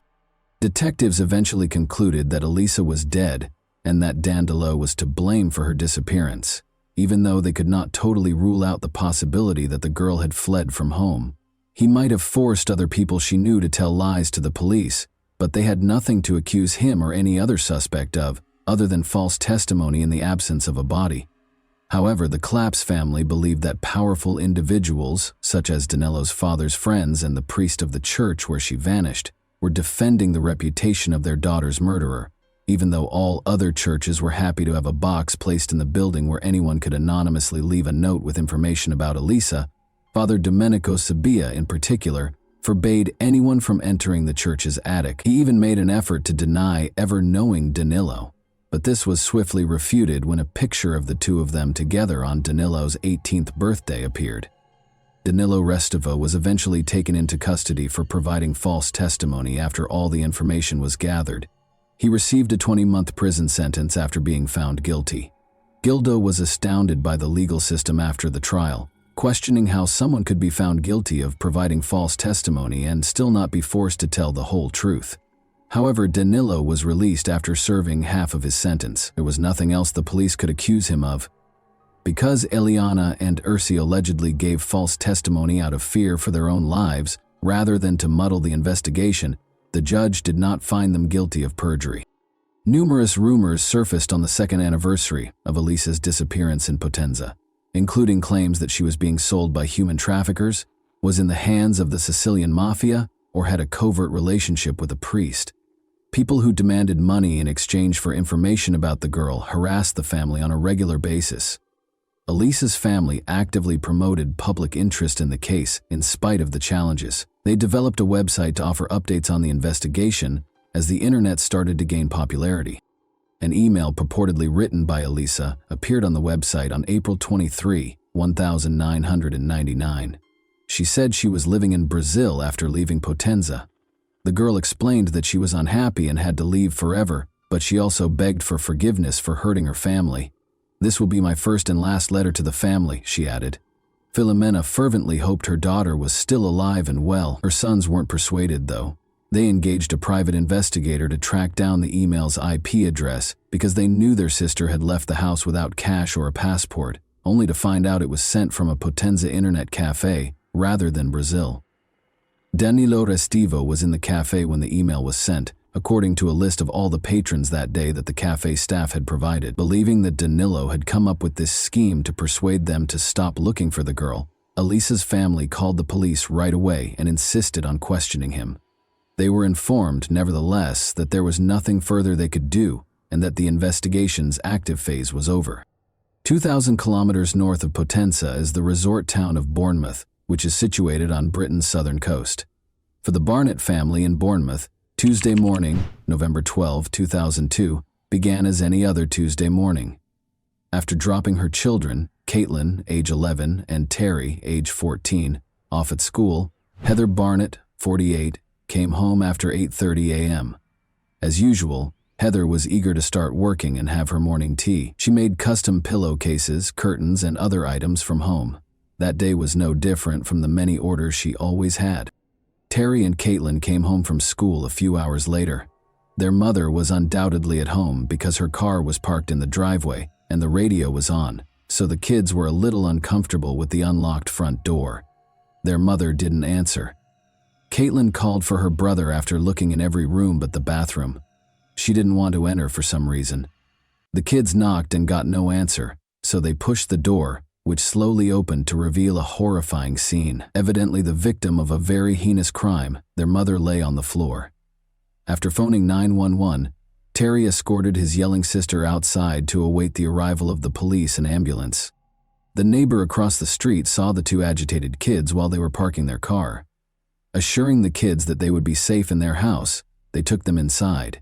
When the police arrived, they found no evidence of forced entry and that nothing had been stolen. Shortly after the woman dropped her kids off at school, the actual crime took place. Luminol testing showed that the woman's size 9 shoe prints led from the restroom to her workshop before abruptly vanishing in the center of the space. Before leaving the house, the murderer had obviously changed out of their filthy shoes and put on clean ones they had brought. The fibers found on the woman's body suggested that the offender had gloves on. Every piece of evidence suggested that the crime was well planned. The murderer arrived armed with gloves, a knife, a hammer, and a change of clothes and shoes. One piece of evidence, though, was left behind. A green hand towel that had been stained with Heather's blood was resting on the workshop chair. Only the murderer could have put the towel there, given its location and the fact that it did not belong to the family. Before putting on new clothes, they used it to clean their hands and face of the blood. The hair that was discovered in the woman's hands, however, was the most intriguing piece of evidence. At first, the police thought she had successfully removed a hair from the offender, but forensic examination showed something different. The hair in one hand belonged to Heather, but the hair in the other belonged to another woman, and it had been neatly cut with a sharp tool. Speaking with Caitlin and Terry, the detective discovered that their extra house keys had vanished a week prior to the murder. Although they changed the locks, they had suspicions because their neighbor had just come to get curtains for his girlfriend. The children were consoled by the same neighbor, an Italian man they called Danny. After moving to Britain in May 2002, Danilo Restivo, known to his neighbors as Danny, married Fiona Mozingo, an Italian woman he met online. Their residence was right across the street from Heather Barnett's. When the police arrived at the crime scene, they spoke with Danilo right away, and he quickly told them that he had an alibi for the whole morning. He said he went to classes at a computer center after taking a bus. His statements were fully supported by the police when they looked through his bus ticket and the center's registration log. However, Danilo grudgingly led the detective to the bathroom, where his sneakers were soaking in a bucket of bleach, when an officer came to his house 5 days later to take DNA samples and asked to see the shoes he had on the day of the crime. "I'm cleaning them," he explained. The detective became suspicious of this and seized the shoes. The sneakers did not, however, match the footprints that were discovered in Heather's home. The police had cause to suspect Danilo Restivo, despite the absence of concrete proof, because of his dubious actions when it came to cleaning his sneakers. When they chose to search a database for his name, they discovered something startling. Restivo's name had previously been connected to a criminal investigation. He might have been connected to the disappearance of Elisa Claps, a young Italian girl more than 10 years ago. His alibi for that case was also re-examined by investigators, who discovered that it was not as credible as first believed. He registered at a time that was rather awkwardly changed from 10:28 to 9:28 in the computer center's logbook. Nothing would have stopped him from getting off at the next stop and going back to Heather's house, even though he had a bus ticket with the allotted travel time. Additionally, at 9:24, a man who looked like him was seen on security footage crossing the street close to Heather's residence. Unfortunately, the man could not be precisely identified due to the poor quality of the video. However, Danilo was the main suspect in a case for the second time in his life, but this time, all of the evidence against him was circumstantial. When the detectives called the Potenza police, they learned of Danilo's uncommon fetish of chopping off the hair of unidentified girls. The investigators' conviction that he was involved in the crime was only reinforced by this information. When the police started monitoring Danilo Restivo in April 2004, they soon discovered another questionable behavior. Restivo enjoyed going to a secluded park in Throop, which is close to Bournemouth. There he would hide behind bushes and watch girls walking their dogs or jogging. Wearing 2 sets of clothes, waterproof pants, gloves, sunglasses, and a hooded sweatshirt that covered his face, he was in the park on May 12 despite the nearly summery weather. The police were worried that they wouldn't be able to stop another murder because of his suspicious behavior. A number of uniformed officers approached the suspect while posing as investigators of car thefts in the park and requested to examine his possessions in order to conceal the surveillance. Police discovered what they dubbed Restivo's murder kit, which included a big knife, ski mask, gloves, scissors, wet wipes, and trash bags. Remaining composed, Restivo said he had located the knife in the grass and had taken it to protect the kids. He claimed to be gathering insects for his pet lizard when asked what he was doing in the park. He was hiding in the park bushes, and even the police had to concede that it was a reasonable explanation. Once more, the detectives had nothing tangible to present to Danilo. The decision was made to switch strategies and ask for public support. The goal of the investigation was to identify the owner of the hair strands that were discovered in Heather's hand. They contacted the media in Italy and Britain, and since 2002, when Restivo relocated to Bournemouth, they have received a lot of calls from girls who have had their hair cut in incidents involving public transit in Britain. None of the DNA samples that the girls gave matched the hair that was discovered at the scene of the crime. The investigation stalled for a while until the hair strand was re-examined in 2007 using a new technique that could identify the hair's previous residence. It was discovered that the hair belonged to a girl who lived in the UK, but had traveled to Tampa, Florida, a few weeks after visiting Valencia, Spain, 2 months prior to having her hair cut. Motivated by such specific information, the police made another unsuccessful attempt to contact the public. The police worry that the girl might have been a victim of the killer's prior crime, but it's also possible that she was just not paying attention to the news. In spite of this early setback, science ultimately contributed to the case. Since technology had greatly improved by 2009, forensic specialists re-examined the green towel from Heather's home in the hopes of finding something new. This time, the specialists were able to distinguish Heather's blood from someone else's perspiration and skin fragments. An expert said that there was only a 1 in 5,7,000 chance that it was someone else's DNA, even though it couldn't be said with absolute certainty that it was Danilo Restivo's. Blood traces were discovered on the insoles of Restivo's sneakers when they were inspected that year using more advanced methods. This meant that when Restivo put on the shoes, his socks had blood on them. It supported the detectives' hypothesis that the offender had brought an extra pair of shoes. Unfortunately, DNA analysis was completely impossible due to the bleach used, thus preventing Danilo and Heather's deaths from being directly linked. Restivo changed his clothes, put on gloves, and used bleach to get rid of bloodstains because he was aware of the evidence he might leave behind. Knowing what might link him to the crime scene, he made every effort to prevent it. He had a plan, was ready, and followed it. Thankfully, Restivo would eventually be charged with Heather's murder, but not before a terrible discovery was made in Italy. Something unexpected occurred in Potenza on March 17, 2010. The local church where Elisa had vanished years before was being repaired by workers. The attic door was no longer locked, and the priest had died 2 years earlier.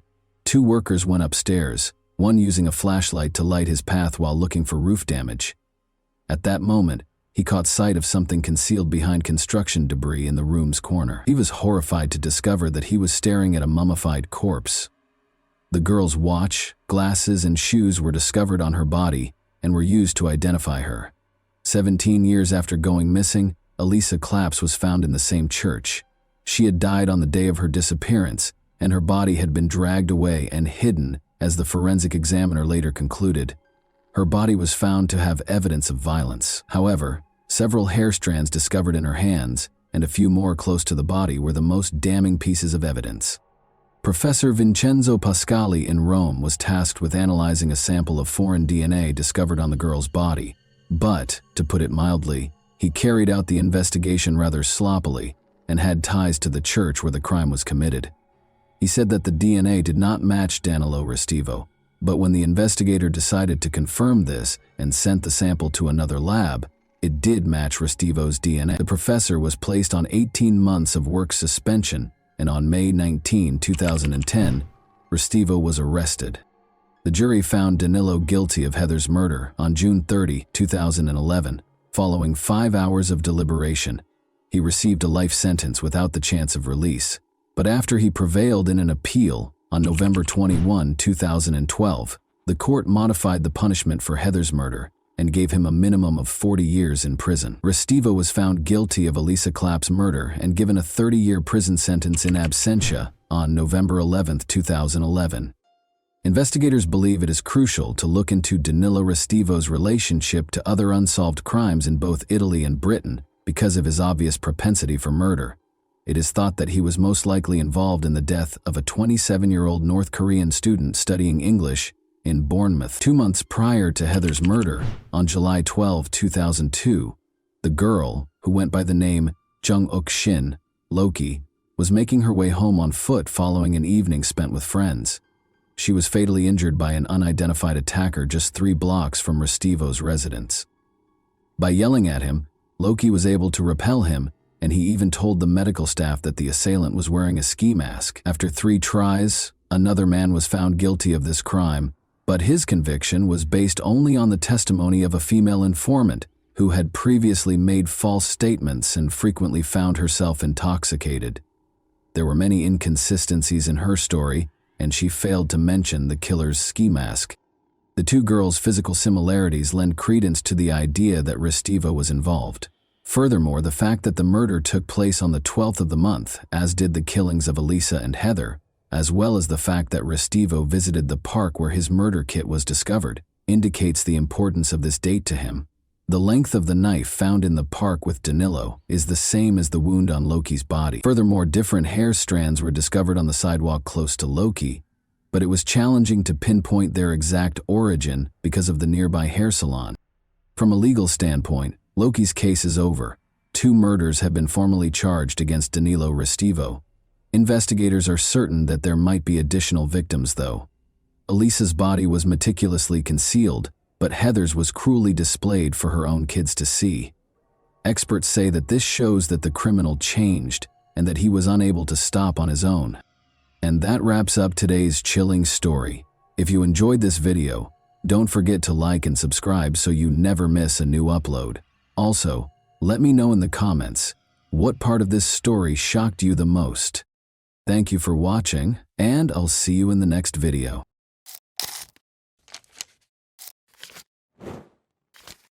Hey guys, welcome to my channel, and today we're going to take a look at another horrible case with you. Susan Walters, formerly known as Susan Kuhnhausen, was employed at Portland Hospital in Oregon's Critical Care and Resuscitation Unit on September 1, 2006. Before going home after her 6th-floor shift, she made the decision to visit a beauty parlor to get a new hairstyle and unwind after a demanding day. She felt revitalized and renewed when she left the salon. Maybe she thought of the proverb that says, "A woman is about to change her life when she changes her hairstyle." Susan had no idea how accurate this statement would prove to be. She came upon a one-story blue Cape Cod-style home with a gray fence around it. She went through the back door and discovered a note from her husband, Mike, in the hallway by the microwave.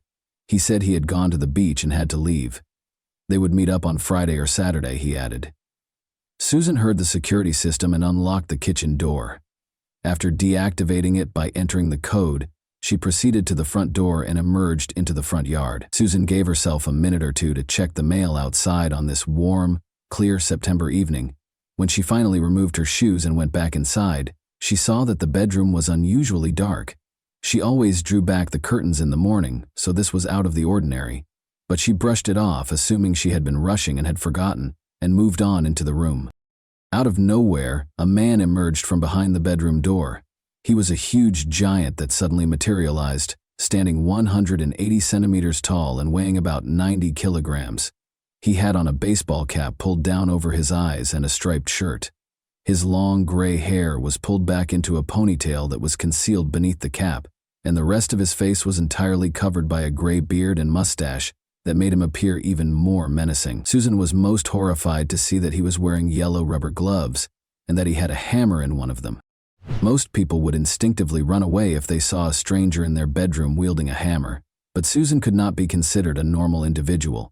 She was 51 years old and had spent 30 years working as a nurse in the critical care and intensive care units, so she understood how difficult it was. She had subdued patients who had taken illegal substances, dealt with wounded men who were writhing in agony, and learned how to deal with any of those situations while maintaining composure. She routinely received self-defense training, just like other hospital nurses. They knew how to escape a grip or sidestep a blow. Susan had gained self-confidence through years of training. So she didn't flee when the stranger tried to hit her with the hammer. Rather, she sprang at him. She was aware that if she got close, the hammer's swing would be much weaker. One blow to her temple, however, proved to be very painful. "Who are you? What do you want?" she yelled as loudly as she could, overcoming the pain. But he didn't stop or respond. Susan's knees ached from multiple surgeries, and she was significantly shorter than the man at 164 centimeters. But she weighed more than the stranger. Susan threw her body at him, hoping to take advantage of this. He pushed her back against the wall, but he didn't fall. Then he said the one and only thing he would say that night: "You are strong." Susan felt her body tingle with adrenaline. She suddenly understood that the stranger had come to her house to murder her rather than rob her. His intentions were obvious, and she wasn't going to wait for it to happen, even though she didn't know why or who he was. For the second time, Susan shoved him. She yelled, "Who sent you?" once more. The only answer was silence. Luckily, the woman was able to knock the hammer out of his hand and then hit him 3 or 4 times in the head. Susan caught him by the throat as he recovered control of the instrument. She interrupted his breathing with her hands and repeated, "Who sent you here?" The stranger's face first turned red, then purplish, and then nearly blue. In a panic, Susan released his throat. She just wanted to get out of there because she was tired and in pain. However, the man caught up to her before she could escape the bedroom and enter the small hallway. Her lip was smashed when he pushed and struck her. Even now, she is plagued by the memory of what transpired next. Susan looked down at the floor and thought she was going to die as he stood over her with the hammer. However, people needed to know that she battled for her life if death was her destiny. She was unable to describe how she did it, but she was able to knock the man down on the floor beside her and began biting him so that, should she die, her killer would be identified by her tooth marks. She rolled with the man on the floor, biting his hand, his thigh, and even ripping his pants zipper to get to his groin. For her, though, even that was insufficient. She felt the man's clothes with her hand in an attempt to find any identification or proof that she could conceal in a closet or beneath the bed for the police to find. For a full 14 minutes, the struggle went on. "Tell me who sent you here and I'll call an ambulance for you," she yelled as she threw her left leg over the intruder, climbed on top and put her left arm around his neck. He remained silent. Rather than letting her off his back, the intruder just growled. Susan pressed her hand more firmly against his throat as she leaned in. The man eventually ceased to move. Susan ran to the neighbor's house, grabbed his hammer, and dialed 911. When Susan's neighbor told the emergency dispatcher that the injured woman may have strangled an unidentified intruder who had broken into her home with the intention of killing her, the dispatcher was shocked. The neighbor clarified that Susan had put the man in a chokehold and repeatedly hit him with a hammer after the operator explained what the injured woman had done. The neighbor, who works as a nurse herself, responded that the man needed the ambulance when asked if the injured woman needed one. The dispatcher reassured the women that the ambulance was already en route and asked them to stop handling the hammer. Susan was taken to the hospital where she worked by the paramedics who arrived. Her worst fears were validated at that point. The man who had attacked her was dead, she found out. The identity of the man was quickly established by investigators. In his back pocket, they discovered an identification card. The police had been keeping an eye on Ed Haffey, a 59-year-old Viet. While Susan was being treated, she began to reflect on her life and try to figure out who could have wanted her dead. Susan had a difficult upbringing. Despite their love for her, her parents were unable to provide personal examples of what a successful marriage looked like. Their lives were very hectic because her father was an Air Force chef and her mother was a stay-at-home mom. The family had to constantly adjust to new homes and schools after moving from Colorado to Arizona, California, and Nevada. When Susan was in the second grade, her parents got divorced. Susan's romantic life took a turn in the early 1980 when she moved to Oregon and began working as a nurse. Susan's mother and friend sponsored a newspaper ad in 1988 announcing that she was prepared for a committed relationship. The ad was written in Susan's usual light-hearted and upbeat style. Mike Kuhnhausen, 39, wrote that he loved nothing more than strolling along the beach at sunset in one of the many responses she received. Mike spent a lot of time talking on the phone. He spoke in a pleasant tone and didn't hesitate to bring up weighty subjects. They threw unsalted peanuts to squirrels and fed ducks on their first date in February 1988 at the Crystal Springs Rhododendron Garden. They were married within a year. However, things weren't always easy in their marriage. The days of taking long walks in the park were over. Although Susan was the primary provider for the family, her husband disapproved of her spending time with friends and insisted on an accounting for every dollar spent.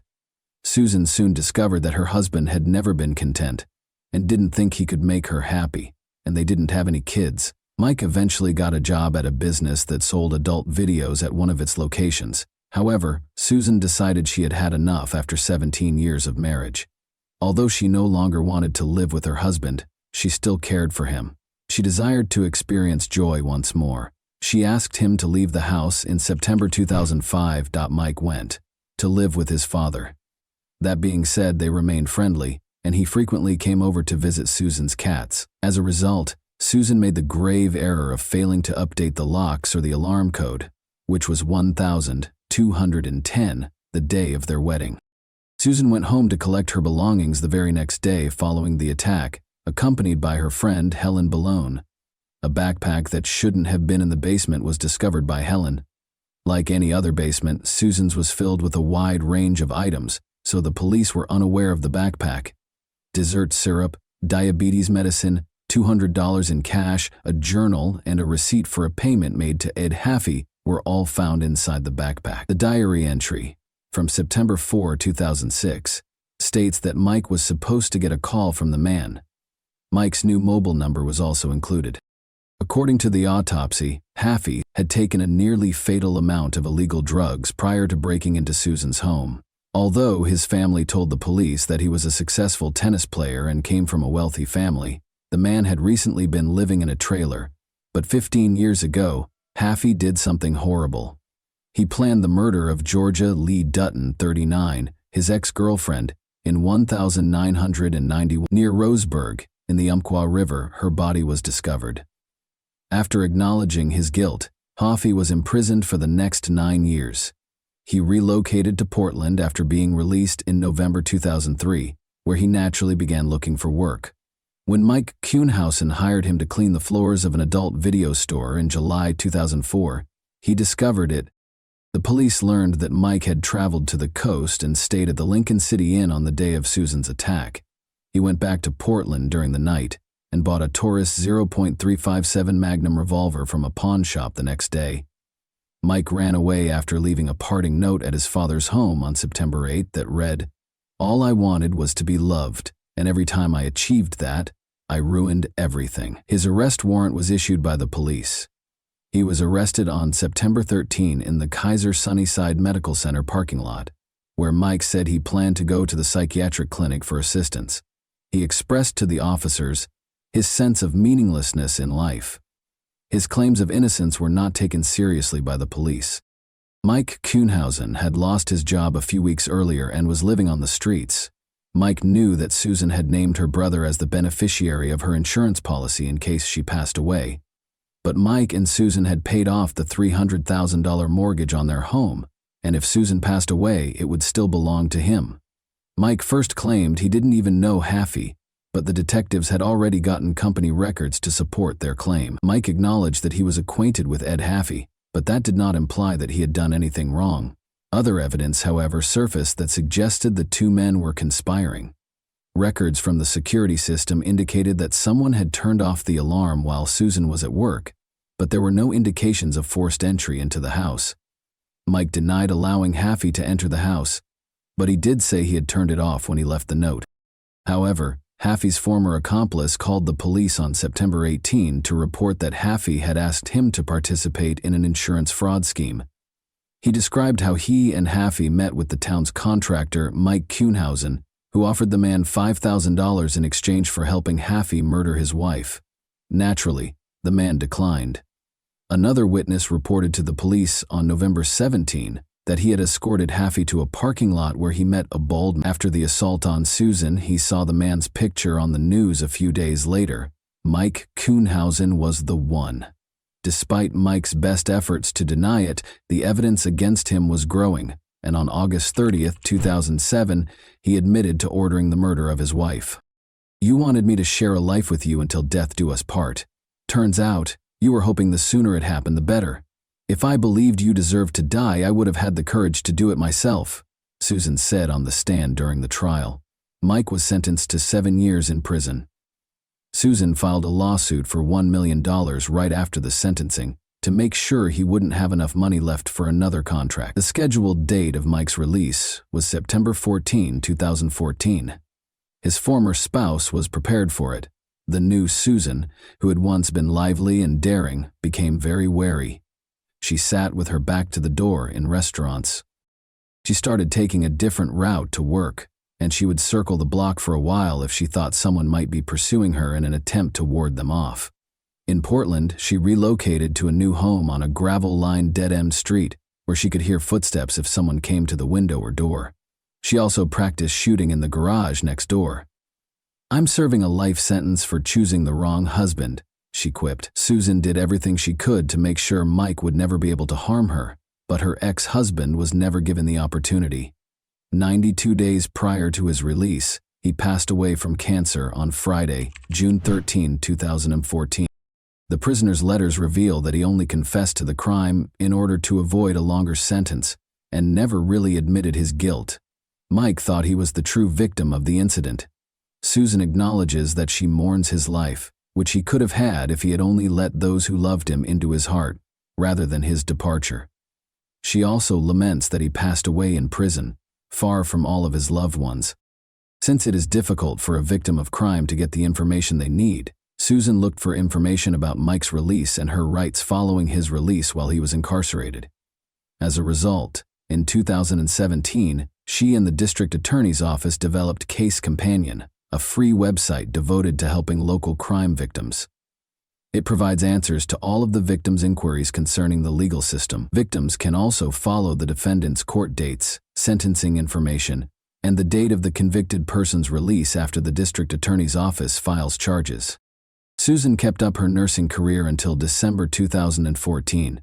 Since saving lives was the focus of her work, she was long perplexed as to why her coworkers referred to her as a hero. They called her a hero not because she killed someone, but because they want to believe that if they were in a similar situation, they would also be able to survive, her supervisor explained to her.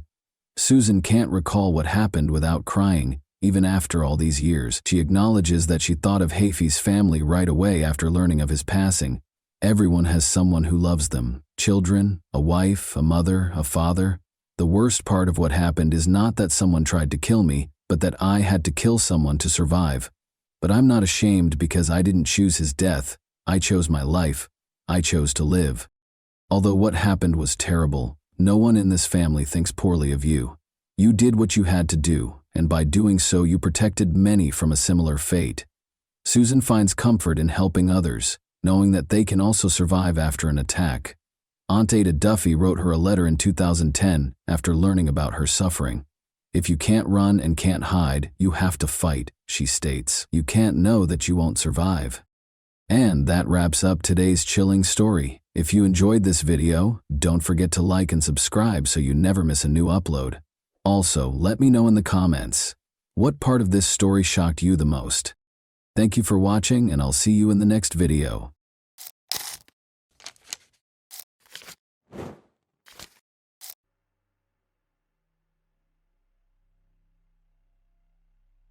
A 19-year-old woman was discovered dead in her own apartment. Investigators quickly discovered several disturbing facts, but they were unable to solve the case for several years before revealing the truth. Everyone was shocked and outraged by the unexpected outcome. Nona Dismayed was born December 26, 1985, in Russellville, Arkansas. She grew up in a large family with 4 brothers and 1 sister. When Nona was 10 years old, her father died. This event was a tragedy for the entire family, but they were about to receive an even more devastating shock. Later, the young woman told her mother that her father had repeatedly subjected her to violence.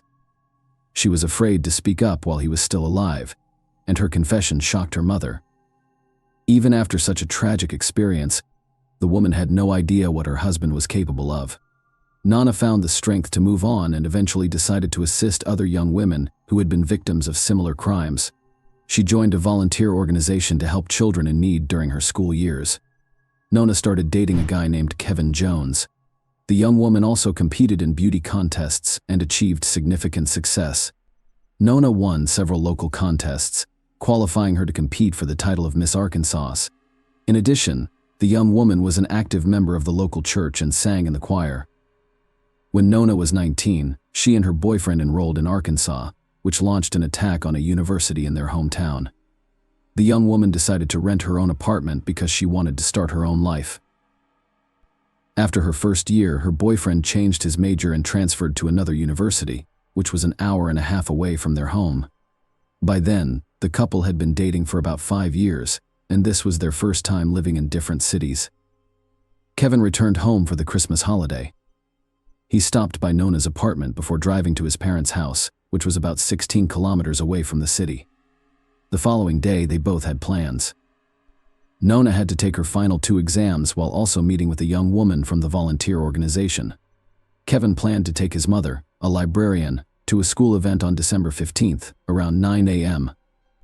Nona messaged Kevin, wishing him a good day. He was expecting Nona to call him after her exams and tell him how they went, but she wasn't returning his calls or messages, so he became concerned around 6 p.m. While attending a school event with his mother, Kevin couldn't help but wonder why Nona hadn't answered her phone all day. Kevin eventually decided to call his friend, who worked as a pizza deliveryman in the neighborhood where Nona's apartment complex was located. Kevin asked him to come by and see if everything was fine. His friend arrived quickly and noticed that Nona's car was parked in the parking lot, and the lights in her apartment were turned on, but no one was answering the door. He told Kevin about it, and Kevin told his mother that he was worried about his girlfriend and wanted to go to her apartment to make sure everything was fine. The woman agreed, and they headed to the apartment complex together. Kevin's friend was waiting for them there, and the 3 of them began knocking on the door, but there was no response. Kevin had a key, but he left it at home that day because he had no intention of stopping by.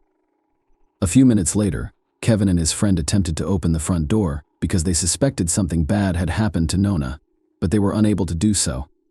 Kevin then remembered that there were sliding glass doors in the back of the apartment. When he approached them, he immediately noticed something strange. Nona was concerned about her own safety, so she installed a special removable grill on the back glass door whenever she was alone at home. They are primarily used against burglars. They are simple to install and remove from within the home, but extremely difficult to do from the outside. But this time, there was no grill, and the doors were unlocked. When they entered the apartment, they noticed blood on the blinds and discovered a shocking sight in the bedroom. Nona was lying face down in a pool of blood, wearing only socks. Kevin rushed over to her and attempted to lift her, only to realize she was dead. Meanwhile, his mother contacted police investigators, who arrived at the apartment and began investigating the crime scene. They immediately suspected that the victim had been struck on the head several times with a table lamp found on the floor. Investigators discovered a bloody fingerprint on the table lamp, possibly left by the killer next to the victim's body. They also found an empty condom wrapper on the bedside table and no signs of forced entry. Medical examiners confirmed that the table lamp was used as a weapon, with the metal base matching. Experts suggest that the perpetrator may have used a condom found in the apartment, making it difficult to determine the presence of sexual violence. However, the crime scene was not thoroughly examined, with investigators failing to collect blood samples from the blinds on the back door or search for shoe prints in the apartment, which could have been used.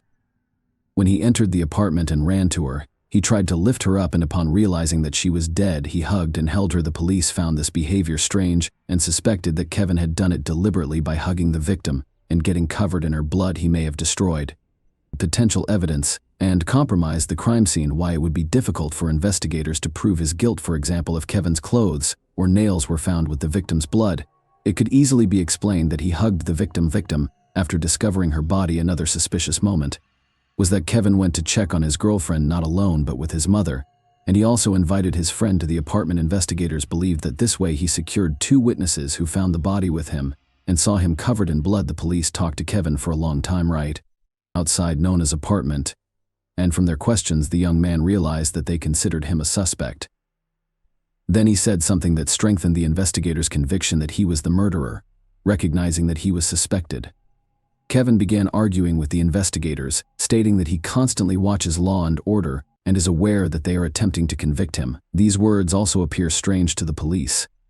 In addition, they discovered that the key to Nona's apartment was only with 3 people: the girlfriend, her mother, and Kevin. Given the lack of evidence of a break-in, they assumed the man used his copy of the key to enter the apartment. Kevin was interrogated at the police station for several hours. During the interrogation, he told investigators his version of events and insisted he had nothing to do with the murder. However, investigators directly accused him of the murder and urged him to confess. Around 4 p.m., after numerous attempts to call his girlfriend, Kevin sent a message asking if she was still alive, despite the fact that Nona had already died. When the police left the interrogation room and left Kevin alone, he stood up and began punching the back of the chair for the investigators. This became another indication that the young man was violent and capable of murder. However, the police found no evidence linking Kevin to the murder.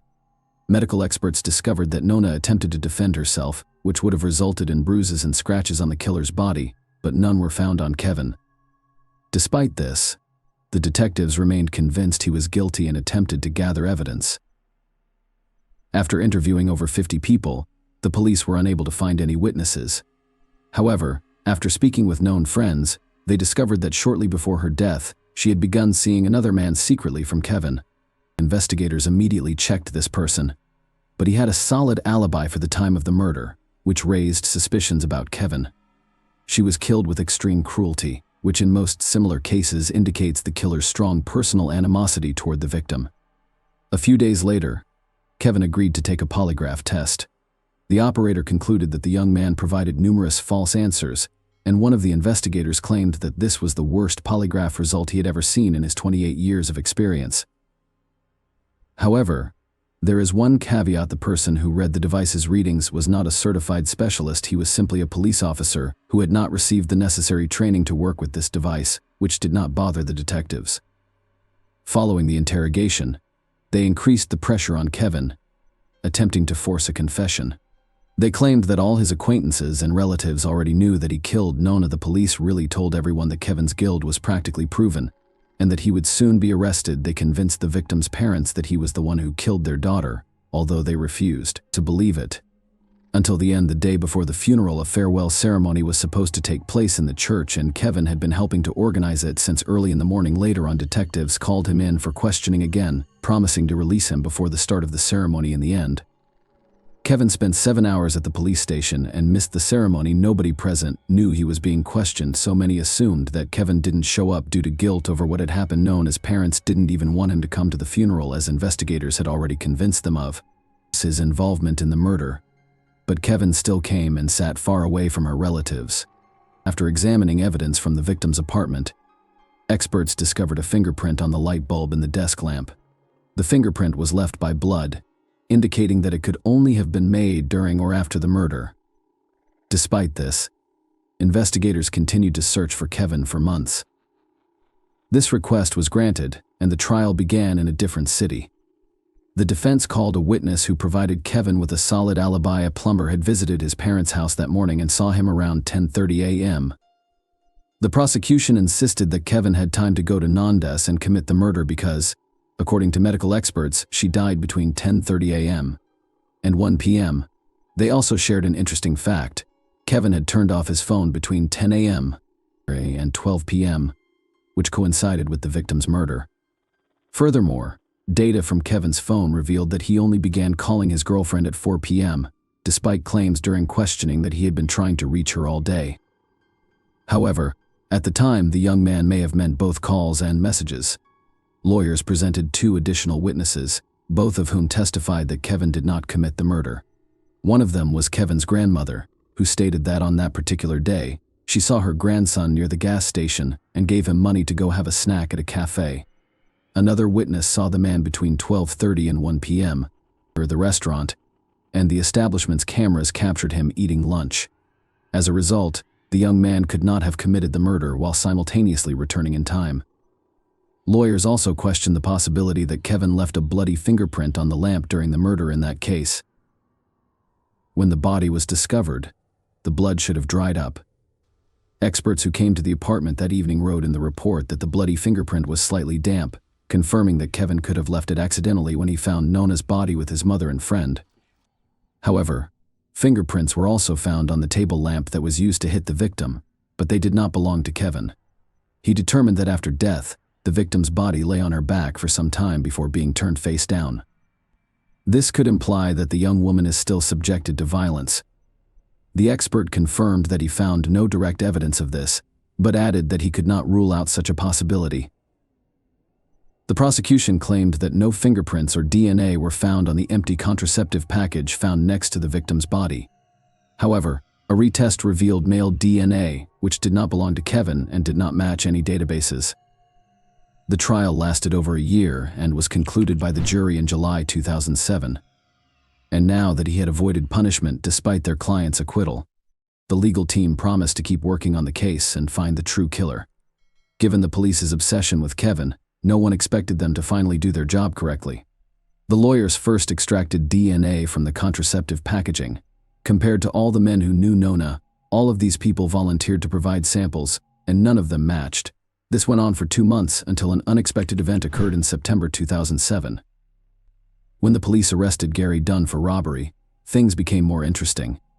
First, this man had previously been convicted of assaulting another woman. Second, he lived in the same housing complex as Nona. In the early stages of the investigation, the police considered Gary as a suspect but quickly switched their focus to Kevin as the killer. The boy's lawyers requested a DNA test, which revealed that a sample from the contraceptive packaging matched Gary's DNA. After the young woman's murder, investigators even questioned Gary using a polygraph. Gary did go shopping with his mother, just not at the time of the murder, but 2 days before, as evidenced by receipts with purchase dates, which Gary even showed to the police, but they simply ignored such important information. They noticed that the dates on the checks did not match the day of the murder. This was stated in the reports, but for unknown reasons, they either ignored it or failed to notice that the days did not match. Finally, experts compared his fingerprints to those of unknown table lamps, and they matched. However, a serious issue arose here. The fingerprints and DNA matched, but not completely. The judicial system follows certain guidelines. In Gary's case, the necessary coincidence indicators for determining guilt were insufficient, despite the fact that the DNA and fingerprints were unlikely to belong to someone else. The investigators were likely guilty because they did not thoroughly examine all available evidence immediately after the murder, as required by the rules. it is possible that the DNA samples deteriorated. He was on parole in 2002. He attacked a woman who was running in the park, knocked her down, and began beating her, threatening to kill her. The woman escaped and ran to her car. Meanwhile, Gary fled the scene but was quickly apprehended. The man served 19 months in prison and was released early. Interestingly, his DNA sample was not included in the database.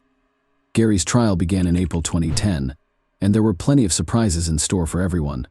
His own wife testified against him, claiming he was an aggressive and dangerous man. Gary frequently raised his hand against her, and the woman was terrified for her life, so she was afraid to leave him. But the most intriguing detail was that, a few weeks before the victim's death, she noticed her husband spying on Nona through her apartment window. Based on this, the prosecution assumed that the man planned the attack because of his criminal history. Gary had a history of violence, and he may have been keeping a close eye on Nona because she lived only a few meters away. On December 15th, he decided to act. He allegedly knocked on her apartment door and entered under false pretenses, grabbing the table lamp and striking her several times before assaulting and killing her. Because Gary used contraception, medical experts were unable to definitively state whether the victim had been sexually assaulted, but all evidence pointed to it. Gary's lawyers denied his involvement, but he had no real alibi, so they concentrated on blaming Kevin, according to the lawyers. Kevin discovered that the young woman was cheating on him and killed her. Kevin had to testify in court and listen as they attempted to portray him as the true criminal.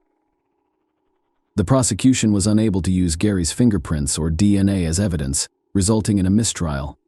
A new trial was soon held, with a key difference being testimony from a woman who Gary nearly killed in 2002. The woman described how the man attacked her and how she barely escaped. Despite this, the second trial was declared a mistrial. First, he tried to kidnap a woman from a church parking lot, but she fought him back. A few hours later, Gary stripped in front of another woman in a mall parking lot and was quickly arrested. Given his criminal record, and the fact that he is practically known as killer, the court decided to sentence him to the maximum term. Gary was sentenced to 15 years in prison for 2 incidents and is still serving his sentence. Despite his right to petition for early release, authorities are unlikely to grant him such an opportunity. They also have the right to charge him with murder for the 3rd time, but they are not rushing to do so. The likelihood of the new trial ending in the same way as the previous 2 is high, so investigators are gathering more information. During the trial preparation, Kevin discovered that Gary's polygraph test results revealed lies, but investigators did not consider him a suspect. Unfortunately, his lawsuit was dismissed due to the statute of limitations. As a result, negligent police officers did not face any consequences for allowing the real killer to roam free for years and may not be punished in the future. Please leave your thoughts on this story in the comments, and thank you for watching.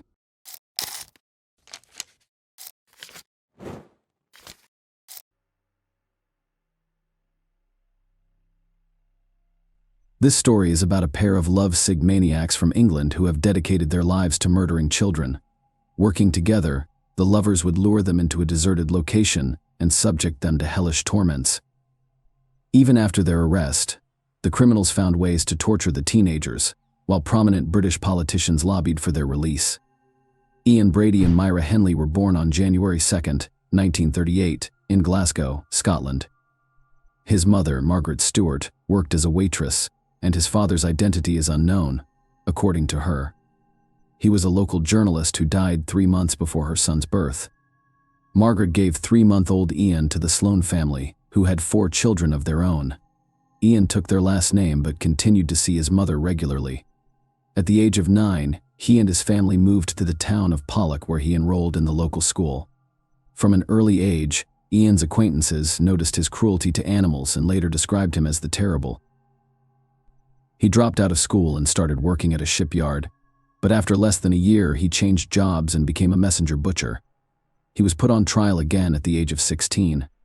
His girlfriend, Grant, went to a dance with another boy, and Ian threatened her with a knife.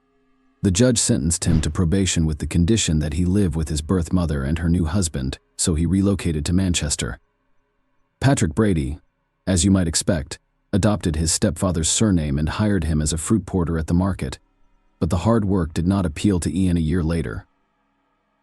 The young man was caught stealing a bag of lead seals with the intention of selling them on the black market for extra money. Due to his age, he was sentenced to 2 years in a juvenile facility. While serving his sentence, he obtained alcohol and became inebriated. As a result, he was transferred to a stricter institution. Myra Henley was born in Manchester on July 23, 1942, 4 years after Ian. Her family was not ideal. Her alcoholic father frequently beat his daughter and instilled violence in her. After her parents had another daughter, the family moved into a dilapidated house with only one room that was mostly safe. Myra was sent to live with her grandmother. Her father taught the girl self-defense in a brutal manner. He demanded that his daughter fight back against any abuser and would not tolerate weakness. He once made her beat up a neighbor's boy for scratching her cheek. Later, the maniac described this incident as her first victory.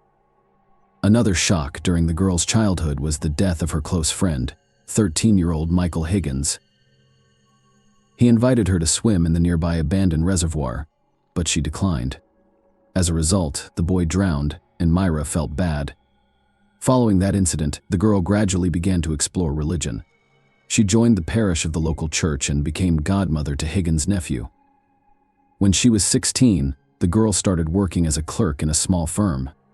Her responsibilities were straightforward: brew coffee, fetch something, and print documents. Despite this, she quickly gained the team's trust after receiving her first paycheck. Myra Spence will be out of work for a week. Then her co-workers chipped in, giving her the same amount from their pockets around the same time. The girl intended to get engaged to her boyfriend, Ronnie Sinclair, but later changed her mind. She changed jobs when she was 17, but she didn't seem to enjoy the new job as much. 6 months later, she was fired for chronic absenteeism. At the same time, Myra went to the judo section, where even the guys refused to fight her. Once she got a taste for it, she couldn't stop in time, causing serious injury to her opponents. At the same time, Myra colored her hair pink. The future maniacs met at Millward, where they both found jobs. Myra was 19 years old when Ian turned 23. According to the young woman's diary, their first conversation occurred on July 27, 1961. Myra initially sympathized with the young man despite his criminal record, but eventually lost interest. However, 6 months after they met, Ian asked her out to a movie, and the young woman agreed that the choice of a movie for a first date was as strange as possible, a documentary about the Nuremberg trials, and that the couple continued to go to the movies for the most violent films. And soon Brady instilled in Myra an enduring interest in Nazis. They frequently sat down together to read materials and books about the atrocities of the Third Reich while drinking German wine, which piqued her interest. Myra began to imitate the Aryan young woman model, dyeing her hair white and wearing dark red lipstick. Later, she dramatically changed her wardrobe to more candid short skirts, leather jackets, and high-heeled shoes. The couple continued to work together, but their attention to the team dwindled with each passing day. Calling the relationship perfect at the time was impossible. In a letter to an old friend, Myra revealed that Ian had slipped her sleeping pills. After a few months, Ian and Myra decided to rob a bank. The young woman rented a van and attempted to learn how to shoot, but failed to master the skill. Despite this, she eventually acquired a rifle and 2 revolvers. The couple eventually abandoned the idea, and they were likely safe. They were eventually given new housing through a government program because their previous one was deemed unsafe. Brady was also the first to express Myra's deepest desire to commit the perfect murder. He was inspired by Meyer Levin's book Coercion, in which 2 teenagers plotted to kill a 12-year-old boy in order to avoid the death penalty. The young woman was undeterred by this revelation and agreed to assist her lover. The plan was extremely simple. Myra and Ian planned to find the victim along the road, then take her to a remote location and kill her. Brady told Myra to drive the van down the street alone while he followed on a motorcycle. After spotting a suitable victim, the maniac was about to signal his accomplice with his headlamp, after which she was to persuade the victim to get into the car on the evening of July 12th, only 1 month after moving in. They went out to hunt. Brady chose the first victim and signaled to Myra, but she drove past him, catching up with her. He demanded explanations. The young woman revealed that the maniac's target was 7-year-old Marie Rock, who lived next door to her mother. According to Myra, they would have a very difficult time getting away with it because the police would immediately begin searching for such a young child. The couple then continued down the street, looking for another victim. At 8 p.m., Brady made his decision on Fraxmore Street, and Myra recognized the girl once more. She turned out to be Pauline Reed, her younger sister's 16-year-old friend who was on her way to the disco. Determined to act, Myra stopped and offered her a ride, and the girl got into the car, which took her to a deserted location. Myra made up a story about losing an expensive glove on the Saddleworth. Heath was popular among locals due to its abundant supply of peat, which was used as fertilizer. Pauline agreed to assist her acquaintance shortly after arriving at the location. Brady approached them. Myra informed them that the girl was her boyfriend, and he would assist them in their search. The final outcome of the situation remains unknown. The problem is that Brady and Myra tell two different stories, but they all end up with the same outcome. In Ian's version, Pauline is murdered. The girl was abused and killed by him and his lover.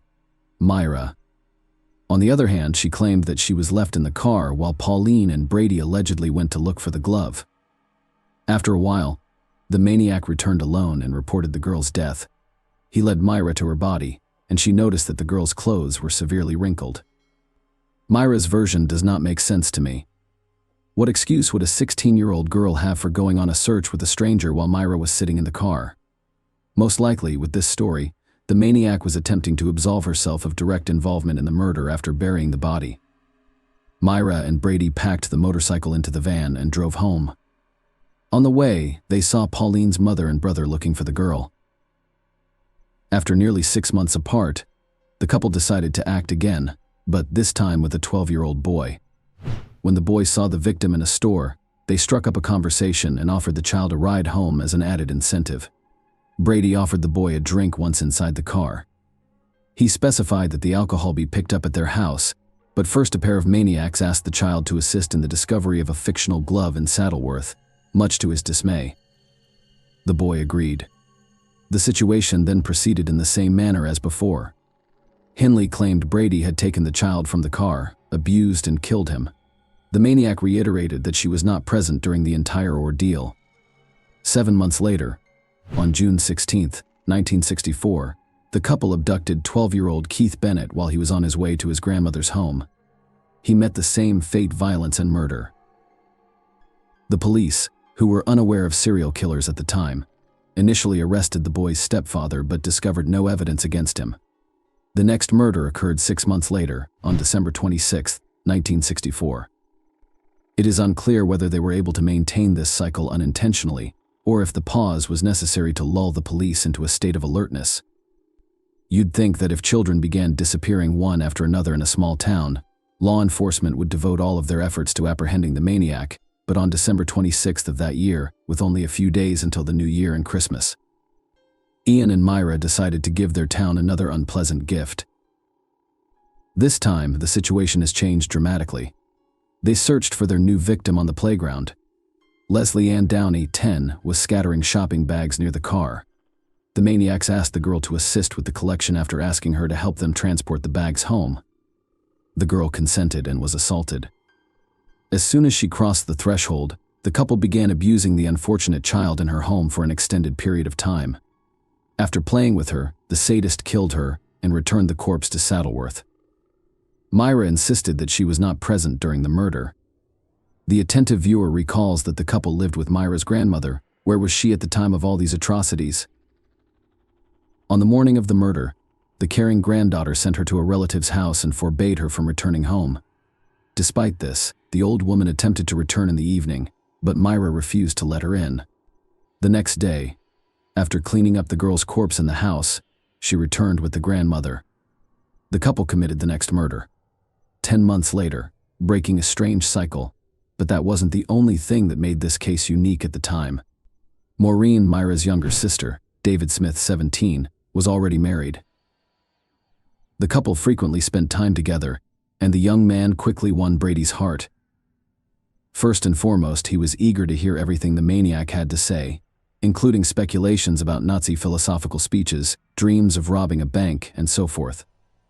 Second, he had already been to the police station several times, just like Ian had, despite the fact that their crimes were very similar. Smith was caught breaking into someone else's home and inflicting serious battery. Perhaps Brady regarded him as a protege, a new member of the improvised gang. As time passed, the young man paid more and more visits to their home, and during lengthy conversations with Ian, talk of murder began to emerge. Myra became concerned that their relative would run to the police, but Brady insisted that he thought Smith was his own and trusted him. He even told her that he and Smith would be committing a crime together soon. Myra and Brady went to Manchester Central Station to look for a new victim, and Ian quickly made his decision. He met 17-year-old Edward Evans, who agreed to come to his house after a brief conversation. When the company arrived at the house, they drank wine, and Brady eventually sent Myra to get Smith. The action picked up quickly after he arrived. Myra's words allowed us to reconstruct the following picture. She had gone into the kitchen to feed the dogs. Smith stayed in the living room. Several minutes later, she heard screams and fighting. The girl entered the room and saw Evans and Brady struggling. After a brief fight, Ian grabbed an axe and struck the victim several times with its blade. He strangled the unconscious Evans by wrapping an electrical wire around his neck. Brady wanted to take the body to the wasteland right away, but it was too heavy. Additionally, the maniac twisted his leg during the fight. Finally, he decided to leave it at home and travel with Smith to Saddleworth. The next day, he asked him to stay so he could understand the gravity of his actions. Smith initially agreed to help Brady dispose of the body. Perhaps he was too scared to refuse. The young man may not have shared the homicidal couple's sadistic tendencies, given his history of minor law breaking. After listening, she requested that he report the horror to the police. Smith listened to her and called the cops from a nearby phone booth at 6 a.m. His story differed slightly from what Myra would later say. The police archives include an exact transcript of that call. Brady led me into the kitchen and offered me 3 small buns with a drink. I nodded and asked for the rest. Ian went into the living room while I waited in the kitchen. After a few minutes, I heard a wild scream like a woman screaming in a high-pitched voice. After hearing Myra's screams, I ran into the living room and saw a young man lying face up on the couch with his feet on the floor. Ian was standing over him, holding an axe over his head and hitting him on the left side of his head. The officer knocked down the maniac's door, and Myra opened it. He took out his identification card and quickly made his way into the house, where he caught Brady, who was writing an explanatory letter to work and asking for time off due to an injury. The officer told a made-up story about investigating gun cases and asked to see the house. Myra agreed, and he inspected all but one room. The young man described how Ian bragged about killing 3 or 4 children and even gave the approximate location. Brady allegedly met Evans in a bar, and a fight ensued, and somehow the boy came to his house. Smith had also testified against Brady at the time, and the police believed his testimony much more. There, the police found many interesting finds. Notebooks, lists of names, photographs of Brady and Myra Simpson, and explicit pictures of them. The notebooks contain lists of coded words, which the police were quickly able to decipher. It turned out that Brady kept records of burial sites, weapons, and methods of killing. As it was impossible to assert the exact location of all the victims on the basis of this information, it was rather superficial. Another book contained a list of names including all the victims of the couple, but here's the strange thing: in addition to the victims we know, the list contained the names of other children. With all this information, the investigators questioned Brady again, and his story was once again very weak. Allegedly, the list contained the names of his friends, and he had joked about killing children in his conversation with Smith. At the same time, the police managed to find the very suitcases, the contents of which shocked everyone. There were photographs of a naked girl. Also found in them were audio tapes, one of which would soon become perhaps the most damning evidence in history. It contained cries and pleas for help. The tapes contained recordings of Nazi plays, and one of the mothers recognized her daughter Leslie Ann Downey's voice. The suitcases also contained photographs of the marshland backdrop, various batons, lashes, and erotic magazines. A recording of the girl screaming and a photograph of her would have been enough to PR. On October 10th, police discovered a child whose hands were sticking out of the ground due to the body's composition. The child's identity will not be confirmed until after 150 officers were involved in the search for bodies in the swamps. Initially, they focused on the area near Route 628, but later, based on witness statements, they moved to Route 635, where they made their first discovery. On April 19, 1966, Myra and Brady were charged with the murder of Edward Evans Lessell in one of the most high-profile trials in British history. He did not deny taking them, but claimed that the girl was brought to their home by two men and then taken away to an unknown destination. The police temporarily halted their search of the swamps due to the onset of winter. During the trial, David Smith, the main witness, signed a contract with a local newspaper to give an exclusive interview if Myra and Brady were convicted. The newspaper paid him a significant sum of money for this. Shortly after his transfer to Wormwood Scrubs, Brady, who had been placed in solitary confinement, went on a hunger strike. He was unhappy with the ban on socializing with other inmates. Prison officials have decided that a child killer is going to afterlife rather quickly as a result of his dramatic weight loss. The maniac was transferred to the hospital wing, where his life took on new colors. He was allowed to watch television and do house cleaning work. At the same time, juvenile delinquents with mental disabilities were admitted to the hospital wing of the prison. In 1981, one of these teenagers said that Brady had forced him into intimate contact. Later, similar statements by the victims surfaced repeatedly, taking advantage of access to secluded corners of the prison, as a janitor, Ian, led his victims there. When prison officials learned of this, he was banned from cleaning, but no further charges were filed. More interestingly, he was left in the hospital wing next to the same teenagers. It would seem like such a thing was possible, but there was nothing the chief medical officer of the prison could do about it. British law mandates the prisoners be assisted, and Brady used this skillfully. He threatened to resume his hunger strike every time he talked about being transferred back to a cell. In 1982, a harsh decision was made to transfer the maniac to another prison with stricter conditions. However, 3 years later, in 1985, Brady was declared insane. Thanks to this, another transfer awaited him at Ashworth Psychiatric Hospital. Many of you may have wondered how such a violent sadist managed not only to establish a comfortable life in prison, but also to do his dirty work with teenagers. The answer might surprise you. He was helped by the Earl of Langford. Frank Pakenham, one of the leading politicians of the time, gave favors and privileges. Brady approached him while in prison, and soon the Earl actually sided with him. Of course, there was no talk of helping to get the charges dropped, but Ian didn't count on that. Pakenham helped him stay in the hospital by appealing to Britain's Home Security himself. After that, the politician repeatedly bailed out his newly minted friend by pulling the right strings in the British upper echelons. But the main request to Brady was that he could not fulfill the maniac dream of a date with Myra. On that note, let's move back a bit to Hindley's story. Her life behind bars was much less intense, but not without interesting moments. While in prison, she managed to have a mistress, but more interestingly, she was able to get out of there for a while, not long after beginning her sentence. Henley began a torrid affair with the warden, Patricia Cairns.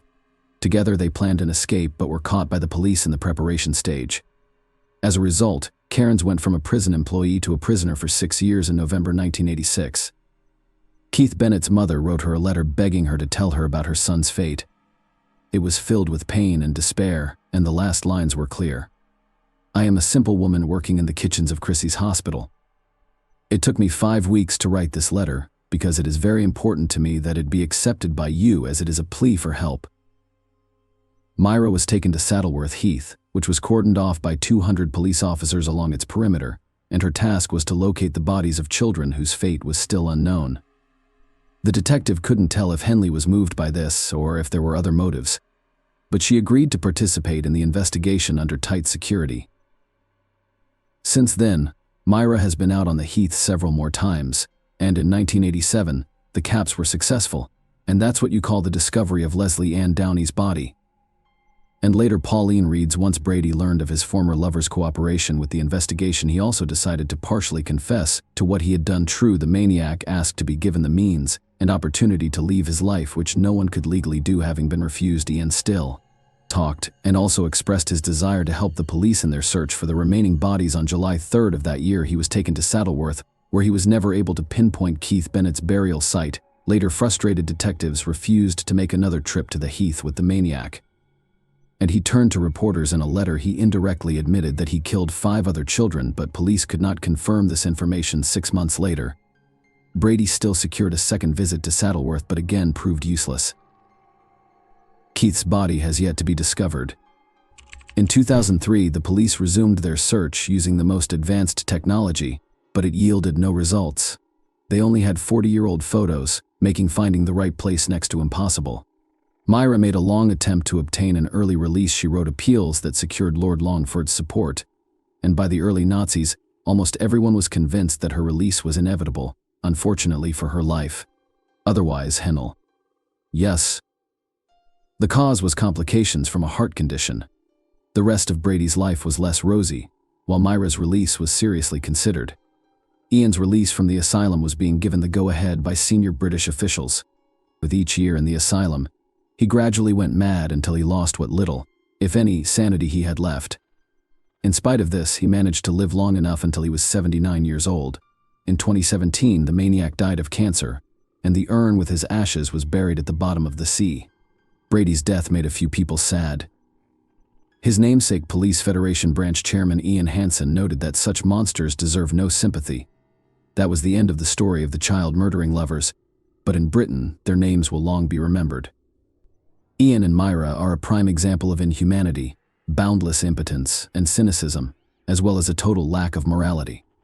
Just by remembering the history of the past, we are able to prevent the events of the future, so our work is not in vain. Please share your thoughts on this story in the comments section, and thank you for watching.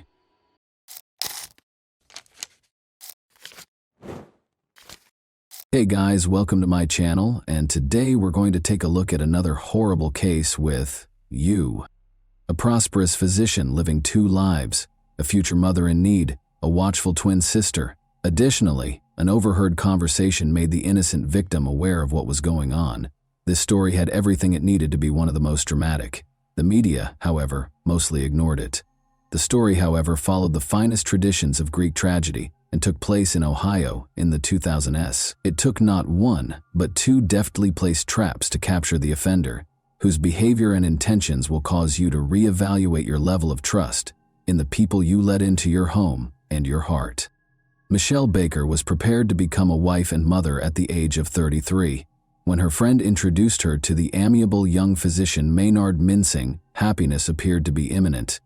The 33-year-old Maynard had prior married life experience. They had similar interests in medicine and a desire to assist others, because Michelle was an EMT in the fire department, because Maynard was the ideal woman, successful, attractive, and charming. Michelle thought she had won the lottery.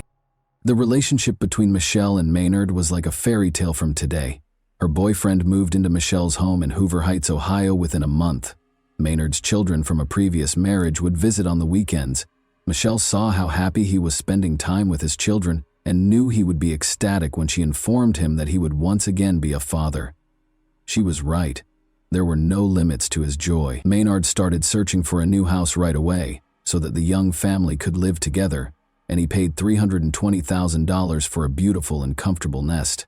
When Maynard proposed that they go to Key West, Florida, where they would get married at sunset while standing barefoot on the sandy beach, Michelle was ecstatic. The enamored couple left for Florida, but Maynard changed his mind on the first day of their romantic weekend. In order to have a traditional ceremony with his family present, he requested that Michelle postpone the impromptu wedding. Michelle ignored this obviously fabricated justification because she still fervently desired to start a family. The two went to a restaurant for dinner that night. The meal went smoothly, but Michelle felt a sharp pain in her abdomen and saw some faint bleeding after she left. She was terrified that she might lose the baby, of course.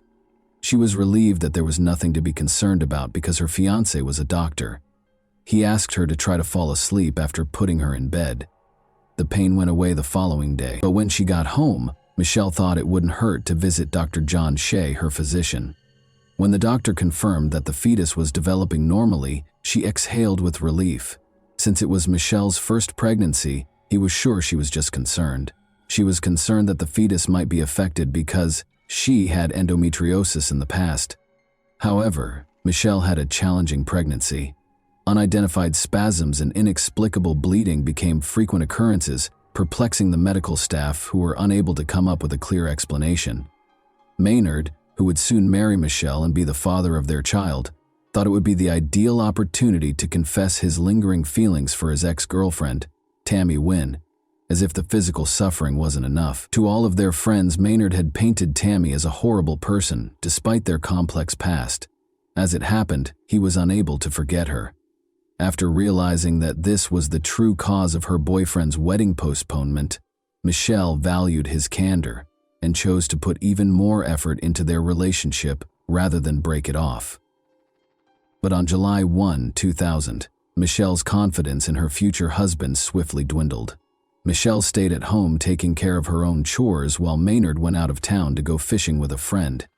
Michelle switched on the radio and tuned into a local station, lost in her activities. She heard her beloved order a song for another girl, and it hit her like a ton of bricks.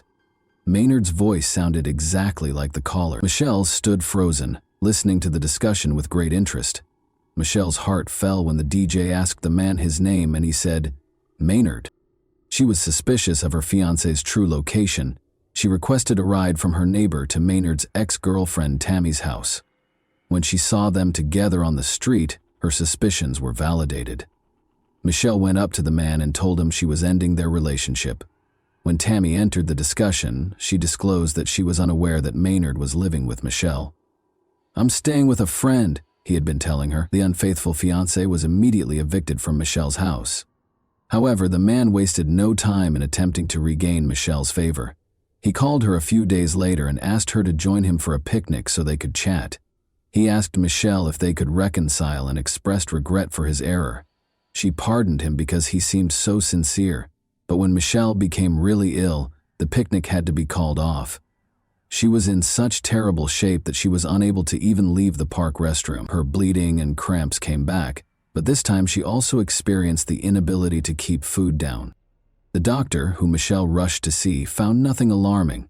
The doctor determined that stress was the cause of her symptoms after the ultrasound revealed that the baby was healthy. Michelle's twin sister, however, saw a fascinating coincidence. She asked Michelle if she found it odd that she was in excruciating pain whenever they were with Maynard. Michelle's sister's suggestion appalled her. She recalled that Maynard had poured her drink at the picnic before the second severe pain episode, and that he had brought glasses from the bar during their dinner in Florida just before she became ill the first time. With her drinks, though, what could he have done? Even though they had discussed the wedding once more and their relationship appeared to be back to normal, Michelle couldn't deny her sister's sensible observation. She also couldn't get rid of the impression that Maynard and his ex-girlfriend weren't entirely over. Michelle once again followed her gut and drove to Tammy's house, where her fiancé's car was parked, when Maynard informed her that he would take the kids to Florida for the weekend. Through an open window, she could hear a conversation between two people she saw inside. She was stunned by what she heard. Maynard responded that he thought he had already dealt with the child when Tammy asked him what he intended to do about it. Michelle came to the conclusion that the only way to keep Maynard as far away from the child as possible was to call the police. Michelle went to report her suspicions to the police. The detectives, however, were dubious after hearing her story and found it hard to accept that someone would try something so unbelievable. They had never seen anything like it in all the years they had worked as police. Although department rules forbade testing pregnant women, the police wanted Michelle to take a lie detector test. As a result, they rejected the notion and told her up front that, given Dr. Minsing's professional status, they would require strong evidence before they could arrest him. Michelle had to handle things herself because there wasn't much they could do in the interim. Michelle demonstrated her abilities as a true detective. With the assistance of a friend, she concealed a tiny video camera inside a fake plant on the kitchen counter and arranged the flowers so that it recorded everything that took place behind the kitchen table. Then, like all famous spies, she asked her boyfriend to join her for dinner and asked him to pour her a soda as she grilled steaks outside. Michelle excused herself under a false pretense and proceeded to the bathroom to pour the soda into a bottle after Maynard handed her her glass. She was horrified to find residue of some substance, not a tiny bit but a noticeable amount of some sort of drug at the bottom of the glass. She calmly poured the soda from the hidden bottle into the glass and went back to the table, trying not to show that she was in shock. However, Maynard kept getting calls from Tammy, so Michelle was unable to continue dinner in a composed manner. "Do you know why Tammy is upset?" he asked Michelle over the phone after he finally left. Michelle wasn't too worried about Tammy's feelings after finding out that her fiancé had been giving her drugs in her drinks, but when she gently inquired as to why Tammy was upset, Maynard surprised her once more by revealing that they had secretly wed earlier that week. Michelle's determination to protect her unborn child outweighed her feelings of hurt and rage over her beloved's betrayal. She immediately took the soda bottle to the police. An expert concluded that Cytotec, a drug used to treat stomach ulcers and induce labor, had been added to the soda. When used carelessly, though, it can also have lethal effects on the fetus. Legally speaking, the detectives had a problem even though they believed Michelle. They didn't have any proof that Maynard put the substance in the glass. In court, a skilled attorney would contend that Michelle falsified it in order to frame her cheating fiancé. The police therefore set up a trap for themselves. When the detectives asked Michelle to inform him that her pregnancy was going well during one of Maynard's phone calls, he invited her to dinner and gave her another dose of the drug. On August 14, 2000, two police officers hid in the garage while hiding a small camera inside a firefighter figurine that was placed on Michelle's kitchen counter. The police stormed into the kitchen and arrested Maynard for attempted murder as soon as they saw him trying to serve Michelle one of his special cocktails. "I hope these are prenatal vitamins," one of the officers said to Maynard, gesturing to the enigmatic material he was holding. The police discovered even more of the same substance in Maynard's vehicle. The doctor was forced to confess after laboratory tests revealed that Cytotec was present in the beverage. Maynard provided an apologetic justification for his horrible act, effectively acknowledging that he had poisoned his ex-fiancée in order to solve the issue. Maynard responded in the affirmative when asked if he thought the child was a problem. Michelle kept going to the doctor once a week and getting ultrasounds once a month. The fetus appeared to be growing normally in spite of multiple doses of the drug, but Michelle went into labor just before Maynard's trial, at 28 weeks of pregnancy. She gave birth to a stillborn daughter, whom she named Michaela. Michelle was surrounded by family and friends in the hospital room, where they were able to bid Michaela farewell and give her one last hug. It was impossible to ascertain whether Michaela's death was caused by Cytotec's effects, because the coroner could not detect any traces of the drug in the placenta. Prosecutors reached agreements with Tammy and Maynard to spare Michelle and her family from a torturous legal process. Tammy was given a 5-year probationary period and 100 hours of community service after acknowledging her guilt about getting the medication with a prescription while working as a nurse. Maynard received a 5-year prison sentence. In the United States, the two spouses would never again be able to work in the medical industry. Maynard startled the people in the courtroom during the trial by declaring that the child's death was the result of a higher power's intervention. In addition to displaying no remorse during the sentencing, and without pleading with Michelle for forgiveness, Maynard asserted that their daughter's death was the will of a higher power, and that the experience would make him stronger. His statement shocked even Judge Barbara Gorman. Judge Gorman said to Maynard, "I must say it was one of the strangest statements I have ever heard. You are a disgrace to your profession, in my opinion. All of this is the consequence of what you did. You must accept responsibility for what transpired." Although the spouses' sentences may be viewed as being rather light, Michelle is aware that Maynard will eventually face consequences for his actions in the afterlife. She made the decision to strike him where it hurt the most, his wallet, in the interim. Michelle Baker sued Tammy Mincing and Maynard Mincing for $3,500,000 in August 2002 over what had happened to her daughter. Orally and in writing, Maynard made it clear time and again that his goal was to get rid of the child. His spouse did not want him to be involved with the child in any way. Michelle's attorneys were therefore certain that they would prevail in the case. The success of Michelle's lawsuit is unknown, but it was made public in 2007 that Maynard filed for bankruptcy. In 2013, the Mincing name reappeared in the obituary of Maynard's father, a prominent local youth organization founder. Tammy and Maynard Mincing were still married and resided in Ohio, according to the note. Whether or not Maynard meant to murder Michelle is unknown, but at least he chose to end her pregnancy against her will. However, Michelle made it clear to Maynard that she did not ask him to be involved in the child's life or to provide financial support, so he could have accomplished his goals without his heinous scheme. He must have been aware of Michelle's strong desire to have children and cruelly denied her the chance to begin a new family life with a fresh start. And that wraps up today's chilling story. If you enjoyed this video, don't forget to like and subscribe so you never miss a new upload. Also, let me know in the comments, what part of this story shocked you the most? Thank you for watching, and I'll see you in the next video.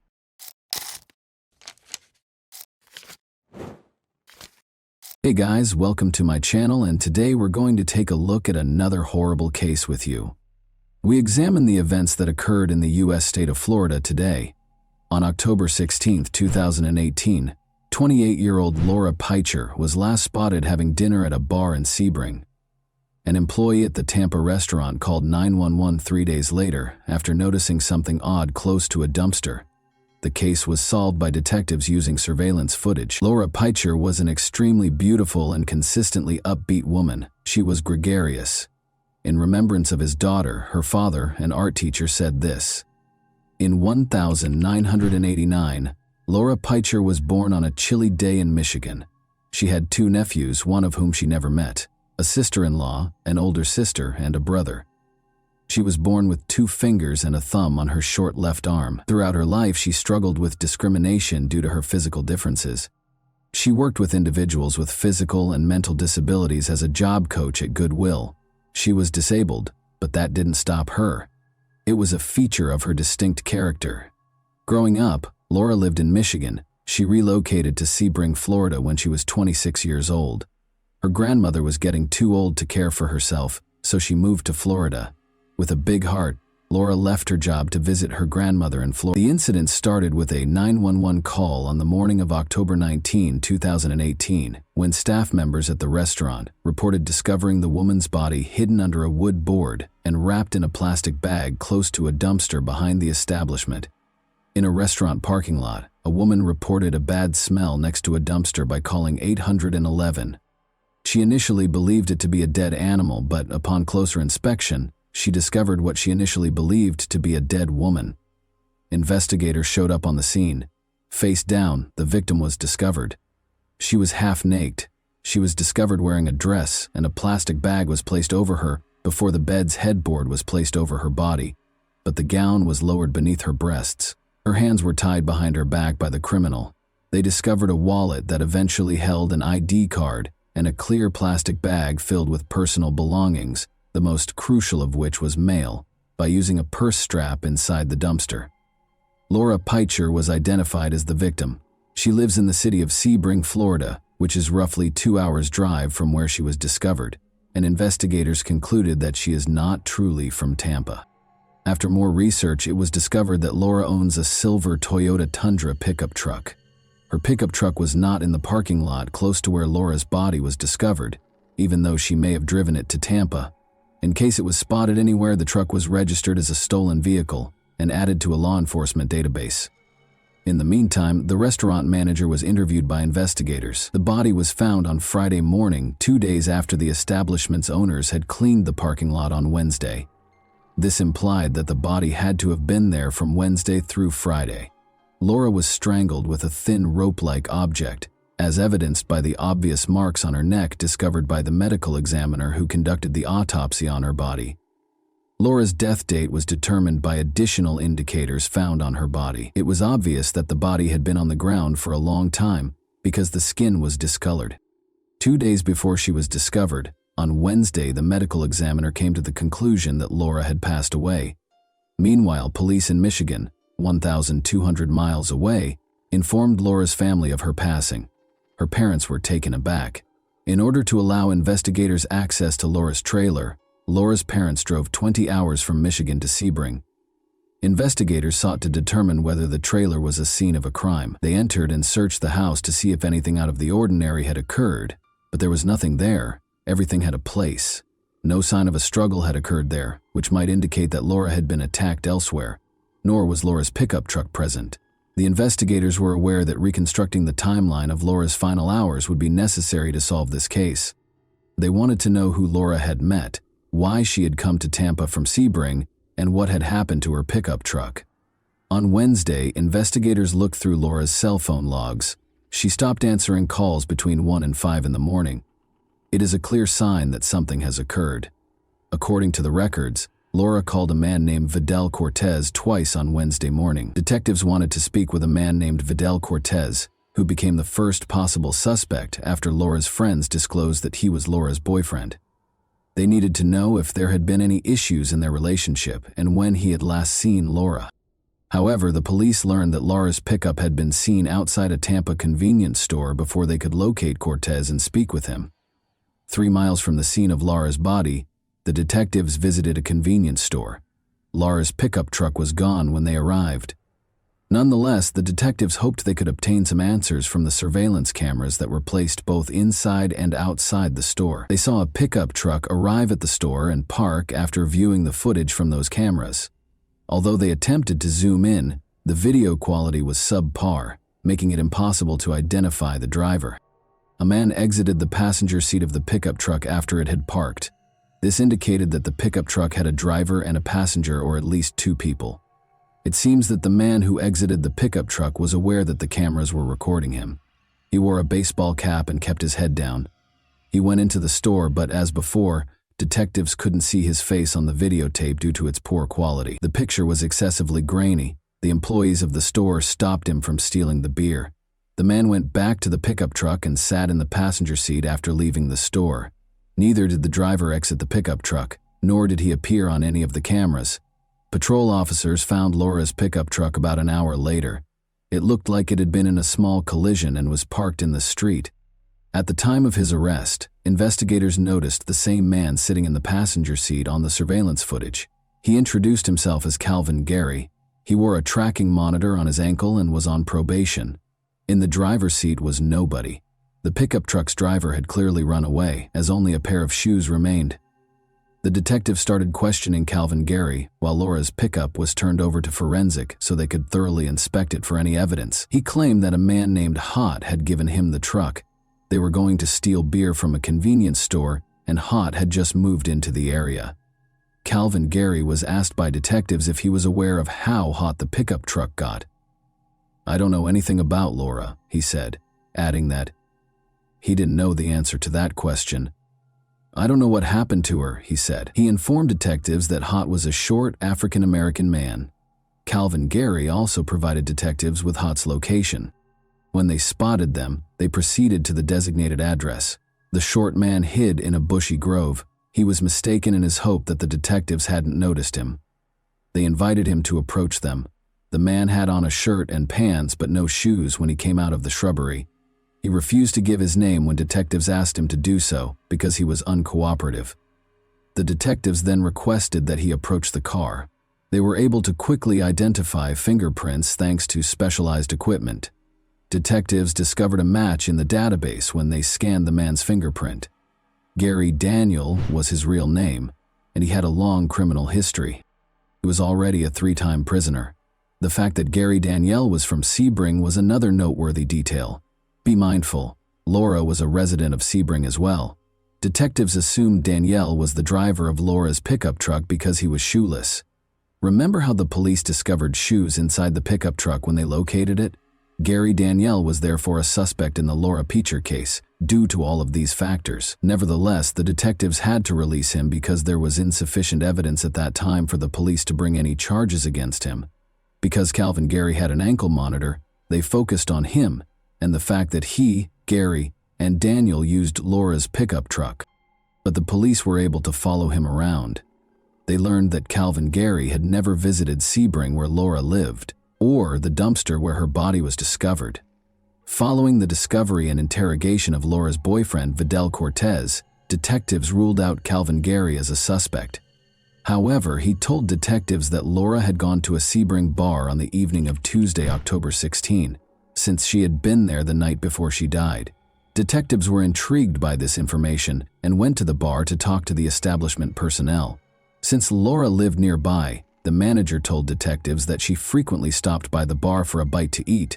Her most recent visit was on the evening of Tuesday, October 16. There was nothing unusual about her manner. She was smiling and friendly as usual. The existence of surveillance cameras within the establishment, which captured all events within the bar, was discovered by detectives. They viewed the video, which supported the bar manager's claims that Laura was wearing the same dress in which she was discovered. At the bar, she was seated. At the time, she was conversing with a waitress who was employed. She ate dinner.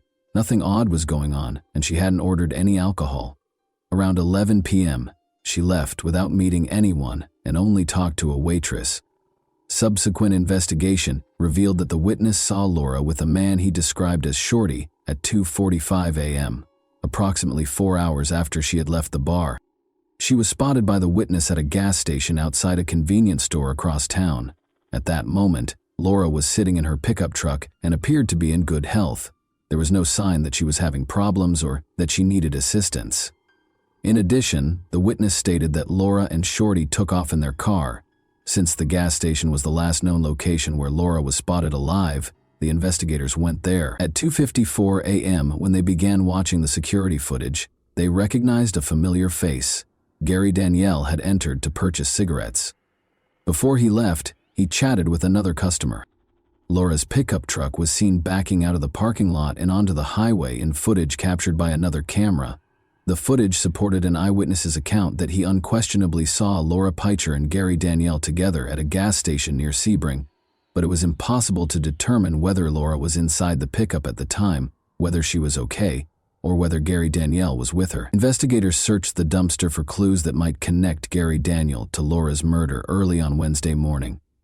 Although the ATM receipt was partially torn, it contained information that helped law enforcement identify that it was a specific ATM at a Lakeland gas station.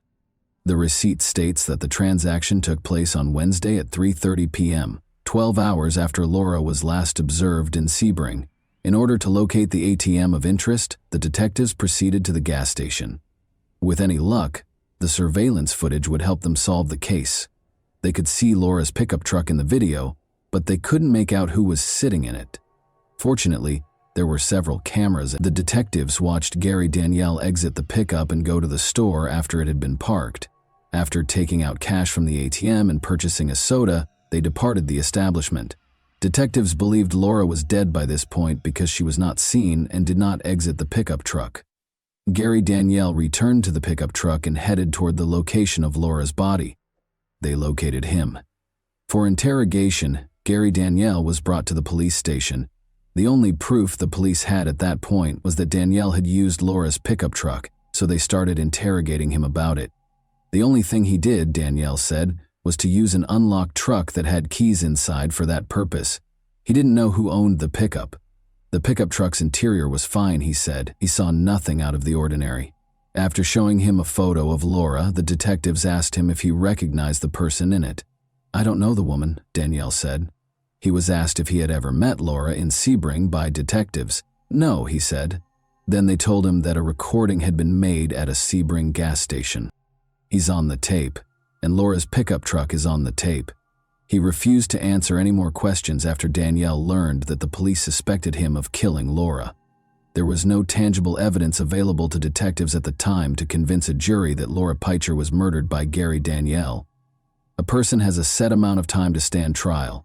The clock begins to run as soon as the suspect is taken into custody. The detectives chose to release Gary Danielle because they were still awaiting the forensic findings.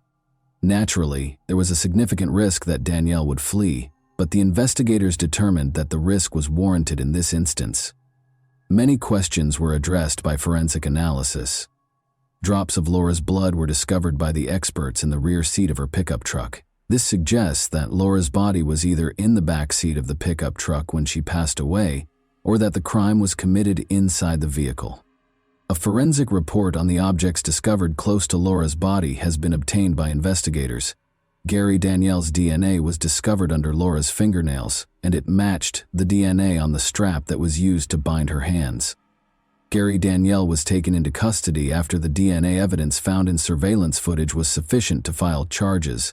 Danielle used his right to silence and remained silent when he was arrested. He was accused of carjacking, tampering with evidence, and first-degree murder. The investigators attempted to create a timeline of Laura's final hours based on the evidence. They were aware that Laura was in a Sebring bar. At around 11 p.m., she left the bar by herself and went to the town center, where she met up with friends. She met Gary Danielle that same evening. There was no connection between them, and they had never met before. Because Gary Danielle wouldn't answer questions, Investigators think Laura agreed to give him a ride, perhaps in return for money.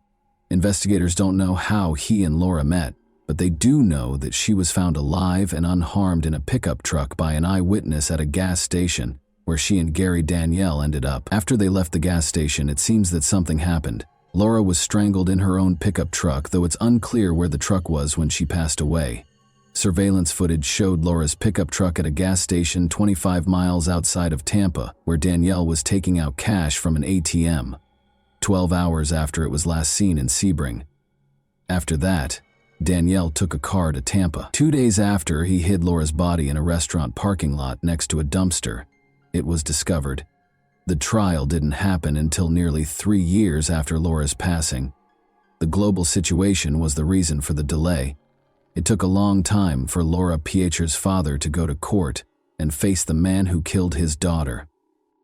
Rather than condemning Danielle, the father used his words to discuss the lost young woman. A young boy once pointed out her short arm, according to a story her father told. She was told by another boy that he had asthma. "Don't you know there's something wrong with everyone?" she replied. Her father brought some of his daughter's belongings to court, including her journal, which bore the inscription, "Live the life you've imagined." Because she lived alone and no one was around to do the dishes, she wrote in it that she detested cooking. She expressed her distaste for littering in her writing. On August 24, 2021, she wrote about her 4 tattoos, the most significant of which was a black bird in memory of a deceased sister-in-law and based on a Beatles song. In a deal with state prosecutors, Gary Danielle entered a guilty plea to second-degree murder. Danielle, 50, agreed to a 30-year prison term in exchange for a guilty plea to second-degree murder. He also acknowledged committing grand theft of a motor vehicle and tampering with evidence. In the brief court hearing, Danielle, who was short, gray, bald, bearded, handcuffed, and wearing orange, stood silently in a jury box.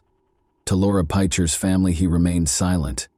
The case was punctuated by a guilty plea, but it left many questions unanswered, including how Laura met Danielle and why she was murdered. And that wraps up today's chilling story. If you enjoyed this video, don't forget to like and subscribe so you never miss a new upload. Also, let me know in the comments, what part of this story shocked you the most? Thank you for watching, and I'll see you in the next video.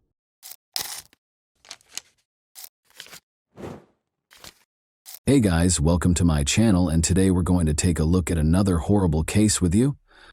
Crime is frequently associated with a particular motivation. Acts by people with mental health conditions, those under the influence of alcohol or other controlled substances, or incidents that happen during periods of severe emotional upheaval may be exceptions. Although the phrase motiveless crime is used, criminologists contend that the majority of these cases have unidentified hidden motives. Ohio as a whole was rocked by the disappearance of college student Emily Murray in 2000. The individual who caused Emily's terrible demise had been hiding in plain sight, helping law enforcement with their investigation and even providing tips to implicate others, until she was discovered dead a few weeks later. Authorities encountered a bewildering dilemma when they eventually took him into custody. There didn't appear to be any clear reason. Many theories were put forth, but none of them were supported, to explain why he did this. To make things even more confusing, the suspect seemed to like Emily and even to be protective of her. But then something changed, and he became a predator. The perpetrator has never disclosed the reason behind his killing of a helpless young woman, even though it has been almost 25 years since the incident. On February 19, 1980, Emily Miranda Murray was born in Sleepy Hollow, a small town in Westchester County, New York. She came from a wealthy family and was the youngest of 4 siblings. Growing up with her 2 older brothers and 1 sister, Emily remained close to them all of her life. Emily's family moved to Shaker Heights, Cuyahoga County, Ohio, when she was 2 years old. Her father quickly rose to the position of head of one of the scientific university's departments after receiving an offer of a distinguished position there. The family's financial stability allowed them to live comfortably, and her mother devoted herself to raising the kids and providing a cozy home environment. The Murray children achieved academic success, graduating with honors from high school and attending prestigious universities. Emily in particular had a strong interest in biology and medicine and hoped to work in these fields. She frequently placed at the top of her class and was acknowledged as a gifted student. Interestingly, Emily was also able to work part-time jobs and donate her earnings to worthy causes. Emily's parents' strong Christian beliefs had a significant impact on her upbringing. Emily followed the family's example by attending church on a regular basis and being always willing to lend a helping hand to those in need, both verbally and physically. She spent a year traveling the world with different humanitarian organizations after graduating from high school. She visited New Zealand, Australia, Japan, and a number of European nations during this trip. Emily Murray moved into the campus residence halls at Kenyon College in Gambier, Ohio, in 1998 to start her studies. According to those who knew her, she was a positive influence on everyone around her, full of vitality and vitality. Emily was very driven, kind, sympathetic, and personable. She did, however, have a sensitive side and frequently displayed moments of melancholy and vulnerability. She wrote down her deepest worries, dreams, and thoughts in a private journal. Emily was in her junior year of college by 2000. She continued to be actively involved in church-based charitable work and worked evening shifts as a waitress at a nearby restaurant in addition to her rigorous academic schedule. She appeared to manage her enormous workload with poise. She even managed to make time for her personal life, going to events that she loved. But soon, it would be evident that her life was more complicated than it seemed. Emily's bed was empty when her two roommates in the dorm woke up on Tuesday, November 3, 2000. They couldn't figure it out. Emily was always thoughtful and informed them if she would be spending the night somewhere else. They thought she might have gone straight to class or stayed late at work because her restaurant shift had ended at 2 in the morning. However, things started to feel strange when they discovered that her notes and textbooks were still on her shelf. The roommates asked friends if anyone had seen Emily before leaving for their lectures in the morning. As it happened, she hadn't been seen since the day before and hadn't attended any of her classes. Her friends initially attempted to explain the situation in the hopes that there would be a plausible explanation, even though her absence was disturbing. Emily had been anticipating the celebration of a close friend's 20th birthday for weeks, and it was scheduled for that evening. She had picked out a thoughtful present and even assisted in planning a surprise for the birthday person. Emily could not imagine missing the party, but her friends became increasingly concerned when she failed to appear. They contacted Emily's family in a desperate attempt to get answers, believing that she might have returned home because of an emergency. When her parents learned that she had disappeared, they became very upset. Desperate to learn what had happened to their daughter, they drove to Gambier that same evening to participate in the search. The Murrays and their older children had reached the campus by morning, and they were desperately attempting to determine what might have happened to their youngest daughter. By then, the college community had become aware of Emily's disappearance. She was not found despite the efforts of several volunteer groups, friends, and classmates. She appeared to have disappeared completely. Emily's car, a dark green Subaru Outback that her father had given her for her 20th birthday, was also found to be missing. The Murrays immediately contacted campus security to report the missing student and ask for assistance in setting up a search, but their worries were dismissed with indifference. Security personnel waved away their concerns, speculating that Emily was probably hanging out alone with a boyfriend and would be back shortly. The family was told to wait a bit longer, even though they insisted Emily would never leave without telling anyone. Emily had not been seen for over 24 hours, and her family was becoming more and more desperate. They reported a missing person to the local police after realizing that campus security would not be able to assist. They were shocked to learn that police initially appeared to minimize the incident as well, assuming Emily might have taken an unplanned break or gone off on her own.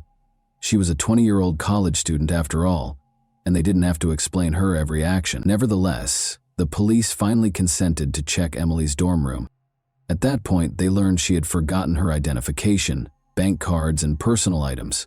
It appeared that she hadn't changed since leaving her job because she had last been spotted in her restaurant shift uniform. This cast doubt on the notion that she had taken an unplanned break or gone off to hang out with a boyfriend. It was improbable that Emily would depart without cash or necessities. Emily was officially listed as missing on the second day following her disappearance, which was also her last day of employment. By that point, her friends, family, and community members who were worried were already searching on their own, distributing flyers featuring her picture throughout the town and searching the neighborhoods. The investigation started at the eatery across the street from the campus where Emily was last seen. The Pirates Cove was a well-liked hangout for students because of its convenient location and reasonably priced menu. Emily's shift that night turned out to be her final one. Overburdened by her demanding schedule, she had resigned from her job that evening. She had made the decision to reduce her workload. She had been finding it difficult to balance her rigorous coursework, her part-time evening shifts, and her volunteer work at the church. Her personal life had suffered as a result of her hectic schedule. She had broken up with her boyfriend Adam just a month prior because they hardly ever had time together. Many of Emily's friends came to the Pirates Cove that night to cheer her on her last day of work. However, since they had classes the following morning, nobody stayed up too late. Emily stayed for an extra half hour to complete some tasks, even though her shift ended at 2 in the morning. As a result, her coworkers were the last to see her, and the police would use their testimonies to piece together what happened that night. During those last moments at the restaurant, Emily wasn't by herself. She was assisted in closing up by her friend Olivia, who was also a waitress, and a bartender named David Cale. Around 2:45 a.m., they completed cleaning the dining area together. Everyone started to head home shortly after that. Gregory McKnight, a 24-year-old cook who was the last to depart and shut down the restaurant at 3:15 a.m., confirmed this. Nothing out of the ordinary caught the attention of her colleagues. Emily was being kind, happy, and courteous as usual. She told them she was just going back to her dorm to get some sleep before her morning classes, without mentioning any plans for the rest of the evening. Investigators discovered Emily's personal journal, which had disturbing entries, when they searched her dorm room. Emily had been fighting a protracted bout of depression, which she had kept a secret and attempted to handle on her own, despite her cheerful and amiable manner. Emily was well known for being sensitive and sympathetic, and she frequently internalized other people's suffering, which made her both emotionally vulnerable and incredibly compassionate. Emily was frequently exposed to the harsh realities of life, such as tales of cruelty and injustice, through her charitable work.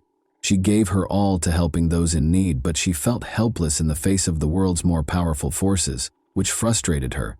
She described in her journal how difficult it was for her to handle the weight of her empathy and how overwhelming these feelings could be. Detectives were unable to completely rule out the possibility that Emily may have made the decision to leave her life, even though the journal made no explicit mention of plans to harm herself or take extreme measures. Emily's close friends and family were extremely offended by this theory. They vehemently denied the notion, stating that Emily would never entertain such an act because her faith was so important to her. Because of her strong religious convictions, such behavior was considered an unforgivable sin. In addition, Emily had detailed her aspirational plans for the future in her journal. She drew a picture of her ideal life in one entry, which included a big house, her future spouse, their 5 kids, and a dozen dogs. Her desire to create a life focused on community, family, and love seemed to inspire her daily. At first, investigators thought Emily might have run away because she had vanished along with her car. They speculated that she may have chosen to leave town to contemplate her life due to her battles with depression. This is a reasonable explanation for her disappearance, because it could have been made worse by her recent breakup with her boyfriend and resignation from her job. Adam, Emily's ex-boyfriend, was the first person investigators focused on, which makes sense in situations like this. Their relationship had been turbulent, with several breakups and reconciliations, but it had lasted for roughly a year and a half. But this time, Emily had made the decision to permanently break things off, and she had told Adam so in what seemed to be a peaceful and friendly exchange. Investigators couldn't help but wonder what if Adam hadn't been able to let her go. They decided to stay friends. When contacted, Adam voluntarily went to the police station. He seemed truly upset and genuinely concerned about Emily's welfare. He clarified that he and his roommate had visited the Pirates Cove the night before Emily vanished, but they had departed at midnight. Other students attested to seeing them when they returned to their dorm. According to 2 other roommates, Adam and his roommate spent the remainder of the night inside. Adam was promptly ruled out as a suspect because he had a strong alibi and no evidence of involvement. After that, investigators focused on Emily's colleagues. In the course of their investigation, one of the Pirates Cove's cooks revealed an unexpected fact. Emily was rumored to have rejected the romantic feelings that the bartender David Cale had for her. Emily and Cale worked the same shift, stayed late to close, and left the restaurant 10 minutes apart on the night of Emily's disappearance. After she turned him down, could Cale have waited for her outside and hurt her in some way? They brought David in for another round of interrogation. He acknowledged that he had once asked Emily out, but he had never brought up the subject again after she declined. He insisted that their relationship was merely cordial and business. In addition, David gave what investigators considered a very strong alibi. He was picked up from the restaurant by his father after his shift, and they immediately drove to another state to attend his sister's wedding. Investigators had no evidence to connect him to Emily's disappearance after the alibi was confirmed. The same cook, Greg McKnight, gave detectives a new lead after the bartender was ruled out as a suspect. He implied that Dave Yoakum, another cook, was also strangely attracted to Emily. Dave had a reputation for having trouble relating to women. When rejected, he was prone to losing his temper and was awkward and rude. This behavior was corroborated by other waitresses, who also reported that Dave had awkwardly approached them. He frequently made scathing comments in response to his attempts being rejected and acted in a generally disrespectful manner. Additionally, investigators found it highly suspicious that Yoakum was fired from the restaurant after a heated argument just 4 days after Emily vanished.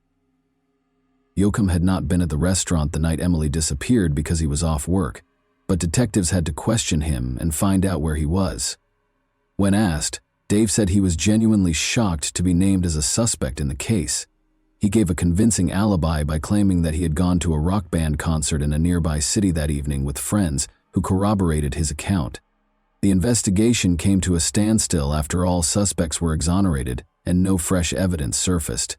Emily's friends and family prayed for her safe return home and clung to hope, but seasoned investigators suspected she was dead and feared the worst. Let's go back to an incident that at first glance appeared to have nothing to do with Emily's case, which occurred around a month prior to her disappearance.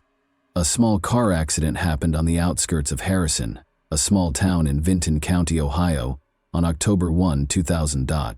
Ronaldo Hopkins was on his way home when an old Buick swerved into his lane and collided with him. When Hopkins exited his vehicle to inspect the damage, he discovered a gun in the trunk of the other car, which had exploded from the collision. He was so alarmed that he reported the incident to the police right away. Authorities permitted the other driver to depart, even though he was fined for the collision, and the gun was seized. That same driver was accused of participating in a theft on December 9, 2000, more than 2 months later. He lived in a remote trailer park according to the case documents, so 2 officers were sent to deliver a court summons demanding that he come in for interrogation. Officers discovered the trailer in a remote location, far from the other homes in the park. When they got there, 2 rusted, damaged cars that looked unlikely to ever run again were parked in front of the property, which gave the impression that it was deserted. But the officers found a dark green Subaru Outback behind the trailer, which didn't fit the scene.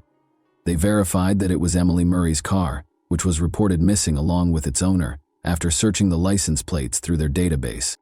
The name of the resident of the property where Emily's car was found, as well as information about the car's discovery, were promptly forwarded to the Gambier Division looking into her case. The cook from the restaurant where Emily had worked, Gregory McKnight, was that person. In the past, McKnight had tried to deflect suspicion from his colleagues while evading personal scrutiny. In record time, a police team was sent to the scene and a search warrant for McKnight's trailer was obtained. 2 officers went inside to start their search because the door lock was broken. The foul stench of decay overcame them almost immediately. They located the source of the smell, a young woman's body covered in a carpet, by following it to the rear of the trailer. Emily's remains were immediately thought to be hers, and forensic analysis quickly verified this. A gunshot wound to the head was the cause of death. The weapon had been pressed against the right side of her skull, and the bullet had been fired at close range. The fact that there was a large amount of blood and spent shell casings at the scene suggested that the crime had been committed inside the trailer. Detectives now focused on apprehending and interrogating McKnight, their main suspect. Later that day, Gregory McKnight was arrested on suspicion of participating in an armed robbery, which was initially unrelated to Emily's death.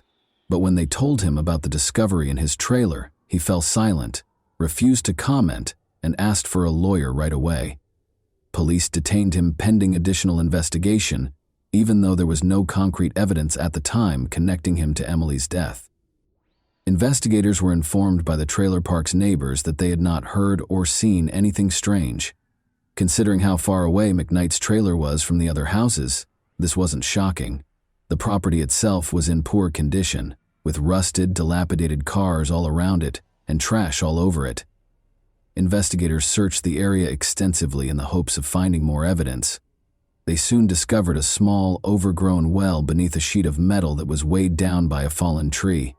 After draining the well, researchers found a human skeleton at the bottom that seemed to be that of a man. Other bone fragments were discovered nearby, dispersed throughout the property. All of the remains belonged to a single person whose identity was still unknown, according to forensic analysis. Police quickly linked the discovery to a 6-month-old missing person case, though McKnight's friend, a 20-year-old student named Glenn Julius, had disappeared. According to Glenn's girlfriend, he was planning to go to a party with McKnight the last time she saw him. Following the start of the Glenn Julius search, Gregory McKnight emerged as the main suspect, but according to McKnight, Glenn and he got into a fight at the event, and Glenn drove off with a few new friends. No one saw him again after that. Although they couldn't find any hard evidence to link McKnight to the disappearance, investigators also couldn't find any evidence to back up his story. Thus, he was set free. Later, pieces of Glenn's belts and clothes that were found in the well were recognized by his girlfriend. Dental records from his family attested to the fact that Glenn's remains were present. Inside McKnight's trailer, a number of his personal belongings were also found. Shortly after Glenn vanished, McKnight sold his car illegally, according to additional investigation. Associates who were also connected to an armed robbery case purchased the car. The car's license plates had been replaced with fake ones, and it had been hurriedly repainted. Authorities found the car after one of McKnight's accomplices was taken into custody. They discovered sizable amounts of cleaned-up blood in the trunk, which forensic analysis verified belonged to Glenn. This implied that Glenn had been carried in the trunk, either injured or dead. The work had been done sloppily, probably with homemade tools, and Glenn's body had been partially dismembered. The bones were deeply scratched, like saw marks. Investigators discovered an axe, a shovel, and several other tools inside McKnight's trailer. These were all removed for forensic analysis. Although unidentifiable marks were left by other tools, it was definitively established that the axe had been used during the dismemberment. On November 12, 1976, Gregory McKnight was born in a poor Columbus, Ohio suburb. He was raised in a big, impoverished family without a father, where everyone was left to fend for themselves. McKnight began stealing when he was a young boy, and at the age of 14 he first came to the notice of the police. He had committed his first deadly crime at the age of 15, a poorly executed robbery. The jury was lenient toward McKnight because his accomplices were older, and he was given a comparatively light sentence. He was placed in a juvenile detention center and given a sentence of only 6 years. After being freed in 1997, he quickly wed Catherine, who went on to have 2 children. Before McKnight saved up enough cash to purchase his trailer, the couple briefly resided with Catherine's parents, but they never made the move to their new home. Gregory McKnight killed Glenn Julius in May 2000 and concealed his body in the well behind his trailer. He then abducted and murdered Emily Murray in November of that year, leaving her body to decay inside the trailer. Catherine, McKnight's wife, acknowledged during interrogation that she had begun to have doubts about the trailer. Her husband refused to allow her to visit or even come near the property, and he often went there by himself.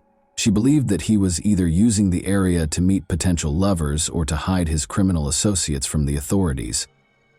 She had thought of a lot of things, but she had never thought of him keeping human remains there. The majority of the evidence against McKnight was circumstantial, despite the fact that it was substantial. The precise manner and location of Julius's death were unknown to the authorities. Consequently, the prosecution was unable to pursue the death penalty for that specific offense. Emily's case appeared to be simpler. There were obvious traces connecting her and McKnight to the trailer when her body was discovered at the scene, but there was no apparent reason for such a heinous act, and the murder weapon was never found. Emily had not been robbed, she had not been assaulted, and even her car had been left behind the trailer. Why McKnight would perpetrate such a heinous act against the young college student was still a mystery. Several colleagues attested that McKnight had consistently treated Emily with dignity. He was said to be courteous, and once he had even intervened to shield her from an inebriated patron who had mistreated her. Even McKnight declined to assist investigators. He gave no information about either crime and denied all charges. The prosecution contended that McKnight had tricked Emily into falling into a trap following her work at the restaurant. Given her kindness and trustworthiness, he may have asked her for assistance, and Emily, oblivious to the danger, was powerless to refuse.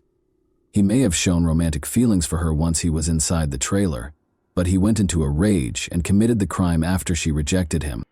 A psychiatric evaluation found that McKnight was fully aware of his actions and could be held accountable, despite the defense's attempt to claim that he was mentally unfit. By changing strategies, McKnight's lawyers attempted to portray Emily as a suicidal person with severe depression, alleging that McKnight only helped her carry out a purported death wish. Emily's loved ones were incensed by this argument, but it didn't change the court's decision. Gregory McKnight was convicted of 2 indictments of first-degree murder, kidnapping, and armed robbery in 2002. He was placed on death row to await execution after being given a death by lethal injection sentence. Every appeal and clemency request was turned down. Gregory McKnight, who said in 2015 that he would sooner die than rot in prison while awaiting execution, asked that his sentence be carried out. He quickly had second thoughts, though, and made another unsuccessful attempt to appeal the sentence. McKnight filed a lawsuit in 2020, claiming that he was subjected to unfair treatment and racism during his trial. He maintained that the punishment was unduly severe because the jury and the judge were both white and had acted biasly against him. Gregory McKnight is still waiting to be executed on death row as of right now. And that wraps up today's chilling story. If you enjoyed this video, don't forget to like and subscribe so you never miss a new upload. Also, let me know in the comments what part of this story shocked you the most. Thank you for watching, and I'll see you in the next video.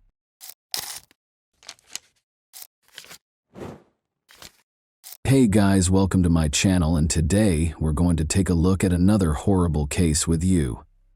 The South Carolina state in the United States is where the events in this video took place. Jessica Carpenter resided in the city of Aiken with her parents and 2 older sisters. The city of Aiken, which has 300 residents, is not very big. As a result, word of Jessica Carpenter's ordeal quickly spread throughout the city and caught the media's attention. Judy, Jessica's mother, discovered her daughter's body on the floor when she returned home on August 4, 2000. Her age was 17. Jessica was a senior at Aiken High School, where she participated in the school band during the summers and worked part-time as a hostess at a nearby restaurant called Red Lobster. It took more than 5 years before the offender was brought to justice. It was August 4th, 2000, the last day of her vacation, and she was eager to start her senior year of high school. Following their lunch together, Jessica's mother Judy left for work, leaving Jessica alone at home. Judy did not see her daughter alive again after that. Judy arrived home around 5:30 p.m. After opening the door and taking a few steps, she noticed something that no mother should ever see. Her daughter was lifeless and naked on the floor. Judy was so terrified that she rushed to her car and dialed 911. The operator asked Judy to return to the house and see if Jessica was breathing, after she had explained the situation. Despite being overcome with fear, Judy returned to the house. She followed the operator's instructions to the letter.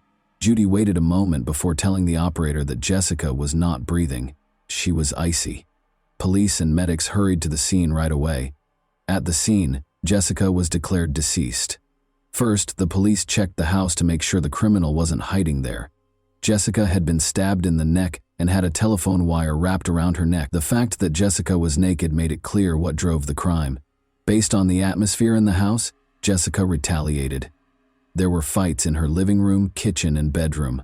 Crime scene investigators partially lifted Jessica's fingerprints and collected DNA samples from her body. Physical evidence was scant. Investigators were a little frustrated when they discovered a partial fingerprint. Unknown male DNA was the only important piece of evidence the police discovered. Before departing the scene, there was almost nothing in the case to cling to except the DNA. Another crucial detail caught the attention of the detectives. No evidence of forced entry was found. Jessica was by herself at home, and she always locked her doors in situations like this. It was clear that she either knew the criminal or felt comfortable allowing him to enter the house. Since this had never occurred in their neighborhood before, people were shocked that it had. The neighborhood did not have a high crime rate. According to the results of the forensic analysis, Jessica passed away from internal bleeding and oxygen deprivation. Once a place of laughter and vitality, the Carpenter family home was now enveloped in an unbreakable veil of grief. A horrible crime had taken place in the living room, which had once been the location of boisterous birthday celebrations and peaceful family evenings. Charles and Judy, Jessica's parents, appeared to be stuck in a bygone era. Their entire world had been upended. They were at peace because they believed they had failed to protect their daughter. Although Jessica's sisters were heartbroken by the incident, the family came together during this time. The Carpenters had a strong belief that the police would identify the culprit behind Jessica's death. Since Aiken is a small city, word of Jessica Carpenter's ordeal spread swiftly. The story was reported in every newspaper and on every local television station. In order to solve crimes, law enforcement occasionally needs the assistance of the media. They need the public to be aware of it, and although investigators gave the media some information about the crime, important details were kept under wraps. On August 25, 2003, it was kept a secret that Jessica had been shot in the neck, strangled with a telephone wire, and discovered nude. The first information was given to the police a few weeks after Jessica's death, and they spread it through local news reports. Surveillance footage from a convenience store a few blocks from Jessica's residence was obtained by investigators. Detectives thought that the young man in the top right corner of your screen might have some information about Jessica. As part of an ongoing investigation into the death of a carpenter, the police wanted to identify and question him. On the basis of surveillance footage, every lead, no matter how trivial, was closely examined. In an attempt to identify the man, the Aiken police released a sketch that was aired on television. The suspect's sketch was held in the hands of the detectives looking into Jessica Carpenter as though it were the secret key. Jessica went to Aiken High School, where she was well known to all. They headed to the principal's office to ask the administration for help. Despite looking at the sketch, the principal was unable to identify the subject. The detectives spoke with the principal before starting to interview Jessica's classmates. Any small comment or conversation could reveal information about the crime. Detectives also spoke with teachers who knew Jessica, and some students were in special interest groups with Jessica, such as the school orchestra. But after being at the school for a few hours, they left with nothing. Who was portrayed in this sketch was unknown. The police were able to identify the man after a few days, but it turned out that he was unrelated to Jessica's ordeal. He was just a magazine salesman and an out-of-town student. The police contacted Jessica's closest friends and family because they had limited information. One of her closest friends from Aiken High School was Alice Bryant. She played in the music orchestra with Jessica, whom she had met in 6th grade. Both of them were anticipating their senior year, getting ready for college and maturing. Alice was asked by the investigators if anyone in Jessica's immediate vicinity intended to hurt her. Perhaps she got into a quarrel with someone at school. Alice asserted that Jessica had no enemies, but it's possible that she turned down one of the boys and he was unable to handle it. She had a good relationship with everyone. Because Jessica's friends were unable to provide any leads, the investigation came to a standstill once again. The DNA of an unidentified male was the only tangible evidence the police had discovered at the crime scene. Given that Jessica most likely allowed the criminal to enter the house herself, and that she might have known and trusted the man, a database search turned up no matches. Investigators made the decision to look into Jessica's inner circle. They collected DNA samples from her neighbors, friends, and family. To eliminate as many possible suspects as they could, they visited Judy's place of employment and spoke with all the men, including her supervisor. The local media was asked to help spread the word by the Aiken police.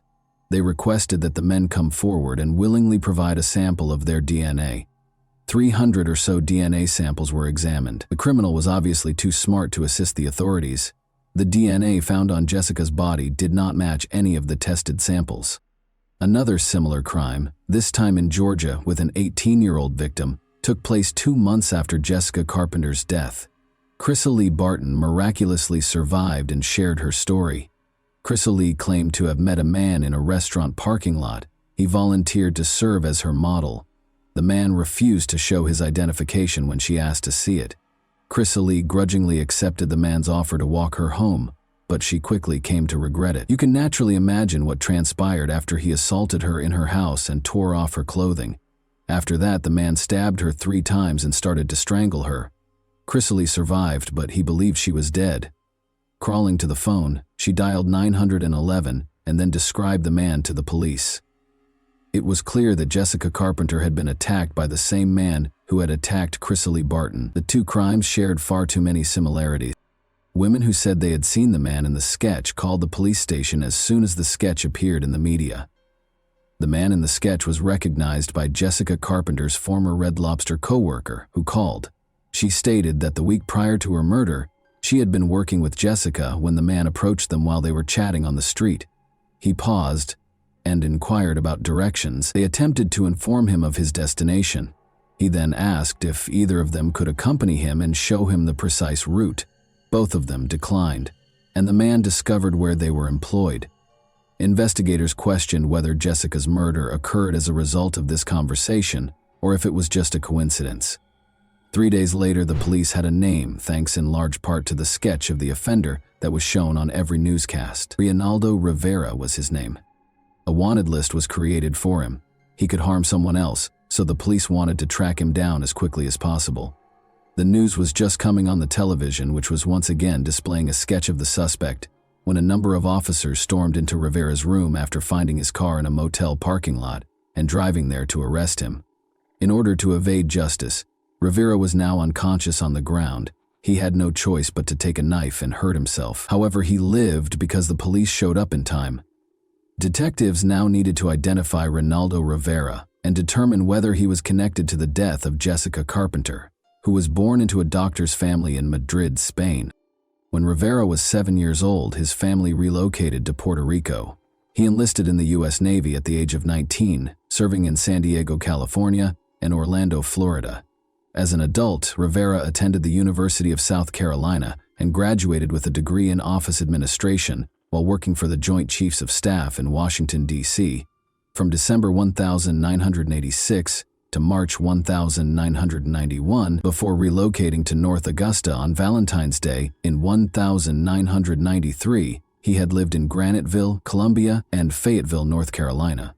By 1998, he was married to Tammy Lisa Bonet and had 2 kids. Rivera was hired by the Firestone Tire and Rubber Company in Aiken to work as a tire inspector. When investigators searched the motel room where Rivera was staying, they discovered a surprise. He left a note claiming he had nothing to do with Jessica Carpenter's death.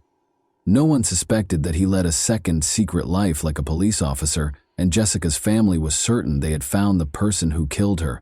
After assaulting Chrysalie Barton, Reinaldo Rivera was taken into custody.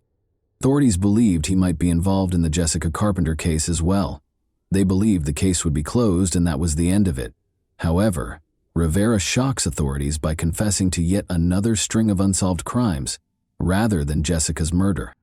Moussa Faye Dingus, a 17-year-old from Graniteville, South Carolina, disappeared on July 17, 1999.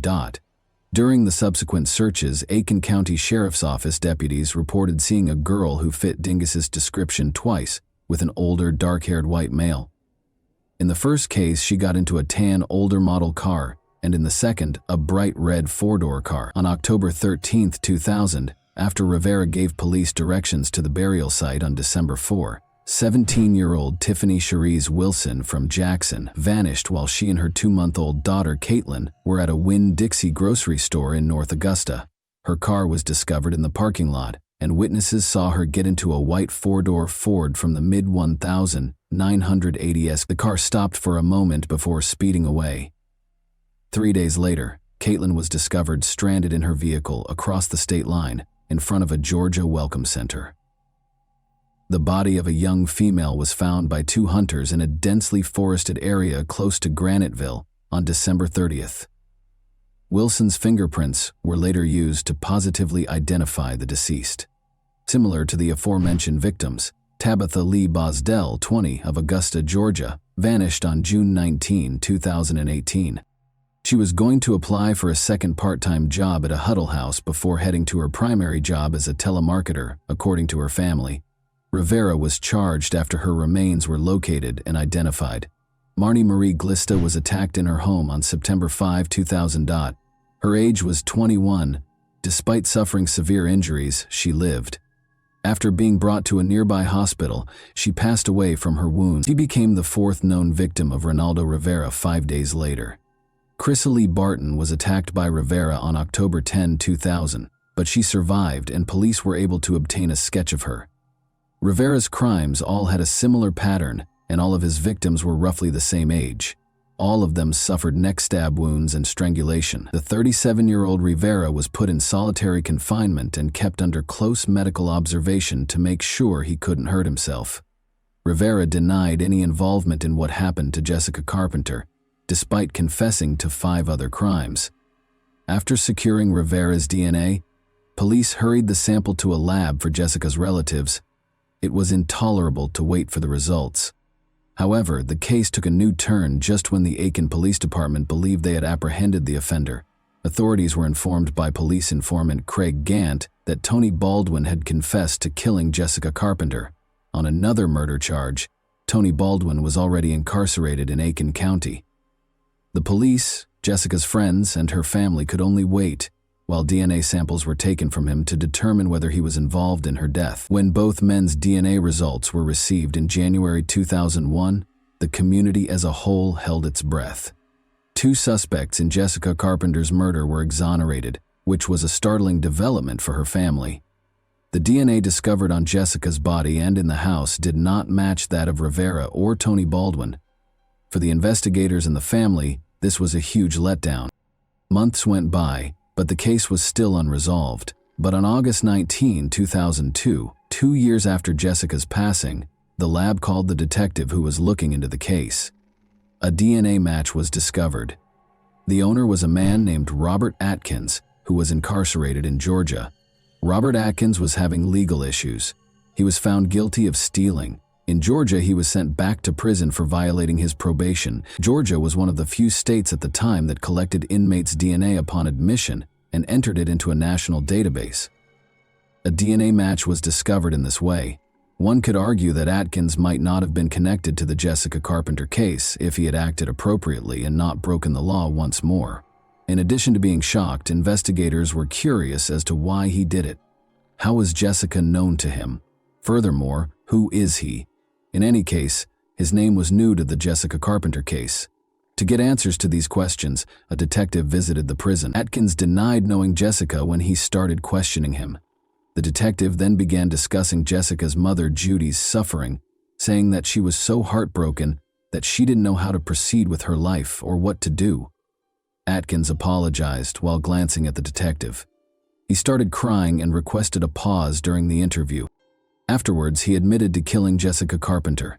Later, Atkins guided detectives to the murder weapon, a bloody knife concealed beneath a bush and wrapped in a t-shirt.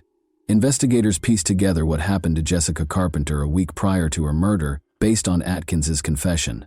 The following week, August 4, 2000, a package was delivered to Jessica's residence by airborne express courier Robert Atkins. Atkins made a comeback, but on false pretenses. Atkins claimed that he had most likely delivered the package by accident when Jessica opened the door. Jessica responded last week that there had been no error. Then Atkins asked if he could use the phone inside. Jessica let him in. He acted as though he was speaking to someone on the phone. He assaulted Jessica, carried her into the bedroom, and made her undress after realizing that no one else was home. He glanced at her and said, "No, you know me," even though she had stated she wouldn't tell anyone. He cut the phone cord in the kitchen after stealing a knife from there. He stabbed Jessica in the neck and strangled her with the phone cord. After that, he departed with the knife and carried on delivering packages in his van. When Jessica's family members found out about the crime, they were incensed. The following day, he got married as if nothing had happened the day before. Jessica was uncritical. She gave him a glass of water and invited him inside. On May 22, 2006, he committed this terrible crime after she showed him kindness. In an agreement with the prosecution, Robert Atkins entered a guilty plea to 5 charges. He consented to enter a guilty plea in exchange for a life sentence, even though he was facing the death penalty. Atkins was asked by Judge Diane Goodstein if he realized that he would never be allowed to leave prison. "Are you aware that you will be incarcerated for the rest of your life?" He said he did when she asked him to put his feet in a box first. 2 life sentences were imposed on Atkins. In 2004, Ronaldo Rivera received a death sentence. Rivera informed the jury that he had a mental illness and that medical professionals needed to investigate it to discover a remedy. In addition, he claimed that he still had murderous fantasies, threatened to retaliate if freed, and called for the death penalty. Rivera withdrew his testimony and started the process of appealing his sentence in 2016, 12 years later. The court denied his last appeal in October 2024. And that wraps up today's chilling story. If you enjoyed this video, don't forget to like and subscribe so you never miss a new upload. Also, let me know in the comments what part of this story shocked you the most. Thank you for watching, and I'll see you in the next video.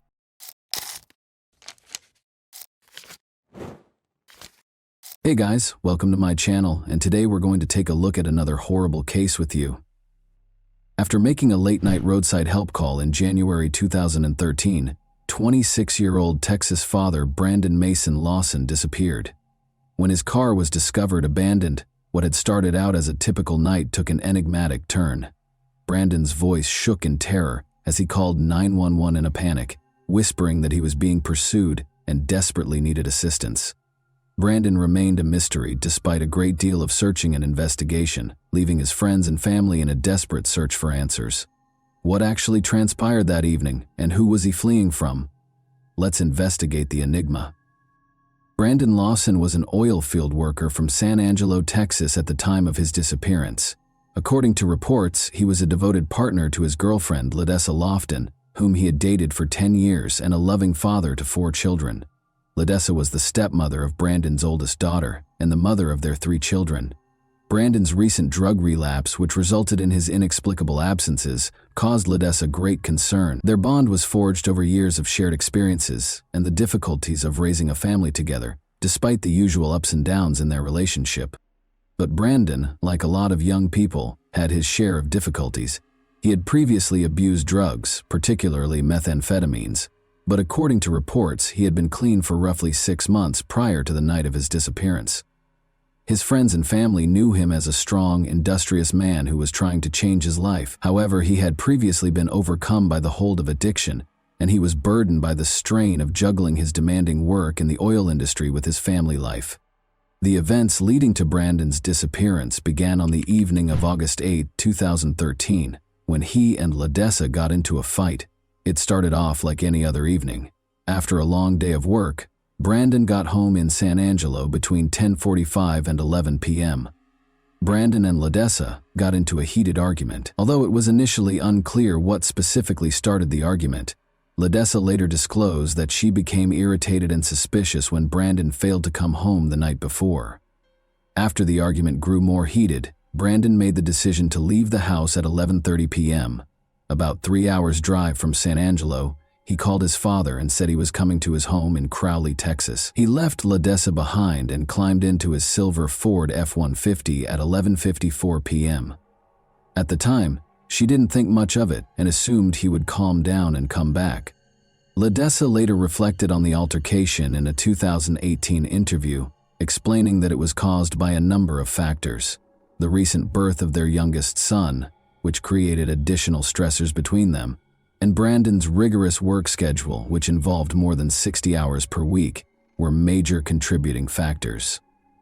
Ledessa acknowledged the emotional weight of her words and conveyed her sincere regret for the argument. She acknowledged that she put a lot of the blame on herself. The memory of their most recent altercation still plagued her, and she remarked, "I will never get those words back."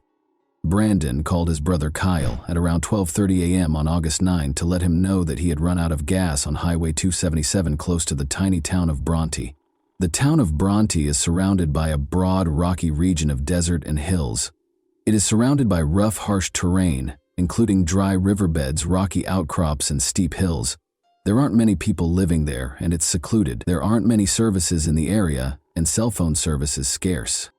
During the night, the sky is so dark that only the stars can be seen.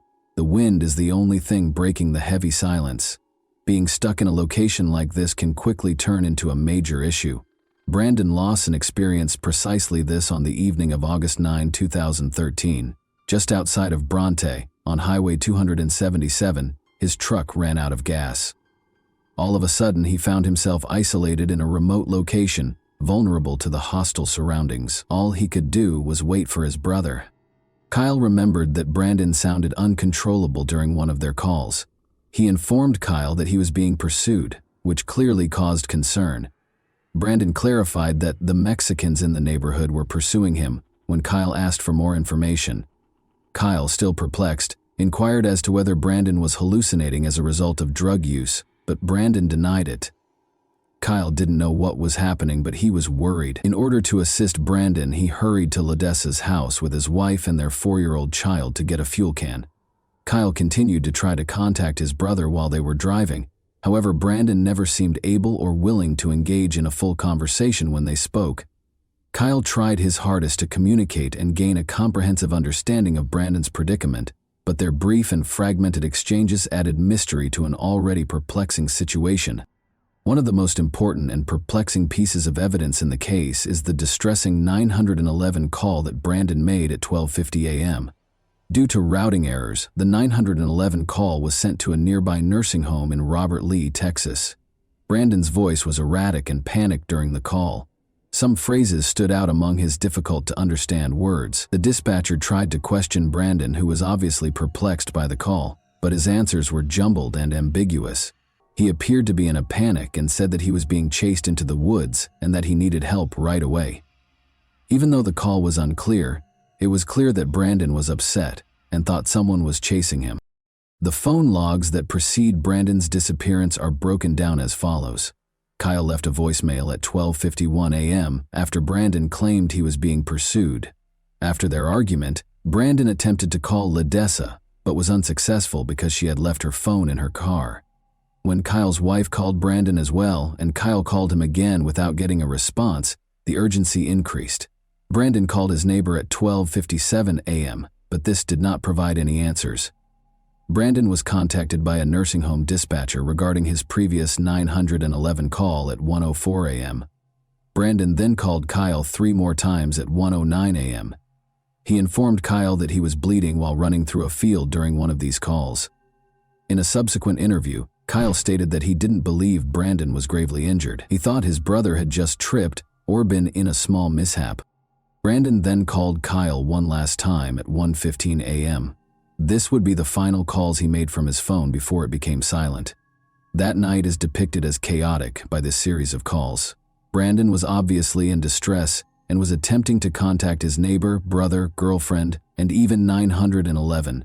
However, meaningful communication was almost impossible because of bad cell reception, his panic, and perhaps the hazardous and dark terrain. The uncertainty surrounding his last moments was further compounded by the confusion between his calls and his family's efforts to find him. When a truck driver called to report that Brandon's truck was parked dangerously on the side of the road, a Coke County Sheriff's deputy arrived at the scene at around 1 a.m.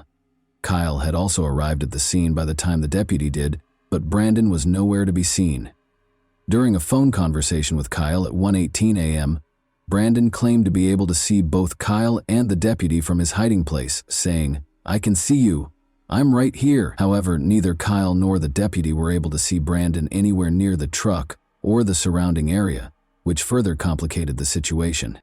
Kyle believed Brandon was attempting to elude the police because he had an active warrant for his arrest in Johnson County on a charge of drug possession with intent to deliver.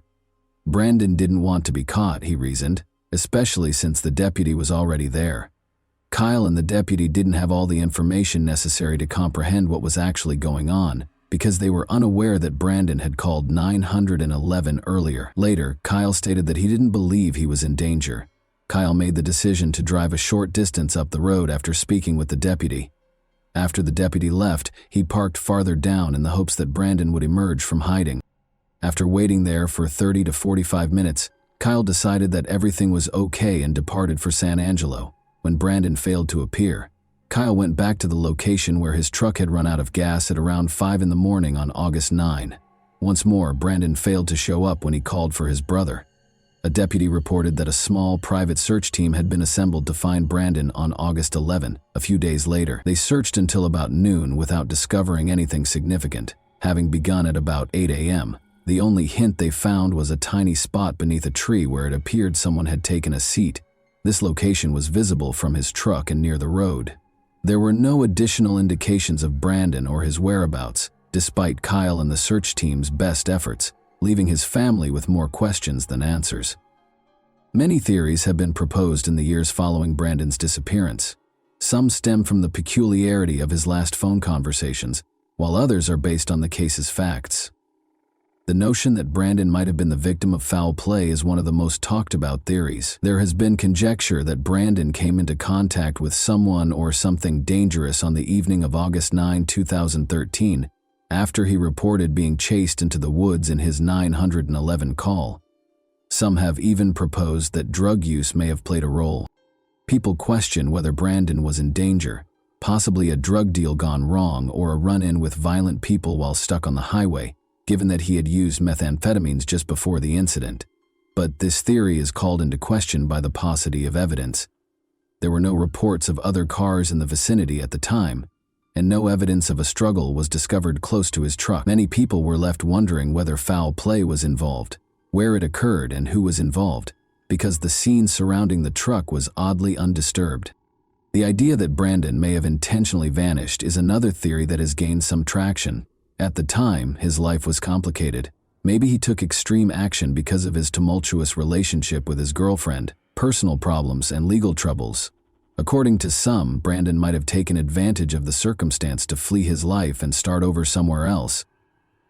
There is some circumstantial evidence to support this theory. The key to Brandon's pickup truck, which had been left partially over the white line on the road, was in his possession, alone. Law enforcement started looking into the incident shortly after the truck was towed on August 9, 2013, at around 8 a.m. Assigned to the case, Deputy Neal looked for indications of activity at a number of nearby properties. The deputy wanted to find out if Brandon might have sought shelter or water on any of these properties, many of which were only used during certain seasons, but Neal couldn't find any evidence that Brandon had been there. After LaDessa formally reported missing on August 13, Texas Ranger Nick Hanna, who was now in charge of the case, searched the area in a helicopter. Brandon was nowhere to be seen when they flew over the area close to Highway 277 and the Colorado River. One intriguing finding from the helicopter search was that there was enough exposed ground for someone who was lying down or hiding to have probably been seen from above. Deputies came to the conclusion that Brandon Lawson had left Coke County as a result of this. The deputy wrote in his final report that he didn't think Brandon was hiding or lost in the area. He based his conclusion on several factors. According to Kyle Lawson, Brandon was probably hiding in the brush close to his truck so the deputy wouldn't find him. Nevertheless, the truck and its surroundings showed no indications of foul play. Above all, Brandon and LaDessa's text messages from the night of his disappearance suggested a furious dispute. Neal thought Brandon most likely walked back to the road and hitched a ride from a passing car after he and Kyle left the scene. The idea that Brandon purposefully vanished has only grown stronger as a result of his ongoing absence over the years. The region was going through a serious drought when he vanished. They were able to identify small items like corn sacks from the air during aerial searches. They could have easily seen Brandon if he had been on the ground. In addition, the river in the region was incredibly low, only reaching knee-deep in its deepest sections. These circumstances implied that Brandon would have been discovered during their searches if he had been in the region. Brandon's active warrant for possession with intent to deliver was also mentioned by the deputy as a potential explanation for his disappearance.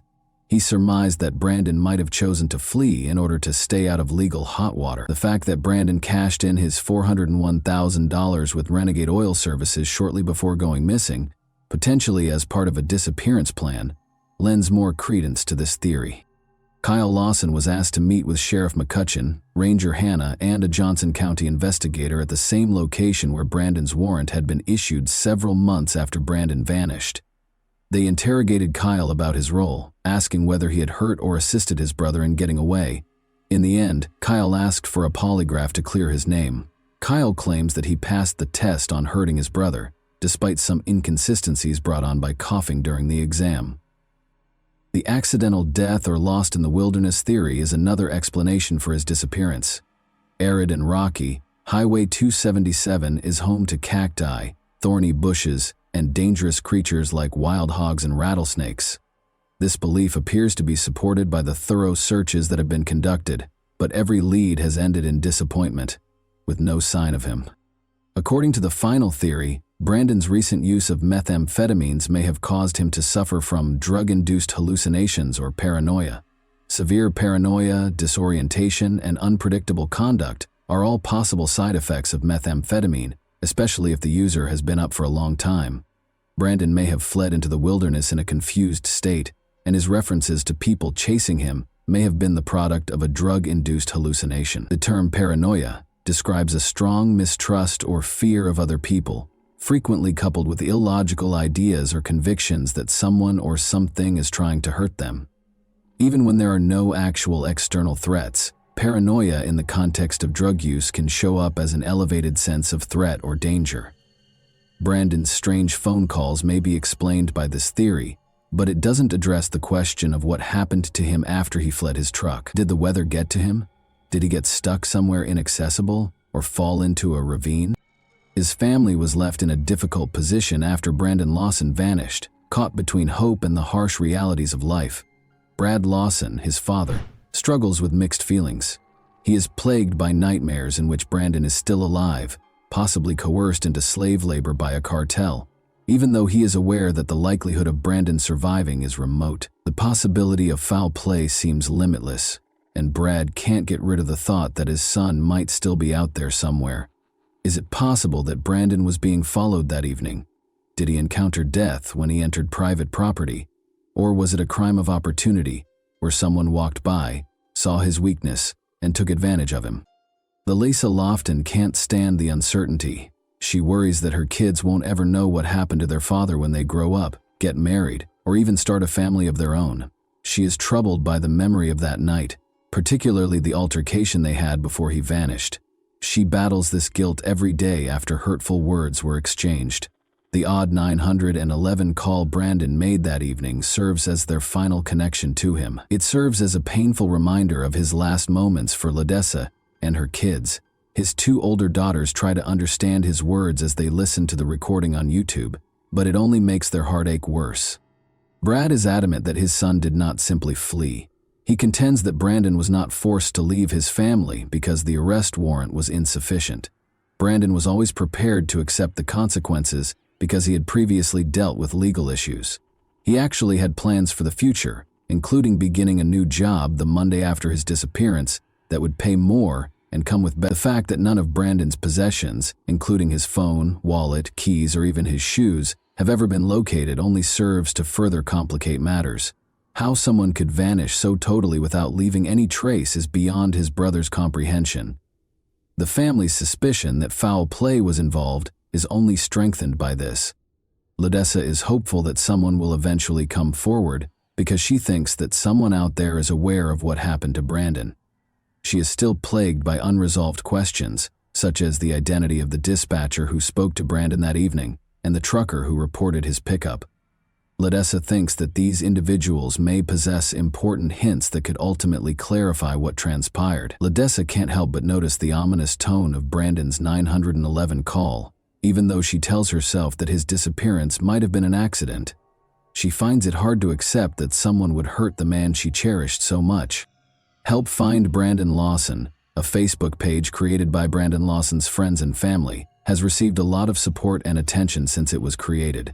The page has more than 2,000 followers as of 2024, indicating that Brandon's unsolved disappearance has generated a lot of interest and concern.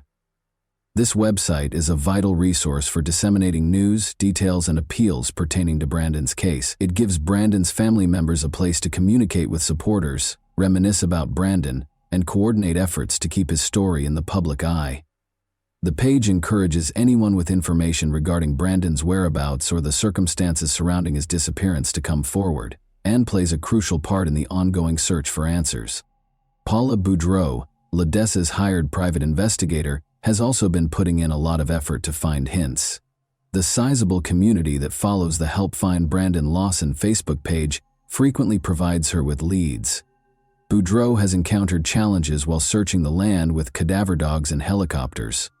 On their property, some landowners have refused to permit searches. Prior to 2022, there had been no leads or noteworthy advancements in the hunt for Brandon Lawson. But at Brandon's last known location, a small search team made a breakthrough in early 2022. They notified the authorities after finding a pile of his clothing. Human remains were discovered nearby shortly after. The Help Find Brandon Lawson Facebook page announced in October 2023 that the clothing discovered and initial DNA results suggested the remains were probably Brandon's. To compare the genetic markers from the remains with Brandon's father's DNA, more tests were being conducted. The Texas Ranger in charge of the case said he was cautiously optimistic that the remains would be identified. There have been no new developments regarding the identification as of October 2024. 11 years have passed since Brandon vanished, and his family is still looking for answers. Unfortunately, because of their advanced state of decomposition, these remains have not yet been definitively identified, leaving little material for identification.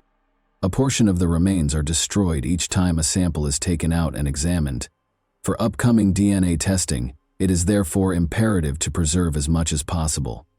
In an attempt to extract enough DNA, the remains have been sent to 2 labs, but the results have been negative thus far. The family is unable to provide additional information regarding the investigation's current status or the other options the Texas Rangers were considering in June 2023 for identifying the remains. The finding of Brandon Lawson's remains is likely to put an end to the tragic and enigmatic case of his disappearance. Even with this possible resolution, there are still a lot of unsolved questions regarding what happened that evening. Even though they are thankful for some closure, his family might never find all the answers they are looking for. The anguish of not knowing a loved one's fate and the unpredictability of life are both highlighted in Brandon's story. It highlights the necessity of continual enhancements to search and rescue operations, particularly in isolated regions such as West Texas. The memories of Brandon Lawson will live on in the hearts of his loved ones and everyone who has followed his tragic story, even though the whole truth may never be known. And that wraps up today's chilling story. If you enjoyed this video, don't forget to like and subscribe so you never miss a new upload. Also, let me know in the comments what part of this story shocked you the most. Thank you for watching, and I'll see you in the next video.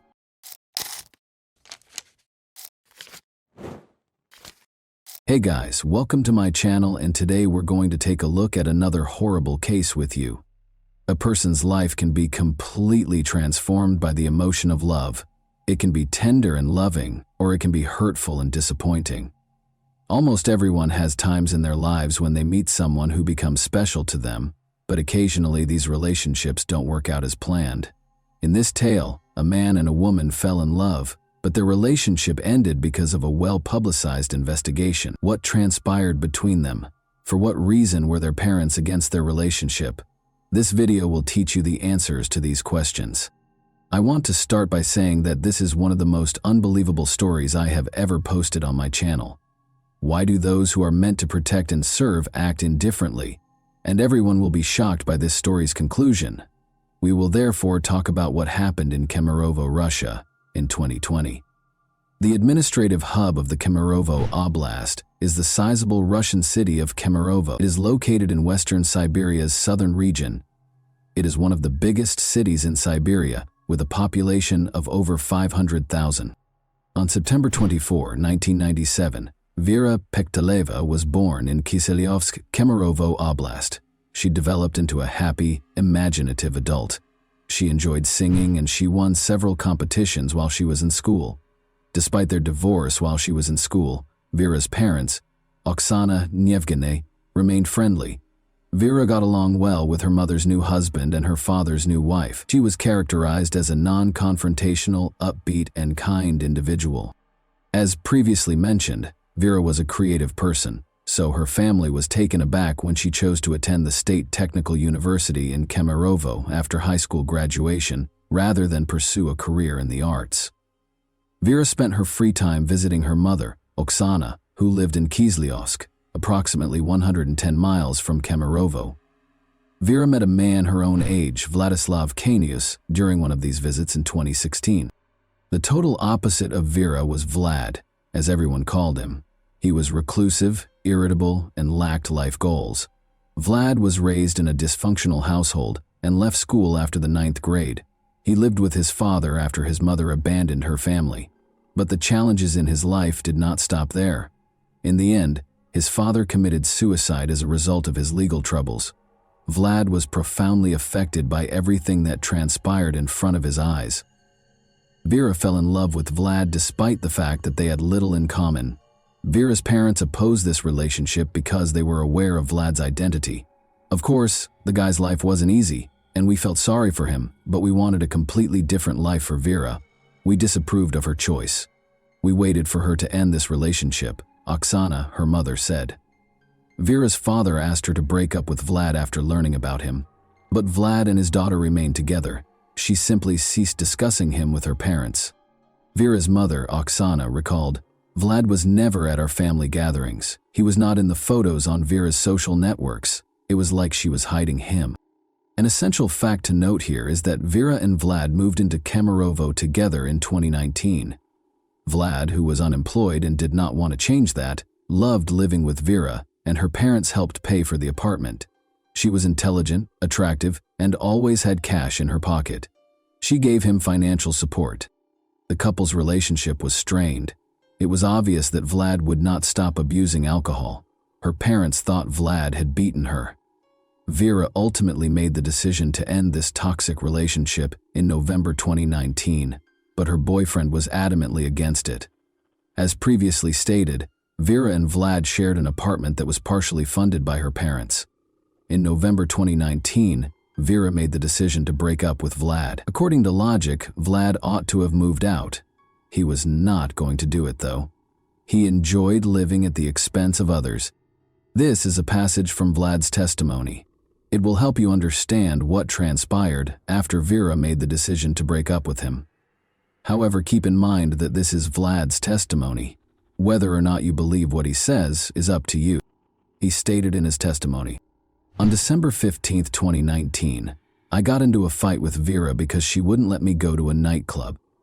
Throughout our relationship, Vera started to frequently leave for Kislyovsk and gradually started to distance herself from me, telling me that she was talking to someone else. Don't forget that a month prior to that, Vera told Vlad that she was ending their relationship. We continued to live in the same apartment during this period, and I also learned that she was seeing someone else through our mutual friend, who informed me that Vera was seeing another man, Alexander, from Kislyovsk, whom I did not personally know. I wanted to speak with Vera after learning that she was seeing Alexander.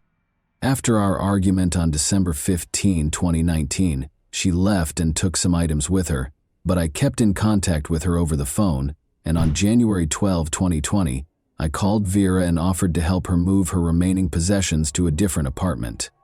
Vera accepted my offer to meet and move things, and we decided that I would assist her with the move. We decided to meet in the afternoon on January 13, and she was to come to me for her belongings. On January 13, 2020, at approximately 4 or 6 p.m., Vera arrived, and we packed her and my belongings since I wanted to leave this apartment as well and didn't want to live there without Vera. We drank beer, liqueur, and vodka while packing, and afterward I felt inebriated, and Vera was too. We drank until 5 in the morning on January 14, 2020. We didn't have any arguments while we were drinking, but when I started talking to her about our relationship, suggested that we should get back together, and revealed that I knew she was seeing another man, we started to argue. She didn't like it, so she began to curse, insult me, and hit me, specifically kicking me at least 5 times in the groin and hitting me in the face with her palm at least 8 times. I didn't feel any pain when she slapped me, but I did feel pain when she kicked me between the legs, which is how Vera began hitting me first, and I was upset because she had lied and claimed she wasn't seeing another man. Vera continued to insult me while claiming that I was intruding on her personal life because I was well informed about her. Vlad told the police that version of events. We'll then go over the opposing viewpoint which provides compelling evidence that Vlad was dishonest in his testimony. Take note of this statement. We drank alcohol until 5 a.m. on January 14, 2020. There were no conflicts between us in the process of drinking alcohol. Vera had no intention of sharing the apartment with Vlad, much less partaking in alcohol. She requested a friend's assistance with the move. Vera left her friend a voicemail at 5:08 p.m. She claimed to have already arrived at the apartment and was gathering her belongings. She promised to arrive at her new apartment around 6 o'clock. Vera requested assistance from a friend to move her belongings from the taxi to the apartment. Vera left another voicemail 3 minutes later. She asked her friend to assist her with the move by coming to the apartment where she and Vlad shared. But before Vera could finish, Vlad interrupted, saying, "No one's coming in here." As a result, he opposed Vera's friend visiting the apartment. 4 minutes later, at 5:15 p.m., Vera asked her friend to come in a low voice, suggesting that things had gotten out of hand. This message appears to have been a request for assistance. She purposefully spoke quietly so Vlad wouldn't hear her. Vlad's commanding voice can be heard once more, at 5:25 p.m., when Vera sent another voicemail. He advises Vera's friend to wait for Vera to text her and not to bother them. Vlad recorded the voicemail himself at 7:19 p.m. Vera was unable to use her phone from that point on. The monster and she were left alone. But we must explain what happened next. The dreadful screams emanating from apartment 738 began to wake up the neighbors on the same floor at around 3 in the morning. A witness referred to the events as a massacre. 15 people gathered in the hallway outside the apartment because the screams were so loud.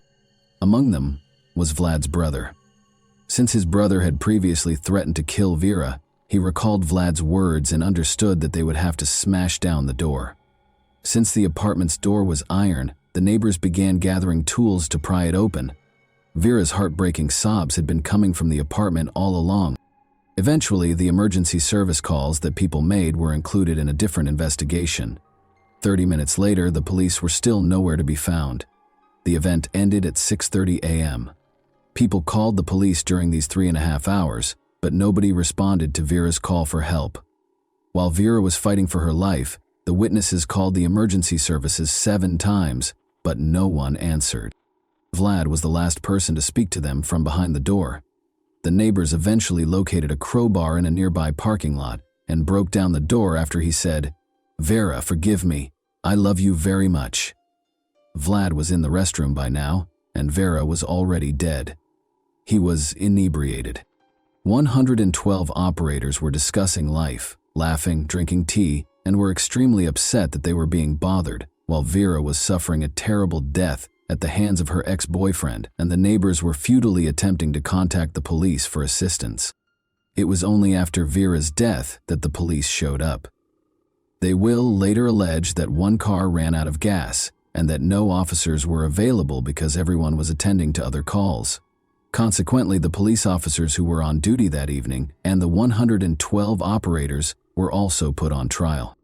The police station video was released while the investigation was underway, but translating it into English is pointless.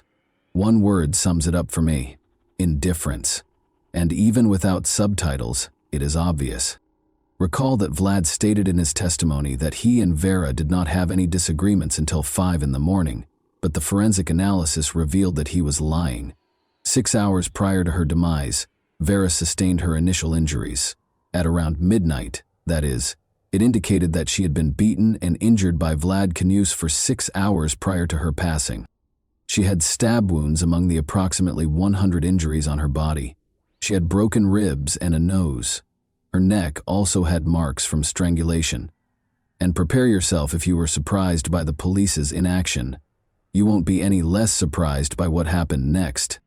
At the funeral of Vera Pekulova, over 1,000 people showed up. Not everyone could be accommodated in the church. Vera's mother, Oksana, claims that despite the funeral home's 4-hour makeup attempt, she was still unable to identify her daughter. Her injuries were that severe. Vlad Knus, meanwhile, was providing his version of events to the investigators. Naturally, he made an effort to minimize his involvement in this crime. Regarding that evening, he stated, "She didn't like it when I brought up our relationship. suggested that we get back together, and told her that I knew she was seeing another guy. She then began to curse, insult me, and hit me, specifically kicking me at least 5 times in the groin and hitting me in the face with her palm at least 8 times. When she slapped me, I didn't feel any pain, but when she kicked me between the legs, I felt pain. This is because Vera began hitting me first, which infuriated me because I knew everything about her, and she lied when she said she wasn't seeing anyone else. She kept insulting me during this time, so I became enraged and struck her with my palms several times, hitting her head about 4 times, but with little force. When I struck Vera, she fell to the floor, hitting the closet, and she struck me back, specifically hitting my head with her fists and palms, which hurt. I asked her to stop, but she didn't, and I recall that she scratched my back. I then grabbed her by the neck, and after noticing an iron on the floor, I wrapped the iron cord around Vera's neck, tightened it a little, and squeezed her neck for 1.5 minutes or 2. I didn't want to kill Vera, and I didn't know at the time that what I was doing could do so. I was tightening the cord around her neck to frighten her, to make her lose consciousness, to put her to sleep. She began coughing and wheezing for 15 minutes after I took the cord off her neck. Vera was in a prone position when I took the cord off her neck, but I later placed her on her back. At that point, she was unconscious, but she was also making noises, i.e. wheezing, and I assumed she was okay. Vera was not responding when I tried to wake her up, so I put my ear to her mouth and then to her heart to check if her heart was beating. She had no pulse and was not breathing. I don't recall what happened next, but I do recall that I ended up in the bathroom at one point while holding a knife. After a while, the door to the apartment opened and my brother and a policeman were inside, and then I was told to get dressed and taken to the police station. I had a knife with me because I wanted to hurt myself, and I didn't want to live because I knew Vera was dead. I want to apologize to Vera's family for what I did, and I acknowledge that my actions were the reason behind her death. I didn't intend to kill her. Vlad has a selective memory, as you have observed. He recalled strangling Vera, but he couldn't recall how he hurt her roughly 100 times. Furthermore, it was unclear how Vera, lying on her stomach on the floor, could have scratched his back and punched him in the face. It also became evident during the interrogation how Vlad's brother got to the scene of the crime. He lived in a different city after all. Vlad told the police the following. I called my brother. I told him about what happened. I told him that Vera wasn't breathing, and my brother told me to call an ambulance and give her CPR. I tried to give her first aid. I tried to give her CPR and cardiac massage. He called his brother around midnight and threatened to kill Vera, according to information uncovered during the investigation. When questioned again about Vera's injuries during the second interrogation, he responded as follows. I admit that I caused Vera all of the injuries listed in the report, and I did not count the number of blows I delivered, but I may have been responsible for the injuries the expert discovered on her body. I don't recall how many times I struck her, but I believe it was the same amount. She screamed and insulted me during our argument, and I didn't like hitting her. When I did hit her, I didn't like her screaming, so I wanted her to stop talking. At the time, I didn't consider her suffering. Vlad Kanyas added that he and Vera had agreed to be intimate that night. Since it was impossible to prove the opposite, the charges associated with this were eventually dropped. Negligence charges were brought against emergency service providers and police officers. Unbelievably, they were not suspended from their jobs while the investigation was underway. They persisted in providing absurd justifications for their actions. For each of the 5 defendants, the prosecutor sought actual prison sentences. But the judge made a different decision. They were given suspended sentences ranging from 1.5 to 2 years. Additionally, the court mandated that each give the victims roughly $350. The police department also had to pay about $11,000 at the same time. Although the ruble is the currency of Russia, I have converted all amounts to US dollars so that everyone can understand them. According to the indictment, the police officers had gasoline, and even if they hadn't, they still ought to have taken the proper action to address the situation. However, they didn't view arriving at the scene as an urgent matter. Both police officers did not confess to any wrongdoing and refused to assist with the investigation. They claimed that the investigation team was at another address where a man's body had been discovered earlier when witnesses called to report the woman's screams and cries for assistance. It's likely that we will never find out what actually transpired that evening. Vera had no intention of residing in the apartment. She even asked a friend to assist her in moving. Thus, there is every reason to believe that Vlad poured alcohol into Vera's mouth while she was unconscious, or forced her to drink it. He had time to devise a story that would demonstrate that everything that occurred was accidental. Vlad Canius was given a 17-year prison sentence by the court in the summer of 2022. He partially acknowledged his guilt. Additionally, he was mandated to make a compensation payment of roughly $45,000. Vera's parents were shocked by what transpired next, since they felt that 17 years was a very light sentence for what Canius had done to their daughter. They intended to appeal the decision. But Vlad was not even imprisoned for a year. Pictures of Canius in uniform were broadcast on the network in November 2023, and it was revealed in April 2023 that he had been pardoned by the president following 6 months of involvement in the war. You are all aware of the nature of the conflict Russia is currently embroiled in. Additionally, he was released from having to compensate Vera's parents in any way. In Russia, Vera Pektaleva's case has generated a lot of interest. Not less poignant was the news of Vlad Canius's pardon. The Russian president's press secretary said the following about it. There is a specific process for pardoning, and we have discussed it on numerous occasions. The first step is for the convicted individual to confess to his guilt.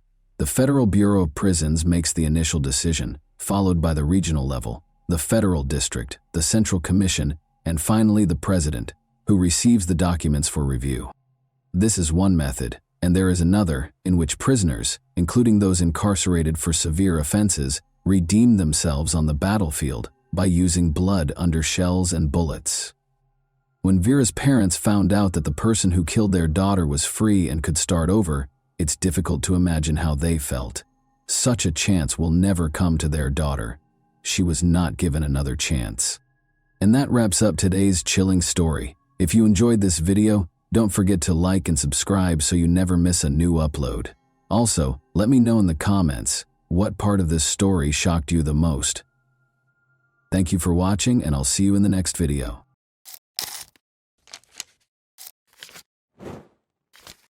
Hey guys, welcome to my channel, and today we're going to take a look at another horrible case with you. On a calm street in the Grapevine Hollow neighborhood early on January 1, 2012, the joyous mood gave way to fear and terror. Ashley Fallis, a young mother who had been shot in the head, was being transported in an ambulance to the hospital, her life in shambles. When her parents returned from a brief absence, they were shocked to see paramedics and police encircling the house. Only a few hours before, there had been a lot of happiness and celebration in the house. What had transpired on this particular New Year's Eve? Her husband Tom, who was present in the room when the tragedy occurred, was the only person who could know the answer. However, his account of what happened left more questions than it resolved. Although Ashley's family was certain they knew the truth, investigators had to deal with a lot of inconsistencies and odd information. Nobody could have predicted the depth of the mystery that existed behind those houses' doors. Ashley Fallis, then 28 years old, was shot in the head and taken to the hospital early on January 1, 2012. Ashley's family thought they knew what had happened right away. It was clear to them that her husband Tom was the only possible culprit. When the gunshot was fired, he and Ashley were in the room. Tom was Ashley's family's main suspect because of his short fuse and domineer. For the police, though, the story was less straightforward. A detailed investigation was necessary because contradicting evidence was discovered at the scene. Ashley's past turned out to be as complicated as her present, and witness accounts continued to change. It would be years before fresh information surfaced that would provide a new perspective on what happened that night. The festive evening that started on December 31, 2011, was intended to be peaceful and centered around the family.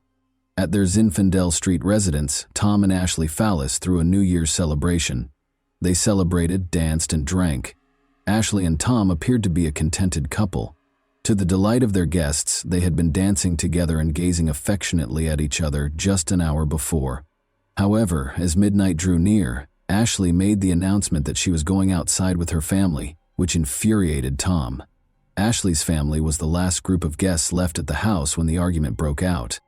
Ashley and her family attempted to defend her, but Tom started shouting at them. Tom demanded that the relatives leave after their attempts at mediation failed. Tom withdrew to the bedroom and slammed the door. The couple was left alone when Ashley's parents also made the decision to move out. Tragic events occurred several hours later. Ashley's family's intrusion into their private lives irritated Tom. Ashley and her parents had been drinking all evening, so he thought it was inappropriate for them to go outside. He insisted Ashley's parents get out. Tension between the couple only increased after they left. The argument resurfaced in the bedroom after the guests had left, leaving Tom and Ashley alone. According to Tom, their argument stemmed from old grievances, but Ashley was adamant that she would live her life as she saw fit, regardless of what he thought. Tom claimed that her family had an influence on her. Tom claimed to have heard Ashley handling the gun stored beneath the mattress while he was getting into his pajamas and standing by the closet. Tom started to ask her what she was doing, but the shot went off before he could finish. On January 1, 2012, early in the morning, emergency personnel arrived on the scene. After Ashley's family made accusations, the police enlisted the help of Colorado Bureau of Investigation investigators. Jenna Fox and Joe Ridden, her parents, blamed Tom for the incident right away, pointing to his hostility and rage earlier that night. Ashley appeared to have committed suicide based on the evidence found at the scene, but investigators found information that cast doubt on the situation. Items strewn all over the floor and crooked picture frames on the walls suggested a potential struggle prior to the gunshot. Unsigned divorce documents discovered on a dresser appeared to support rumors of marital discord. An online dating site had brought Ashley and Tom together in the spring of 2007. Ashley was gregarious and energetic, and Tom fell in love with her right away. Their relationship progressed swiftly, and Ashley already had 2 daughters from a prior marriage. The couple married 2 weeks after the birth of their son, who was born a year after they first met. Ashley's daughters were adopted by Tom in 2010, and the family moved in together. But the family was becoming more tense by the end of 2011. Ashley's youngest son had just turned 3, and their 2 older daughters were 6 and 9 years old. The boy needed multiple surgeries after being diagnosed with hydrocephalus. Ashley, who was finding it difficult to manage her duties as a mother and the challenges in her marriage to Tom, was severely impacted by the stress of his illness. The tragic events of that New Year's Eve were predicated on the tense atmosphere created by these difficulties. Ashley Follis was let go from her job at North Colorado Medical Center in 2010. Aggressive behavior was cited as the official reason, which was insubordination. Despite winning a settlement in her wrongful termination lawsuit, the legal victory did little to address her other issues. She had a brief affair with a high school sweetheart the following year, which made her already shaky marriage to Tom even more strained. At the same time, Ashley went to a psychiatrist for assistance. Since she was having up to 4 or 5 panic attacks a week, she was prescribed medication to lower her anxiety and stabilize her mood. Her relationship with Tom was severely strained as a result of these difficulties.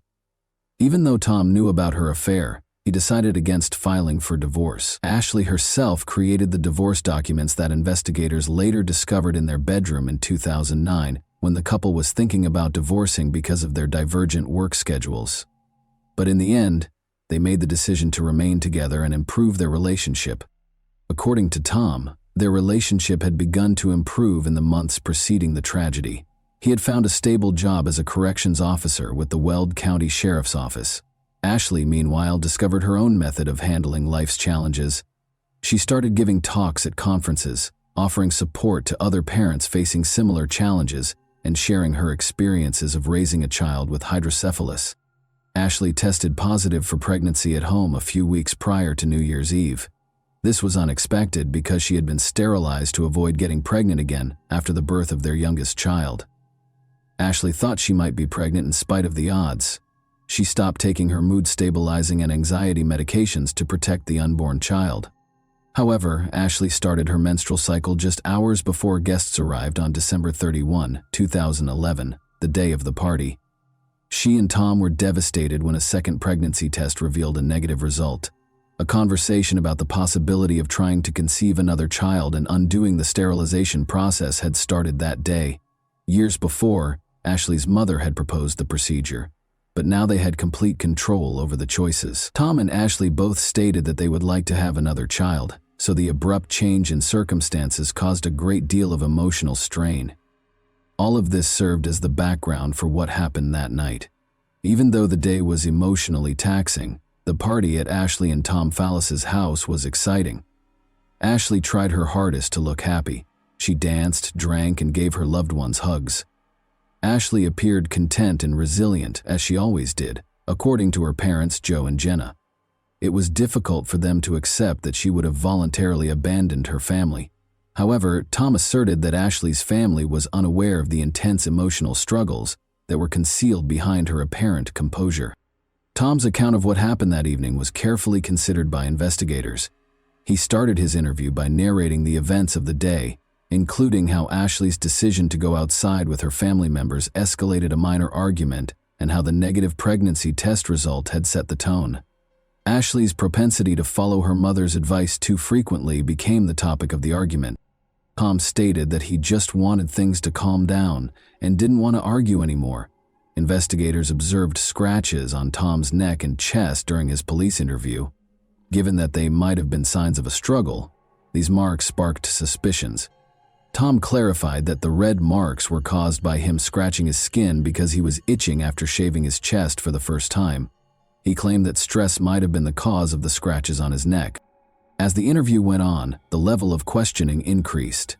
Tom insisted on his innocence because he believed he was being accused of a crime. He insisted that he wasn't in the room when the gun went off, and that he didn't shoot Ashley. Investigators were inspecting the house and interviewing neighbors in the meantime. Chelsea Arriga, a neighbor, claimed to have heard Ashley yell, "Get off me," just prior to the gunshot. This story ran counter to what Tom had said. Tom denied that he ever made Ashley do anything against her will when investigators questioned him about the yelling.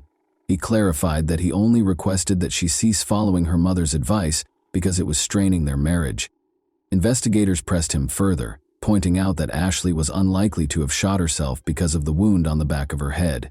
To prove his innocence, Tom insisted on having his hands tested for gunpowder residue. In order to ascertain whether Ashley was capable of firing the gun, he also demanded that her hands be examined. Because of the peculiar circumstances and contradicting evidence, investigators remained doubtful despite his explanations. Ashley Fallis was in the hospital, where medical professionals battled to save her life, while Tom was at the station. Unfortunately, they declared her dead a few hours after she was admitted. Tom was devastated to hear of her passing. After the incident, he said, he saw her breathing and thought she might have a chance to live when he held her in his arms. Despite not getting a confession from Tom after 3 hours of interrogation, investigators were unable to rule him out as a suspect. Tom grew more and more upset, insisting on his innocence and saying over and over that he could never hurt his wife. Ashley's death was declared a voluntary act 4 days after the incident. The medical examiner came to the conclusion that she killed herself, even though lab tests were not yet finished. Ashley's family was shocked and incredulous when the case was closed. They felt that the investigation was hurried and that Tom's employment in the county's correctional system had given him preferential treatment, which they felt affected the investigation's conclusion. It was challenging to demonstrate that Tom had any ties to the detectives working on the case, though, because of his employment with a different law enforcement organization that was unrelated to the investigation. Almost immediately, the Colorado Bureau of Investigation was called in to guarantee impartiality. However, errors were made. In contrast to standard procedure, Tom was not kept apart from possible witnesses at the scene. Furthermore, he did not cover his hands to protect any gunpowder residue that might have been important evidence. Tom's interrogation was handled poorly, according to Ashley's family, who felt that 3 hours was not enough time for the main person of interest in a case involving a suspicious death. They felt that until Ashley's parents, Jenna and Joe, pressed for it, investigators did not take Tom seriously as a suspect. Detectives changed their strategy only in response to their adamant demands. Even so, the investigation was only cursory. In the end, Tom was free to go. In order to be nearer to his sister, Tom relocated to Indiana after the tragedy, taking the kids with him. He seemed to be attempting to start over when he enrolled in college to obtain a bachelor's degree. Ashley's parents, Joe and Jenna, on the other hand, were uncompromising. They made a plea for justice to the media. They stressed that Ashley loved life and would never have voluntarily ended it, and they talked about Tom's short fuse in interviews. Nick Glover, a 17-year-old neighbor of the Fallis family, was a crucial new witness who was discovered by reporter Justin Joseph. Nick disclosed that he witnessed emergency vehicles pull up to the Fallis residence on January 1, 2012, while he was at home with friends. Additionally, Nick stated that he told Detective Michael Yates in an interview that he had heard Tom tell Ashley's parents, "I shot my wife." However, the police reports did not include a record of his statement. New accusations against law enforcement were sparked by the lack of documentation, which suggested potential corruption and a cover-up. Detective Yates was suspected of purposefully ignoring this crucial testimony in order to keep Tom safe. The Evans Police Department reopened the case in April 2014, over 2 years after Ashley's passing. According to new accusations, Yates had changed a witness's testimony and left out important evidence to bolster the story that Ashley had committed suicide. The investigation was carried out fairly, according to law enforcement officials, who denied any favoritism. Tom Fallis was taken into custody close to his Indiana home on November 18, 2014.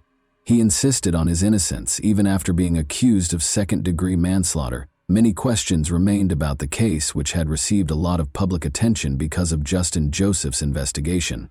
Ashley's leg bruises, for instance, raised questions about a flashlight that was discovered at the scene and possibly used during a fight. It was eventually discovered, however, that the flashlight was not connected to the crime and had belonged to an officer who had tried to administer first aid. According to the prosecution, Ashley kept a Taurus 9mm handgun under the mattress, which Tom took during a confrontation, put to her head, and then fired. After that, he called emergency services and lowered her body to the ground. Jenna Fox, Ashley's mother, testified during the trial that Tom had used harsh language and behaved aggressively during the New Year's Eve party, resulting in a fight. Tom refuted these claims. Jenna revealed later in the trial that there was a family history of mental health problems. Both Ashley's uncle and grandmother had committed suicide. This evidence was used by the prosecution to bolster their hypothesis that Ashley might have taken her own life voluntarily.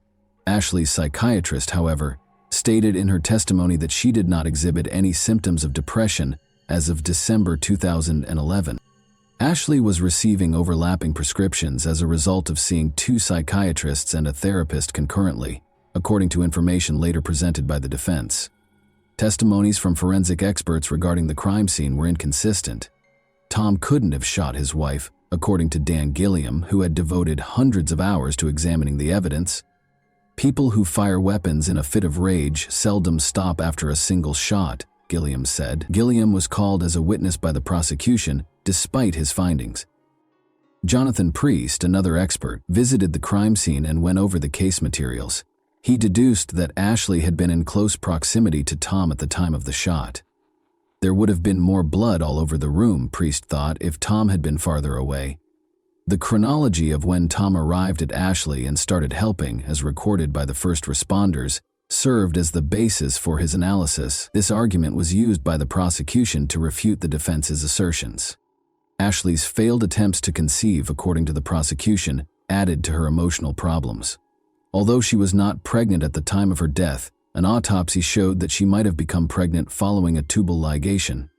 Ashley's emotional distress was exacerbated by reports that she thought she was pregnant 3 times in the 9 months before she passed away. The trial's psychiatrists emphasized how these conditions could have had a substantial effect on her mental health.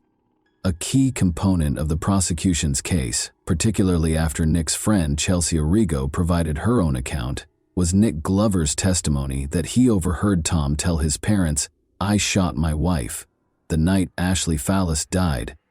Chelsea also reportedly heard Ashley yelling, "Get off me!" according to Nick's mother, Kathy.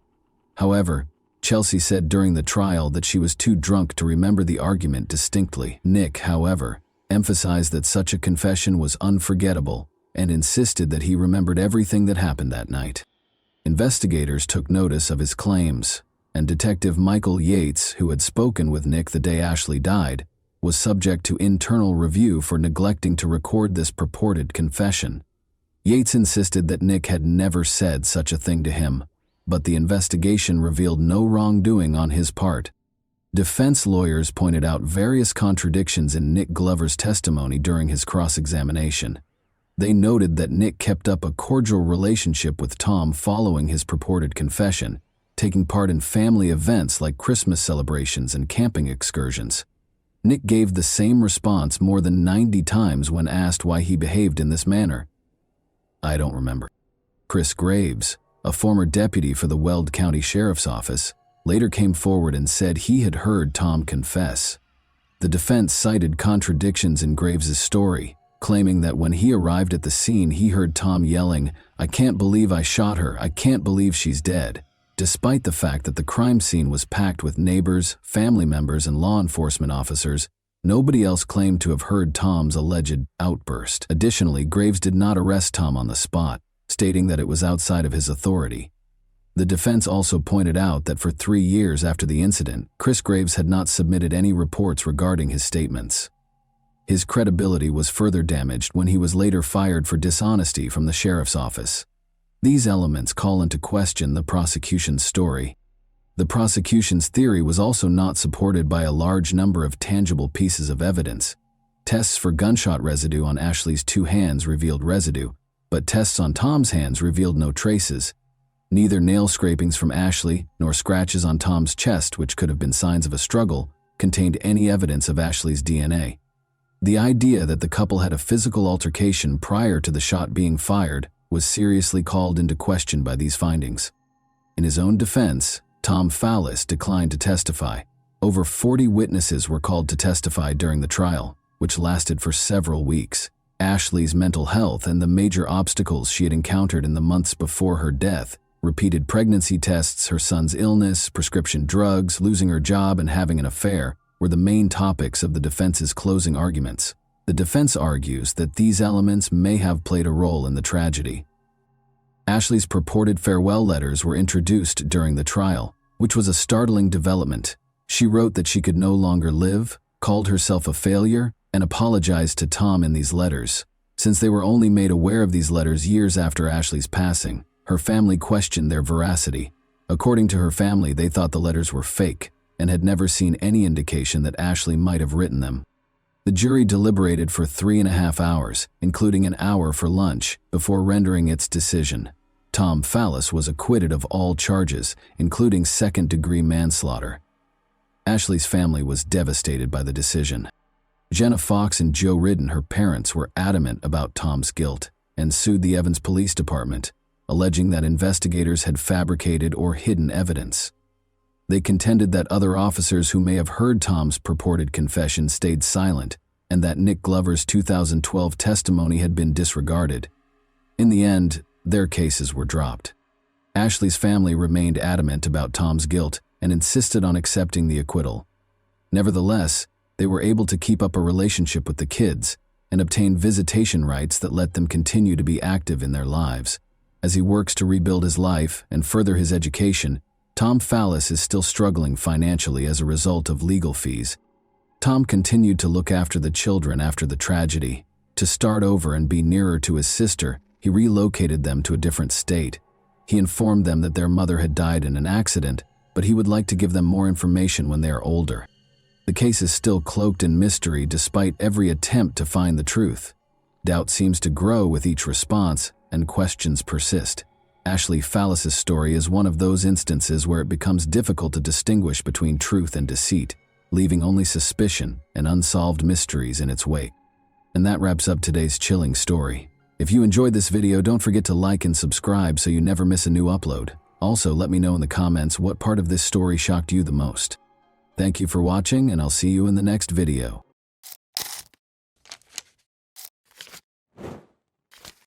Hey guys, welcome to my channel, and today we're going to take a look at another horrible case with you.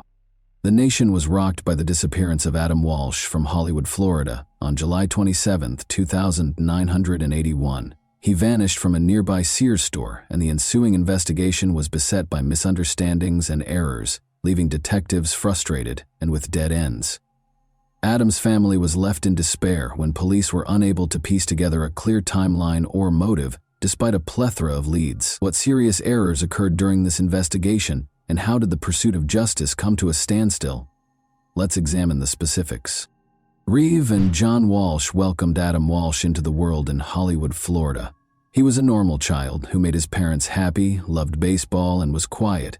But after going missing on July 27, 1981, when he was 6 years old, he became well known.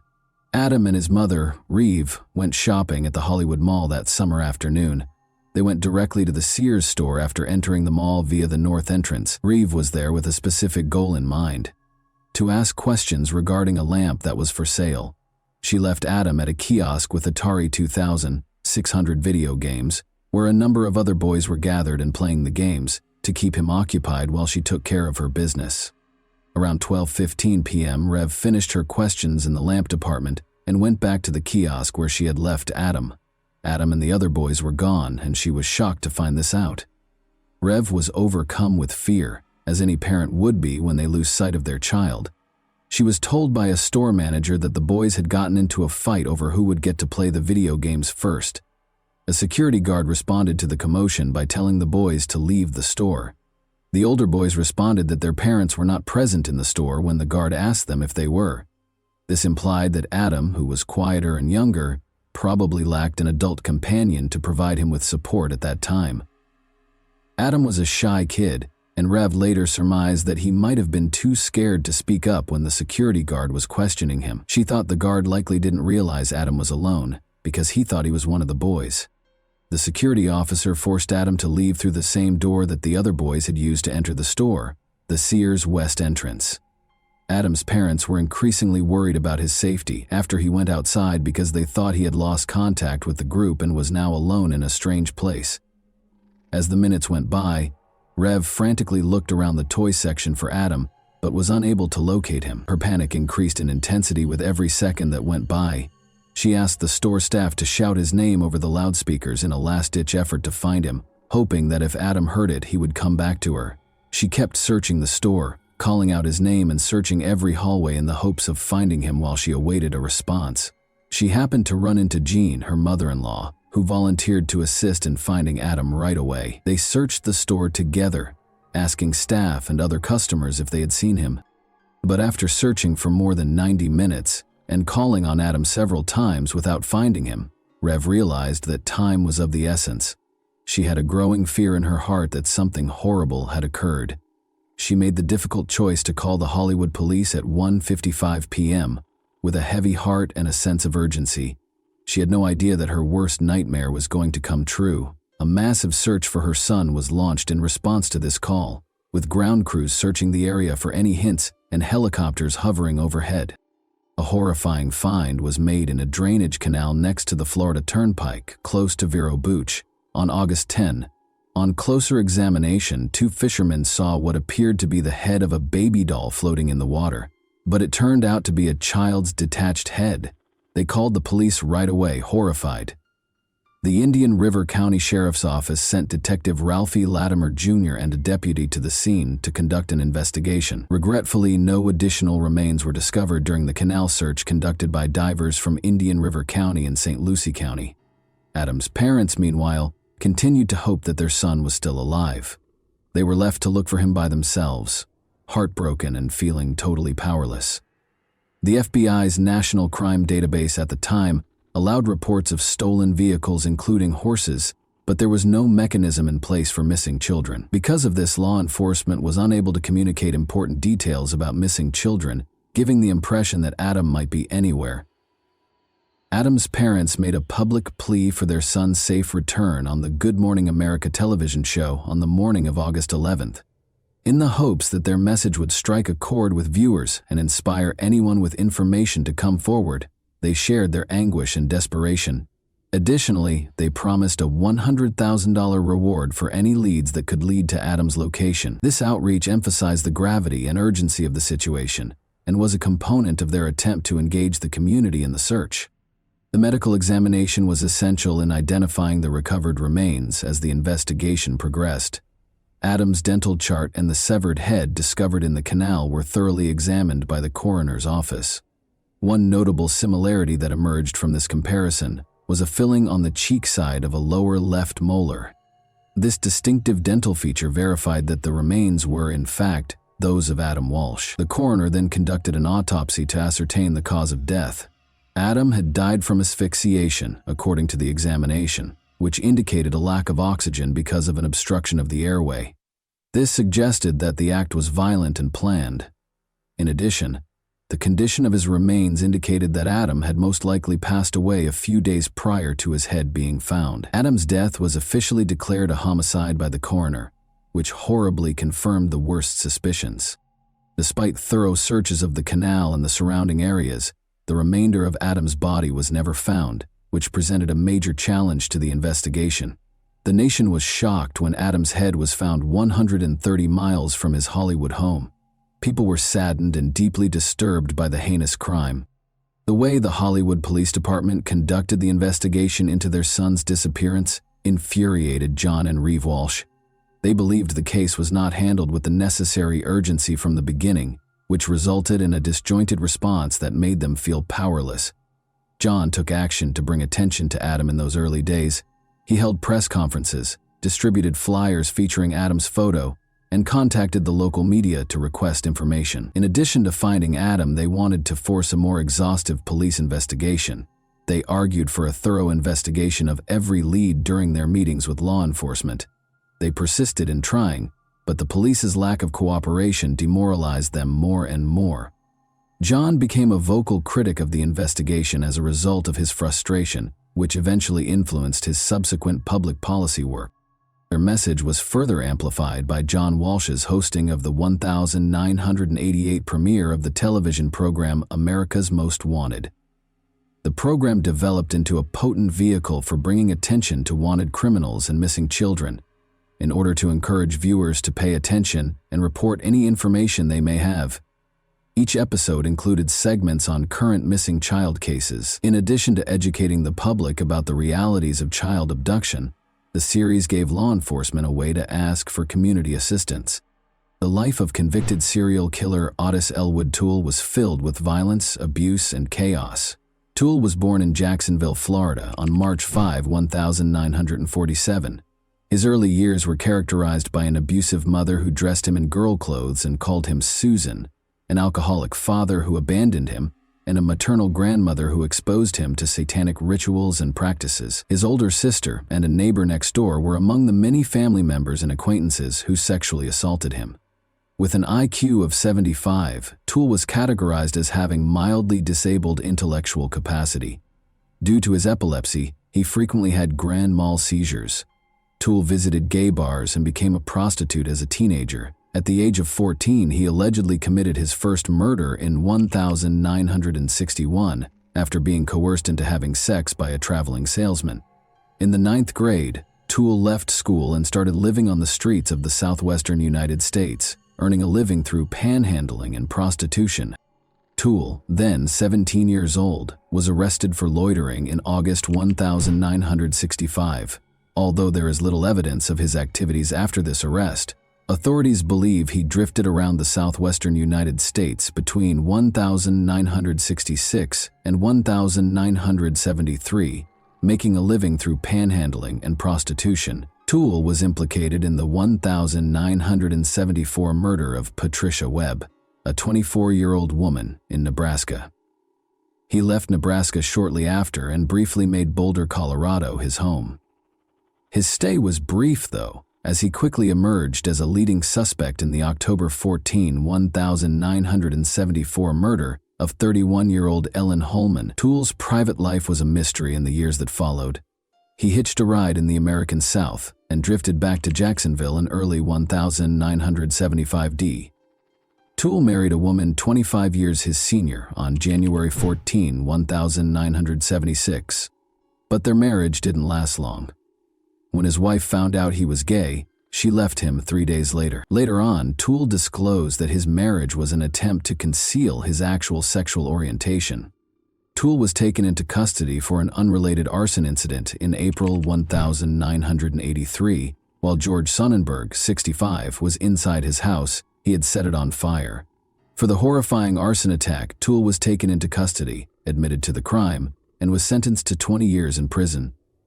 Toole, however, stated at his trial for killing George Sonnenberg that he only signed the confession to be sent back to Jacksonville and did not set the house on fire. He was given a death sentence for first-degree murder, but it was later reduced to life in prison. Toole, who was already serving a prison sentence for 2 unconnected killings, shockingly admitted to killing Adam Walsh on October 21, 1983. John Walsh, Adam's father, was convinced that Toole had committed the crime despite the lack of hard proof. According to Toole, he promised Adam candy and toys to entice him into his white 1971 Cadillac sedan DeVille, which had a noticeable dent on the right bumper. At first, Toole said Adam was quiet and cooperative as they traveled north on Interstate 95 toward Jacksonville, but as time went on, Adam started to get anxious. In a shocking development, Toole said he struck Adam in the face. He claimed that when things became more heated, he hit Adam once more, knocking him out. Toole continued north on the Florida Turnpike to an abandoned service road north of the Raid Bar Road overpass in northwest St. Lucie County while Adam was hurt. Toole used his car's seatbelt to strangle Adam to death after realizing he was still alive. He then allegedly used a hatchet to decapitate Adam after dragging his lifeless body out of the car. Toole later stated that he destroyed Adam's remains in an old refrigerator as part of his disposal process. He claimed he wanted to adopt Adam after he got back to Jacksonville, but that plan wasn't seen as feasible. The blood-stained carpet from the car, the hatchet allegedly used in the murder, and eventually the car itself were among the important pieces of evidence that police lost during the course of the investigation. This evidence loss was a major blow to the investigation. However, Toole was never formally charged or found guilty of Adam's murder because there was not enough tangible evidence. Toole initially admitted to the crime, but later recanted his admission, casting doubt on the case. In addition to depriving Adam's family of the justice they were entitled to, this lack of accountability also raised grave questions regarding the efficiency of the investigation and the handling of evidence in such dire circumstances.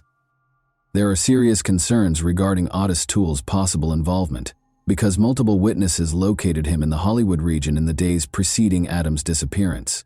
Toole, who was serving a life sentence for other offenses, passed away in prison in September 1996 at the age of 49 from cirrhosis after a long and difficult life.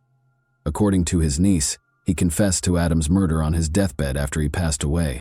On October 10, 1983, the television movie Adam, which told the tragic tale of Adam Walsh's kidnapping and murder, debuted. When it first aired, it attracted 38 million viewers and significantly increased public awareness of child abduction. In 1983, 1984, and 1985, each broadcast included a hotline for tips along with images and descriptions of missing children. 13 of the 55 children who were highlighted were able to recover successfully as a result of this initiative. The American rapper Bizzy Bone was reunited with his mother after a babysitter recognized his photo during the broadcast, making it a noteworthy case. The Walsh family changed the way society views missing children by using Adam to transform their tragedy into a potent advocacy tool. Additionally, in 1984, the U.S. John and Reeve Walsh, along with other parents of missing children, tirelessly lobbied Congress to pass the Missing Children's Assistance Act. The National Center for Missing and Exploited Children, NCEMEC, an organization devoted to offering resources, support, and advocacy for missing children and their families, was made possible by this important legislation. The act sought to strengthen the response to kidnappings of children and guarantee that law enforcement had the resources and direction required to successfully handle these tragic situations. After John Walsh's book was published, Hollywood Police Chief Rick Stone conducted a thorough review in 1997, which sparked a renewed effort to look into Adam's case. Prior to being named Hollywood's Chief of Police the year before, Stone had 22 years of law enforcement experience, having worked for the Dallas, Texas, and Wichita, Kansas departments. Stone carefully examined the evidence, even going back to Toole's recorded interrogations by Hollywood detective Mark Smith, even though the crime had taken place 16 years prior. After reviewing, Stone came to the conclusion that Toole had killed Adam with proof beyond a reasonable doubt. Toole and Henry Lee Lucas, his partner, had admitted to or linked themselves to over 200 murders, many of which turned out to be untrue. The majority of Lucas's confessions were actually discovered to have been forced by the police, which further calls into question the veracity of Toole's statements. After Adam Walsh's father called the America's Most Wanted hotline to voice concerns about his son's pedophilia, Jeffrey Dahmer was named as a suspect in the case in 2007. At the time of Adam's kidnapping, Dahmer had resided in Miami Beach, which is close to Hollywood. Both recognized Dahmer from pictures following his arrest, and witnesses claimed to have seen a suspicious young blonde man at the Hollywood Mall on the day Adam vanished. Furthermore, just before Adam's severed head was found, a truck driver claimed to have seen a man driving a blue van close to a canal.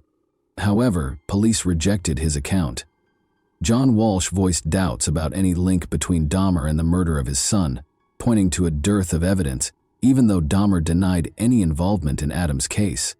Due to his 2-week absence from home in 1981 and the installation of a new seat cover in his vehicle soon after Adam's disappearance, Edward James, another suspect, sparked suspicions.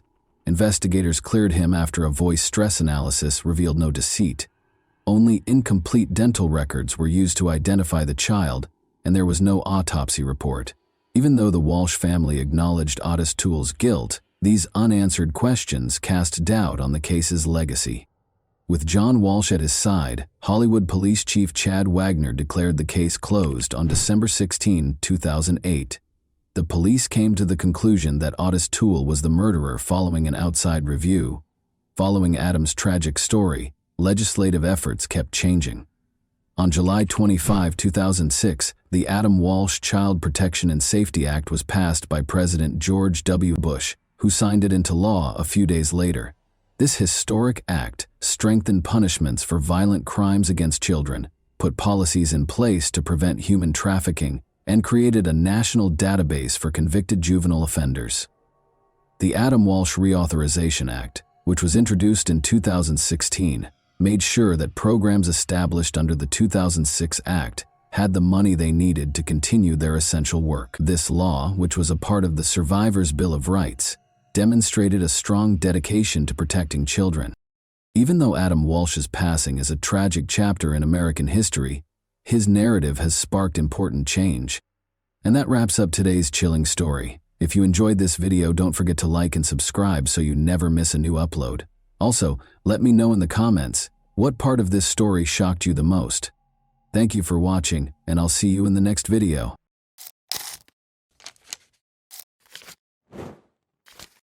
Hey guys, welcome to my channel, and today we're going to take a look at another horrible case with you. Arthur Labanjo Hughes, then 7 years old, would give up on life at this very moment. 5 hours later, the world would hear the most tragic story on the internet, that of Arthur Labanjo Hughes, after an emergency 999 call was placed. He was discovered in a state that could not be explained by a fall, even though he had fallen and struck his head. He was remembered for his superpower, his smile. If one could ask for one last thing, despite having numerous guardian angels around him, Arthur was imprisoned by pure evil during COVID-19 and spent every day of his life in hell. Soon, the Midlands, England Police Department would find horrifying hidden footage and videos that they would prefer not to view. June 17, 2020 was the date of the call. The voice on the line was panicked. 6-year-old Arthur Labanjo Hughes had fallen down the stairs. When paramedics arrived, he was having trouble breathing. Arthur's life slipped away in spite of all the attempts to save him. Before the doctors noticed something that would haunt them for years, it appeared to be a tragic accident. Horrible injuries were found, which contradicted the caller's account. Arthur's severe brain injuries had caused his death. According to the doctors, the damage was comparable to an automobile accident. Even the on-scene paramedics observed numerous bruises on his body, in addition to severe head trauma. Amidst the frantic words and background noise of the 999 call, the truth was concealed in plain sight. Everyone would be shocked to learn the true story of Arthur's tragic demise when the recording was played again, this time with more discerning ears and a greater sense of suspicion. Something much darker now echoed what had once seemed like desperation. Emma Tustin, 32, the The stepmother and caregiver of 6-year-old Arthur Labinjo Hughes was the female voice on the call. Emma was the only person who saw Arthur's final moments because his father, 29-year-old Thomas Hughes, was not there when the alleged accident happened. She was also the one who explained how Arthur got hurt and escorted him to the hospital. However, there was a problem with the doctors. They called the police because of their suspicions, and detectives soon began requesting Emma's first formal statement. The thinking step was the punishment area that Arthur's stepmother Emma and father Thomas had created for him. He could stand there and think about what he had done. Because of his actions, Arthur often found himself there, Emma said. However, Arthur was particularly impolite and violent on the night of June 17, 2020, the day he passed away. Emma started crying as she described the mischievous child who had mistreated her. She asserted, like many other stepmothers, that her love was not returned. However, the narrative did not match Emma's story, which remained mostly unchanged from the details in the 999 call. Although more research was necessary, the results would reveal a disturbing truth that would haunt the investigators for the rest of their careers. By 1 a.m., Arthur was placed on life support. After determining that there was nothing more that could be done, life support was turned off the next day. A forensic analysis conducted as the investigation progressed showed that Arthur had more than 130 distinct wounds, from head to toe, in varying stages of recovery. Each and every part of his small body was injured and bruised. Long-term physical stress caused his thymus gland and one kidney to shrink significantly. However, a total detachment of the retina in his right eye and bleeding on the brain were the cause of death. The experts had no idea that this was only the beginning. He had extremely high sodium levels when he was first brought to the hospital. These levels did not change 7 hours later, suggesting that his body was unable to adequately absorb the excess salt he had consumed. According to estimates, Arthur would have needed to eat 6 tablespoons of salt in a single day, or more likely, be poisoned with high amounts of salt over a number of days to reach such sodium levels. Torture was evident from the autopsy report and the injuries sustained. However, that wasn't even the reason this case was the most well-known in Middleton. It was the horrifying findings that had not yet been made during the inquiry that had the public's attention like a wildfire.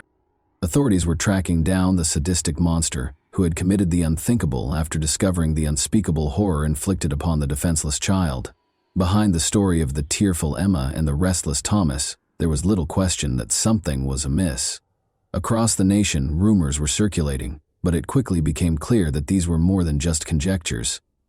Discovering the atrocities that had taken place behind the scenes was the difficult part. A search warrant for Emma's 2-bedroom home, where she lived with her boyfriend Thomas Hughes and their children from prior marriages, was swiftly obtained by the Middleton police. Apart from a CCTV camera placed in the living room, nothing seemed especially noteworthy at first glance.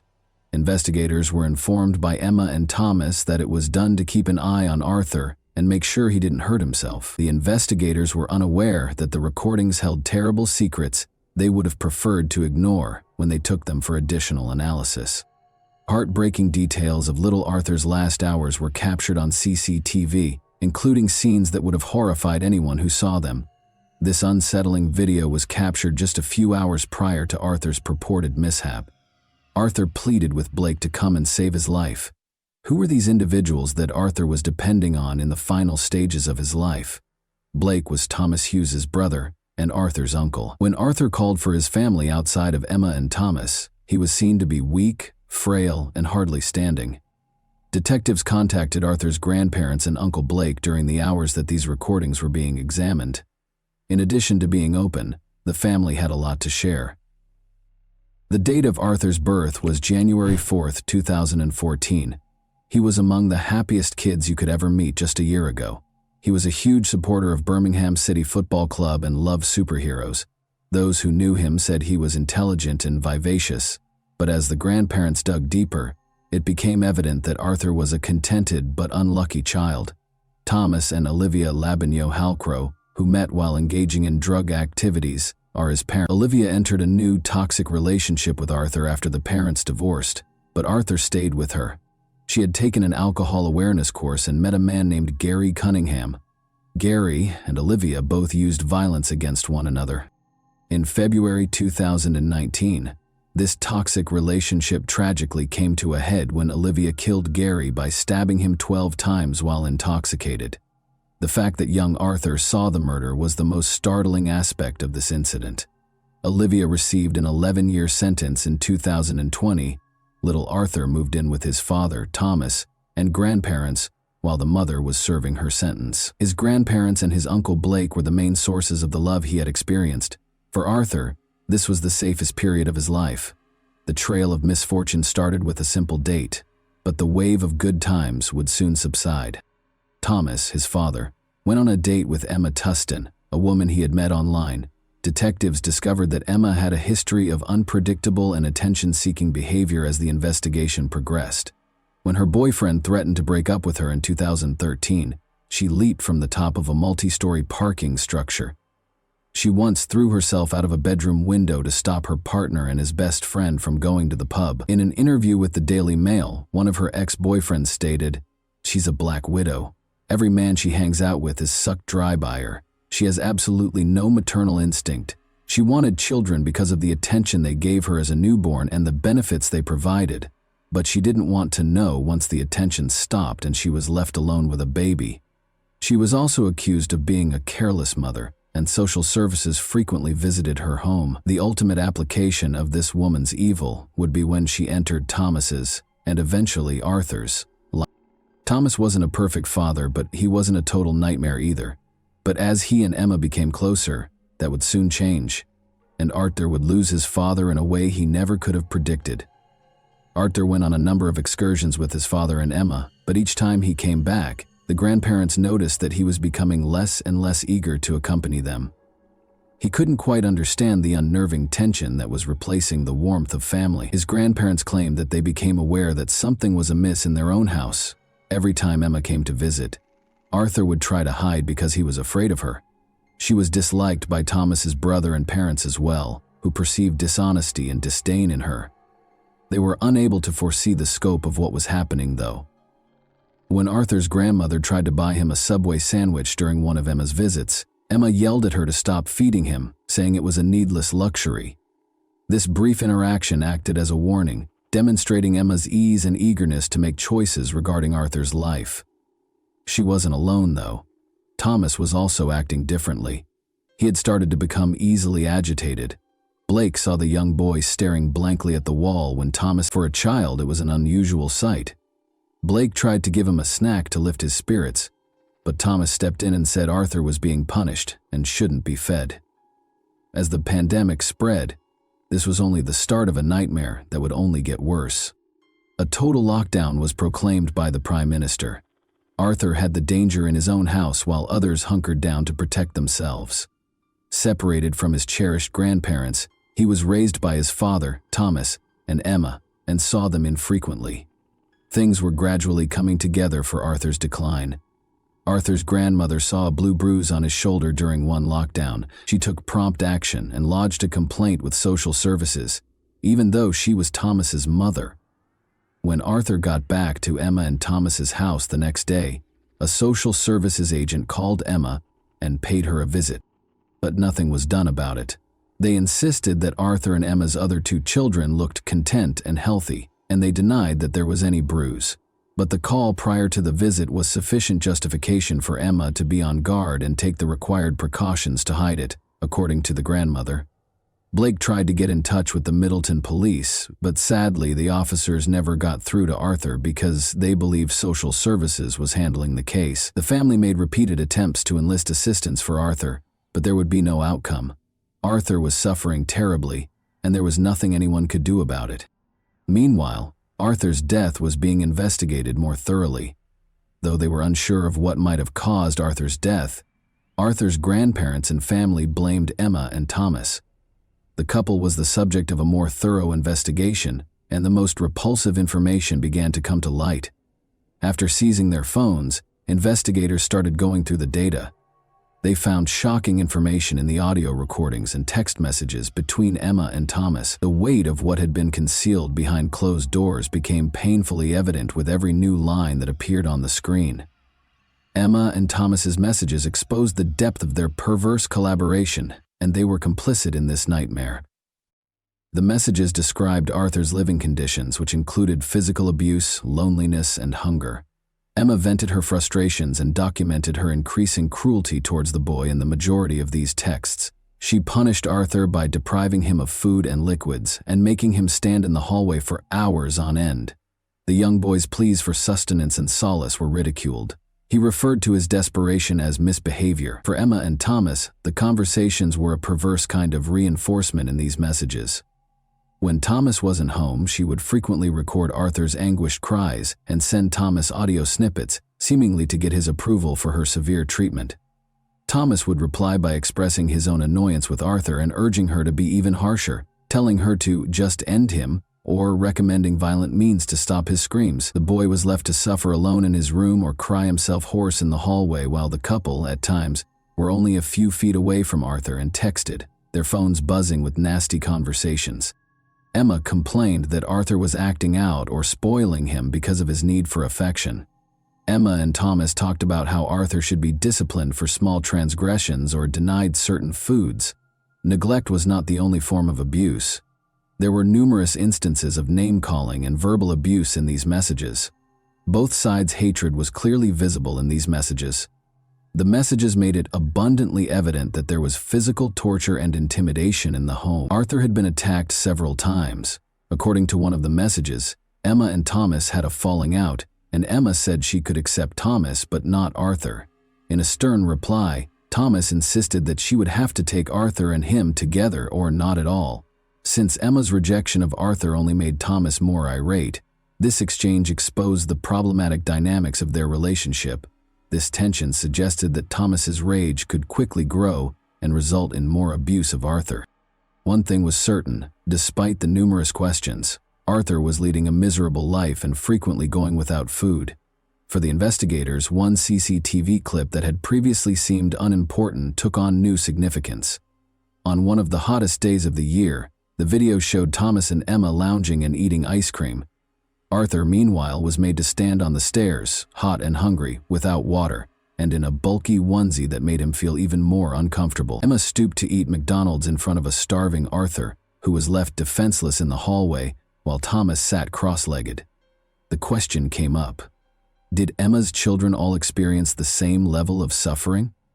The investigators learned from Arthur's grandparents that Emma's children were frequently abandoned and left hungry for extended periods of time, while Emma remained in her room.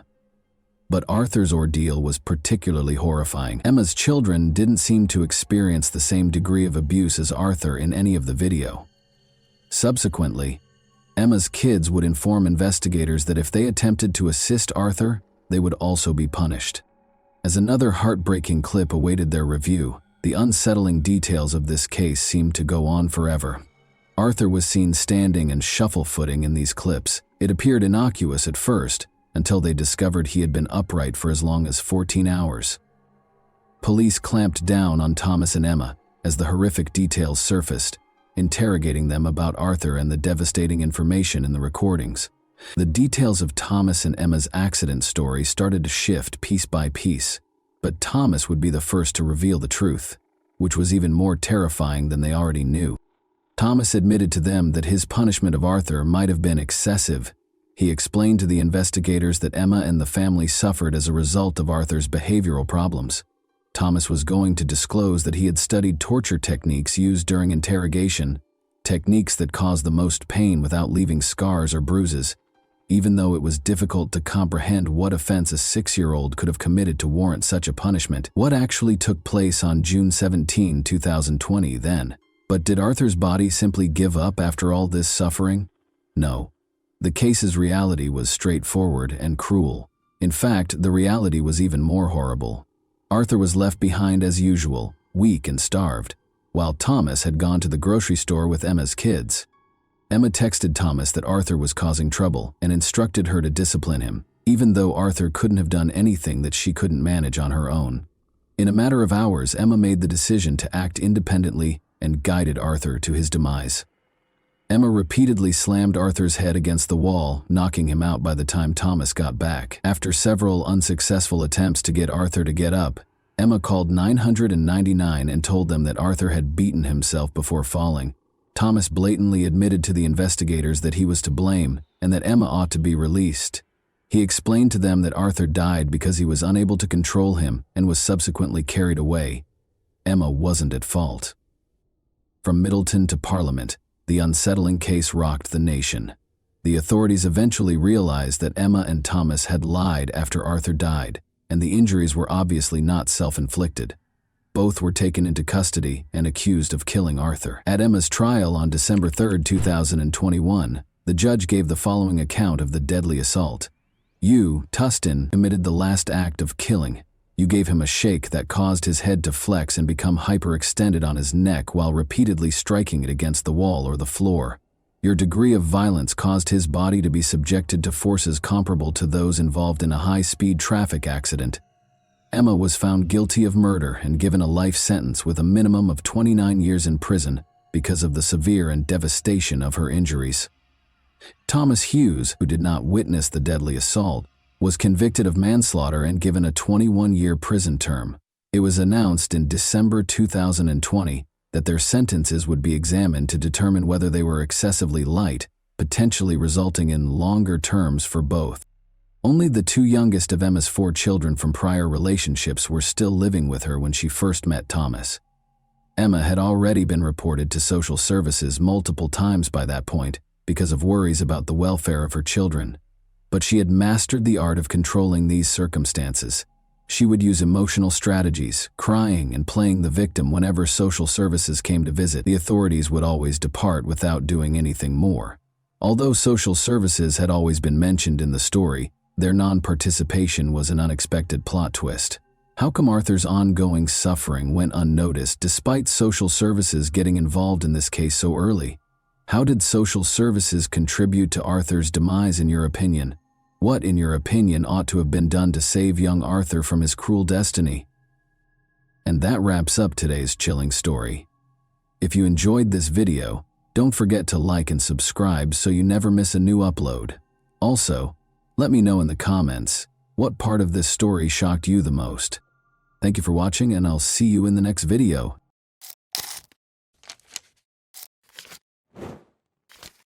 Hey guys, welcome to my channel, and today we're going to take a look at another horrible case with you. The son of a wealthy businessman, 6-year-old Robert Bobby Cosgrove Greenlease Jr., was abducted from his school, Notre Dame de Sion in Kansas City, Missouri, on September 28, 1953. As the authorities began a large search for the young boy, the city was engulfed in panic and commotion, but the abductor eluded capture. Soon after, Bobby's family started getting a flurry of phone calls and letters demanding an outrageous sum of money in exchange for their son's safe return. The case's twists and turns became even more startling as it attracted national notice. Who was responsible for the abduction? Was it a stranger or a member of the family? Would Bobby's family ever be reconciled with him if he were ever discovered alive? We are examining Bobby Greenlease's unsettling situation today. So let's go straight to the riddle without any more ado. With a population of over 500,000, Kansas City is situated in the western region of Missouri. It is Missouri's biggest city.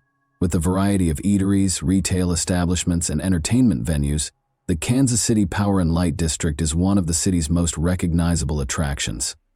The Kaufman Center for the Performing Arts and the Nelson Atkins Museum of Art provide visitors more opportunities to see the city's thriving art scene. It's difficult to forget the horrifying crime that previously took place in this city in the 1950s, though, despite all of the beauty and excitement. Multi-millionaire Robert Greenlease Sr. lived in Kansas City's affluent Mission Hills area and had it all. He was a vehicle dealer with locations all throughout the nation. Early in the 20th century, he brought General Motors automobiles to the Great Plains, which is how he made his money. The birth of his son, Robert Bobby Cosgrove Greenlease Jr., on February 3, 1947, at the age of 65, permanently altered his life. Robert's second wife was Virginia Pollock, Bobby's mother. The Greenlease family was loyal to their beloved Bobby and had a luxurious lifestyle. Virginia, his older sister, was born in 1941, therefore he wasn't an only child.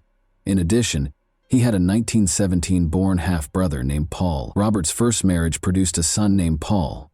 Bobby was enrolled at the esteemed Notre Dame de Sion, a private Catholic school situated at 3823 Locust Avenue in Kansas City, when he was 6 years old in 1953.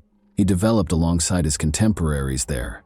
Bobby's future was bright and everything was going well, but destiny had other ideas for the young child and his family. On the morning of September 28, 1953, Bobby's school, Notre Dame de Sion, was much like any other day. Nobody could have predicted, though, how tragically this day would shortly turn out. When Sister Moran, the nun on duty that day, opened the school door at about 11 in the morning, she was met by a chubby woman who claimed to be Bobby's aunt. The woman revealed that Virginia, the boy's mother, had been taken to St. Mary's Hospital after suffering a heart attack while shopping at the Country Club Plaza. She continued by saying that she was told to take the boy to his mother right away by the Greenlease family. Sister Moran went to get Bobby from his classroom without thinking twice.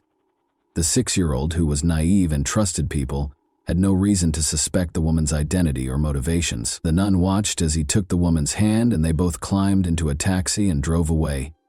She figured everything was all right. Nobody realized that the woman wasn't Bobby's aunt. And what happened that day would forever alter the Greenlease family's course in life. Virginia will never forget the phone call she got less than an hour after the unidentified woman took Bobby. Another nun from Bobby's school, Sister Martha Anna, was on the other end of the telephone. She had called the family's residence to ask about Virginia's alleged heart attack. However, the nun was shocked to learn that nothing similar had occurred. Virginia had not suffered a heart attack and was not in the hospital. Both Virginia and the nun quickly realized that something evil was going on, and they quickly came to the conclusion that Bobby had been abducted. Virginia immediately called her husband Robert after speaking with Sister Martha over the phone and told him what had transpired. Like his wife, Robert was astounded and perplexed. As soon as possible, he reported the offense to the Kansas City Police Department. To help with the problem, the FBI was also called in. As word spread that Bobby had been abducted, panic swept the city. Despite launching a large manhunt, the authorities were unable to find the woman who had abducted the boy, which hindered their efforts. Hope started to wane as the hours passed. However, Bobby's parents received the first of many ransom notes on the same day that Bobby was seized. Signed by a person going by M, the letter requested $600,000, 0 cents, to ensure Bobby's safe return. It was an astounding sum of money, more than $6 million, 0 cents in today's dollars. The demands, however, did not end there. Additionally, M demanded that the ransom money be paid in $10, 0 cents, and $20, 0 cents small denomination notes. After learning of the ransom note, the authorities set to work finding the enigmatic M and securing Bobby's release.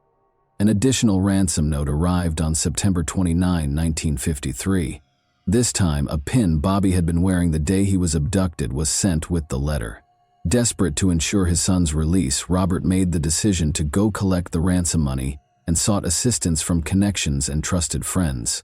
Among them was Commerce Trust Company Executive Vice President Arthur Eisenhower. In addition, he was the brother of the U.S. President at the time. Eisenhower made sure that all bank clerks handling the ransom money noted the bill's serial numbers, which were then published in newspapers across the nation. As Bobby's family continued to collect the astronomical ransom requested by the kidnapper, the excruciating wait for his safe return seemed to drag on forever. A man called the Greenlease home several times during this period to let Virginia know her son was still alive.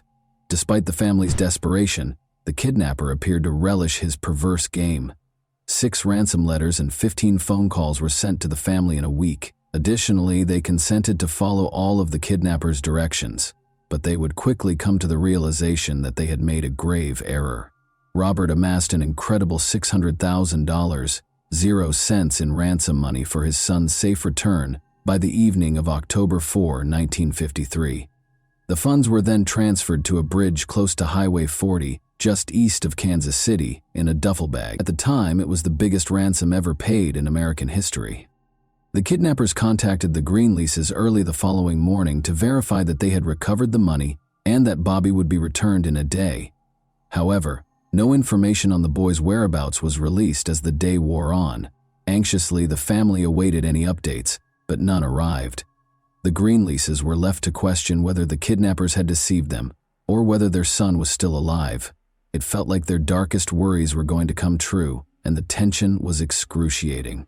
The most challenging and devastating period of their lives would be the following 24 hours. An ex-convict and taxi driver named Joe Carr was set to become a key player in the inquiry as Bobby's quest went on. In the state of St. Louis, a guy by the name of Carl Austin Hall had employed him as his personal driver. Carr was aware that Hall was a newcomer to the area and was spending money carelessly. Hall was living like a king after renting an apartment and purchasing new clothing. Carr chose to get in touch with his employer at the taxi firm Joe Costello because he was skeptical of Hall's actions. In addition to having links within the St. Louis Metropolitan Police Department, Costello was a man with ties to the mob. On October 6, 1953, after the sun had fallen, Costello tipped Patrolman Elmer Dolan and Lieutenant Louis Shoulders about the man showing off a lot of cash in St. Louis. They hurried to Hall's residence where he was and took him into custody. The officers discovered 2 heavy metal suitcases stuffed full of cash inside the room. The sight was stunning. After that, Hall was taken to the Newstead police station in North St. Louis, where he was questioned by the police on the money's origin. Hall insisted that he had done nothing illegal at first, but investigators quickly started to piece the puzzle together. Because Hall had so much cash on him, they assumed he was implicated in the kidnapping of Greenlease. Hall eventually broke under pressure and admitted his involvement in the crime. However, the most startling discovery was still to come.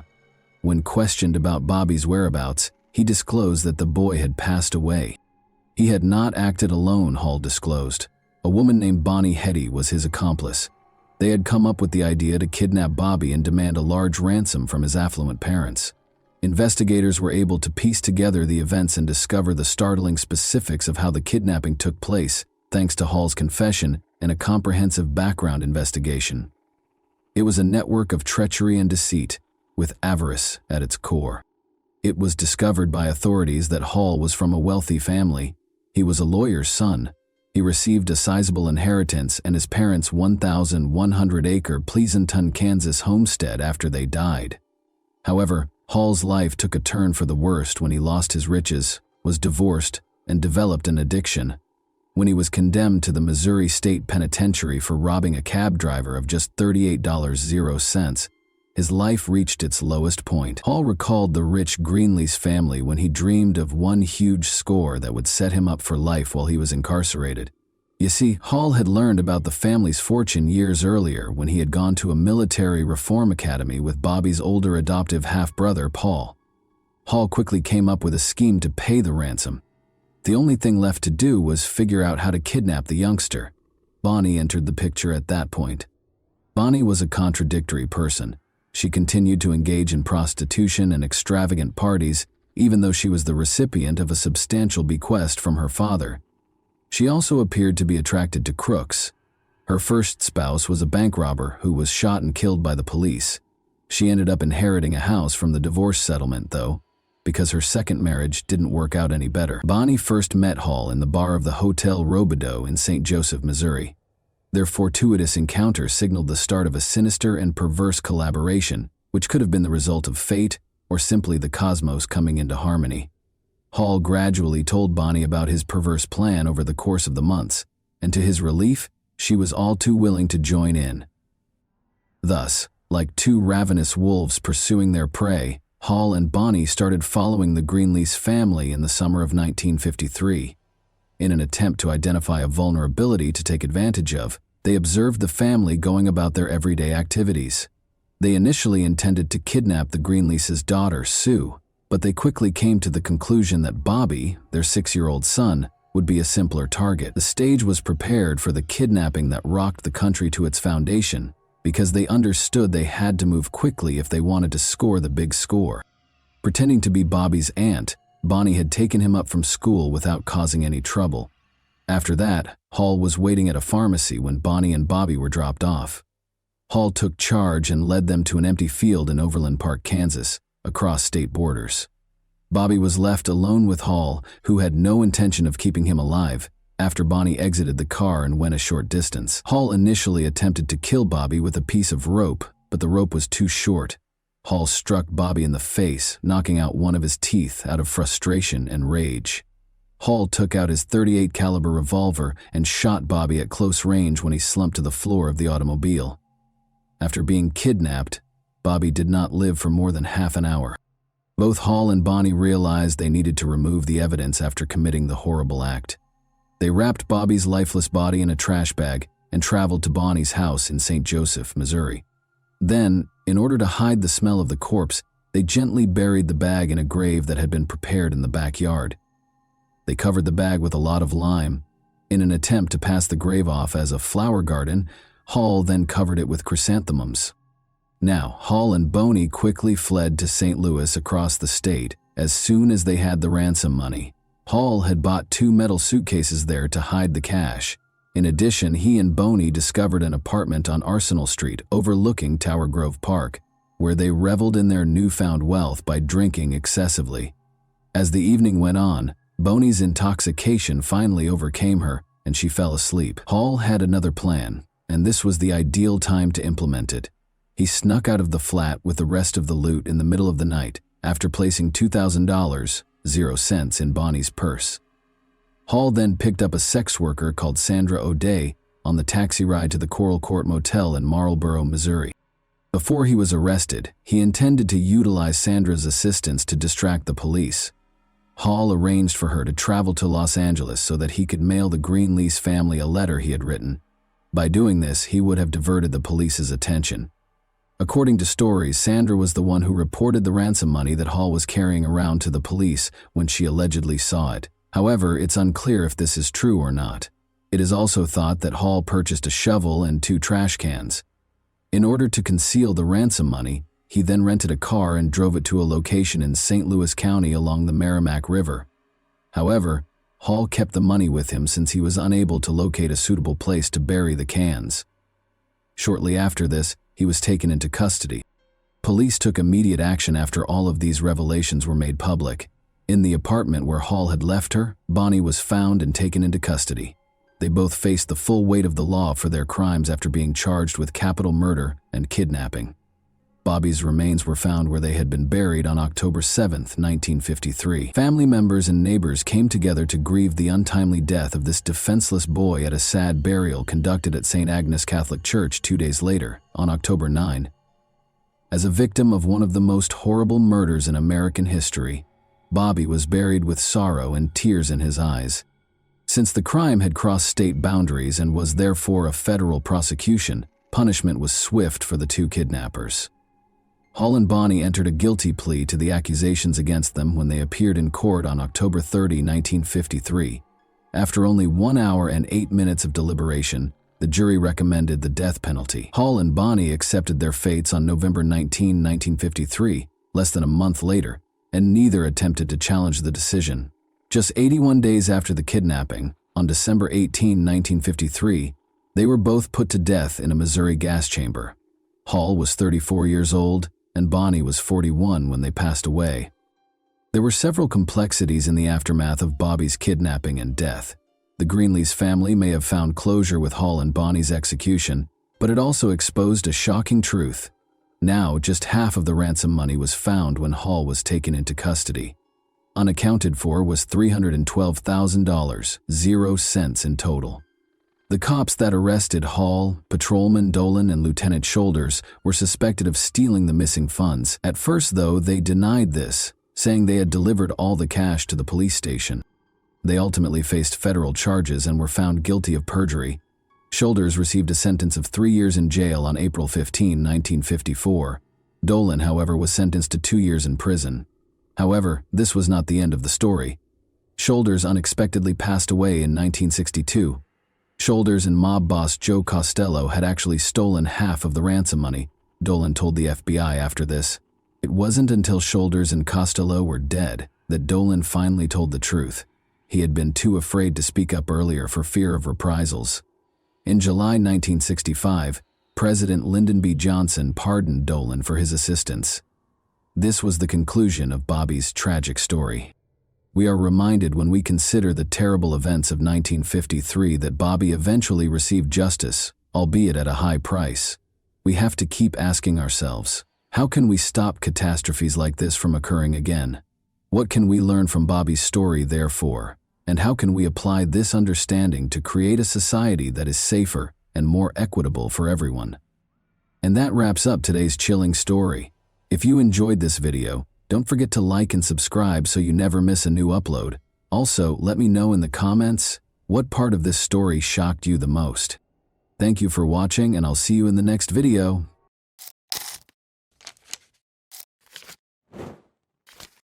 Hey guys, welcome to my channel, and today we're going to take a look at another horrible case with you. We're going to go over another terrible instance with you today. Statistics show that the number of crimes perpetrated by young people has been rising globally. Violence among school children has increased recently, typically targeting their friends. As a result of these attacks, victims are frequently hospitalized, handicapped, or even killed. The main objective of such violent activities is typically to demonstrate their own dominance, authority, and tolerance. Furthermore, adolescent offenders have confidence in their impunity because many countries' laws are liberal. The nation was rocked by the tale of Agnes Marin, a French girl who was killed by a high school student. They attended a famous university with a stellar reputation, where it seemed impossible for anything like this to occur. The culprit had previously attacked the girls, as it turned out, but his affluent parents were able to conceal the truth about his exploits by securing their son's admission to a prestigious school in a different city. Adolescent anger is said to be a kind of protest during the time of self-discovery and personality development.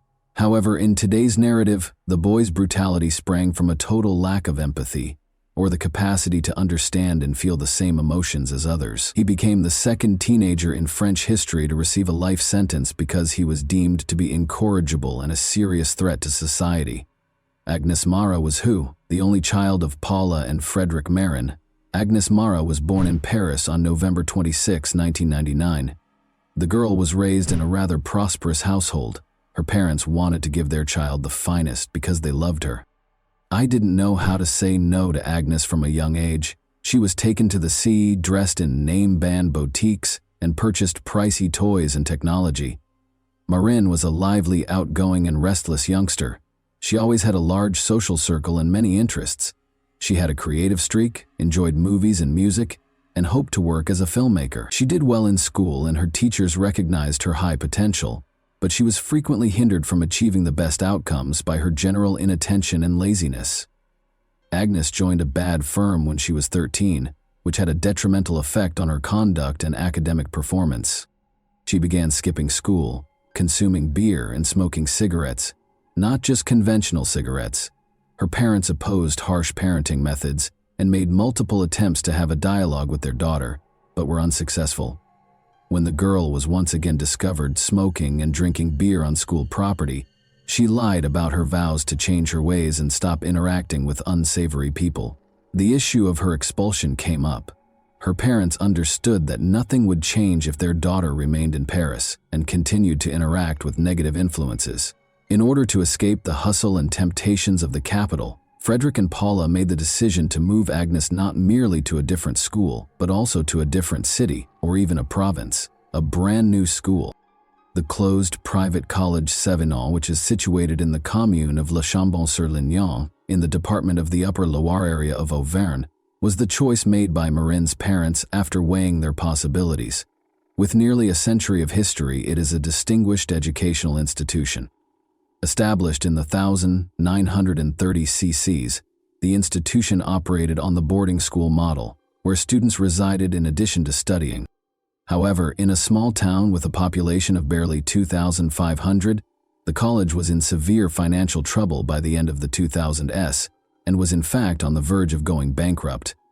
The local educational institution faced a dearth of students and consequently a shortage of funding as young people increasingly preferred to study in the capital or a major metropolis.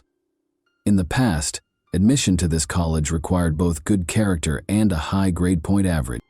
However, as there were multiple competitors for a single spot, even this did not ensure entrance. However, a significant student shortage in 2011 caused a significant shift in the scenario. The school, specifically not, declared total bankruptcy, drastically lowering the entrance requirements. particularly if they were the offspring of affluent parents who were prepared to serve as sponsors. Agnes had a strong academic record and grade point average, which helped her gain admission to 7 College despite her behavioral issues. The authorities chose to ignore her traits. The parents of Agnes were pleased. They thought their daughter would benefit from the change. She would grow more mature and be able to go through this challenging time of transition more readily. Marin was an outgoing, happy, and amiable girl. She managed to blend in with the new group.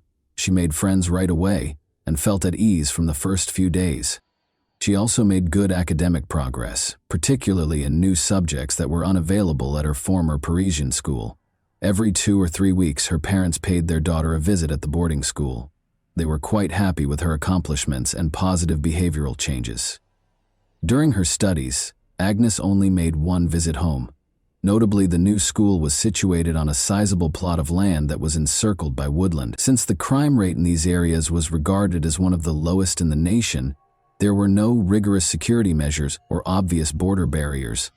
Students sometimes went there in groups after school because it only took a quarter of an hour to walk from the college to the town center of Le Chambon-sur-Lignon. However, everyone had to return by 5 o'clock in the evening. Discipline was applied for both rule violations and student disappearances. After class on November 16, 2011, Agnes and a few of her classmates made the decision to go for a walk in the town. She made a buddy there who attended a different school, but they kept in touch and contacted each other frequently. The 2 females trailed behind the general company when they made the decision to go shopping. Marin was not present when the youths returned to campus a few hours later. This situation did not initially raise any concern, and everyone was confident that she would return shortly. However, as time went on and darkness descended, the teachers became quite concerned about the student's absence. The school administration reported the event to the police without hesitation because she was nowhere to be seen on campus and her phone was off. Students, instructors, and law enforcement officers performed the search, which started that evening. They separated into groups and searched different areas, but they were unable to locate the missing girl. Everyone hoped she would return alive and unhurt, but no one had seen her and no one knew where she may be. Almost instantly, Marin's parents were informed and inquired as to whether their daughter had come home. After hearing the shocking news, Frederick and Paula hurried as quickly as they could to Le Chambon-sur-Lignon. They reassured them that Agnes could not have fled because she had nowhere to go and no incentive to do so. They said their daughter was really happy at her new school. Here, she had made lots of pals. She had no problems with anyone, and she didn't feel uncomfortable. The hunt was actively aided by the involvement of Agnes's mother and father. In an attempt to locate their daughter, they displayed images of her throughout the city, spoke with her friends, and looked for any leads or clues. What is the friend of Agnes concealing? The first thing the police did was search for those who may have known about Agnes's future plans and were the last to see her. According to the girls in her class, Marin went shopping with a buddy she made in the city. Although no one was able to provide her identity, Estelle, the same buddy from a different school, was soon located by law enforcement. Agnes had indeed been in contact with the girl for the last time. She was therefore seen as an extremely valuable witness. She did not, however, offer any helpful details. She said in the initial interview that Agnes had assisted her in selecting a birthday gift for her father. After saying their goodbyes, they each enjoyed a milkshake. Agnes had to go back to school, and Estelle went home. The girl's behavior seemed a little strange, but her narrative sounded reasonable. She appeared to be holding something back and was clearly nervous. When they made the decision to speak with her once more, the account she had previously recounted abruptly started to include some details that she wanted to keep private. Estelle admitted that Agnes had supposedly scheduled a meeting with a young man that day, but she had not disclosed his name to her. The boys were going to do something wicked, apparently using illegal substances, even though it wasn't intended to be a date. When Estelle tried to call Agnes a few hours later, she didn't pick up, and by the evening her phone was off. During the initial interview, the girl acknowledged lying, because she promised Marin that she wouldn't tell anyone about the encounter with the enigmatic man. But when word spread that Agnes had vanished, Estelle made the decision to come clean, since she thought this young man might be connected to the abrupt disappearance. Some have speculated that Agnes might have just fled from college. It's possible that the girl has fallen in love and is currently hanging out with her hidden beau. The day she vanished, her phone was the last one on campus, but it was switched off thereafter, making it impossible to find. However, all of the information about Agnes's calls and communications was readily available to police officers. At that point, the authorities initially identified 17-year-old Matthew Molanas, a high school student at the same institution as the missing Marin, as the primary suspect. What may have connected the missing woman to a 17-year-old young man? It turned out that she had been corresponding with Matthew Molanas for the past few days. What could they possibly have in common? Regardless, the youngster needed to be questioned since he might have important information that could help solve the crime. They were indeed scheduled to meet on campus and go on a walk together on the day of Agnes's disappearance, but there was nothing specific or concerning in their correspondence. Matthew said he would show her something, but he didn't say what. On November 17, Marin was initially asked to speak with the police. He was quite composed, but his hands and face had odd, seemingly new scrapes on them. The young man acknowledged, however, that he was experimenting with illegal substances, and yesterday he went overboard, losing consciousness and lying for several hours in a thorny bush. Teachers and fellow students attested to the fact that this student did have issues. In January 2011, Mathieu was accepted to Sivanal College, where his parents allegedly moved him to shield him from trouble and bad company. Even so, the young guy used alcohol and other illegal substances, which made his expulsion a possibility. Nevertheless, he felt sorry for him and was given time to change. Molanas appeared to be a normal, troubled adolescent rebel. His demeanor and appearance seemed to challenge people around him. He liked hot beverages, smoked, and dressed in gothic fashion on campus. He boasted to his peers about his pranks, saying he would not face consequences. Mathieu vanished for several hours on the day Agnes vanished. In the evening, he emerged from the woods wearing filthy clothes and with scratches on his hands and face. He responded to any inquiries by saying that he had consumed too much alcohol and had passed out on his own. Although everything about him seemed and sounded suspicious, the investigators chose to check into him more further because there was yet no concrete proof against him. The wealthy parents' pampered son, the eldest of 3 children born to Sophia and Dominique Molanas, Mathieu Molanas was born in December 1993 in the Garda municipality of Negi-Solorg. He was raised in a reasonably well-to-do household with his 2 younger sisters and was accustomed to having all of his wishes met right away. He was noticed acting strangely from a young age. The boy attempted to avoid being around other kids since he was a very hostile, irascible, and difficult to communicate with. The condition deteriorated during adolescence. Matthew experienced angry outbursts. He started drinking alcohol on a regular basis, tried with other illegal substances, and frequently caused fights. However, the young man's stunning features helped him gain popularity with the opposite sex, despite his aggressive and antisocial behavior. He had a girlfriend at the time of the events in his hometown, whom he visited on the weekends and whose parents were aware of. Matthew had several police records, including one for stealing prescription medications from a pharmacy with a companion. However, the matter was kept quiet, most likely because the teenager's parents paid for it. During interrogations, his father also volunteered to sponsor the school while it was in trouble, which allowed him to get into a prestigious private school despite having a low GPA and legal issues. Despite his stubborn and haughty demeanor, Molanas maintained his composure to the point where the authorities questioned whether he was involved in Agnes's disappearance. He never left his favorite toy, a yo-yo, in his hands, which he was twirling all the time. He first denied knowing Agnes during the initial interrogation, but after seeing a printout of their correspondence, he started to modify his evidence and attempt to make up a lie on the spot. But he soon found himself unsure of what he was saying. The man claims that he promised to show Agnes a mushroom-growing area in the forest. They allegedly utilized them in tandem. Following his illness, Mathieu collapsed under a prickly shrub, where he remained until dusk. He also saw that Marin was gone when he woke up. Since it was growing late, he returned to the campus without searching for her.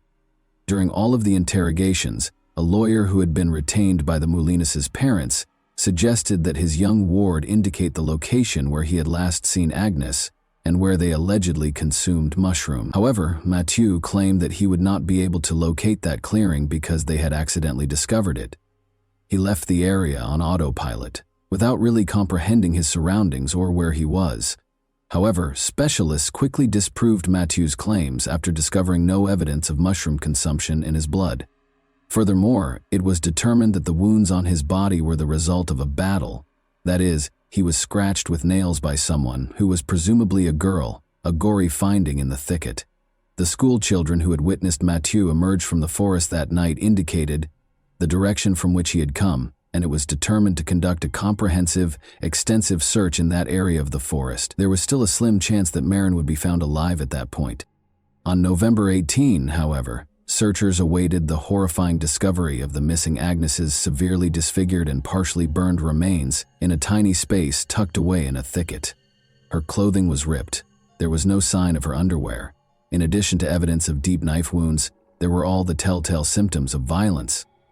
Don't believe Moulins was responsible for this horrible crime. There was no question, but it was important to wait for the forensic specialist's conclusions and to get the killer to confess. The strangler admitted in Confessions of a Ruthless Killer that he purposefully lured Agnes into the woods to abuse her but allegedly had no plans to kill her.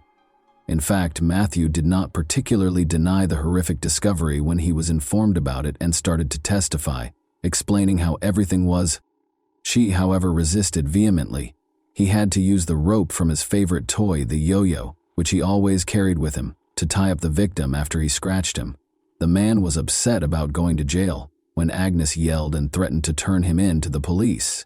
He chose to kill the unlucky and dispose of the body since he did not want to. Agnes suffered 17 knife wounds, the majority of which were to the neck, face, and chest, after Mathieu viciously beat her, fracturing her arm, nose, multiple ribs, and shin. He doused the victim with a combustible concoction from a canister and lit her on fire when she ceased exhibiting any signs of life in the hopes that the flames would totally destroy the body. Then, as night fell, he hastily left, failing to see that the fire had been put out. He removed his toy from the corpse and carried it away. As though relishing each word and seeing the investigator's response, the high school girl described the incident calmly and in great detail. He had neither regret nor sympathy for the victim. The investigation revealed that Agnes had evidence of the rapist's biological fluid in her body and pieces of mature skin and epithelium beneath her fingernails. Additionally, traces of the victim's and the offender's perspiration were discovered on the rope of the actual toy yo-yo. Agnes's parents received her body following all required tests and medical evaluations, and they buried their only daughter in Paris. Notably, the burial for the first victim of a young psychopath was held on her birthday, November 26, 2011. The fact that Marin was not the only victim of Moulins stunned law enforcement when they closely examined his biography, but this information was purposefully concealed. It turns out that since he was a young boy, he had been mean to other people, including his own sisters, other kids, and animals. He always enjoyed causing pain and suffering to people in an unmatched way. Mathieu attacked Julia, his young neighbor whom he had known since childhood, in August 2010. The attractive neighbor chose to capitalize on the girl's interest in him. After luring her into the woods, the man struck her on the head, tied her up with household-bought Scotch tape, and proceeded to mistreat the unlucky. After that, Moulins started strangling her and most likely would have murdered her, but as her mobile phone rang, the criminal flinched away, glanced around, and just walked away. After a scared Julia freed herself, she called her parents, who promptly called the police to report the occurrence. The following day, Mathieu was taken into custody. He sobbed during questioning in an effort to please the police and tried to place all the blame on the victim, saying that she was the one who provoked him by making fun of him and suggesting closeness. However, authorities recognized that he had planned the crime ahead of time and even brought duct tape to render the victim immobile. However, Mathieu escaped punishment in spite of the seriousness of the offense.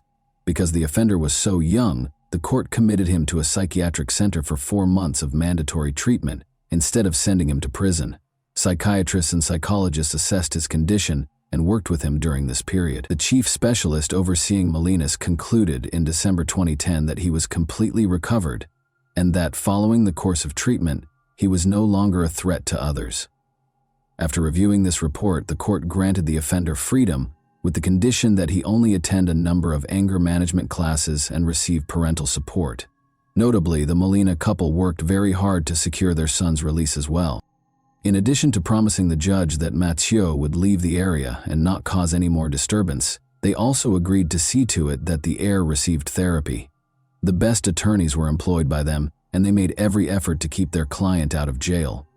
Following that, the parents began searching for a new school for their kid, but they were unwilling to accept him anyplace because of his criminal record for such a significant issue. The father then went to the provincially closed College 7 himself and scheduled a meeting with the director. He promised to support him right away when it came to the college's admittance of mature students, after learning about its financial difficulties.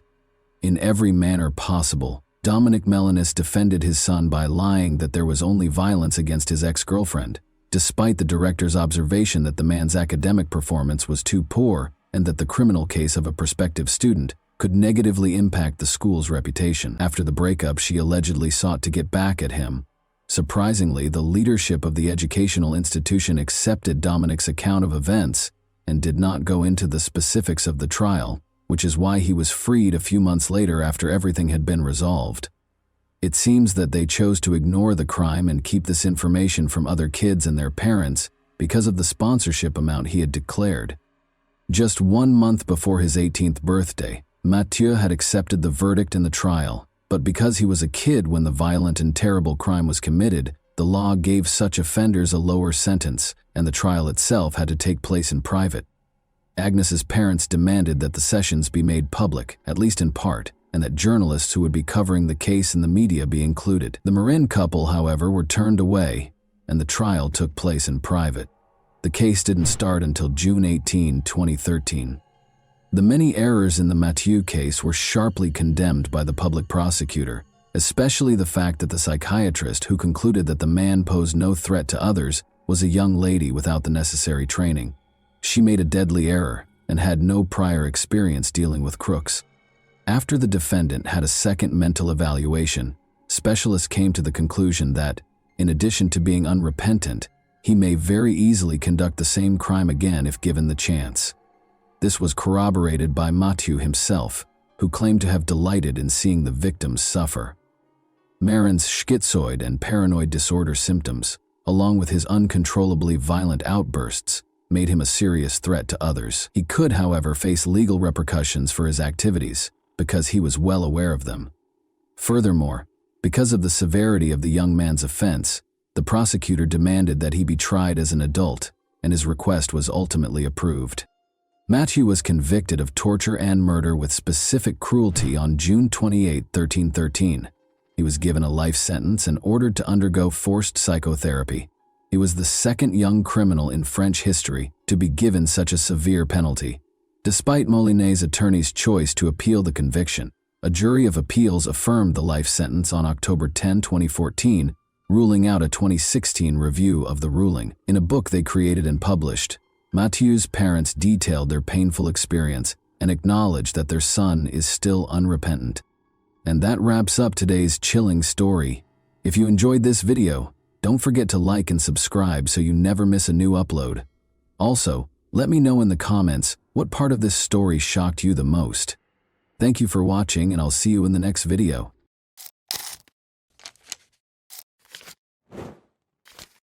Hey guys, welcome to my channel, and today we're going to take a look at another horrible case with you. The police were looking for an elderly man who had been reported missing by his friend on the evening of April 28 in the woodland region of Hibbs Park, located at 59th Street and Kensington Avenue in Kansas City, Missouri. However, rather than locating the man, they made the terrible discovery of a female toddler's severed head in the woods, about 200 yards from where her severed body was recovered on May 1, 2001.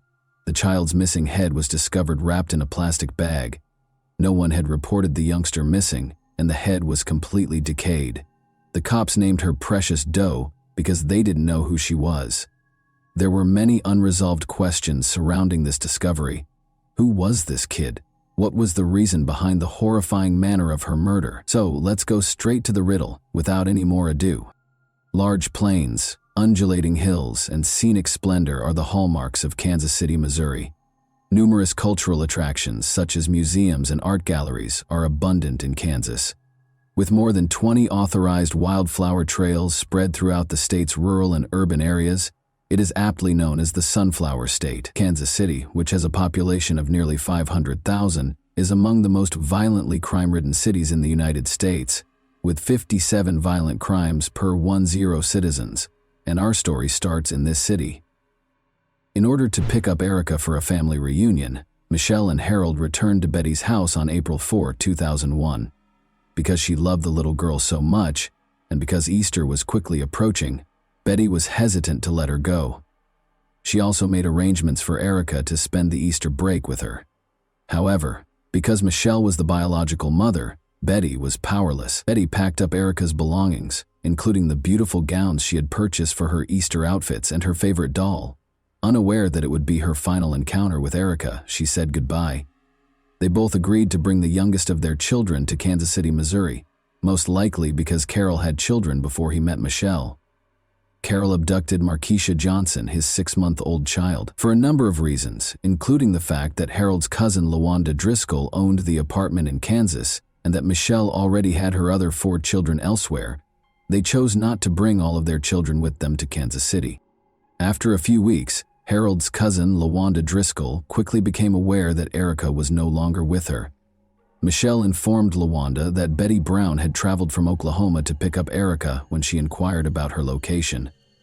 An unidentified man called the police on the evening of April 28, 2001, claiming that he had been attempting to contact his friend for some time but had been unsuccessful. The cops complied with his request for assistance in performing a welfare check on his companion. They had to explore the forested area close to Hibbs Park, which is located at 59th Street and Kensington Avenue in Kansas City, Missouri, as they were unable to locate the man at his home. The police received a call informing them that the individual they were hunting for had been located after some time of searching, but just as they were ready to depart, they came upon a horrifying scene: a toddler's severed head. The remains was quickly identified by the authorities as belonging to a female toddler. The cops were dubious about the discovery right away because the deceased was discovered naked. In addition to wondering why no one had reported the disappearance of a child her age in the region, they also questioned why a toddler's death would be found in the woods. The absence of the head left the investigators at a loss. The probe would never move forward. They were only able to ascertain the child's age and sex. They discovered that the deceased body belonged to a black woman who was between the ages of 3 and 6. They also discovered that the woman had suffered maltreatment prior to her murder. About 200 yards from the location of the child's body, on May 1, 2001, 3 days after it was discovered, a volunteer searcher recovered the child's head wrapped in a plastic bag. An ashtray that the police thought was the murder weapon was found next to the body. Despite finding the head, the authorities were unable to identify the body's owner because it had completely decayed. Because of the victim's age and the gruesomeness of the murder, it quickly attracted national attention. The investigators kept looking in the hopes that the child's parent or guardian would come forward to collect her remains, but nobody did. The victim was given the nickname Precious Doe when it was impossible to identify them. Before long, a large number of people offered their time to help publicize Precious Doe by distributing flyers, radio, television, and newspapers. They even went door to door to ask questions that would lead to the victim's identity. The case was frequently highlighted on cold case files and America's Most Wanted in an effort to find the young child. However, despite everything, no one claimed the infant and no witnesses came forward. The public contributed funds for Precious Doe's funeral, which took place at Hibbs Park, close to the location where her body was discovered, in December 2001. Hundreds of individuals attended, demonstrating the large turnout of local citizens. Even though the case received a lot of publicity, nobody knew who Precious Doe was. When Precious Doe's body was dug up by the police in 2002 for an autopsy, the findings revealed that she had been severely beaten with an ashtray and mistreated prior to her murder. Nothing was discovered when police checked the ashtray for DNA and fingerprints. Researchers examined the resemblance of Precious Doe's skull in July 2003 and also fashioned busts that suggested her possible appearance. The case was so well known that the police were often getting tips, sometimes from people nearby and sometimes from far away. At one point, Jamaica called the police about the matter, but they discovered that it had nothing to do with who Precious Doe was. The people soon lost hope, since the police were preoccupied with other cases. However, Alonzo Washington, a strong advocate for Precious Doe's cause, never gave up on finding the truth. Every year, Alonzo placed advertisements about the case in a local newspaper. Because the victim was a Black American, Alonzo considered placing the advertisement in an African American newspaper for Precious Doe's 4th-year commemoration in April 2005. Additionally, he produced T-shirts using the bust image of Precious Doe, which proved to be the crucial breakthrough in the case. Thurman McIntosh, later identified as Harold Johnson's father, called Alonzo on April 30, 2005, and claimed to be well-versed in the Precious Doe case. Alonzo heard Thurman, who was 81, say that Precious Doe was actually Erica Green. Additionally, he asserted that Erica Green was murdered by Harold Johnson, his son.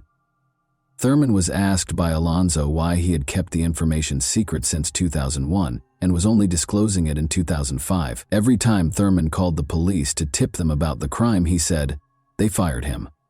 Alonzo then insisted that Thurman provide him a photo of Erica and a lock of Michelle's hair. As soon as Thurman sent Alonzo a hair sample, he forwarded it to Detective David Bernard, the lead detective in the Precious Doe investigation. When Thurman was taken in for interrogation on May 4, 2005, he explained to the detectives why he was certain his son was responsible. After Thurman stopped seeing Erica, he asked Harold and Michelle where she was. In his capacity as an activist, he learned of other citizens who believed that the police were not paying attention to their issues. They both replied that she was in Oklahoma with Betty. Thurman claimed that he had a sudden suspicion that Precious Doe was Erica Green, as the couple and Markeisha were moving back to Oklahoma. Harold said it was an error when Thurman confronted him and admitted that he knew he killed Erica. After learning the truth, Thurman declared his desire to share Precious Doe's fate with the world before his passing. The hair was exactly like Precious Doe's, even though the photo Thurman sent was for one of Erica's relatives. Precious Doe was finally pronounced as Erica Green by the authorities. Erica Michelle Marie Green is the name of the young child we have known for 4 years as Precious Doe. On May 15, 1997, Erica Green was born in McLeod, Oklahoma, in the United States. She was the youngest of 5 children born to her father Larry Green and mother Michelle Johnson.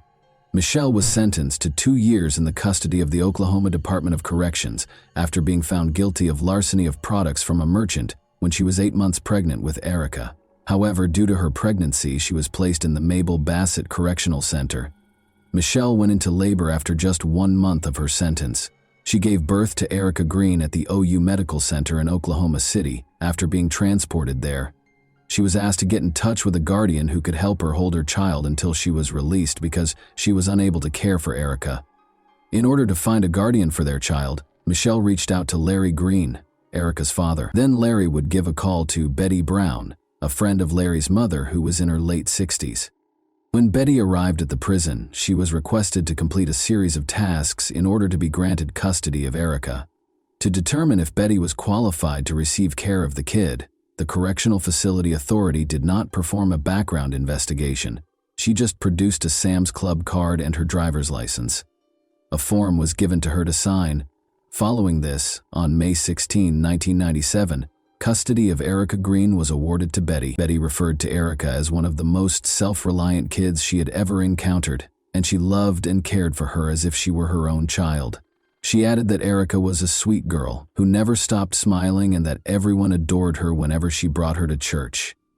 On October 23, 1997, Michelle was then freed on probation. Since Michelle only seldom came to see Betty Brown to see how her child was doing, Betty claims that Michelle was not very engaged in caring for Erica. When Erica was 3 years old in 2000, Michelle had already found a new partner, Harold Johnson, whom she married that same year. Harold Johnson soon had Michelle living with him in Oklahoma. After verifying that the body was that of Erica, the police searched for her mother, Michelle, and her companion, Harold.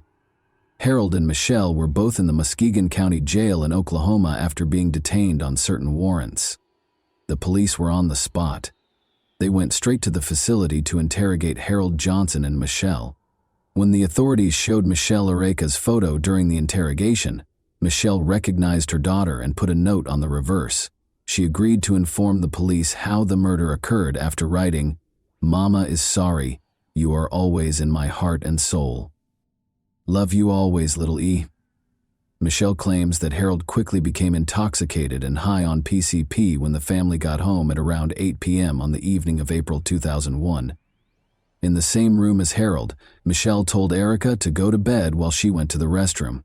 Harold had started complaining that Erica was horrible because she wouldn't go to bed before she even got out of the shower. Harold got upset after telling Erica to go to bed 5 or 6 times. Erica had left her bed once more by the time Michelle emerged from the restroom. Then she told Erica to return to her bed, but she didn't move. Harold kicked Erica till she passed out at that moment. According to Michelle, she hurried to get Erica and put her in a cold bathtub, but she refused to wake up. Michelle realized then that something significant had occurred. About 15 minutes later, Michelle carried Erica to the restroom and then to the floor, but she was still unconscious and not responding. Since they still had outstanding warrants, Michelle and Harold opted not to seek medical attention for Erica, even though they knew she needed it at that point. Despite knowing that Erica could die, Michelle decided not to call an ambulance because she didn't want to end up in jail. Erica remained unconscious for 10 to 14 hours, and by the next morning, she had passed away. Harold and Michelle concealed Erica's body in a baby stroller after she passed away. Michelle claims that they decided to dispose of the body because they were both afraid and unsure of what to do. After waiting until nightfall to ensure that no one would notice, they both carried Erica's body outside through the house's window and headed directly for the woods. Harold considered using edge clippers to remove the head and disfiguring it to make identification more difficult, since he worried that leaving the body in its current state may eventually lead the police to their house. Michelle felt that was a bad idea, but they wrapped the head in plastic bags and threw it in a dumpster at a local church. Because the smell may alert the church owners, she instructed Harold to remove the head. Harold followed his wife's advice and tossed the head into Hibbs Park's forested area. Harold then left Erica's body in the woods after removing her clothing and giving it to Michelle. They went back home and went into their room the same way they had left. LaWanda Driscoll would soon realize that Erica was not there, but no one saw what they did. Michelle pretended that she was lying in the room because she was ill when she was questioned where she was.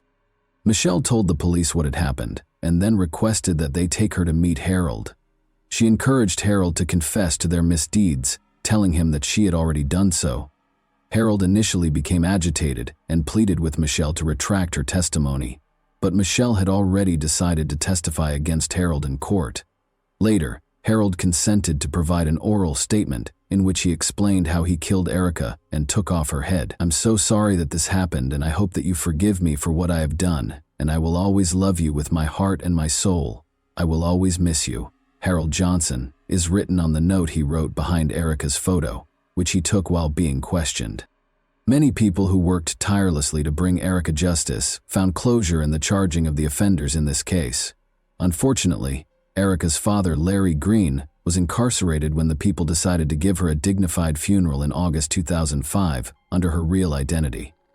According to Kansas City Councilman Alvin Brooks, he and other individuals attempted but were unable to obtain authorization from Larry Green to attend his daughter's funeral. Erica would be happy wherever she is because of the vast number of people that helped secure justice for her, even though her family was not there at her funeral. LaWanda Driscoll also described her knowledge of the case. She claimed that Carol had been abusing Erica in the days leading up to her passing. LaWanda claimed that Erica's scream from the bedroom was the last time she heard from her. LaWanda claims that because Erica was not accustomed to living with her mother and stepfather, she sobbed a lot, and Harold punished her more severely for her emotions. She added that Harold would beat Erica for anything, no matter how insignificant. A week or two later, LaWanda heard Harold say to Michelle, "You better go take care of your daughter or I'm going to do something bad." She now thinks the big bang she heard coming from the bedroom was the kick that knocked Erica out. According to LaWanda, Michelle assisted in distributing flyers to individuals and even shed tears during the girls' vigil, while everyone searched for Precious Doe's identification. LaWanda claims that if someone had a question about Erica, Michelle had an answer ready. Michelle and Harold were charged on May 5, 2005 with Erica Green's murder, abandoning a corpse, tampering with physical evidence, and endangering the welfare of a child. Before being put on trial, Michelle entered a guilty plea to second-degree murder and other associated offenses in 2007, and was given a 25-year jail sentence. Harold began saying things that would implicate Michelle as soon as he realized she would testify against him. According to him, Michelle had no interest in Erica at all. According to him, Michelle would occasionally leave Erica alone so she could go do narcotics. However, the investigators already knew everything he stated. It was not until 2008 that Harold was put on trial. The neurologist testified that Erica might have survived if she had received medical assistance in the hours prior to her death, even though her autopsy described her cause of death as a closed head injury, which happens when the head strikes an object. However, this would not have been equivalent to first-degree murder. Following many days of deliberation, the jury convicted Harold of first-degree murder, child abuse, and endangering the welfare of a child. Harold received a life sentence without the possibility of release. In November 2008, Harold filed an appeal, continuing to maintain that he is not the kind of person the state claimed he was. The state attorney and the defense lawyer exchanged arguments, with Harold's team arguing that the murder was not planned, but according to the state, Erica's murder was planned. Michelle revealed in her confession that she instructed Harold to give his orders to Markeisha solely and not to order Erica around the night of Erica's murder. According to the state, Harold was irritated by Michelle's statement and considered killing Erica at that same moment. Additionally, the autopsy reveals that Erica was kicked several times, demonstrating Harold's deliberate continuation of the child's kicking, even though he was aware that she may die. Harold's appeal of the verdict, according to John Torrance, demonstrated no remorse because the murder was not premeditated. Harold's appeal was denied by the judge, who described him as a textbook sociopath who refuses to accept responsibility for his acts. Many individuals found relief at this sentencing, even if the disclosure of Erica's identity provided closure to those who were rooting for her. Everyone in attendance at Erica's sentencing was happy with Harold's verdict, but others wanted Michelle to receive the same punishment. Erica's real father, Larry Green, also sued the Oklahoma D.C., raising concerns about the procedure used to decide custody of children born to incarcerated moms. However, in order to guarantee that infants delivered to prisoners will be transferred to the Department of Human Services for appropriate care, the Department of Corrections and the Department of Human Services agreed to implement new protocols. The tragedy of Erica Green serves as a reminder that evil exists inside human nature. Even though parents are known to love and protect their children, it is horrifying and heartbreaking to learn that some parents would put their own needs before of their children. Many individuals with knowledge of Erica's situation have opinions regarding the sentence. Do you also believe that, as the biological mother, Michelle ought to have received a harsher penalty? And that wraps up today's chilling story. If you enjoyed this video, don't forget to like and subscribe so you never miss a new upload. Also, let me know in the comments, what part of this story shocked you the most? Thank you for watching, and I'll see you in the next video.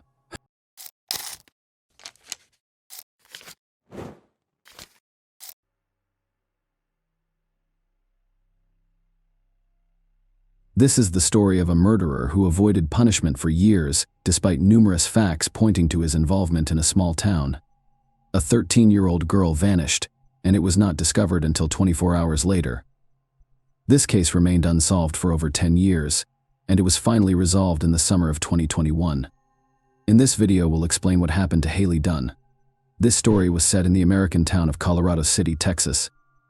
This location is typical of low-rise America, covering 14 square kilometers. On Christmas Day 2010, the town had a New Year's vibe. Haley Dunn, a 13-year-old girl living with her mother Billy, boyfriend Sean, and older brother David, had a happy Christmas. Her mother divorced her father, Clint, when she was 10 years old, but they never stopped communicating. Her father lived across the street from Haley's house. On December 26th, the girl spent the majority of Christmas at her father's house, unwrapping presents before returning home to play video games and go to bed. The following day, her stepfather and mother went to work as usual. Billy left her cell phone at home so that the kids could reach her. Before leaving, she peeked into her daughter's room while she was still sleeping. Sean worked in another town, about a half-hour drive away. According to him, he had an argument with his boss that day, which led to him being fired and leaving work only 10 minutes after arriving. He then drove to his mother's house, where he spent some time before returning to Colorado City around 3 p.m. Sean went to pick up Billy from work that evening. When they arrived home, Billy noticed that her daughter was not there. Sean informed her that the girl had gone to her father's house and planned to spend the night at a friend's house. Haley frequently stayed overnight at friends' houses, so her mother took this information calmly. Small towns like this often have the illusion of safety, so parents are less worried about their child's safety. On December 28th, Haley did not return home. She went door to door, but no one saw the girl that day. Billy went to the police around 2 p.m., but they chose the easiest route. The police's main theory was that she had fled from home, which initially hampered the investigation. A voluntary escape is not investigated to the same extent as a missing minor. They searched Billy and Clint's houses and brought search dogs to the scene. The next day, they followed Haley's trail from the house to a nearby motel. It was extremely strange. None of the motel employees had seen this girl. She was not captured on any security cameras, and a thorough search of the premises yielded no results.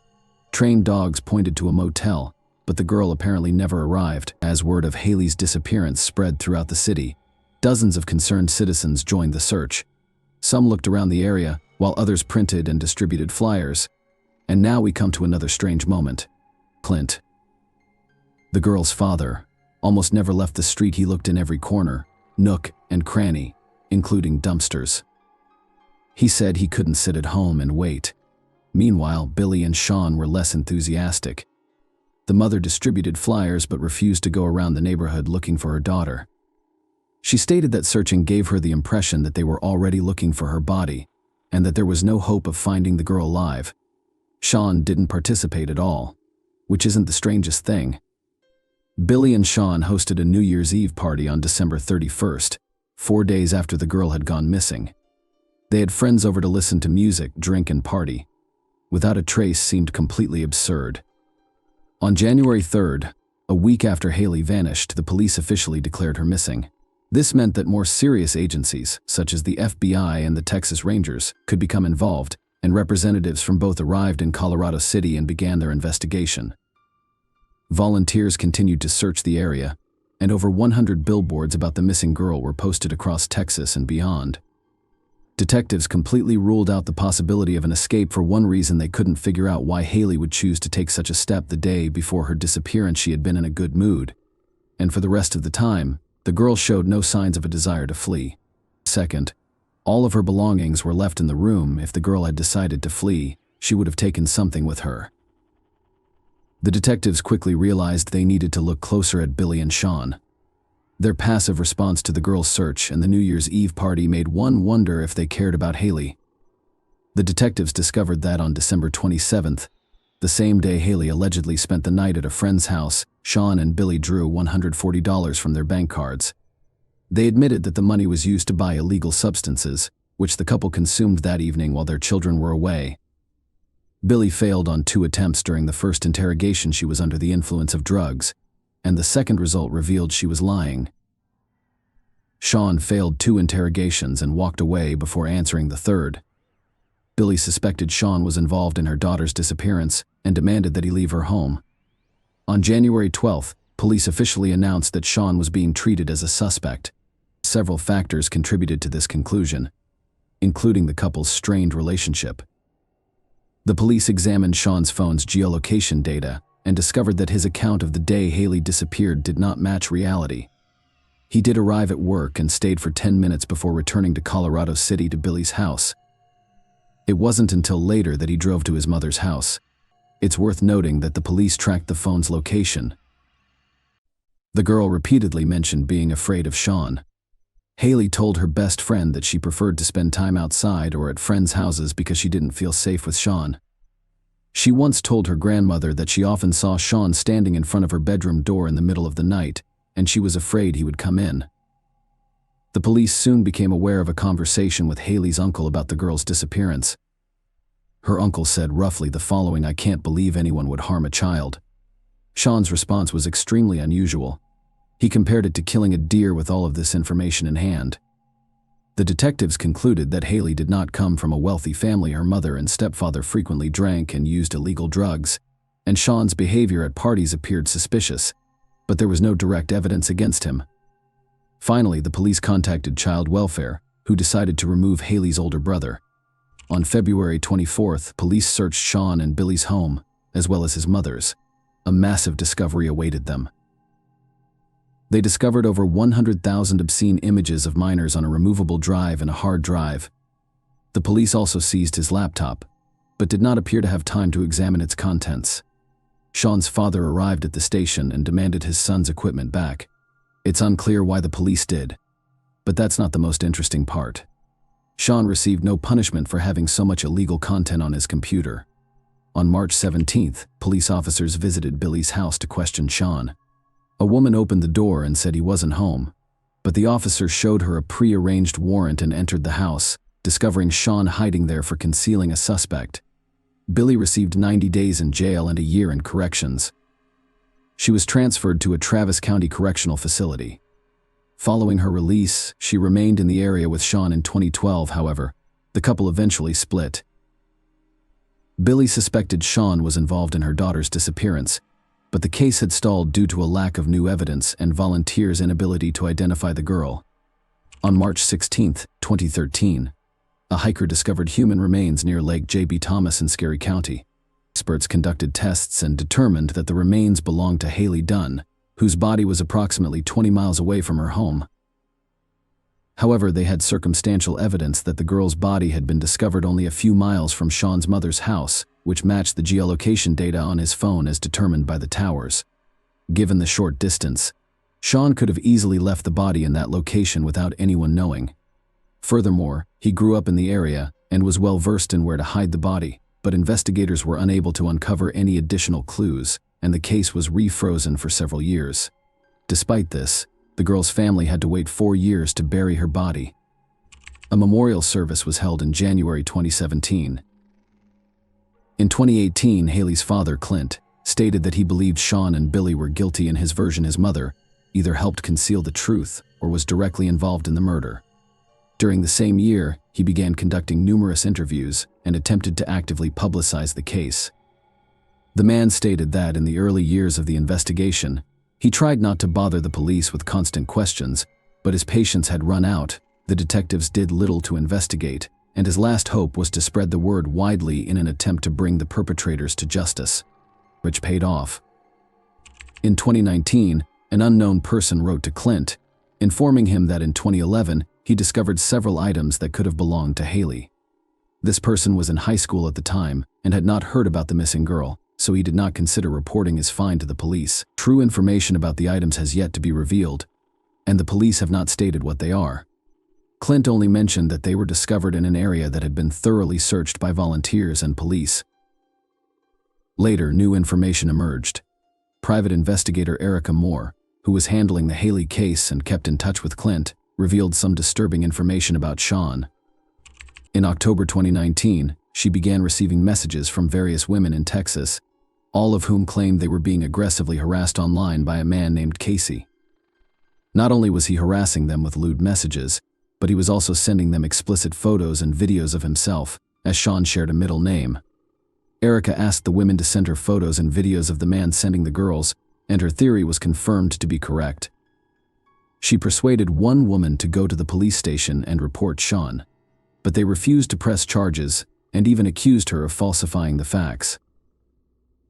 Erica believed Sean was responsible for Haley's death and planned to arrest him for stalking women on the internet. However, the case remained quiet until May 2021 when Erica and Clint were summoned to the district attorney's office for an urgent meeting. Police arrested Sean and charged him with Haley's murder. He is currently in Vail, awaiting trial on $20 million bail, but police have yet to reveal what new evidence led them to make this arrest. Apparently, this information will be kept secret until the trial. All we know now is that the police were granted permission to collect Sean's DNA sample shortly before his arrest. There may be a connection here to Haley's belongings, which were discovered in 2011. When Billy learned of her ex-boyfriend's arrest, she made a strange statement. She said she wasn't surprised Sean was involved in the murder, and she wanted to believe in his innocence until the very end. She also thanked God that the man would now be punished for his actions, which Billy had actively obstructed during the initial investigation while defending Sean. A date for the trial will be announced soon. At this point, it is difficult to predict whether a conviction will be obtained. It will be determined solely by the significance of the evidence, which police are now withholding in any case. Sean remained at large for over 10 years, despite the fact that all evidence pointed to his involvement in the murder. Haley's complaints to friends and relatives, the use of forbidden materials with children, and the man's constant lies during interrogations raised suspicions on all sides, as did Billy. She initially expressed no desire for justice for her daughter, Clint, but, unlike her, he worked hard and got his way. In one interview, Erica Moore hinted that the case would not have been solved without his participation. She did not provide any details, but we can recall the story of Haley's found objects. The person who discovered them only learned about the entire story through Clint's social media posts. More information about this case, including a court decision, will undoubtedly be released in the near future. Right now, all indications are that Sean will be convicted, and in Texas, that means only one thing: he will face the death penalty for his actions against the child. Unfortunately, there is no way this will help Haley Dunn live a long and happy life anymore. Please share your thoughts on this story in the comments section, and thank you for watching.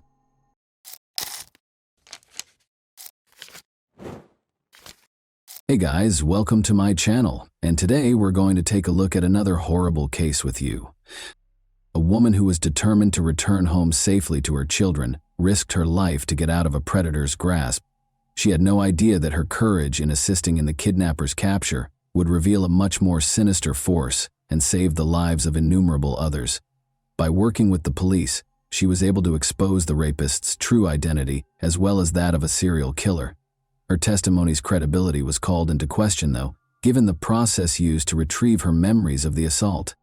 Shackled in chains, the prisoner paced the field, moving across the ground with deliberate steps. He lost himself in recollections, his gaze never leaving the tall yellow grass. The simple clothes he used to wear, jeans, a shirt, and a cap, had become luxurious, and his once dark auburn beard had gone completely gray since his last visit. He was now with police officers, the very people he had avoided for almost 20 years. The prisoner had recently broken his lengthy silence by confessing to the disappearances of multiple young women in the 1990s and agreeing to help the police locate their bodies, which were buried in a field outside of Houston, Texas. Families in Texas and Oklahoma had been tormented for years by the loss of their daughters, who had disappeared in the middle of routine situations, like going for a morning run, getting washed, or coming home from a theater group party. There were no answers for a long time. Finally, the man who had caused their pain, a 56-year-old Texas prisoner who was charged with violence and kidnapping but not murder, spoke. At least 7 victims, including 4 girls who did not survive their interactions with him, were connected to him by the police.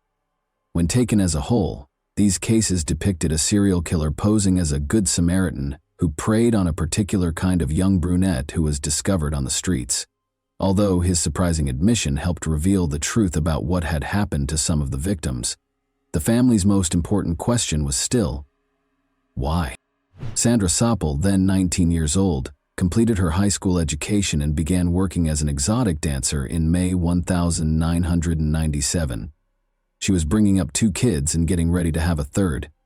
Sandra's intelligence and determination, which would ultimately save her life and open a Pandora's box of horrific crimes, were characterized by those who knew her. An frightened young woman called the police on May 17, 1997. Sandra was the one.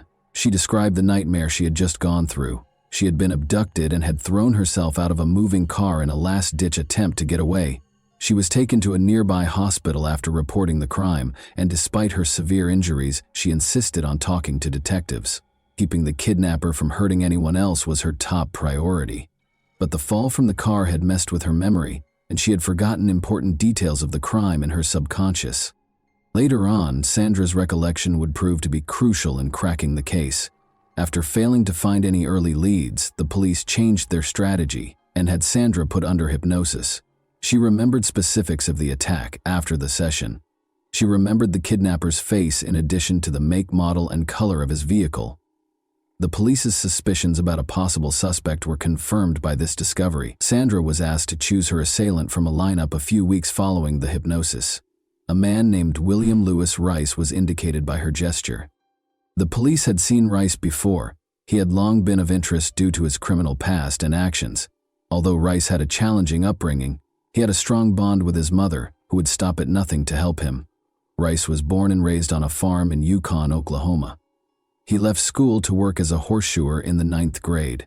He married Judy Fleming, a shy girl he met in Anadarko, Oklahoma, when he was 19 years old. Judy remembered that if she didn't date Rice, he would shoot himself. She initially thought he had good intentions, but she quickly discovered he was capable of extreme cruelty. Their turbulent marriage was characterized by violence and adultery.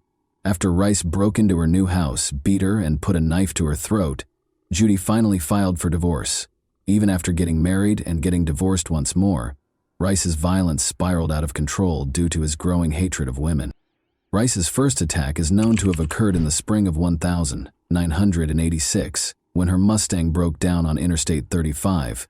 The 19-year-old aerobics instructor, daughter of a sheriff's deputy, found herself stranded.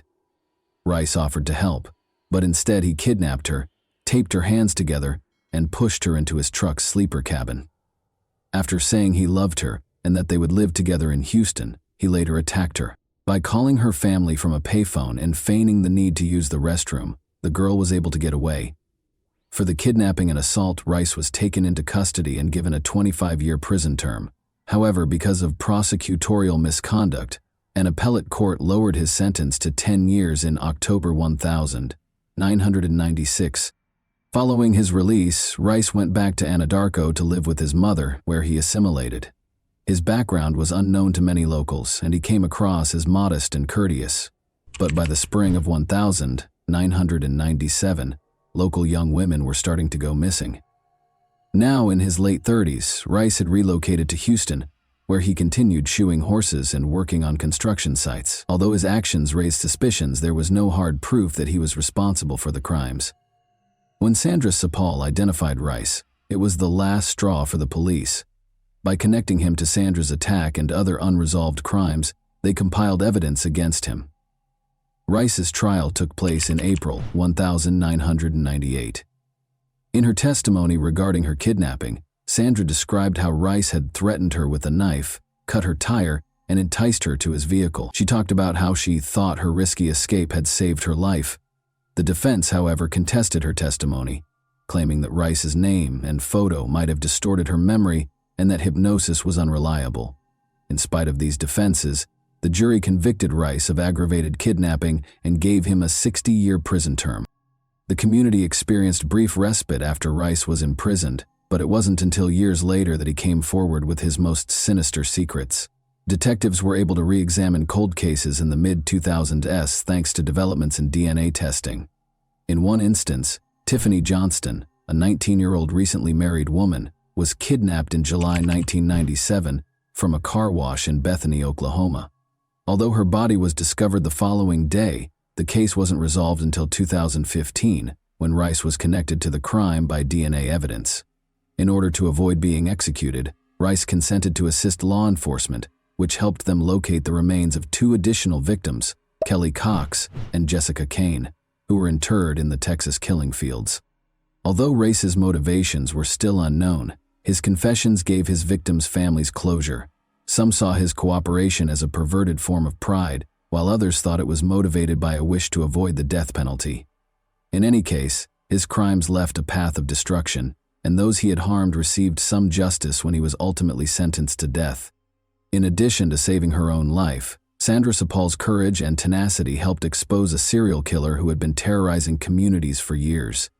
Her story serves as a testament to the tenacity of people who are not intimidated into silence, and her bravery made sure that Rice could no longer prey on innocent lives. And that wraps up today's chilling story. If you enjoyed this video, don't forget to like and subscribe so you never miss a new upload. Also, let me know in the comments what part of this story shocked you the most. Thank you for watching, and I'll see you in the next video.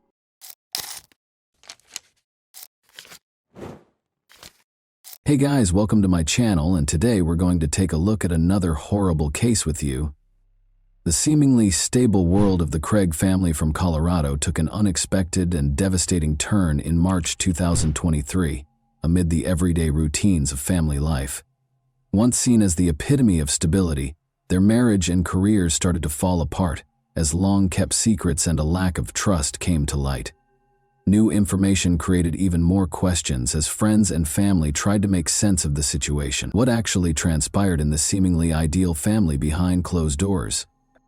On March 15, 2023, at approximately 11 a.m., Angela Craig was taken to the hospital due to severe headaches, nausea, and dizziness. She was admitted to the hospital for the third time in 10 days, but this time the circumstances were much more concerning. In an attempt to stabilize her condition, which was rapidly declining, medical personnel put her on life support. Her family, including her husband James, was in disbelief at how quickly and abruptly her health had deteriorated. Angela was born in Dodge City on April 15, 1975, and from a young age she had played a significant role in her family and community. Despite having allergies, she grew up in a big family with 10 siblings and fell in love with animals. Her hobbies included woodworking and reading, and both friends and acquaintances were won over by her easygoing demeanor and charisma. Angela was a successful interior designer who was well known for her cozy and welcoming designs. She also loved genealogy and helped people find long-lost family members. James Craig, who went on to become a dentist, married Angela on December 18, 1999. After earning his degree from the University of Missouri, Kansas City in 2006, James started participating in dental programs abroad. They established a life together in Colorado, where James opened an Aurora dental office. Despite her hectic schedule, Angela remained close to her siblings, especially her sister Toni, with whom she spoke on a daily basis. The couple had 6 children together. Angela's life appeared to be ideal. She oversaw a choir, ran youth programs, and was very active in church activities. But everyone was taken aback by her unexpected health problems in March 2023. She had complained of a headache only a week before, but the symptoms had gone away quickly, so there was no reason to be concerned. The doctors and her family were unable to explain why her condition was now getting worse so quickly. James, meanwhile, stayed by her side, as always attentive and considerate. 2 p.m., Angela experienced a severe episode that same day, leaving her loved ones feeling scared and powerless. The cause of her condition was still unknown despite the medical team's tireless efforts to save her, which increased the already existing stress and anxiety. Doctors put in endless effort to stabilize Angela after she lost consciousness, but things got out of hand. Her stroke on March 15, 2023, was a pivotal moment in her life. She was already in a serious condition when they got to the hospital, according to her brother, who had driven her there that day. Her symptoms, which included severe nausea, excruciating stomach pain, and dizziness, had gotten worse. She had visited a hospital 3 times in 10 days, but this time the situation seemed to be very serious.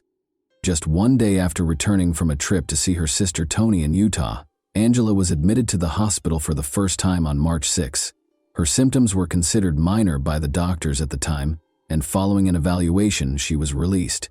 But on March 9, she went to the doctor once more. James, her husband, a longtime dentist with years of experience who had always been there to support her through tough times, was very worried. He turned to the wife of his doctorate-holding colleague and friend, Ryan Redfern, for advice. Ryan and his spouse continued to be involved in the days that followed, keeping tabs on Angela's health. They suggested more tests and consultations, offered their support, and shared their knowledge of possible causes of her symptoms. James shared test results and updates with them on a regular basis. MRIs, ultrasounds, blood tests, and CT scans of different body parts were among the tests that were performed on Angela. All of the results were within normal ranges in spite of these efforts. Despite receiving intravenous fluid therapy, Angela's abnormally low blood pressure remained the only consistent anomaly. James realized how serious the situation was by the time Angela had a stroke on March 15th. He sent Ryan's wife pictures from the hospital room as he broke the heartbreaking news. The pictures showed Angela surrounded by medical equipment while being watched closely by a group of experts. Even so, the doctors were unable to come up with a conclusive diagnosis, which left everyone feeling overwhelmed and powerless. A desperate phone call on the morning of March 15 would make James even more anxious. Angela's brother told him that her condition had drastically worsened and that he was taking her to the hospital. James was treating patients at his clinic at the time. He left as soon as he heard the news to be with her. Desperate for answers, James decided to speak with Ryan's wife once more, after realizing that the traditional diagnostic techniques were not working. The events leading up to March 15, 2023, were tense and unnerving because Angela's health was continuing to deteriorate at an alarming rate. Angela was admitted to the hospital for the second time on March 9 and was monitored overnight. Doctors hoped she would get better, but they couldn't figure out what was causing her symptoms. Even though the test results were always normal, the growing anxiety among her family and the medical staff was concerning. Despite all of these changes, Ryan and his spouse remained influential. James's longtime friend and financial partner Ryan had previously helped him through difficult times, including rescuing James's dental practice in 2021 during a financial crisis. Their help was equally important this time, since Angela's life now depended on it, and the cause of her pain was still unknown. At James's dental clinic, Caitlin, the new office manager, couldn't get rid of the feeling that something strange was going on with her boss. After multiple incidents in the days preceding March 15, when Angela's condition deteriorated to a critical level, her suspicions started to grow. After speaking with James's close friend Ryan, she was able to piece together her observations and uncover an unsettling pattern. Everything began on March 6. Caitlin was working late that night when James showed up at the clinic out of the blue. He had no appointments with patients, and his actions appeared unusual. James went into one of the exam rooms and used the computer there rather than using his office computer. Although Caitlin thought this was strange, she didn't give it much thought at the time. On March 13, a package reached the clinic a few days later. James had made it clear that Caitlin was to accept it herself and that no one else was to open it, but when she went to pick up the delivery, she found that the box had already been opened by another employee. A cylindrical container bearing the warning label "Hazardous Materials" and the words "Potassium Cyanide" was found inside. Startled, but aware of James's instructions regarding confidentiality, Caitlin promptly resealed the package and gave it to him without question. She witnessed James carrying the brown paper-wrapped container out of the office later that day. Her suspicions were strengthened by this incident. She looked into potassium cyanide because she was becoming increasingly uneasy, and what she discovered was terrifying. The dizziness, nausea, and low blood pressure that Angela had been experiencing for days closely matched the symptoms of exposure. Angela was in critical condition by the time Ryan and his wife got to the hospital to help James. Ryan was surprised when Caitlin told him about the odd things that happened at the clinic, even though he was already aware of some of the family struggles. He was so horrified by her story that he called the police and told them what she had told him while he was on his way to the hospital.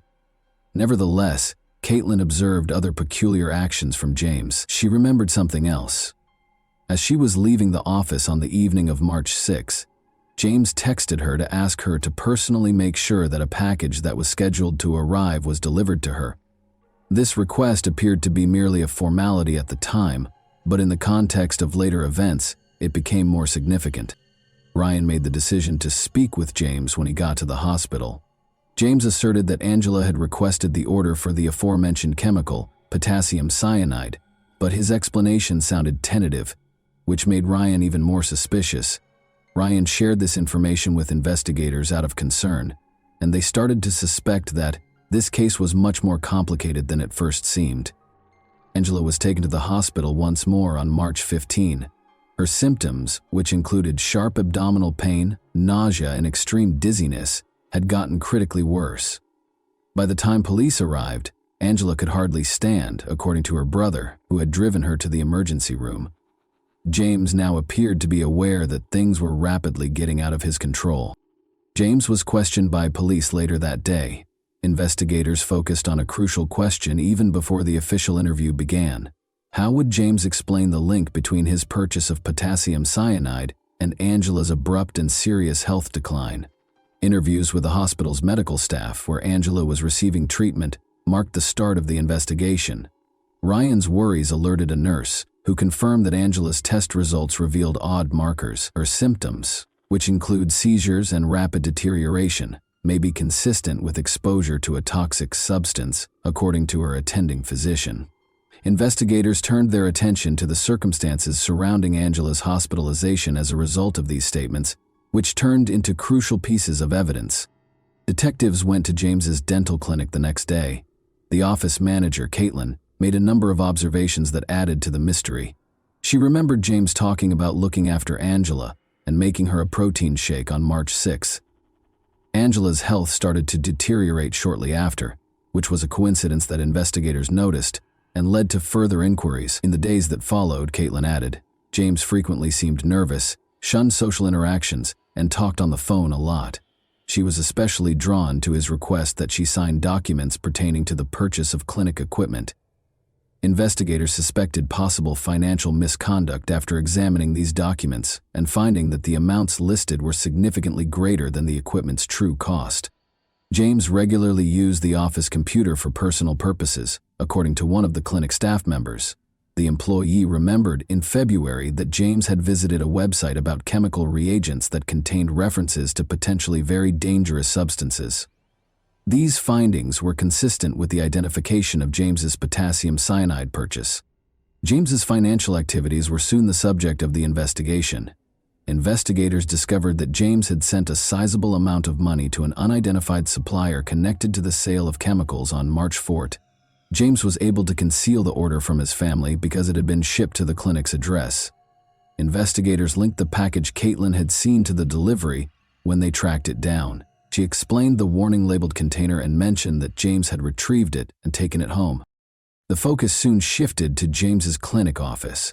James has been locking his office door during lunch breaks, which is not something he usually does, according to another employee. Investigators discovered traces of packaging materials that seemed to match the delivery of the potassium cyanide while searching the office. Hospital personnel persisted in trying to save Angela's life in the interim. Doctors ruled out accidental poisoning because of the high levels of toxic substances in her system. The foundation for additional accusations against James was established by this crucial detail. In the hopes of discovering more evidence connecting James to Angela's declining health, detectives secured warrants to search James's house and car. In her additional testimony, Caitlin noted that Angela's symptoms were consistent with those of potassium cyanide poisoning, which include nausea, vomiting, and low blood pressure. She added that even in tiny doses the chemical could be fatal. Investigators' suspicions grew stronger with each new piece of evidence, which led them to believe that intentional actions caused Angela's health crisis. James's computer was examined as part of the inquiry. Detectives discovered notes on it that listed the times and dates that Angela's symptoms worsened. The nature of the record suggested that James may have been using them to track and control her condition, even though the entries seemed to document her health problems. Further information was uncovered by looking through the couple's messages. Angela thanked James via text on March 6, 2023 for making her coffee. She reported feeling weak and lightheaded shortly after. In response, James advised her to take her blood pressure. During the same conversation later that day, James mentioned strong medications and blamed her symptoms on possible triggers, which investigators later saw as an effort to avoid suspicion. James' longtime friend and business partner Ryan revealed that James had confided in him about significant marital and financial difficulties in 2021. James was even thinking about getting a divorce at the time. James subsequently stated that Angela had been experiencing extreme depression and related an instance in which he allegedly prevented her from hurting herself. Their 6 children's testimonies, however, ran counter to these assertions. They characterized Angela as a lively, upbeat individual who displayed no symptoms of depression or odd conduct. Investigators also investigated James's divorce demand in December 2022. He had mentioned Angela's mental health in conversations, but he did nothing to get her professional help. James's habit of hiding important information and this inconsistency increased suspicions that his actions might have been a part of a premeditated scheme. Additional evidence was found during the search of James's house and car. Investigators discovered pieces of packaging thought to be connected to the cyanide delivery in his home office. Traces of a powdery substance were found in his car and sent for examination. As the evidence grew, investigators were able to concentrate on James's possible double life. Even though he presented himself as a loving family man, he was starting to show signs of secretive behavior and hidden problems. A clearer picture of what might have been going on behind the scenes was emerging from the financial difficulties, marital strife, and thorough notes about Angela's symptoms. One of the most important aspects of the investigation was the history of James and Angela's marriage. According to Angela's sister, Angela had often confided in her about feeling pressured and manipulated by James. According to her, he could talk about his issues for hours on end without taking responsibility or demonstrating any desire to change. According to reports, Angela felt stuck in the circumstance and lacked the strength to escape. These reports corroborated remarks made by James's co-workers, who observed his repeated grievances regarding family issues. James once remarked that life would be simpler without all of these responsibilities, according to one co-worker. Throughout the investigation, Angela's medical records were extremely important. She had seen doctors more often than usual over the previous 2 years, complaining of inexplicable symptoms like weakness, dizziness, and stomach pain. Investigators suspected a potential link between her health problems and James's behavior, because these visits fell during times when their relationship was more tense. James's search history showed meticulous preparation. He had studied the uses of toxic substances, such as cyanide and arsenic, and discovered ways to cover up their taste in food and beverages. Articles about avoiding suspicion in poisoning cases also piqued his interest. This digital trail demonstrated a high degree of intentionality and preparation. The situation was further clarified by financial records. Investigators discovered that James had been paying for a mailbox he rented in a far-off location, which he used to accept some deliveries. According to delivery service staff, James regularly picked up packages, usually in the evening. His cyanide purchase, which was already being investigated, coincided with one of these deliveries. Additional leads were obtained through interviews with Angela's friends. According to one friend, Angela had complained of odd symptoms weeks prior to being admitted to the hospital, and she had expressed concern that they might have been caused by something she had eaten or consumed. Nevertheless, she ruled out James's involvement, blaming her illness on fatigue or other medical conditions. Investigators sought the opinion of toxicologists, who tested Angela's hair in order to shed light on the matter. Traces of arsenic and other harmful substances were found during the analysis, suggesting that the person had been exposed to poisons for a long time. These results clearly indicated that Angela's declining health was not a coincidence. A coherent story started to emerge from the gathered evidence, which included witness accounts, financial transactions, and the outcomes of medical tests. Long before Angela was admitted to the hospital, James had not only carefully planned his course of action, but had also started carrying it out. Nevertheless, investigators persisted in their efforts to dispel any remaining uncertainties. Investigators also looked into James's financial circumstances and found some concerning information. With more than $2 million in debt, his dental practice was in terrible shape.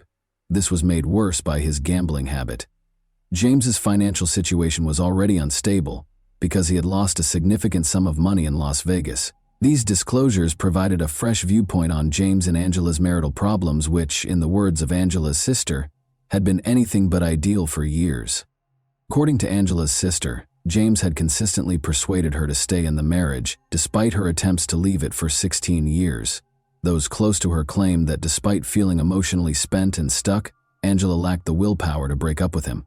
Investigators suspected James of employing manipulation techniques to keep control of the situation as a result of these accounts. Another aspect of James's life was illuminated by emails discovered during the investigation. An intimate relationship that started in 2022, when Karen, a Texas orthodontist, filed for divorce, was disclosed in correspondence with her. Investigators were drawn to one specific detail. James had purchased airline tickets for Karen on the same day he was issued an arsenic order. Karen apologized for not being with James in an email on March 16 and said she hoped to see him soon. Investigators looked into life insurance plans that were obtained in Angela's name in the interim. They found 3 policies that paid out a significant sum of money. This discovery heightened concerns that James might have included money in his purported scheme. At 4:29 p.m. on March 18, medical professionals pronounced Angela clinically dead. James was charged with first-degree intentional homicide a few hours later. Investigators claim that on March 6, 2023, James, who regularly made protein shakes for his wife, tried to put arsenic in her beverage. After that failed, he told the supplier that he needed potassium cyanide for a medical procedure and ordered an expedited shipment. James was arrested the next day. He was charged with several offenses, including tampering with evidence, at his first court appearance. The judge imposed a $10 million bail amount. Prosecutors charged James Craig with solicitation of murder and solicitation of perjury shortly after. An Aurora police detective was the alleged victim, according to Aurora police spokesperson Joe Moylan, even though the indictment didn't say who James was supposed to hurt. The trial of James Craig has been postponed indefinitely. Craig is scheduled to appear in court with a new lawyer after entering a not guilty plea. Craig was also accused of surreptitiously delivering a jail letter to a fellow prisoner who was freed on bond with the help of an adult daughter. The letter, according to the prosecution, included a request to produce a fictitious video that allegedly showed Angela Craig requesting that James get her some toxic substances. Angela's family made the decision to donate her organs after she passed away on March 18. Knowing that her life could save others gave her loved ones some small comfort in this choice. Her family wrote her obituary, which omitted the terrible circumstances of her death and instead highlighted her generosity, love for her family, and commitment to helping those around her. Angela's 6 children were thrown into the middle of these terrible circumstances in the meantime. Angela's family took custody of them after James was arrested in an effort to protect them from the consequences of his alleged behavior. During this trying time, Angela's family put in a lot of effort to make sure the kids got the help and attention they required. The dark secrets that James Craig had meticulously hid behind the facade of a prosperous career and an apparently contented family life were exposed by this case. The tragic result of his painstakingly planned actions devastated not only his own life, but also the lives of his loved ones, family, and children. This story is a sobering reminder that appearances of success and stability can conceal deep conflicts and hidden agendas, leaving many lives forever altered and many questions unanswered. And that wraps up today's chilling story. If you enjoyed this video, don't forget to like and subscribe so you never miss a new upload. Also, let me know in the comments what part of this story shocked you the most. Thank you for watching, and I'll see you in the next video.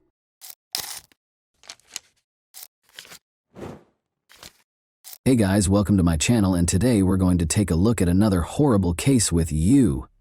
Today we'll talk about what happened in Maine in 2016.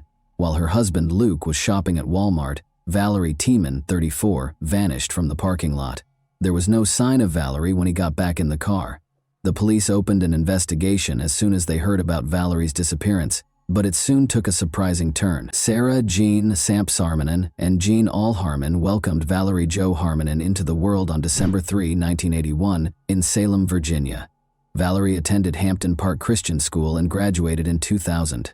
She was born and raised in Greenville, South Carolina. She graduated from Bob Jones University with a degree in cosmetology.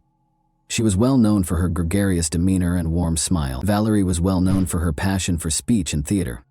She played the flute and piano and loved music. Valerie worked in pageants, spas, and salons using her cosmetology skills. She helped people look and feel their best in order to support them. Valerie had been seeing a man named Matt Guccio. When Valerie was around 22, they met through a mutual friend. In many ways, they were too dissimilar.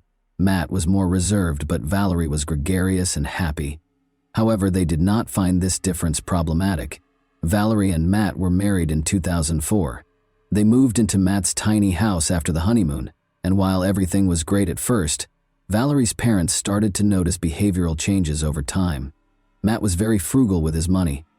To have some personal savings, Valerie had to open a different bank account. Matt's behavior changed more and more over time. He attempted to exert total control over Valerie's life and held her responsible for all of his and their family's issues. She endured a great deal of emotional suffering and a lot of things, but patience has its limits. Matt and Valerie got divorced 10 years later. Valerie wanted a new chapter in her life, and Luke Tiemann opened it. He helped Valerie move past her past issues.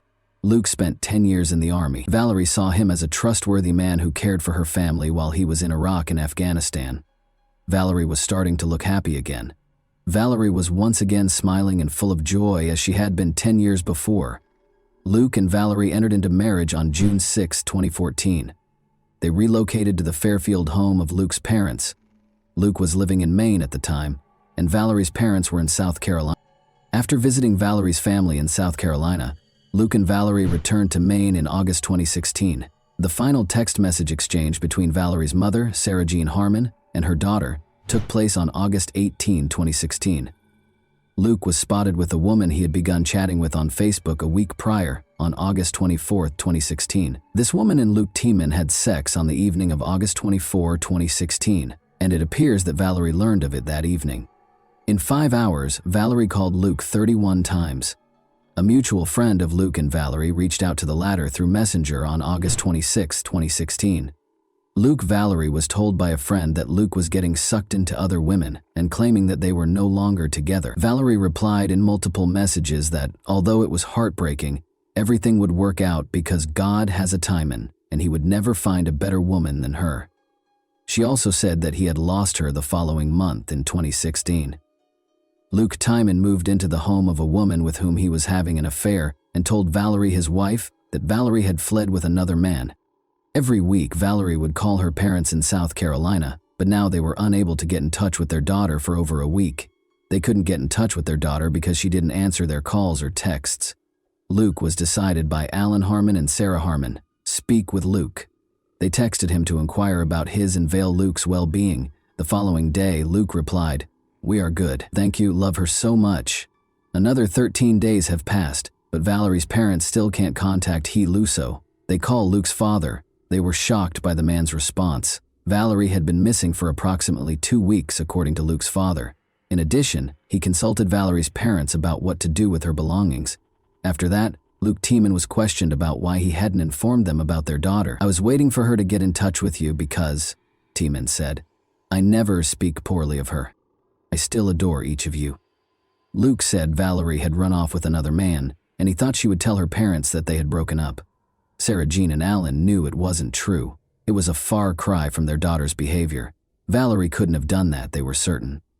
They also thought she would have called them, since she was aware of their concerns. Alan reported a missing person to the Fairfield Police Department the following day, September 9, 2016. Investigators began by visiting Valerie's parents, who were the residents of Luco Tiemann. They spoke with Laurel Tiemann, who told them she didn't know where they were. Since Valerie was, the detectives left without finding out where Laurel Tiemann's were. Because of Laurel Tiemann's domineering behavior, Valerie's parents felt it was difficult for their daughter to share a home with her. Laurel packed everything she owned in trash bags after Valerie was gone for 2 weeks. It was a clear representation of Laurel's daughter-in-law. She wasn't worried about Valerie at all. All she wanted to do was get rid of her things so they wouldn't occupy space in the house. The police meant to find Luke Tiemann and ask him a few questions, but they couldn't locate him. He didn't show up at his home, and his parents said they didn't know where their son might be. However, 5 days after Valerie's disappearance, Luke took the initiative to call the police himself. He claimed to have heard that the detectives were interested in speaking with him. When and under what circumstances he had last seen Valerie was one of the questions the detectives asked him. About 2 weeks ago, he and Valerie went to the local Walmart to buy some food, and he said that the response was really strange. While he went shopping, Valerie remained in the car in the parking lot. He finished his shopping and went back to the car, but Valerie was gone. According to Luke, he tried to find Valerie and promised to take her back by calling and texting her after leaving the store and realizing she wasn't there. Luke also disclosed that Valerie and he were approaching the end of their marriage. He claims that Valerie once brought up another man in a conversation, and he thought she was having an affair with him. Luke didn't know the man's name or where he lived. He believed Valerie had fled with him. The police appealed to the public through the media because Valerie's family was not aware of Luco Tiemann's existence. They asked anyone who has seen Valerie in the past few weeks to report it to detectives by posting a picture of her. From Valerie's disappearance from the Walmart parking lot to the disposal of her possessions in garbage bags, the whole story seemed strange. The fact that Luke Tiemann did nothing to find his wife was another intriguing element of the narrative. He might have been too preoccupied with another woman. On the day that Valerie vanished, investigators visited Luke Walmart, where Luke and Valerie were. There were surveillance cameras inside the building as well as outside. Consequently, it was simple to verify Lou's story. Examining the CCTV footage took the investigators over an hour. They were in for a surprise. Lucy did not see Valerie or Luke Tiemann in any of the recordings. Lucian implied that Luch had lied to the police. The police were now aware that he was concealing something. The investigators chose to have a face-to-face conversation with Luke. They did not, however, reveal all of the information they possessed. They thought he would embellish or alter some of Lucci's testimony. It was no secret that Lucci was seeing another woman, Billie Jo Goodman. The fact that he was unfaithful to Valerie was not denied by him. He claimed that his relationship with Billie Jo was an effort to move on from Valerie's breakup. She was in a number of failed relationships. She thought she could start a future with Luke Tiemann when they first met. Another question now faced the investigators. Is it possible that Valerie acted as a mediator between Lucas and Billie Jo? Maybe these two chose to get rid of everything that might interfere with their plans in order to begin a new life. Billie Jo spoke with the police. She thought Louis had already separated from his wife. She claimed to investigators that she had no knowledge of Valerie Tiemann's disappearance. Meanwhile, one of the residents gave the police a tip. In one of the parking lots, the man had discovered a driver's license in the grass. The driver's license that was discovered belonged to Valerie, and this parking lot was adjacent to Billie Jo's house. Many people were suspicious because Valerie's driver's license was located close to her husband's new girlfriend's home. Few people think that on September 19, 2016, 10 days after Valerie's father, Alan, reported her missing to the police, Valerie fled with another man, leaving behind all of her possessions and discarding her documents. Luke Tiemann spoke with the news center Maine about the police. When he got back, Valerie wasn't in the car. He told reporters about Walmart. He didn't know Walmart had security camera footage. His story was not supported by footage. Without a doubt, after hearing Luke Tiemann's words and seeing his actions, each of you has drawn your own conclusions. On September 20, 2016, the following day, this case took a surprising turn. A.S. Luke warrant was obtained by detectives for the Fairfield property owned by Luke's parents. This was, after all, Valerie's last known residence. During the search, police dogs that are trained to detect human remains participated. Lot, his stream, and the land lot were to be checked. After searching the woods behind the house for about 5 minutes, a police dog discovered something. As the officer dug through the dirt with his hand, he noticed a shoe protruding from the ground. He was joined by other officers, who also began digging while wearing gloves. They discovered the body of a woman, wrapped in a blanket, and buried it with a number of odd items. These items included a package of sweet tarts, a bag of potato chips, a bottle of Gucci perfume, a flannel shirt, a handwritten note, a Mason note, and a wedding ring, an item that was not found until the evidence was being packaged for trial. While handling the con jar, Sergeant Scott Bryant, chief of Maine's Evidence Response Team, testified that he discovered the ring. There were twigs and flower stems made of dirt in the mason jar. I knew there was something heavy in the envelope when I heard a thud. According to Bryant, it was still unknown if the ring belonged to a man or a woman. But according to Bryant, the discovered ring was significantly larger than his own wedding band. For my sole happiness, the police read, the soiled and soiled handwritten note that was discovered with Valerie's body. Joy, you will always bloom. I love you, Valerie, the note read. May you rest in peace with Jesus in my heart, Joy. I am looking forward to seeing you again. T. Lucio Bear, signed Lucy Bear. Tiemann Lucy Bear Sirs claimed in a police recording that he gave himself the nickname Lucy Bear and used it to sign a number of other notes discovered in Valerie's purse throughout the course of the investigation. Valerie's death was connected to all of Lucy's possessions. They took the body.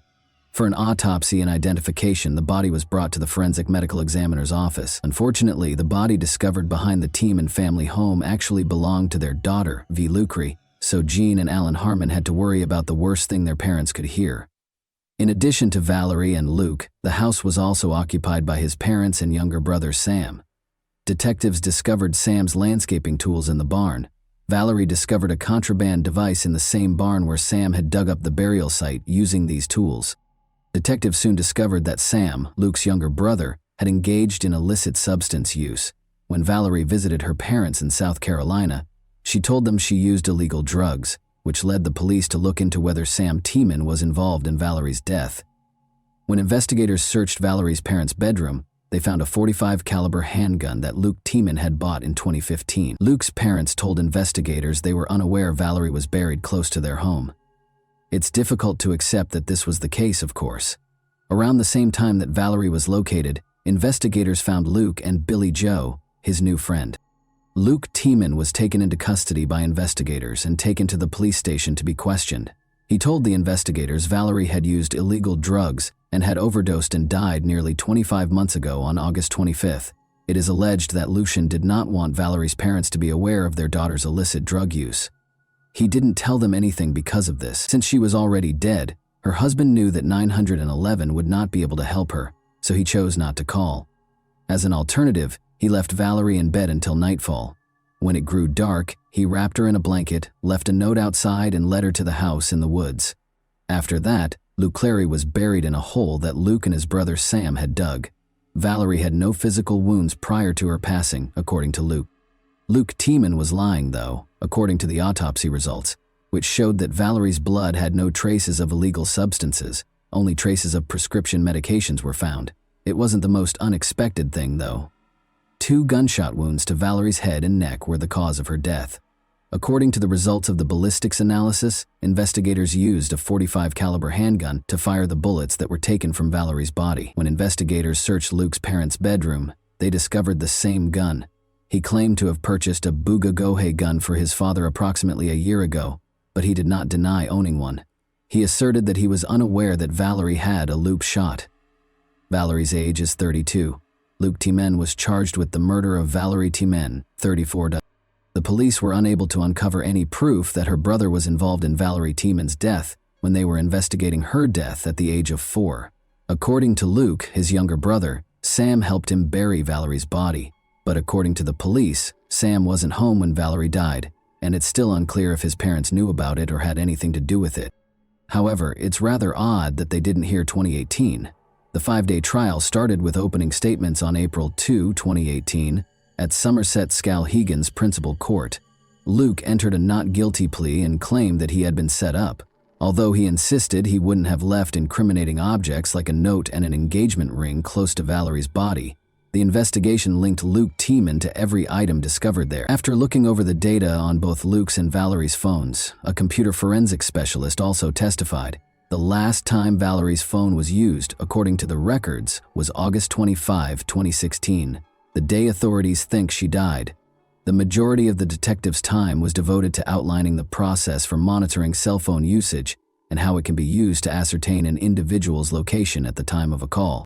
According to the documents, Valerie allegedly spent time with his friend Billy Joe while making 31 calls in a single day.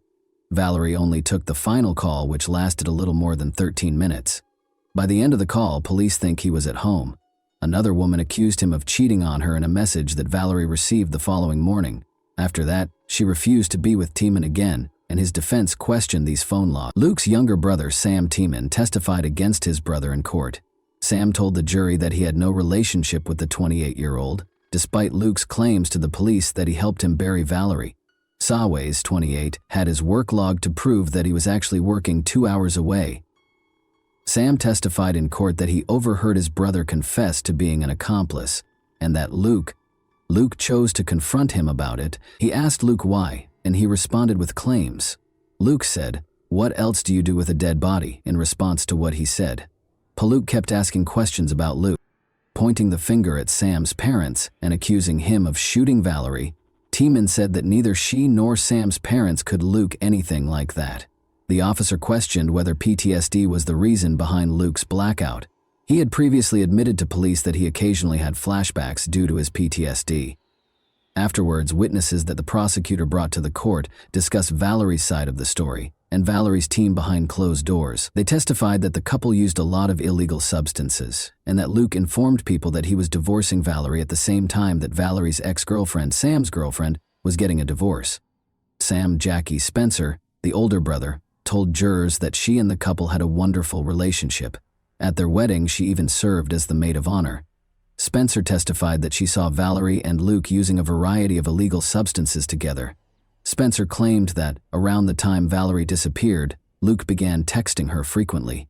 She had always sensed that he was interested in dating her. He used to tell me that he always felt a connection to me.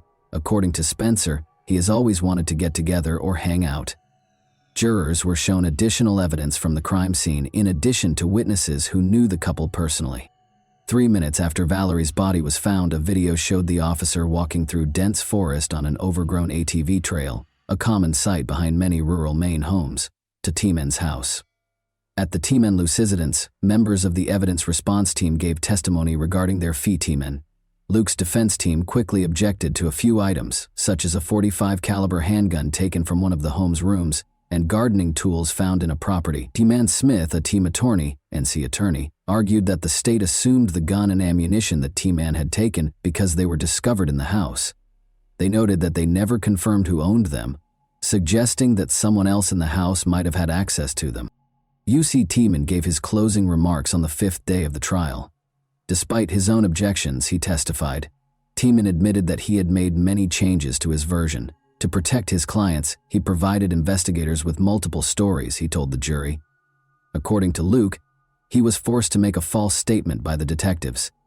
He said he had no motive to take his wife's life and that there was no DNA evidence linking him to the crime. All the evidence pointed to T-Man, the prosecutor, as the only person who could hurt Valerie.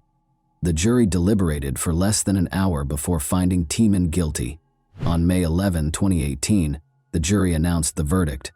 Valerie T. Mothers Mothmog Thayed acknowledged her sincere grief and heartache in her statement at the sentencing hearing. Luke is an evil-hearted man who should be sentenced to life in prison because of his persistent denial of the events, which disgusts me greatly. In addition, Luke's mother spoke for her son. She requested that the court take into account Luke T-Man's entire life. She said, "I don't ask you to ignore evidence, but I ask you to consider the whole person and balance justice with me." When his parents pleaded for the judge's pity, T-Man sobbed.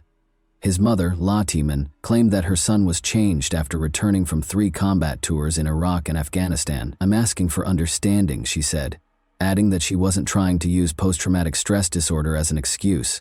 Valerie's parents wanted Luke T-Man to receive a life sentence, but he was given a 55-year sentence. The attorney for Harmon's family was shocked to learn that Demon's defense did not use post-traumatic stress disorder to obtain a lighter sentence for him.